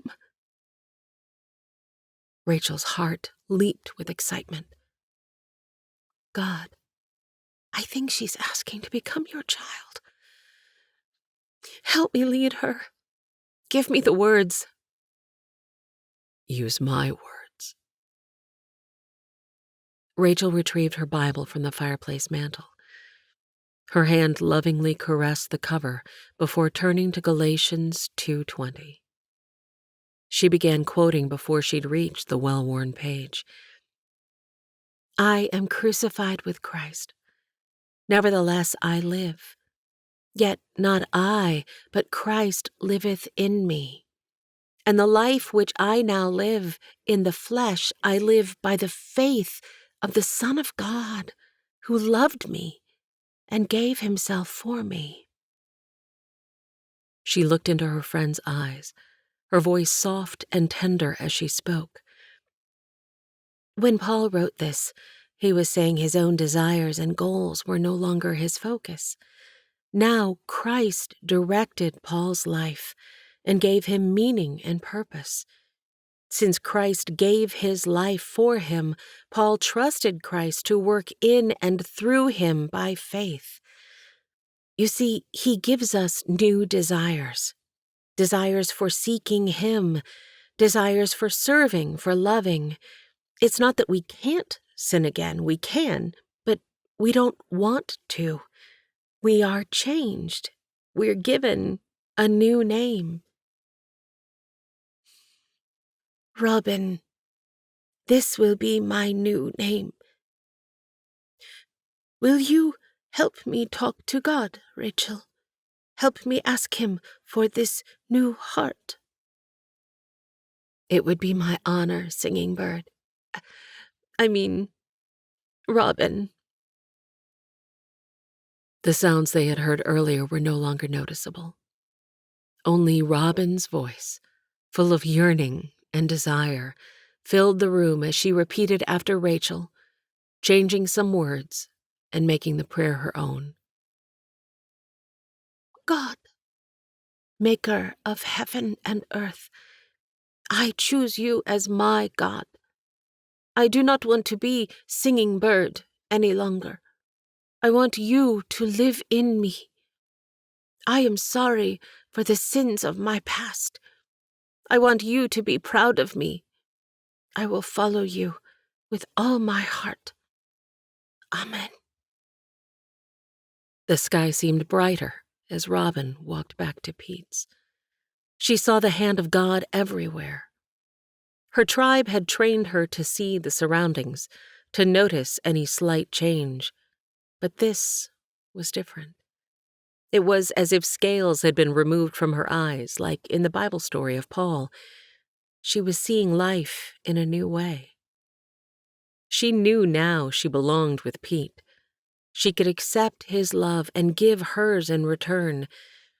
As she walked, she envisioned herself walking up behind him as he leaned on the fence post to watch the sun as it set over his fields. Her skin tingled with anticipation as she entered the clearing. She expected to see the scenario she'd created in her mind, but he wasn't there.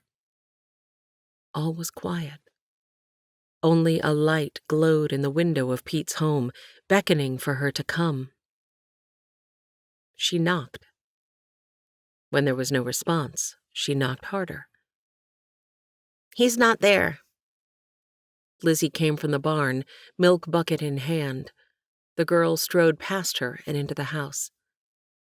Little son is playing checkers with the brothers. I told them supper was going to be a little late tonight. Lizzie turned, acting more than a little perturbed. I wasn't sure when you'd return, so it's flapjacks, eggs, and bacon. You're welcome to start the bacon if you want. She watched Lizzie pour the milk into the container and watched as it seeped through the cloth. Where did he go? She turned to where his bedroll and rifle had been when she'd left that morning. Her heart no longer sang the song it had written today. He said he needed some time alone, so he headed up to the cabin. He asked me to tell you he's sorry to go back on his word, but if you need assistance getting somewhere, I'll be the one taking you. The pain in her eyes must have been easy for Lizzie to see. The anger in Lizzie's eyes seemed to diminish, and she handed the knife to her, then pointed to the bacon slab. The 3 boys are mighty hungry, Lizzie said. Make the slices thick. Robin allowed Lizzie to boss her around the kitchen, adding more milk to the scrambled eggs when prompted, and turning the flapjacks when Lizzie suggested they were ready. Lizzie pointed to the table, and Robin set it without speaking. Laughter carried from outside the house and moved in with the 3 boys as they came in for supper. Little Son's eyes held a mixture of hope and resignation when he saw her. Chapter 24, August 6th, 1860. Shankle Farm. Keep your eyes closed, Miss Delphina. Thomas could hardly stand the suspense, his body bouncing even as he tried to keep his feet on the ground. Are they closed? Yes, Thomas. Delphina could not help but laugh. You only have 1 step up. You know I've seen the outside of the cabin, right? Delphina opened one eye and peeked. You'll ruin the surprise. Close your eyes. Delphina did as she was told, feeling with her feet and left hand, since Thomas kept a tight hold on her right. Behind her, the others had gathered. Her home was finished. She'd helped choose which wall would bear the fireplace and which would have the window.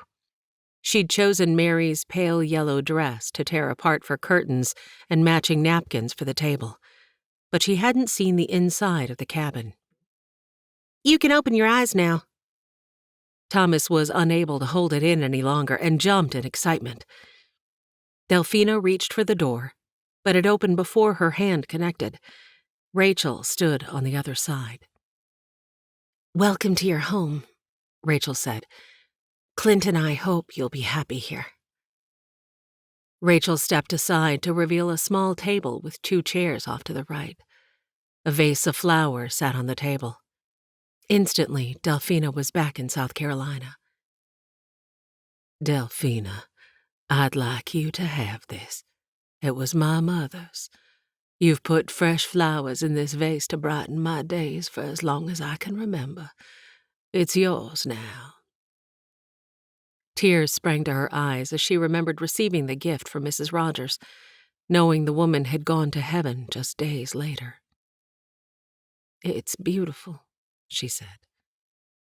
Her hand covered her mouth when she saw the pencil drawing Bennett had made of her as they'd traveled. It hung in a rough frame on the wall over the table. She noticed the nearby shelves lined with jars, boxes, and cloth sacks. Miss Rachel, these things are yours. Oh, no, Rachel replied. You spent just as many hours canning these as I did. This is just your share. You can restock from the root cellar at my house when needed. It was all too much. A swing arm and pot rested inside the smooth rock fireplace. I'm sorry you'll have to deal with that archaic contraption, but it's all we have for now. It was in our house when we first arrived, Rachel offered. It's perfect. Thank you. The rag rug the ladies had made together lay on the floor before the hearth. Her moist eyes lifted to thank Rachel, but stopped when she saw the quilt on the bed. Redbirds that appeared to be in flight were appliqued in the center, surrounded by geese in mid-air on an indigo-blue sashing border. The quilt. Delphina ran her hand across the heirloom, lovingly crafted by Mrs. Rogers and meant for Mary, but now hers. I'd forgotten. She turned to see Clint and the others now inside, each admiring her new home. Thank you, each of you, for... She couldn't finish. Rachel took her hand. You're welcome. That bed might be the best in all Missouri. Clint smiled. Moses built the frame, so you know it's sturdy, but Lee wove the rope for your straw mattress. I believe it might hold water, it's so tight. Lee beamed. I make basket, too, from water reed as gift. He pointed to the drying basket on the kitchen counter, the twisted handle creating a decorative but functional design. Thank you, Lee. How very thoughtful. Delphina wiped at her eyes.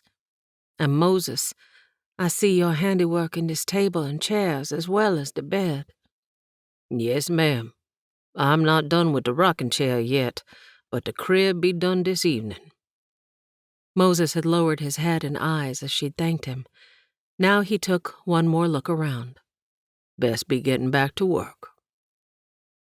All the men offered their congratulations as they filed out the door, Thomas being encouraged by Clint. Miss Rachel, I can't believe this, Delphina said. It's so lovely. You spend some time unpacking your things. Moses stored all the crates from your wagon in the barn when you first arrived, so I hope you won't find any critters in them. He pried open all the lids and checked them, but you never know. Rachel's eyes twinkled. 2 years ago, I went through Mary's things and found so many treasures. I hope you experience the same excitement as you go through your items. It'll be fun. I packed in such a hurry that I'm not sure what all I'll find. I'll head back and relieve Charlie. I'm sure the girls are up by now, and he's probably ready for a break. Thank you, Miss Rachel. I'll be back to your place in an hour or so to help get supper started. Thank you. Take your time. Thomas already offered to help with the girls as his gift to you today. That and the flowers. He's always been partial to flowers. Manning Farm. Lizzie spent every morning with the Appaloosa she'd named Penelope. The name meant weaver, which was exactly what this horse could do. No matter the obstacle, Penelope could easily maneuver her way through. Lizzie knew she would succeed in training the horse. Most likely, the beauty would be ready by the end of the week. Only Lizzie had fallen in love with the mare. Her offspring with Maestro would bring a good profit if she could figure out how to keep her. She hadn't seen Charlie for over a week now. Every evening she watched the horizon for Pete, expecting him to return. She could head to the Schenkel farm when he finally did. Maybe she needed to ride up to the cabin to check on him. She turned at a noise, aghast at seeing the brothers once again in an argument. This time they were throwing clods of mud at each other. She had a mind to pull her gun out and shoot right between them.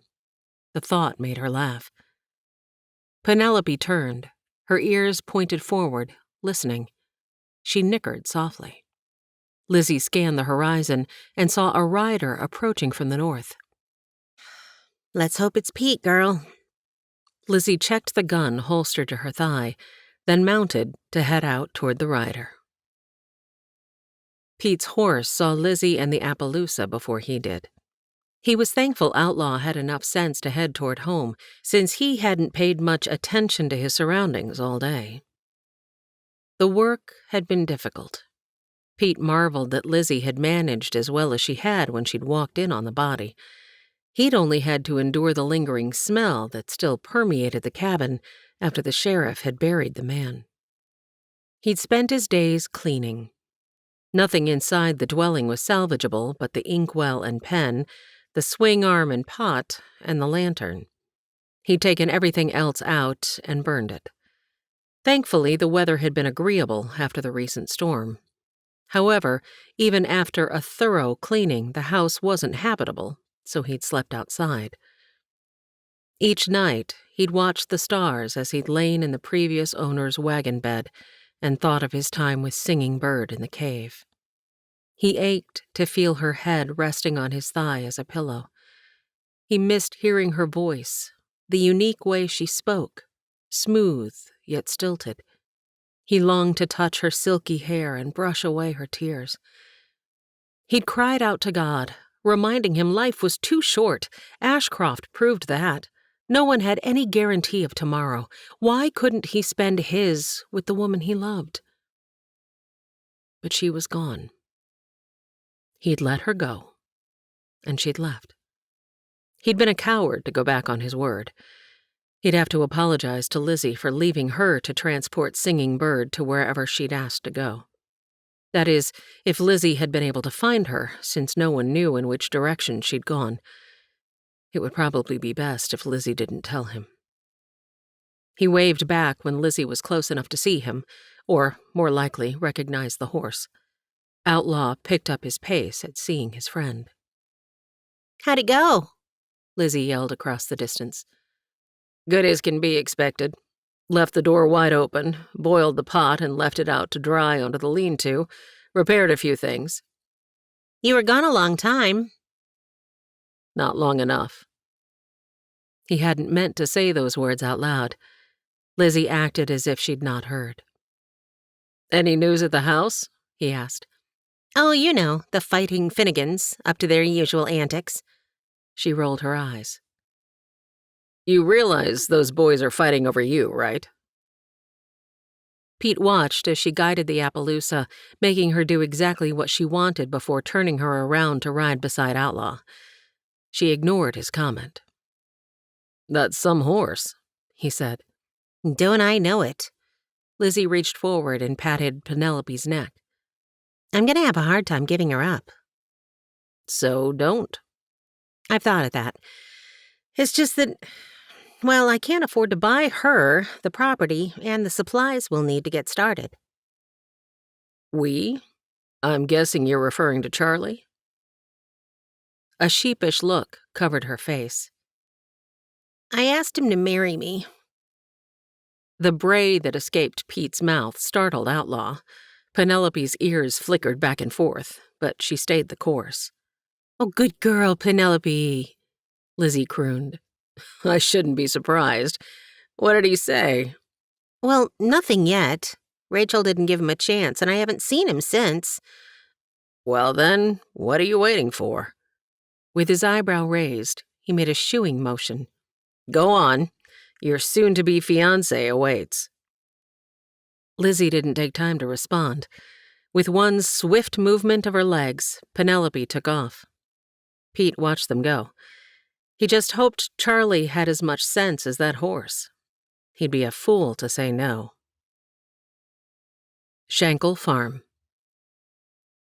"Thanks for watching the girls," Clint said, as he and Charlie headed to the far field. "They're a handful, that's for sure, but I was happy to do it." Charlie meant those words. "Delphina's place is nice. I'm happy for her. It was good of you to build it. I sure hope to one day have something that nice myself." One day? Clint stopped and turned to face Charlie.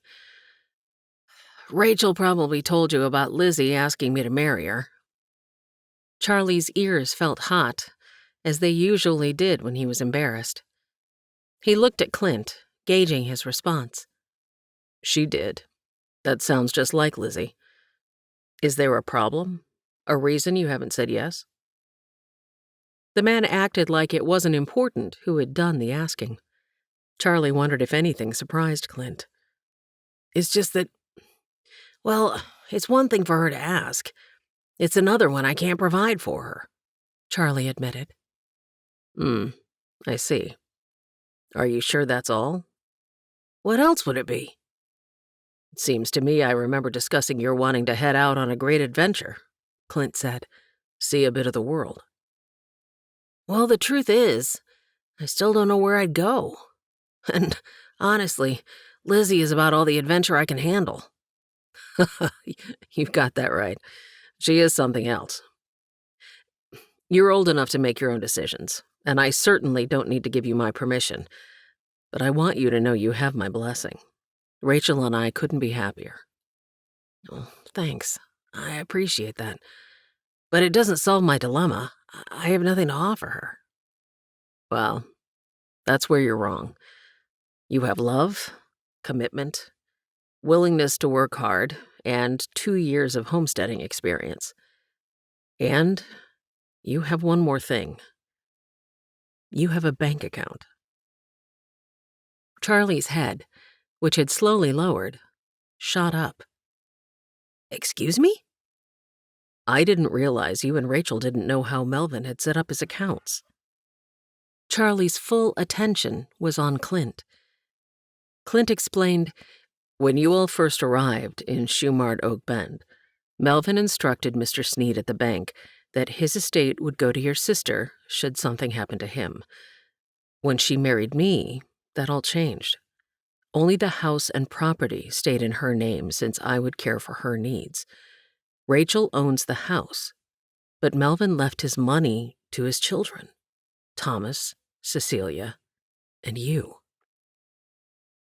Charlie processed this information. How much money? The words came out slow and cautious. Enough to buy the property Lizzie wants, and keep you both for several years if you use it wisely. Dad didn't act like a wealthy man, but I should have known he had money. No matter what Rachel needed after he died, there was always enough to pay for it. I'm more than a little shocked about an inheritance, but sure am glad he adopted me. So, what's holding you back? You sure you won't regret not seeing the world? I think I'd rather see the dirt under my feet with Lizzie by my side than experience life without her. Clint reached over and put his hand on the young man's shoulder. Charlie knew the man cared for him as much as Melvin had. He truly felt blessed. He was about to thank Clint when he heard a horse coming at full speed. Charlie! Lizzie was on Penelope, who appeared to have galloped the entire way from Pete's. Charlie! She continued to yell. Charlie focused on the approaching beauty. I'll head back to the house while you two talk, Clint said. Charlie! Lizzie slowed the horse and dismounted while still in motion. She dropped the reins, and Penelope breathed deeply from the exertion. Lizzie flung herself into Charlie's open arms, words that Charlie couldn't distinguish coming from her mouth. She was warm and breathing hard, The loose hair around her face tickled his own. Finally, he could stand it no longer. Taking her shoulders, he broke their embrace. When he realized she was still talking, he did the only thing he knew to do. He kissed her.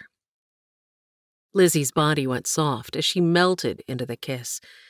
Charlie reached up and cupped her cheeks before his forehead rested against hers.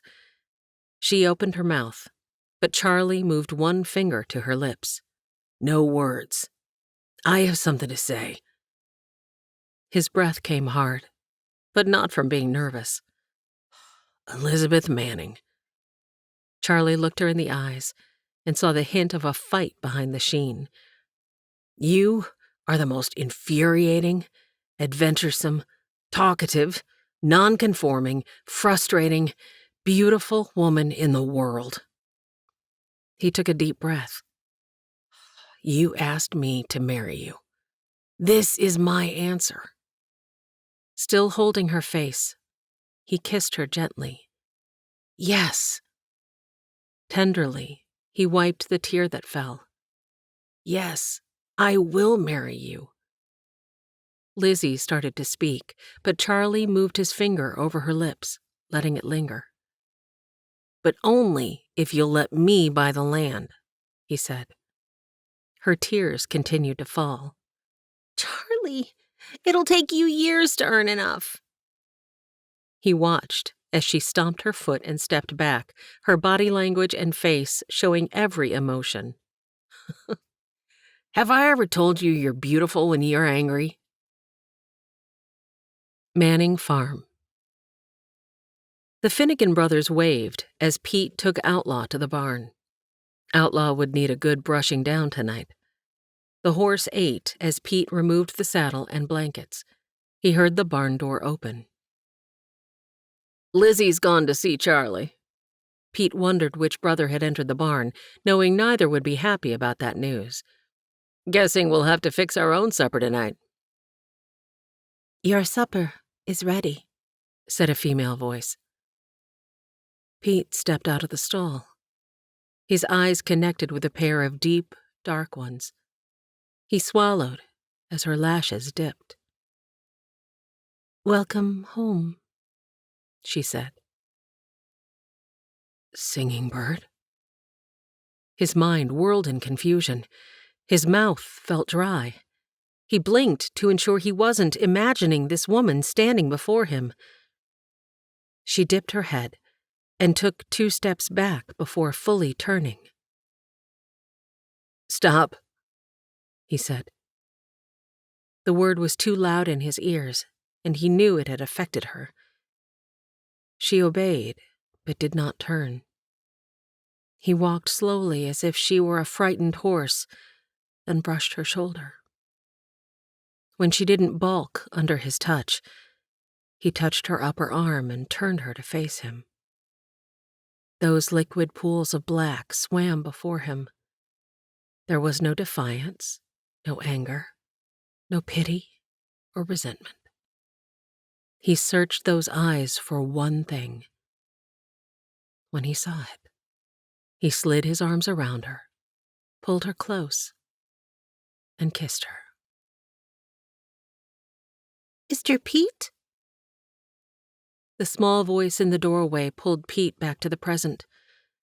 He rested his head on top of Singing Birds, moving his hands to cradle her shoulders, but he did not let her go. Hey there, little son, he said.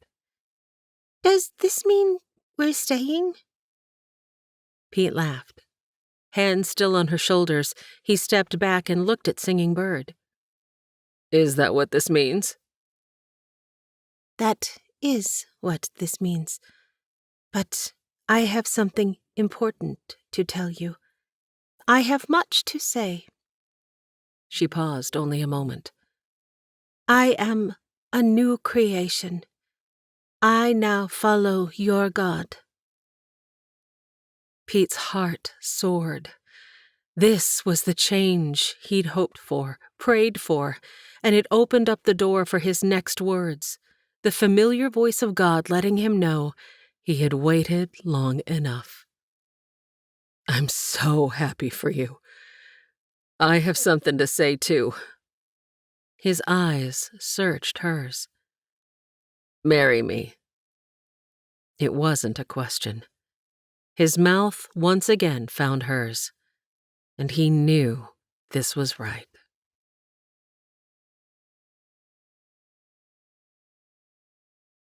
Chapter 25, September 26th, 1860. Shankle Farm. Oof. Rachel moved her finger to her mouth. I'm usually better with a needle and thread. I'm all thumbs tonight. Are you feeling well, Miss Rachel? Is that baby kicking you? Delphina asked. Rachel looked down at the copious yards of fabric over her ample belly. He, or she, kicks hard enough to make me black and blue on the inside. Rachel checked her finger before using her hand to rub the sore spot. She felt the offending appendage and wondered how the baby's foot could be so far to the right when it felt like the other was up high. Phew, I think I'll walk a bit. Rachel laid the fine cotton skirt on the table beside her, then used it to steady herself as she stood.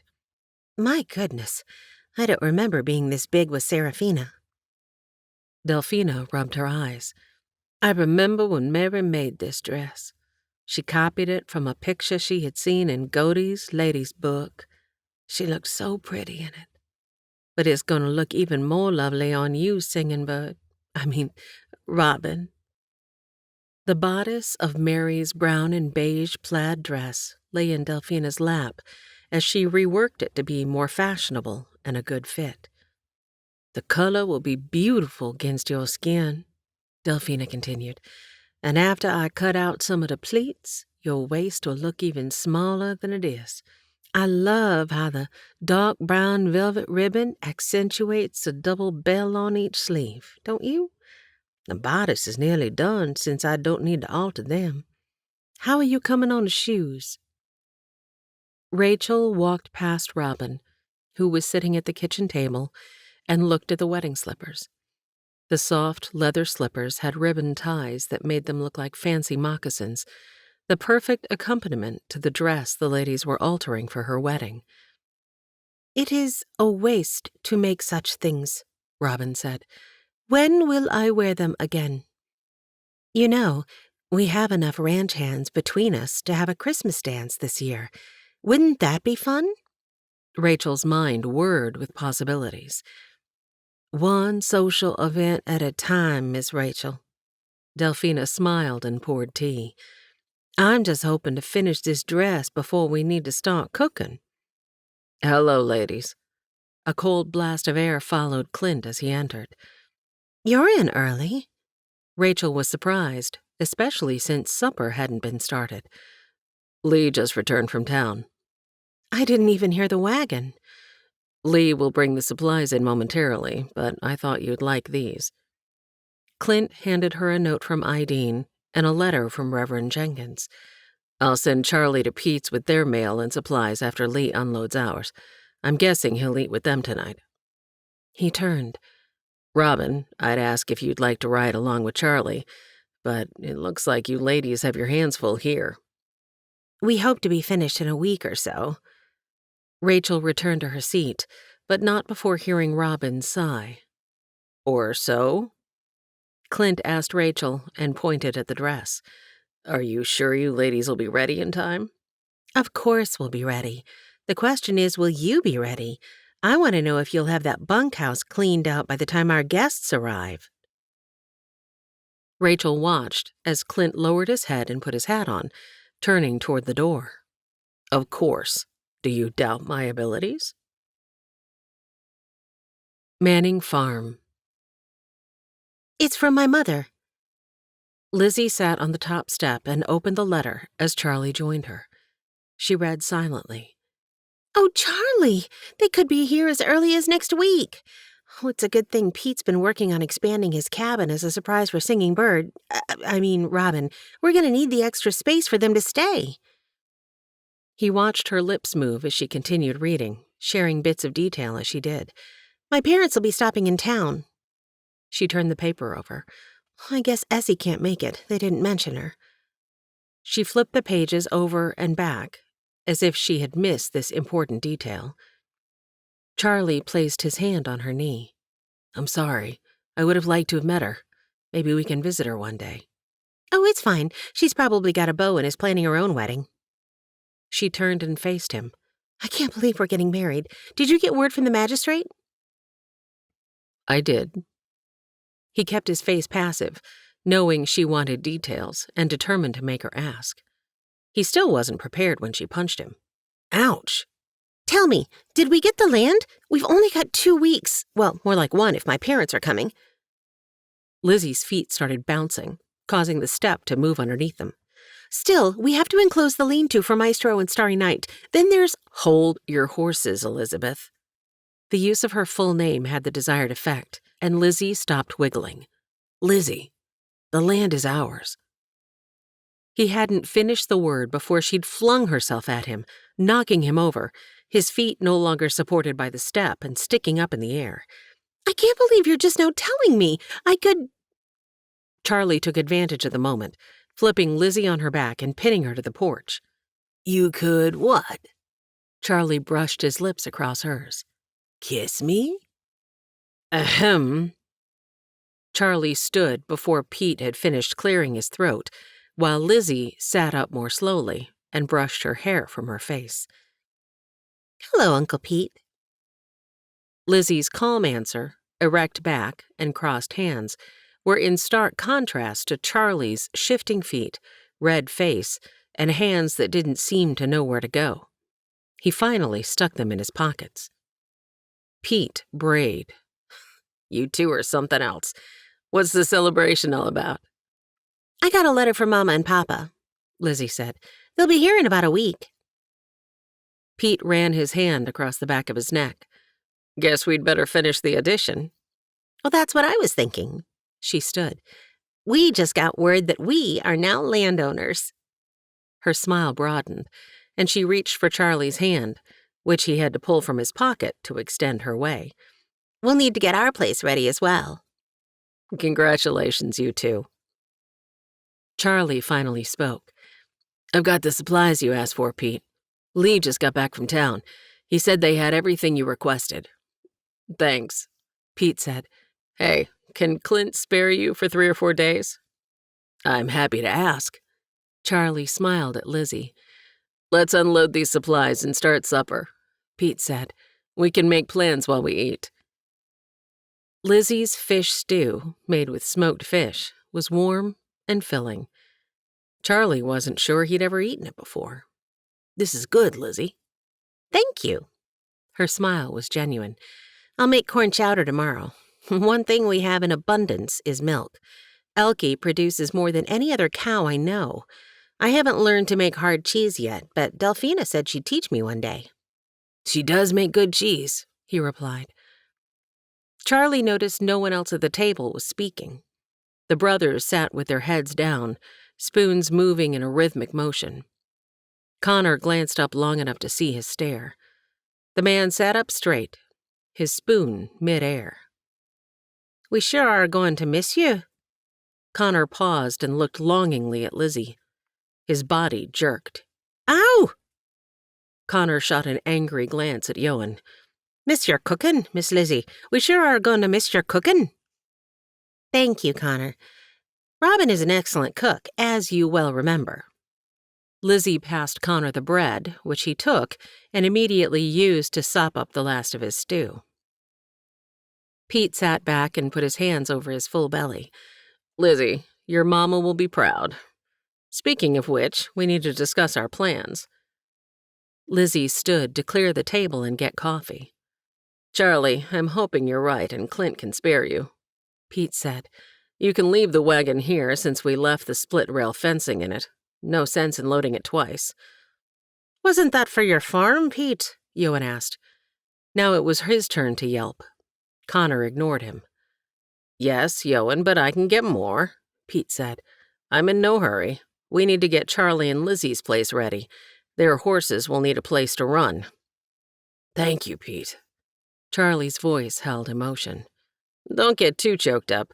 You get to buy the next load to replace this one. Pete winked. Lizzie, if we finish the roof on the addition tomorrow, can you focus on the inside? Absolutely, she said. The chinking is done, but both rooms need a good cleaning, and little son's bed still needs to be assembled. He's going to enjoy having his own room. I'm not sure my parents have shared a bed that small in a good number of years, but it'll just have to be a part of the adventure. Charlie watched her blush and felt his ears tingle at the thought of Lizzie's parents sharing a bed, and knowing he would soon be sharing one with Lizzie. He couldn't look her way as she refilled the coffee. Charlie, if you can come back tomorrow, the four of us men can make short work of that roof. We should finish early enough to then head up to your place and get everything ready. Pete looked at Lizzie. I know you'd like to come too, Lizzie, but can you hold down the fort while we're gone? Her disappointment was visible, but she nodded in agreement. Good girl. Well, thanks for bringing the supplies, Charlie. You can ride Outlaw home. We'll see you first thing in the morning. Pete slapped his legs and stood, then stuck out his hand. It felt good to gain an uncle, Charlie's first. Since he'd left the orphanage, blessings of an extended family had abounded. He'd gained a father, a brother, a sister, a Grammy, the O'Sullivans, who felt like grandparents, and Clint, who was more of a fatherly figure than a brother-in-law. But Pete was special. He'd always treated Charlie as an adult capable of making decisions. Now, he would be family too. Charlie let Outlaw have his head, the reins slack in his hands. The horse seemed to enjoy the brisk air and clear skies. It hadn't been as hard kissing Lizzie goodnight, knowing he'd see her again in the morning. Soon, I'll be able to wake up to her every morning. He quickly adjusted the reins and slowed Outlaw to a walk. He needed to keep his wits about him.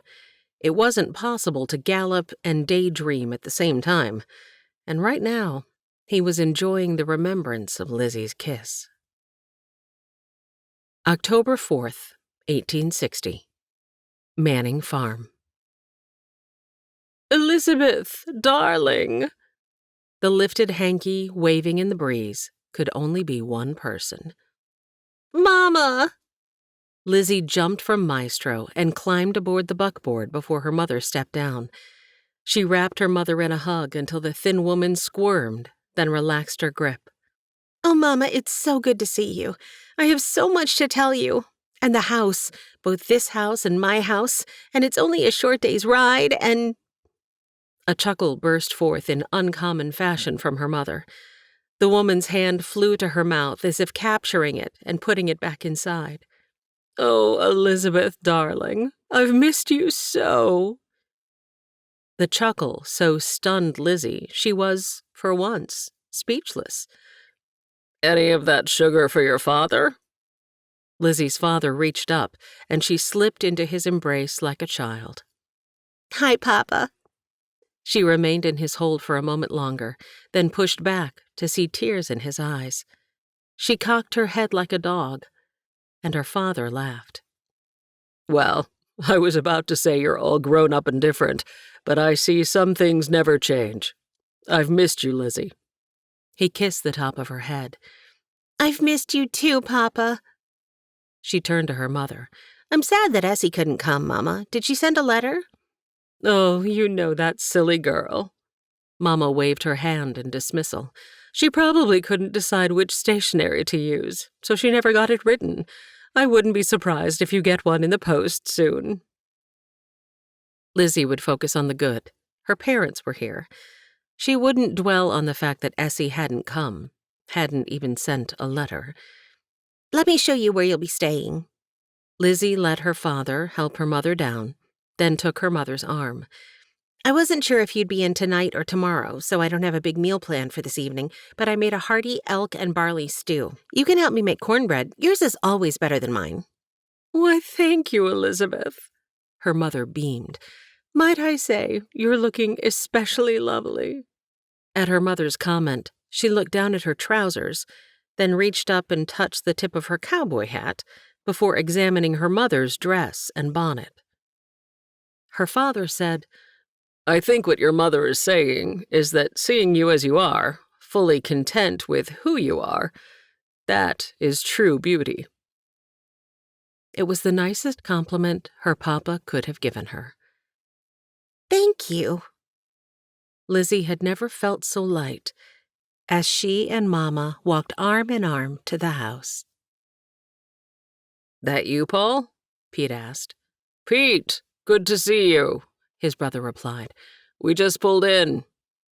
Let me help you with the horses. I'm guessing Lizzie's already talking Catherine's ears off? You know it. Got a few things I need to unload. Where should I put them? Well, that depends, Pete responded. If they're for Lizzie and Charlie, like that rocking chair I see back there, we can put them in the barn until we take a load up to their place. Maybe you and I can do that tomorrow. With the crops in, we can now focus on getting things settled for them. Everything else can go in the house. That would be nice, Paul said. I'd like to see their place. I'm not sure Catherine will want to make the trip after being on the road for so many days. I'm sure she'll be busy with wedding plans anyway. Can you afford to be away from your land?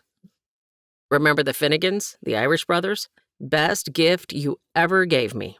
Couldn't do it without those two. I could live without their constant fighting, but they're worth their weight in gold. Thanks for sending them. You're right welcome. Paul, I need the crate, please, Catherine called from the house, again waving her hanky, as if the motion were more likely to get his attention. Be right there, dear. Paul turned to Pete. Now to figure out which crate she means. Sure as shootin', it won't be the first one I choose. Oh, Mama, it's... Tears sprang to Lizzie's eyes as she fingered the fine white muslin, now yellowed to a creamy beige. The wide neckline was trimmed in tatted lace and pale yellow satin ribbon. Rows of tiny pleats ran from the shoulder seams to the deep V waist. Puffy, capped sleeves were attached with fabric rosettes and yellow bows. More rosettes and bows lined the hem of the full skirt. You don't have to wear it if you don't want to, darling. I would never want to force my old wedding dress on you. Truly, Lizzie, I would be just as happy if you chose to wear pants, as long as they're clean. Lizzie couldn't respond. Did her mother mean that? Tears threatened. My precious child, it's taken having you leave for me to see just how much I love and value you for who you are. Your strength to stand up against convention and forge your own path is an admirable quality. I'm so proud of the woman you've become. Oh, Mama. Tears spilled, and Lizzie flung herself into her mother's waiting arms. Now, darling, about this old thing. Her mother fingered the gown. Let me try it on. Lizzie tried to contain her enthusiasm at the beautiful offering, but was bouncing with excitement.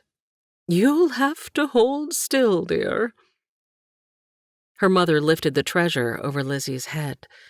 Lizzie blushed at the thought of her mother seeing her sackcloth undergarments instead of the frippery she'd been forced to wear at home. But no comment on the items came. Let's see how it fits. Her mother stepped back, her hand covering her mouth as she looked Lizzie over from top to bottom. Lizzie recognized the gesture. It was one she'd seen her mother use when assessing a new acquaintance or one of Lizzie's friends. We can take some of the fullness from the skirt to redo the sleeves, making them long since it's now October. Her mother twirled her finger, and Lizzie made a full turn. When she completed the rotation, her mother's hands were on her hips, and an odd expression graced her face. What do you think, dear? She's asking my opinion? Mama, I'd wear it exactly like it is if it wasn't so cold. Lizzie pulled out the skirt with her hands. Would it take much to add the sleeves? Not at all, Elizabeth, dear. Let me help you out of the gown. The tears in her mother's eyes concerned Lizzie. Are you all right, Mama? Oh, yes, darling. I was remembering my own mother doing the same for me. There were still pins in the fabric, and she was so afraid she'd mar my fair skin. Nothing like your beautiful bronze. I'm so pleased you would agree to wear my dress." Lizzie stepped into the legs of her trousers and stared at her bare arms, tanned from the sun. Had her mother called it a beautiful bronze? "Elizabeth, you do want to wear it, don't you? You aren't just trying to please me?" Oh, Mama! Lizzie threw her arms around her unsuspecting mother. Oh, Mama! She nodded through her sobs. Yes, I want to wear your dress. Thank you. She felt her mother relax into the hug. Never before had she felt so cherished by her mother. She'd even answered to Elizabeth to please her mother. Chapter 26. October 4th, 1860. Schenkel Farm. Good morning, Charlie, Rachel called. Charlie grappled for the cup of coffee with one eye closed. Sleep well? Rachel's voice was much too perky first thing in the morning. "Not really," he grumbled. Care to talk about it? They'd been nearly inseparable their entire lives. How his sister did not recognize he needed a cup of coffee first baffled him. What he did know was that she would keep asking until he answered. He made it through half a cup before the dark brew had both of his eyes open. "Honestly, I suppose I didn't sleep well because I'm a bit nervous," he explained. "I expect Lizzie's parents to arrive today, and I'm supposed to go to Pete's for supper to meet 'em." You'll do fine. How can they not love you? Her smile didn't help the tension building at his temples. Is there something else? "Well..." He lowered his cup to the table, and Rachel refilled it before placing a plate of food before him. "Thoughts of Melvin kept me awake last night. I wish I could have talked to him about this." He raised his eyes to see tears forming in Rachel's. He was a great father. You know you can talk to Clint. I know, but he's just my brother-in-law. Melvin was my dad. I understand. She reached over and put her hand on his. Wait right here. Charlie heard the squeak of the chest in her room as he ate his eggs. Moments later, she returned and handed him a small pouch with a drawstring. This is for you.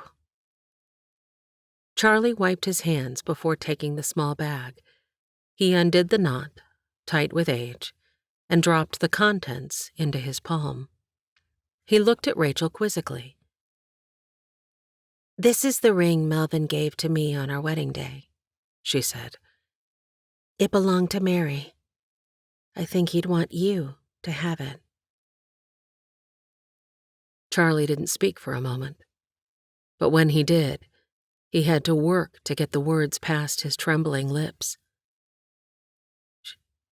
Shouldn't this go to Thomas?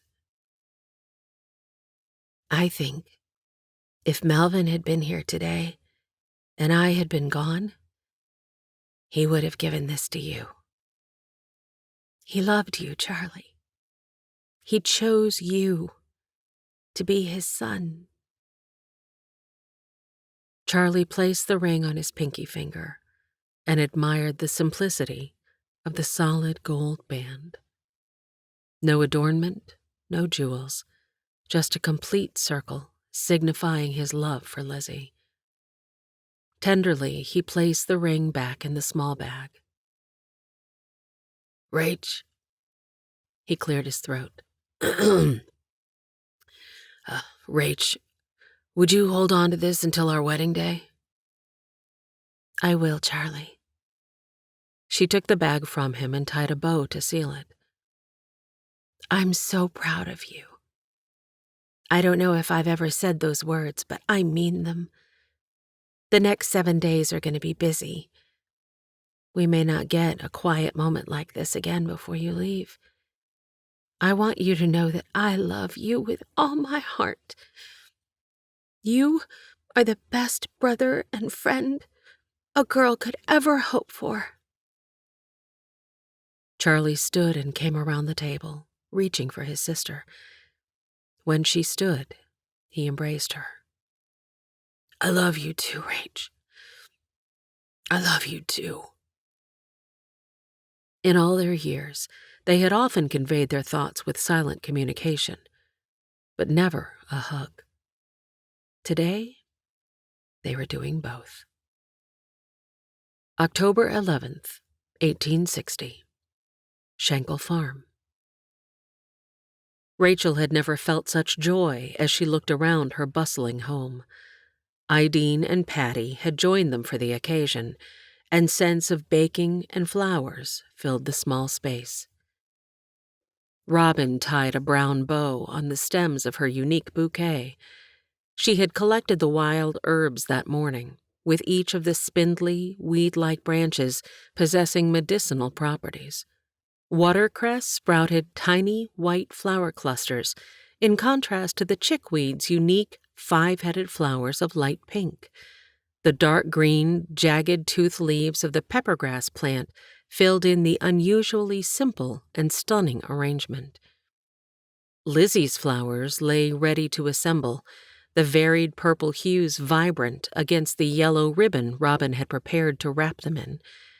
Prairie clover, tall purple spikes of button snake root, and purple coneflower with large, showy flower heads competed for the most beautiful of the bunch.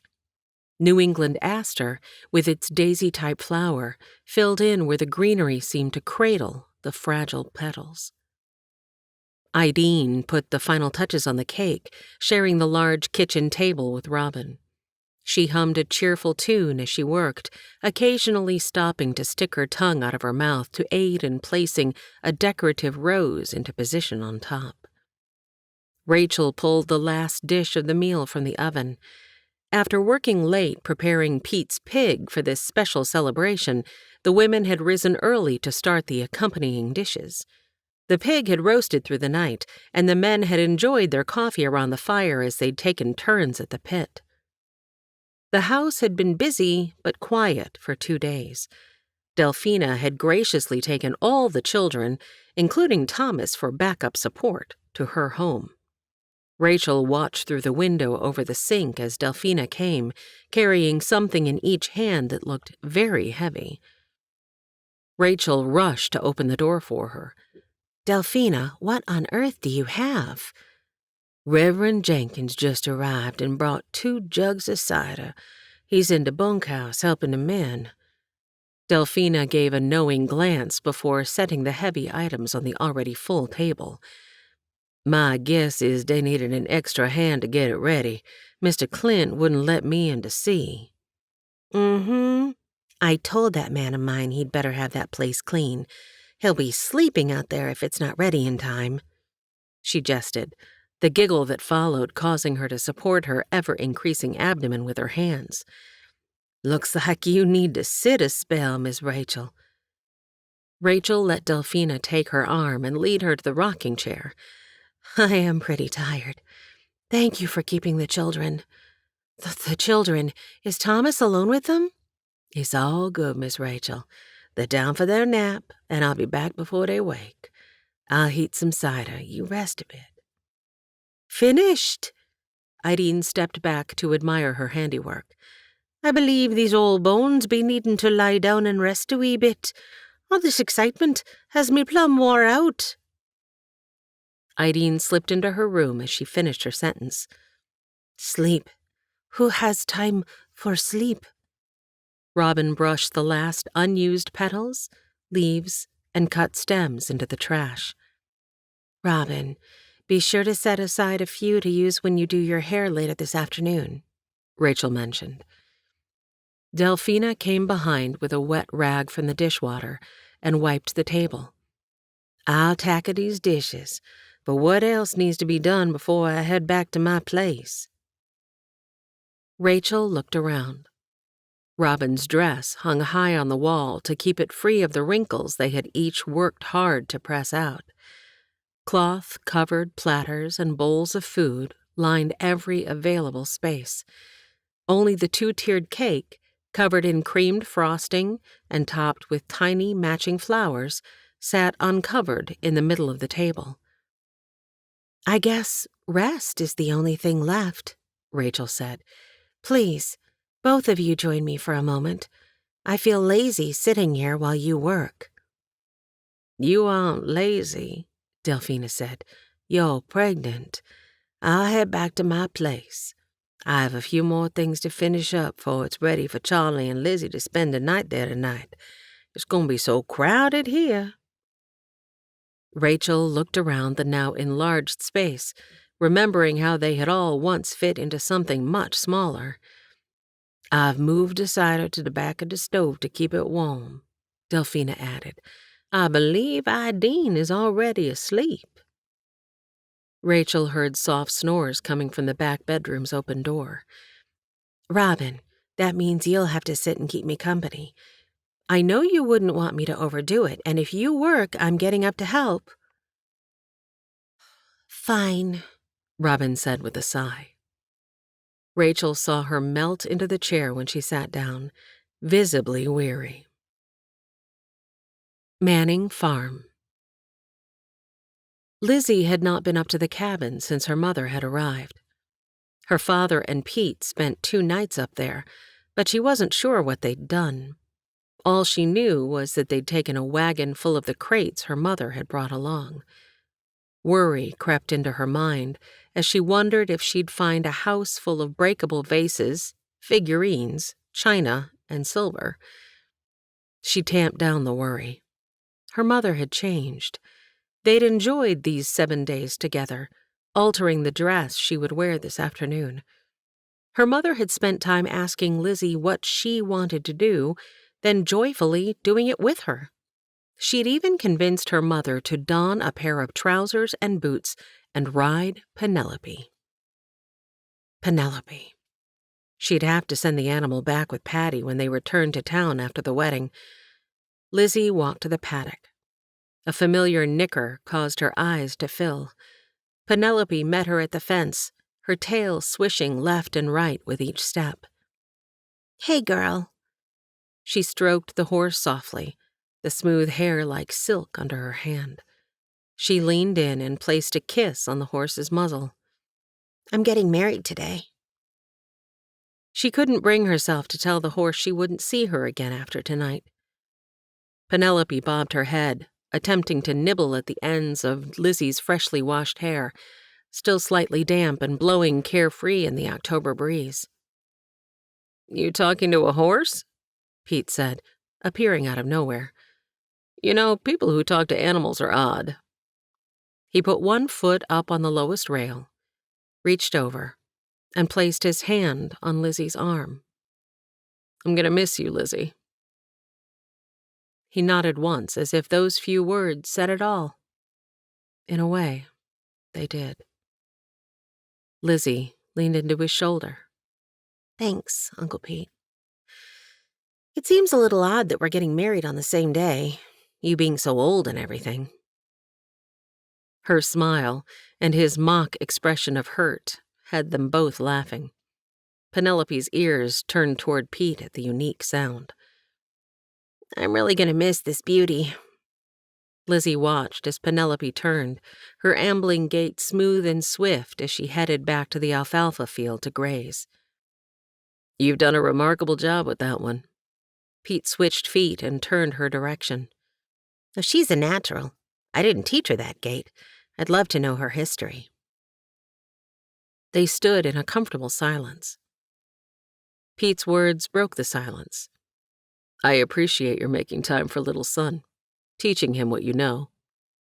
Oh, he's a natural as well, an eager learner and willing to accept correction. That's a unique quality in a boy so young. Yes, it is. I'm guessing it has to do with his upbringing. I just hope I'm up for the challenge of raising a son. He'll be a great father, Uncle Pete. Lizzie gently punched his arm. You've had lots of practice with me.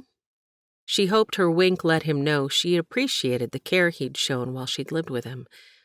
I know Robin thinks so. She does? She does. They looked out over the fields where Penelope now stood near Maestro. What do you think they're doing? Lizzie asked. Eating? She rolled her eyes at him like he was a dolt for not keeping up with the conversation. No, not the horses. Robin and Charlie. Well, I'm hoping somebody's watching my pig so she doesn't burn, Pete said. It's a good thing I never named her, since I'm going to be hungry later. The laughter they shared in these final moments together soothed Lizzie's soul. Pete? Paul came from the house. Catherine's getting anxious. Let's get the horses hitched to the wagon and load up this dress so we can get on our way. Pete punched Lizzie's arm and quickly stepped away. Happy wedding day, Elizabeth. He bolted for the steps. Lizzie followed, one step behind. Schenkel Farm. Rachel drew the warm shawl she'd received as a gift from her friend Martha 2 Christmases ago around her shoulder. She had no choice but to wear her clean, everyday dress, seeing as her body didn't allow for many options.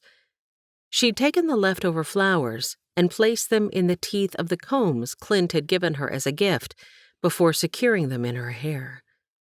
She felt awkward and very, very large compared to the 2 slim, youthful beauties before her. Lizzie's cream-colored dress enhanced the golden highlights in her hair, making them appear to glow.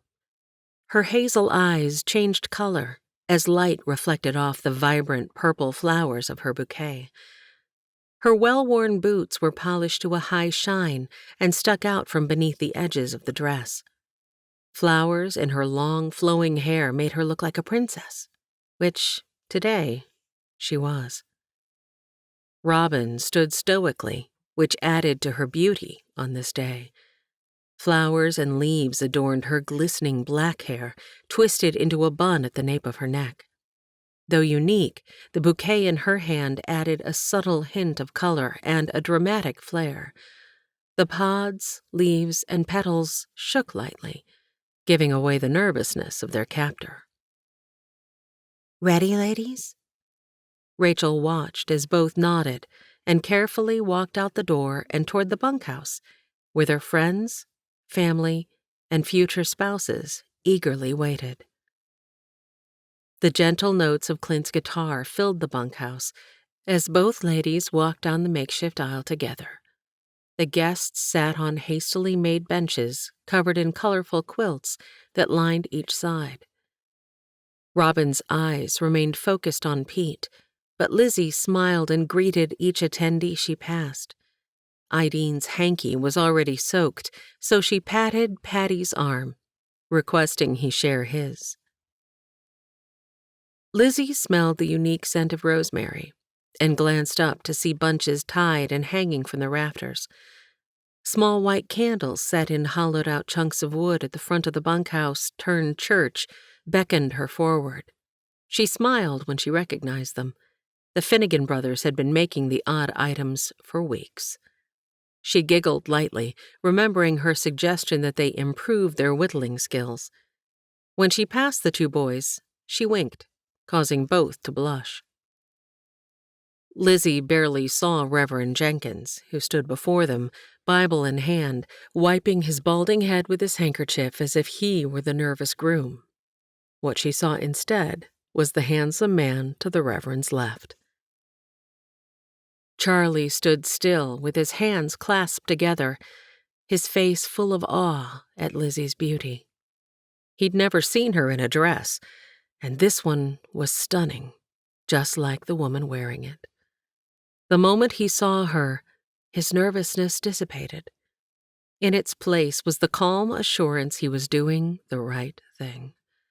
The path God had chosen for him would be full of adventure, and if the look in Lizzie's eyes was any indication, full of love. He quickly glanced heavenward and winked his thanks. Through tear-filled eyes, Pete struggled to see the vision before him. The sheen of her hair reflected the light coming through the windows. He noticed the dress swaying as she walked closer, but could not look away from the eyes, also filled with tears. As she reached the front of the makeshift church, her mouth opened slightly, revealing her white teeth.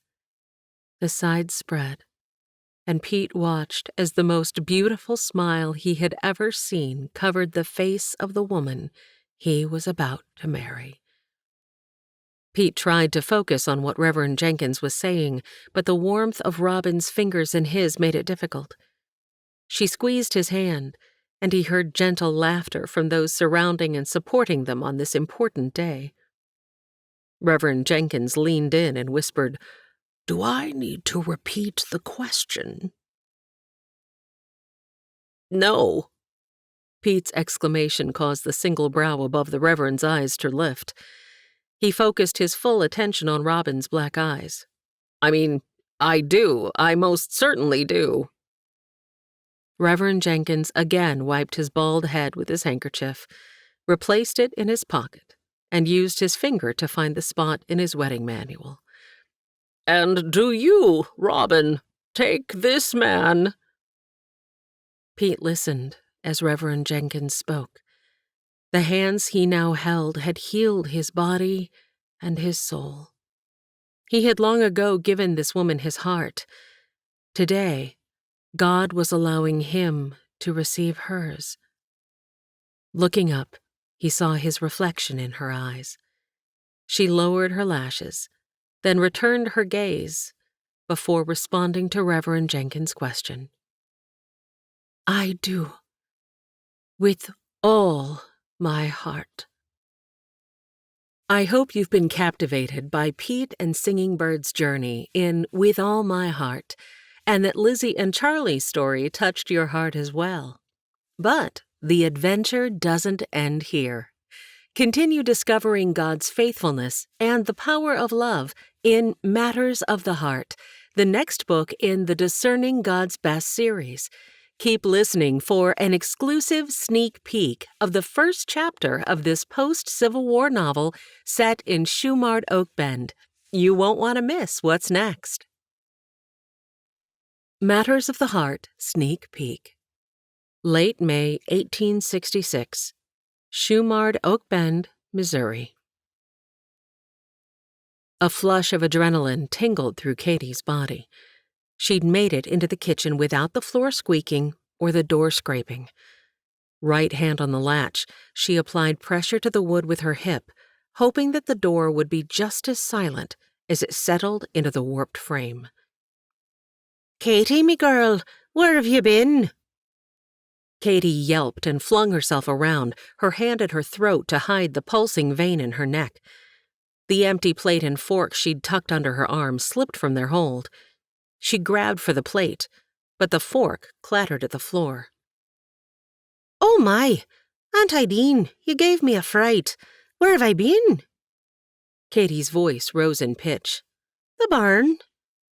She felt a flush cover her cheeks and bent down to retrieve her utensil, hiding her face, hoping Ideen would think the redness in her cheeks was from the exertion of the movement. When Katie peeked up, she spotted Ideen's familiar reddish-brown eyebrow lift, letting her know Aunt Ideen expected the rest of the story. Katie set the items down, then busied her hands with making tea. "Care for a cup of tea?" Katie's heart raced, and she could not quell the fluttery feeling in her belly. "That, and an answer." Ideen sat and folded her hands in anticipation. Katie's posture stiffened. With her back to her aunt, she forced a smile before turning with 2 cups of tea. "Fine." Katie hesitated as she took her time placing the cups on the table. "Would you care for a cookie?" She reached for the tin. "I wish for the truth." Katie arranged her skirts as she sat, delaying the inevitable. "I was in the barn feeding—" Nerves frayed, her leg bounced as if the pumping motion would help get the words out. Kathleen Orla Murphy. Katie's heart thudded in her chest, and she was sure her aunt could see her tatted collar move up and down. Why was she nervous? She'd done no wrong. She crossed one leg over the other, her knee hitting the underside of the table. Ignoring the pain, she used her napkin to wipe up the tea that had breached the rim of her cup. Care to explain the plate? Katie lifted her chin. She did not want to burden Ideen, nor would she be dissuaded from her mission. She carefully uncrossed her legs and willed herself not to choke, stalling as her small sip of tea went down wrong. I see, Ideen said. If you'll not tell me, perhaps I'll simply guess. We've no animals but a stray cat. Are you to tell me, or not as it seems, that you have someone holed up out there? Her Irish accent increased along with her volume. Now before you get your dander up, I took nothing that didn't already belong to me. Katie's indignant tone did not help the situation. Serving yourself a double portion, and only eating half.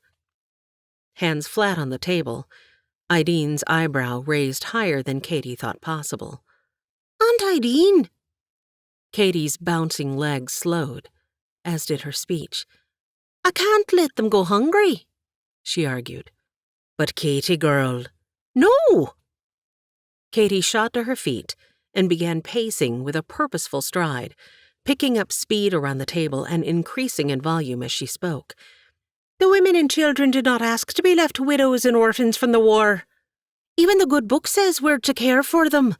Aunt Ideen, you of all people, widowed now less than a year, should know the devastation, the loss they're feeling. You have a home. They've lost theirs. They have nothing.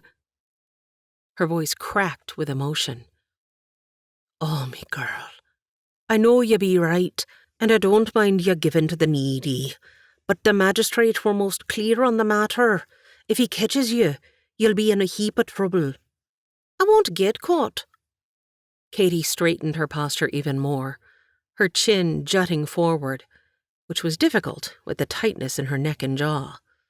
Ach, I pray you don't, for your sake and theirs, and mine. Ideen's last words came out in a whisper. Katie had not fully considered the implications of her actions on her aunt and her boarding house business. Aunt Ideen, please. Katie's voice mellowed, but the fervor in her spirit flamed brighter. I have to help them. I want to help them. No, I need to help them. It isn't just that God commanded it, or that my heart aches for them, but I need a purpose. This town. Her arm swept out, then dropped to her side. It has nothing for me. I want to make something of my life, not just clean rooms until my dying day. Ideen straightened in her chair. Katie returned to hers. She reached over and placed a hand on her aunt's freckled forearm before lowering her voice. Oh, Aunt Ideen, I don't mean to be ungrateful or give offence. I love living here with you in this beautiful home. You've been so good to me, taking me in these last 6 months. She took deep breaths, trying to quell her racing heart. Mama gave me your letter on her deathbed. Katie fingered her dress pocket, as if the letter her mother had received from her only living sister were still there. Her last words to me were, "Go, Kathleen, me golden princess. Bury me and go. Nothing here for ye. Go, and dead ye lot." God will go with ye. She said the same thing to me once. Ideen wiped away a tear. Katie had not considered Ideen might understand. She had felt abandoned when her mother had died, forcing her to leave Ireland. But God had gone with her on the journey, and he was with her still. She lifted her hand to her cheek as her mother had done, a distant memory of those final moments. Katie understood the loss of a parent and the devastation of losing everything else as well. Aunt Ideen, I know what they're going through. Katy stood and gathered the empty cups. She leaned on the counter for support and spoke to the wall. In Ireland, I had no funds to pay the landlord what was due, no job to earn enough to keep a roof over my head, no family to take me in, no one to call friend. So I packed all I needed into a small bag before looking at the 4 sparse walls I'd called home, and then I left the remaining items for the priest to give to those in need. Katy touched her throat again and turned as if to show Ideen the treasure no longer around her neck. Only Mother's locket remained, a gift from the man who called himself my father, the man who abandoned us. Ideen stood and embraced the girl before holding her at arm's length. You did the right thing by selling it for your passage, me Katy girl. Katy wiped at the moisture on her cheeks. Her heart pined for the locket, but ached more for the widows and orphans, casualties of war. Their dull eyes, thin frames, worn clothes, and defeated demeanors reminded her of the plight she'd been in less than a year ago. I have to help them, Aunt Ideen. These women have lost their husbands, homes, and hopes. They came to Shumard Oak Bend, praying it would be a place of refuge. And the children? A sob escaped. They've lost more than I ever endured. Katy's deep intake of air cleared her focus. If I had the resources, I'd open an orphanage. I've been thinking and praying about it for quite some time. You were the crooked one when you first came to America. Please, Aunt Ideen, I know I can do it. Give the women jobs, raise the children, provide schooling. I won't be discouraged. I won't back down. I know you think it's too much for me to handle, but I must. Don't you see? I must. She would not allow a lack of support in any form to keep her from doing what she knew was her calling. She'd continue helping those in need, one at a time and in secret if need be. One side of her mouth lifted. Her father had been closer to the truth than he'd realized. You'll not be anything more than a wench, girl. With your looks, you'll have plenty of young'uns to care for, and not a moment for yourself, nor a home to call your own. Her father's voice was as clear as the day he'd hurled the slurred insult. She would have lots of children to raise. They would just not be like he'd thought. Or I desired. Brushing her hair out of her face, she felt warmth. With such a flush, her freckles would be more pronounced, but it couldn't be helped. A lack of concern for the plight of those considered undeserving lit a fire in her belly. Ideen rose and placed the dishes in the basin. Seems to me you need to think this through and get rid of some nervous energy. I've the answer to both. Laundry. Ideen winked. Katy sighed but followed her aunt outside. They boiled, soaked, scrubbed, rinsed, wrung, and hung more sheets and towels than Katy believed one family could own. They'd not yet started on their clothing, yet she was exhausted. Even so, her temperament matched that of the boiling water. If she didn't get this off her mind, she'd burst and pop like the air coming from the bottom of the large cauldron they were using.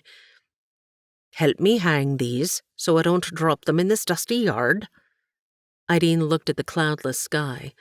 This weather will dry our laundry in no time, but it's not doing our kitchen garden any favours. Katy bristled.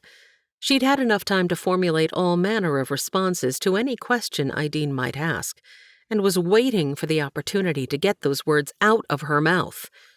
Her aunt only wanted to talk about the weather. Would they never finish their earlier discussion? Ideen handed her one end of the large sheet. Now, let's finish what we were talking about earlier. So far, you've told me how you feel, but not how God feels. The wind blew the end of the sheet out of Katie's hand as quickly as Idine's words blew all the answers from her mind. She grabbed at the sheet and caught it before the fabric hit the dirt, but she wasn't as successful with the tirade she'd worked out in her mind. How God feels? Haven't you taken this to him? Idine asked. Well, of course. No, she hadn't. She'd told him all the details, but she hadn't asked him what he thought. Her exhale came out like a bull giving a final warning. Come to think of it, she had talked to God. The good book said to help the widows and orphans, and that's what she was trying to do. But everyone around her thwarted her efforts. She shoved a pin over the next sheet, attaching it to the line as if securing her resolve. If I'd been born a man, I'd give the magistrate a good wallop up at the head, she added. Knock some sense into him. He's a typical male, placating me with words while never intended to fulfill his promises. Renewed anger and energy filled her. Idine peeked around the bath towel flapping in the breeze, eyes wide. Katie ignored the stare. Do you know what he said? Katie arched her back to mimic the magistrate's rotund form. Little missy, you have a heart of gold, but you don't need to be worrying your pretty little head with the likes of those who should have made provision for such circumstances. Katie's exaggerated imitation of the magistrate worked on her aunt, who bit her lip to suppress a laugh. Can you believe he said that? I nearly choked, trying to hold back. How thoughtless, how unfeeling, how unchristian. And he didn't stop there. Oh, no. Katie bobbled her head and resumed her mocking. You seem to be the type of person these people can trust. I'd be much obliged if you'd use your influence to encourage them to be on their way. She waved her hand flippantly, as he had done. We don't need them settling down here and asking for handouts. If we build an orphanage... Katie jammed another clothespin on the line and took deep gulps of air before continuing. By the time he'd finished, my jaw hurt and my skirt needed a good pressing. Even my toes ached from curling up inside my shoes. I did some serious praying right then and there. Can you believe the gall of that man? It took every ounce of willpower to hold my tongue, but my body language had a mind of its own. I didn't need words to silence the magistrate. He understood my meaning quite clearly. Joyous laughter filled the air as Idine wiped at her eyes. Acushla McCroy! Oh, my heart's beloved. Idine's endearment did not slow Katie's words. The magistrate might be well loved by this town's people, but he's met his match with me. That man's wife must be namby-pamby if she puts up with his thoughts that a woman is not capable of more than cooking, cleaning, or... Katie blushed, stomped her foot, and stood ramrod straight, skirts clenched in her tight fists. I will not allow a man to dictate what I can and cannot do. I will stand up for the least of these, as it says in Scripture, even if I have to do it on my own. Arms akimbo, chin jutted forward, she stood resolute. You've got your mother's stubborn streak, and your father's reckless nature. You'll need to be choosing which path you plan to follow. Katie felt rage continue to surface. She bit her tongue, desperately working to keep from lashing out at her aunt's insensitive remark. Idine lifted her palms as if in surrender. Ah, that got your attention. Truth is, I hope you choose neither path. You've shared your thoughts, desires, and plans, but you need to listen to what God would have you do. It's His path that matters. No matter what I, the magistrate, your father's words floating around in that head of yours, or anyone else says, your heart should only yearn for what God has to say. Katie's shoulders slumped, and she sighed, releasing the pent-up emotion like the release valve on the new-fangled pressure cooker she'd seen advertised. All the steam of earlier evaporated, and she inhaled the dry air around her.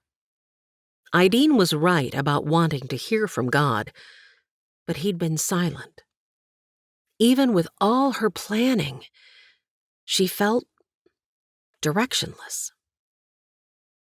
You've been listening to With All My Heart, Book 2 in the Discerning God's Best series, written by Heidi Gray McGill, narrated by Amy Lilly, directed and engineered by Adam Hassel.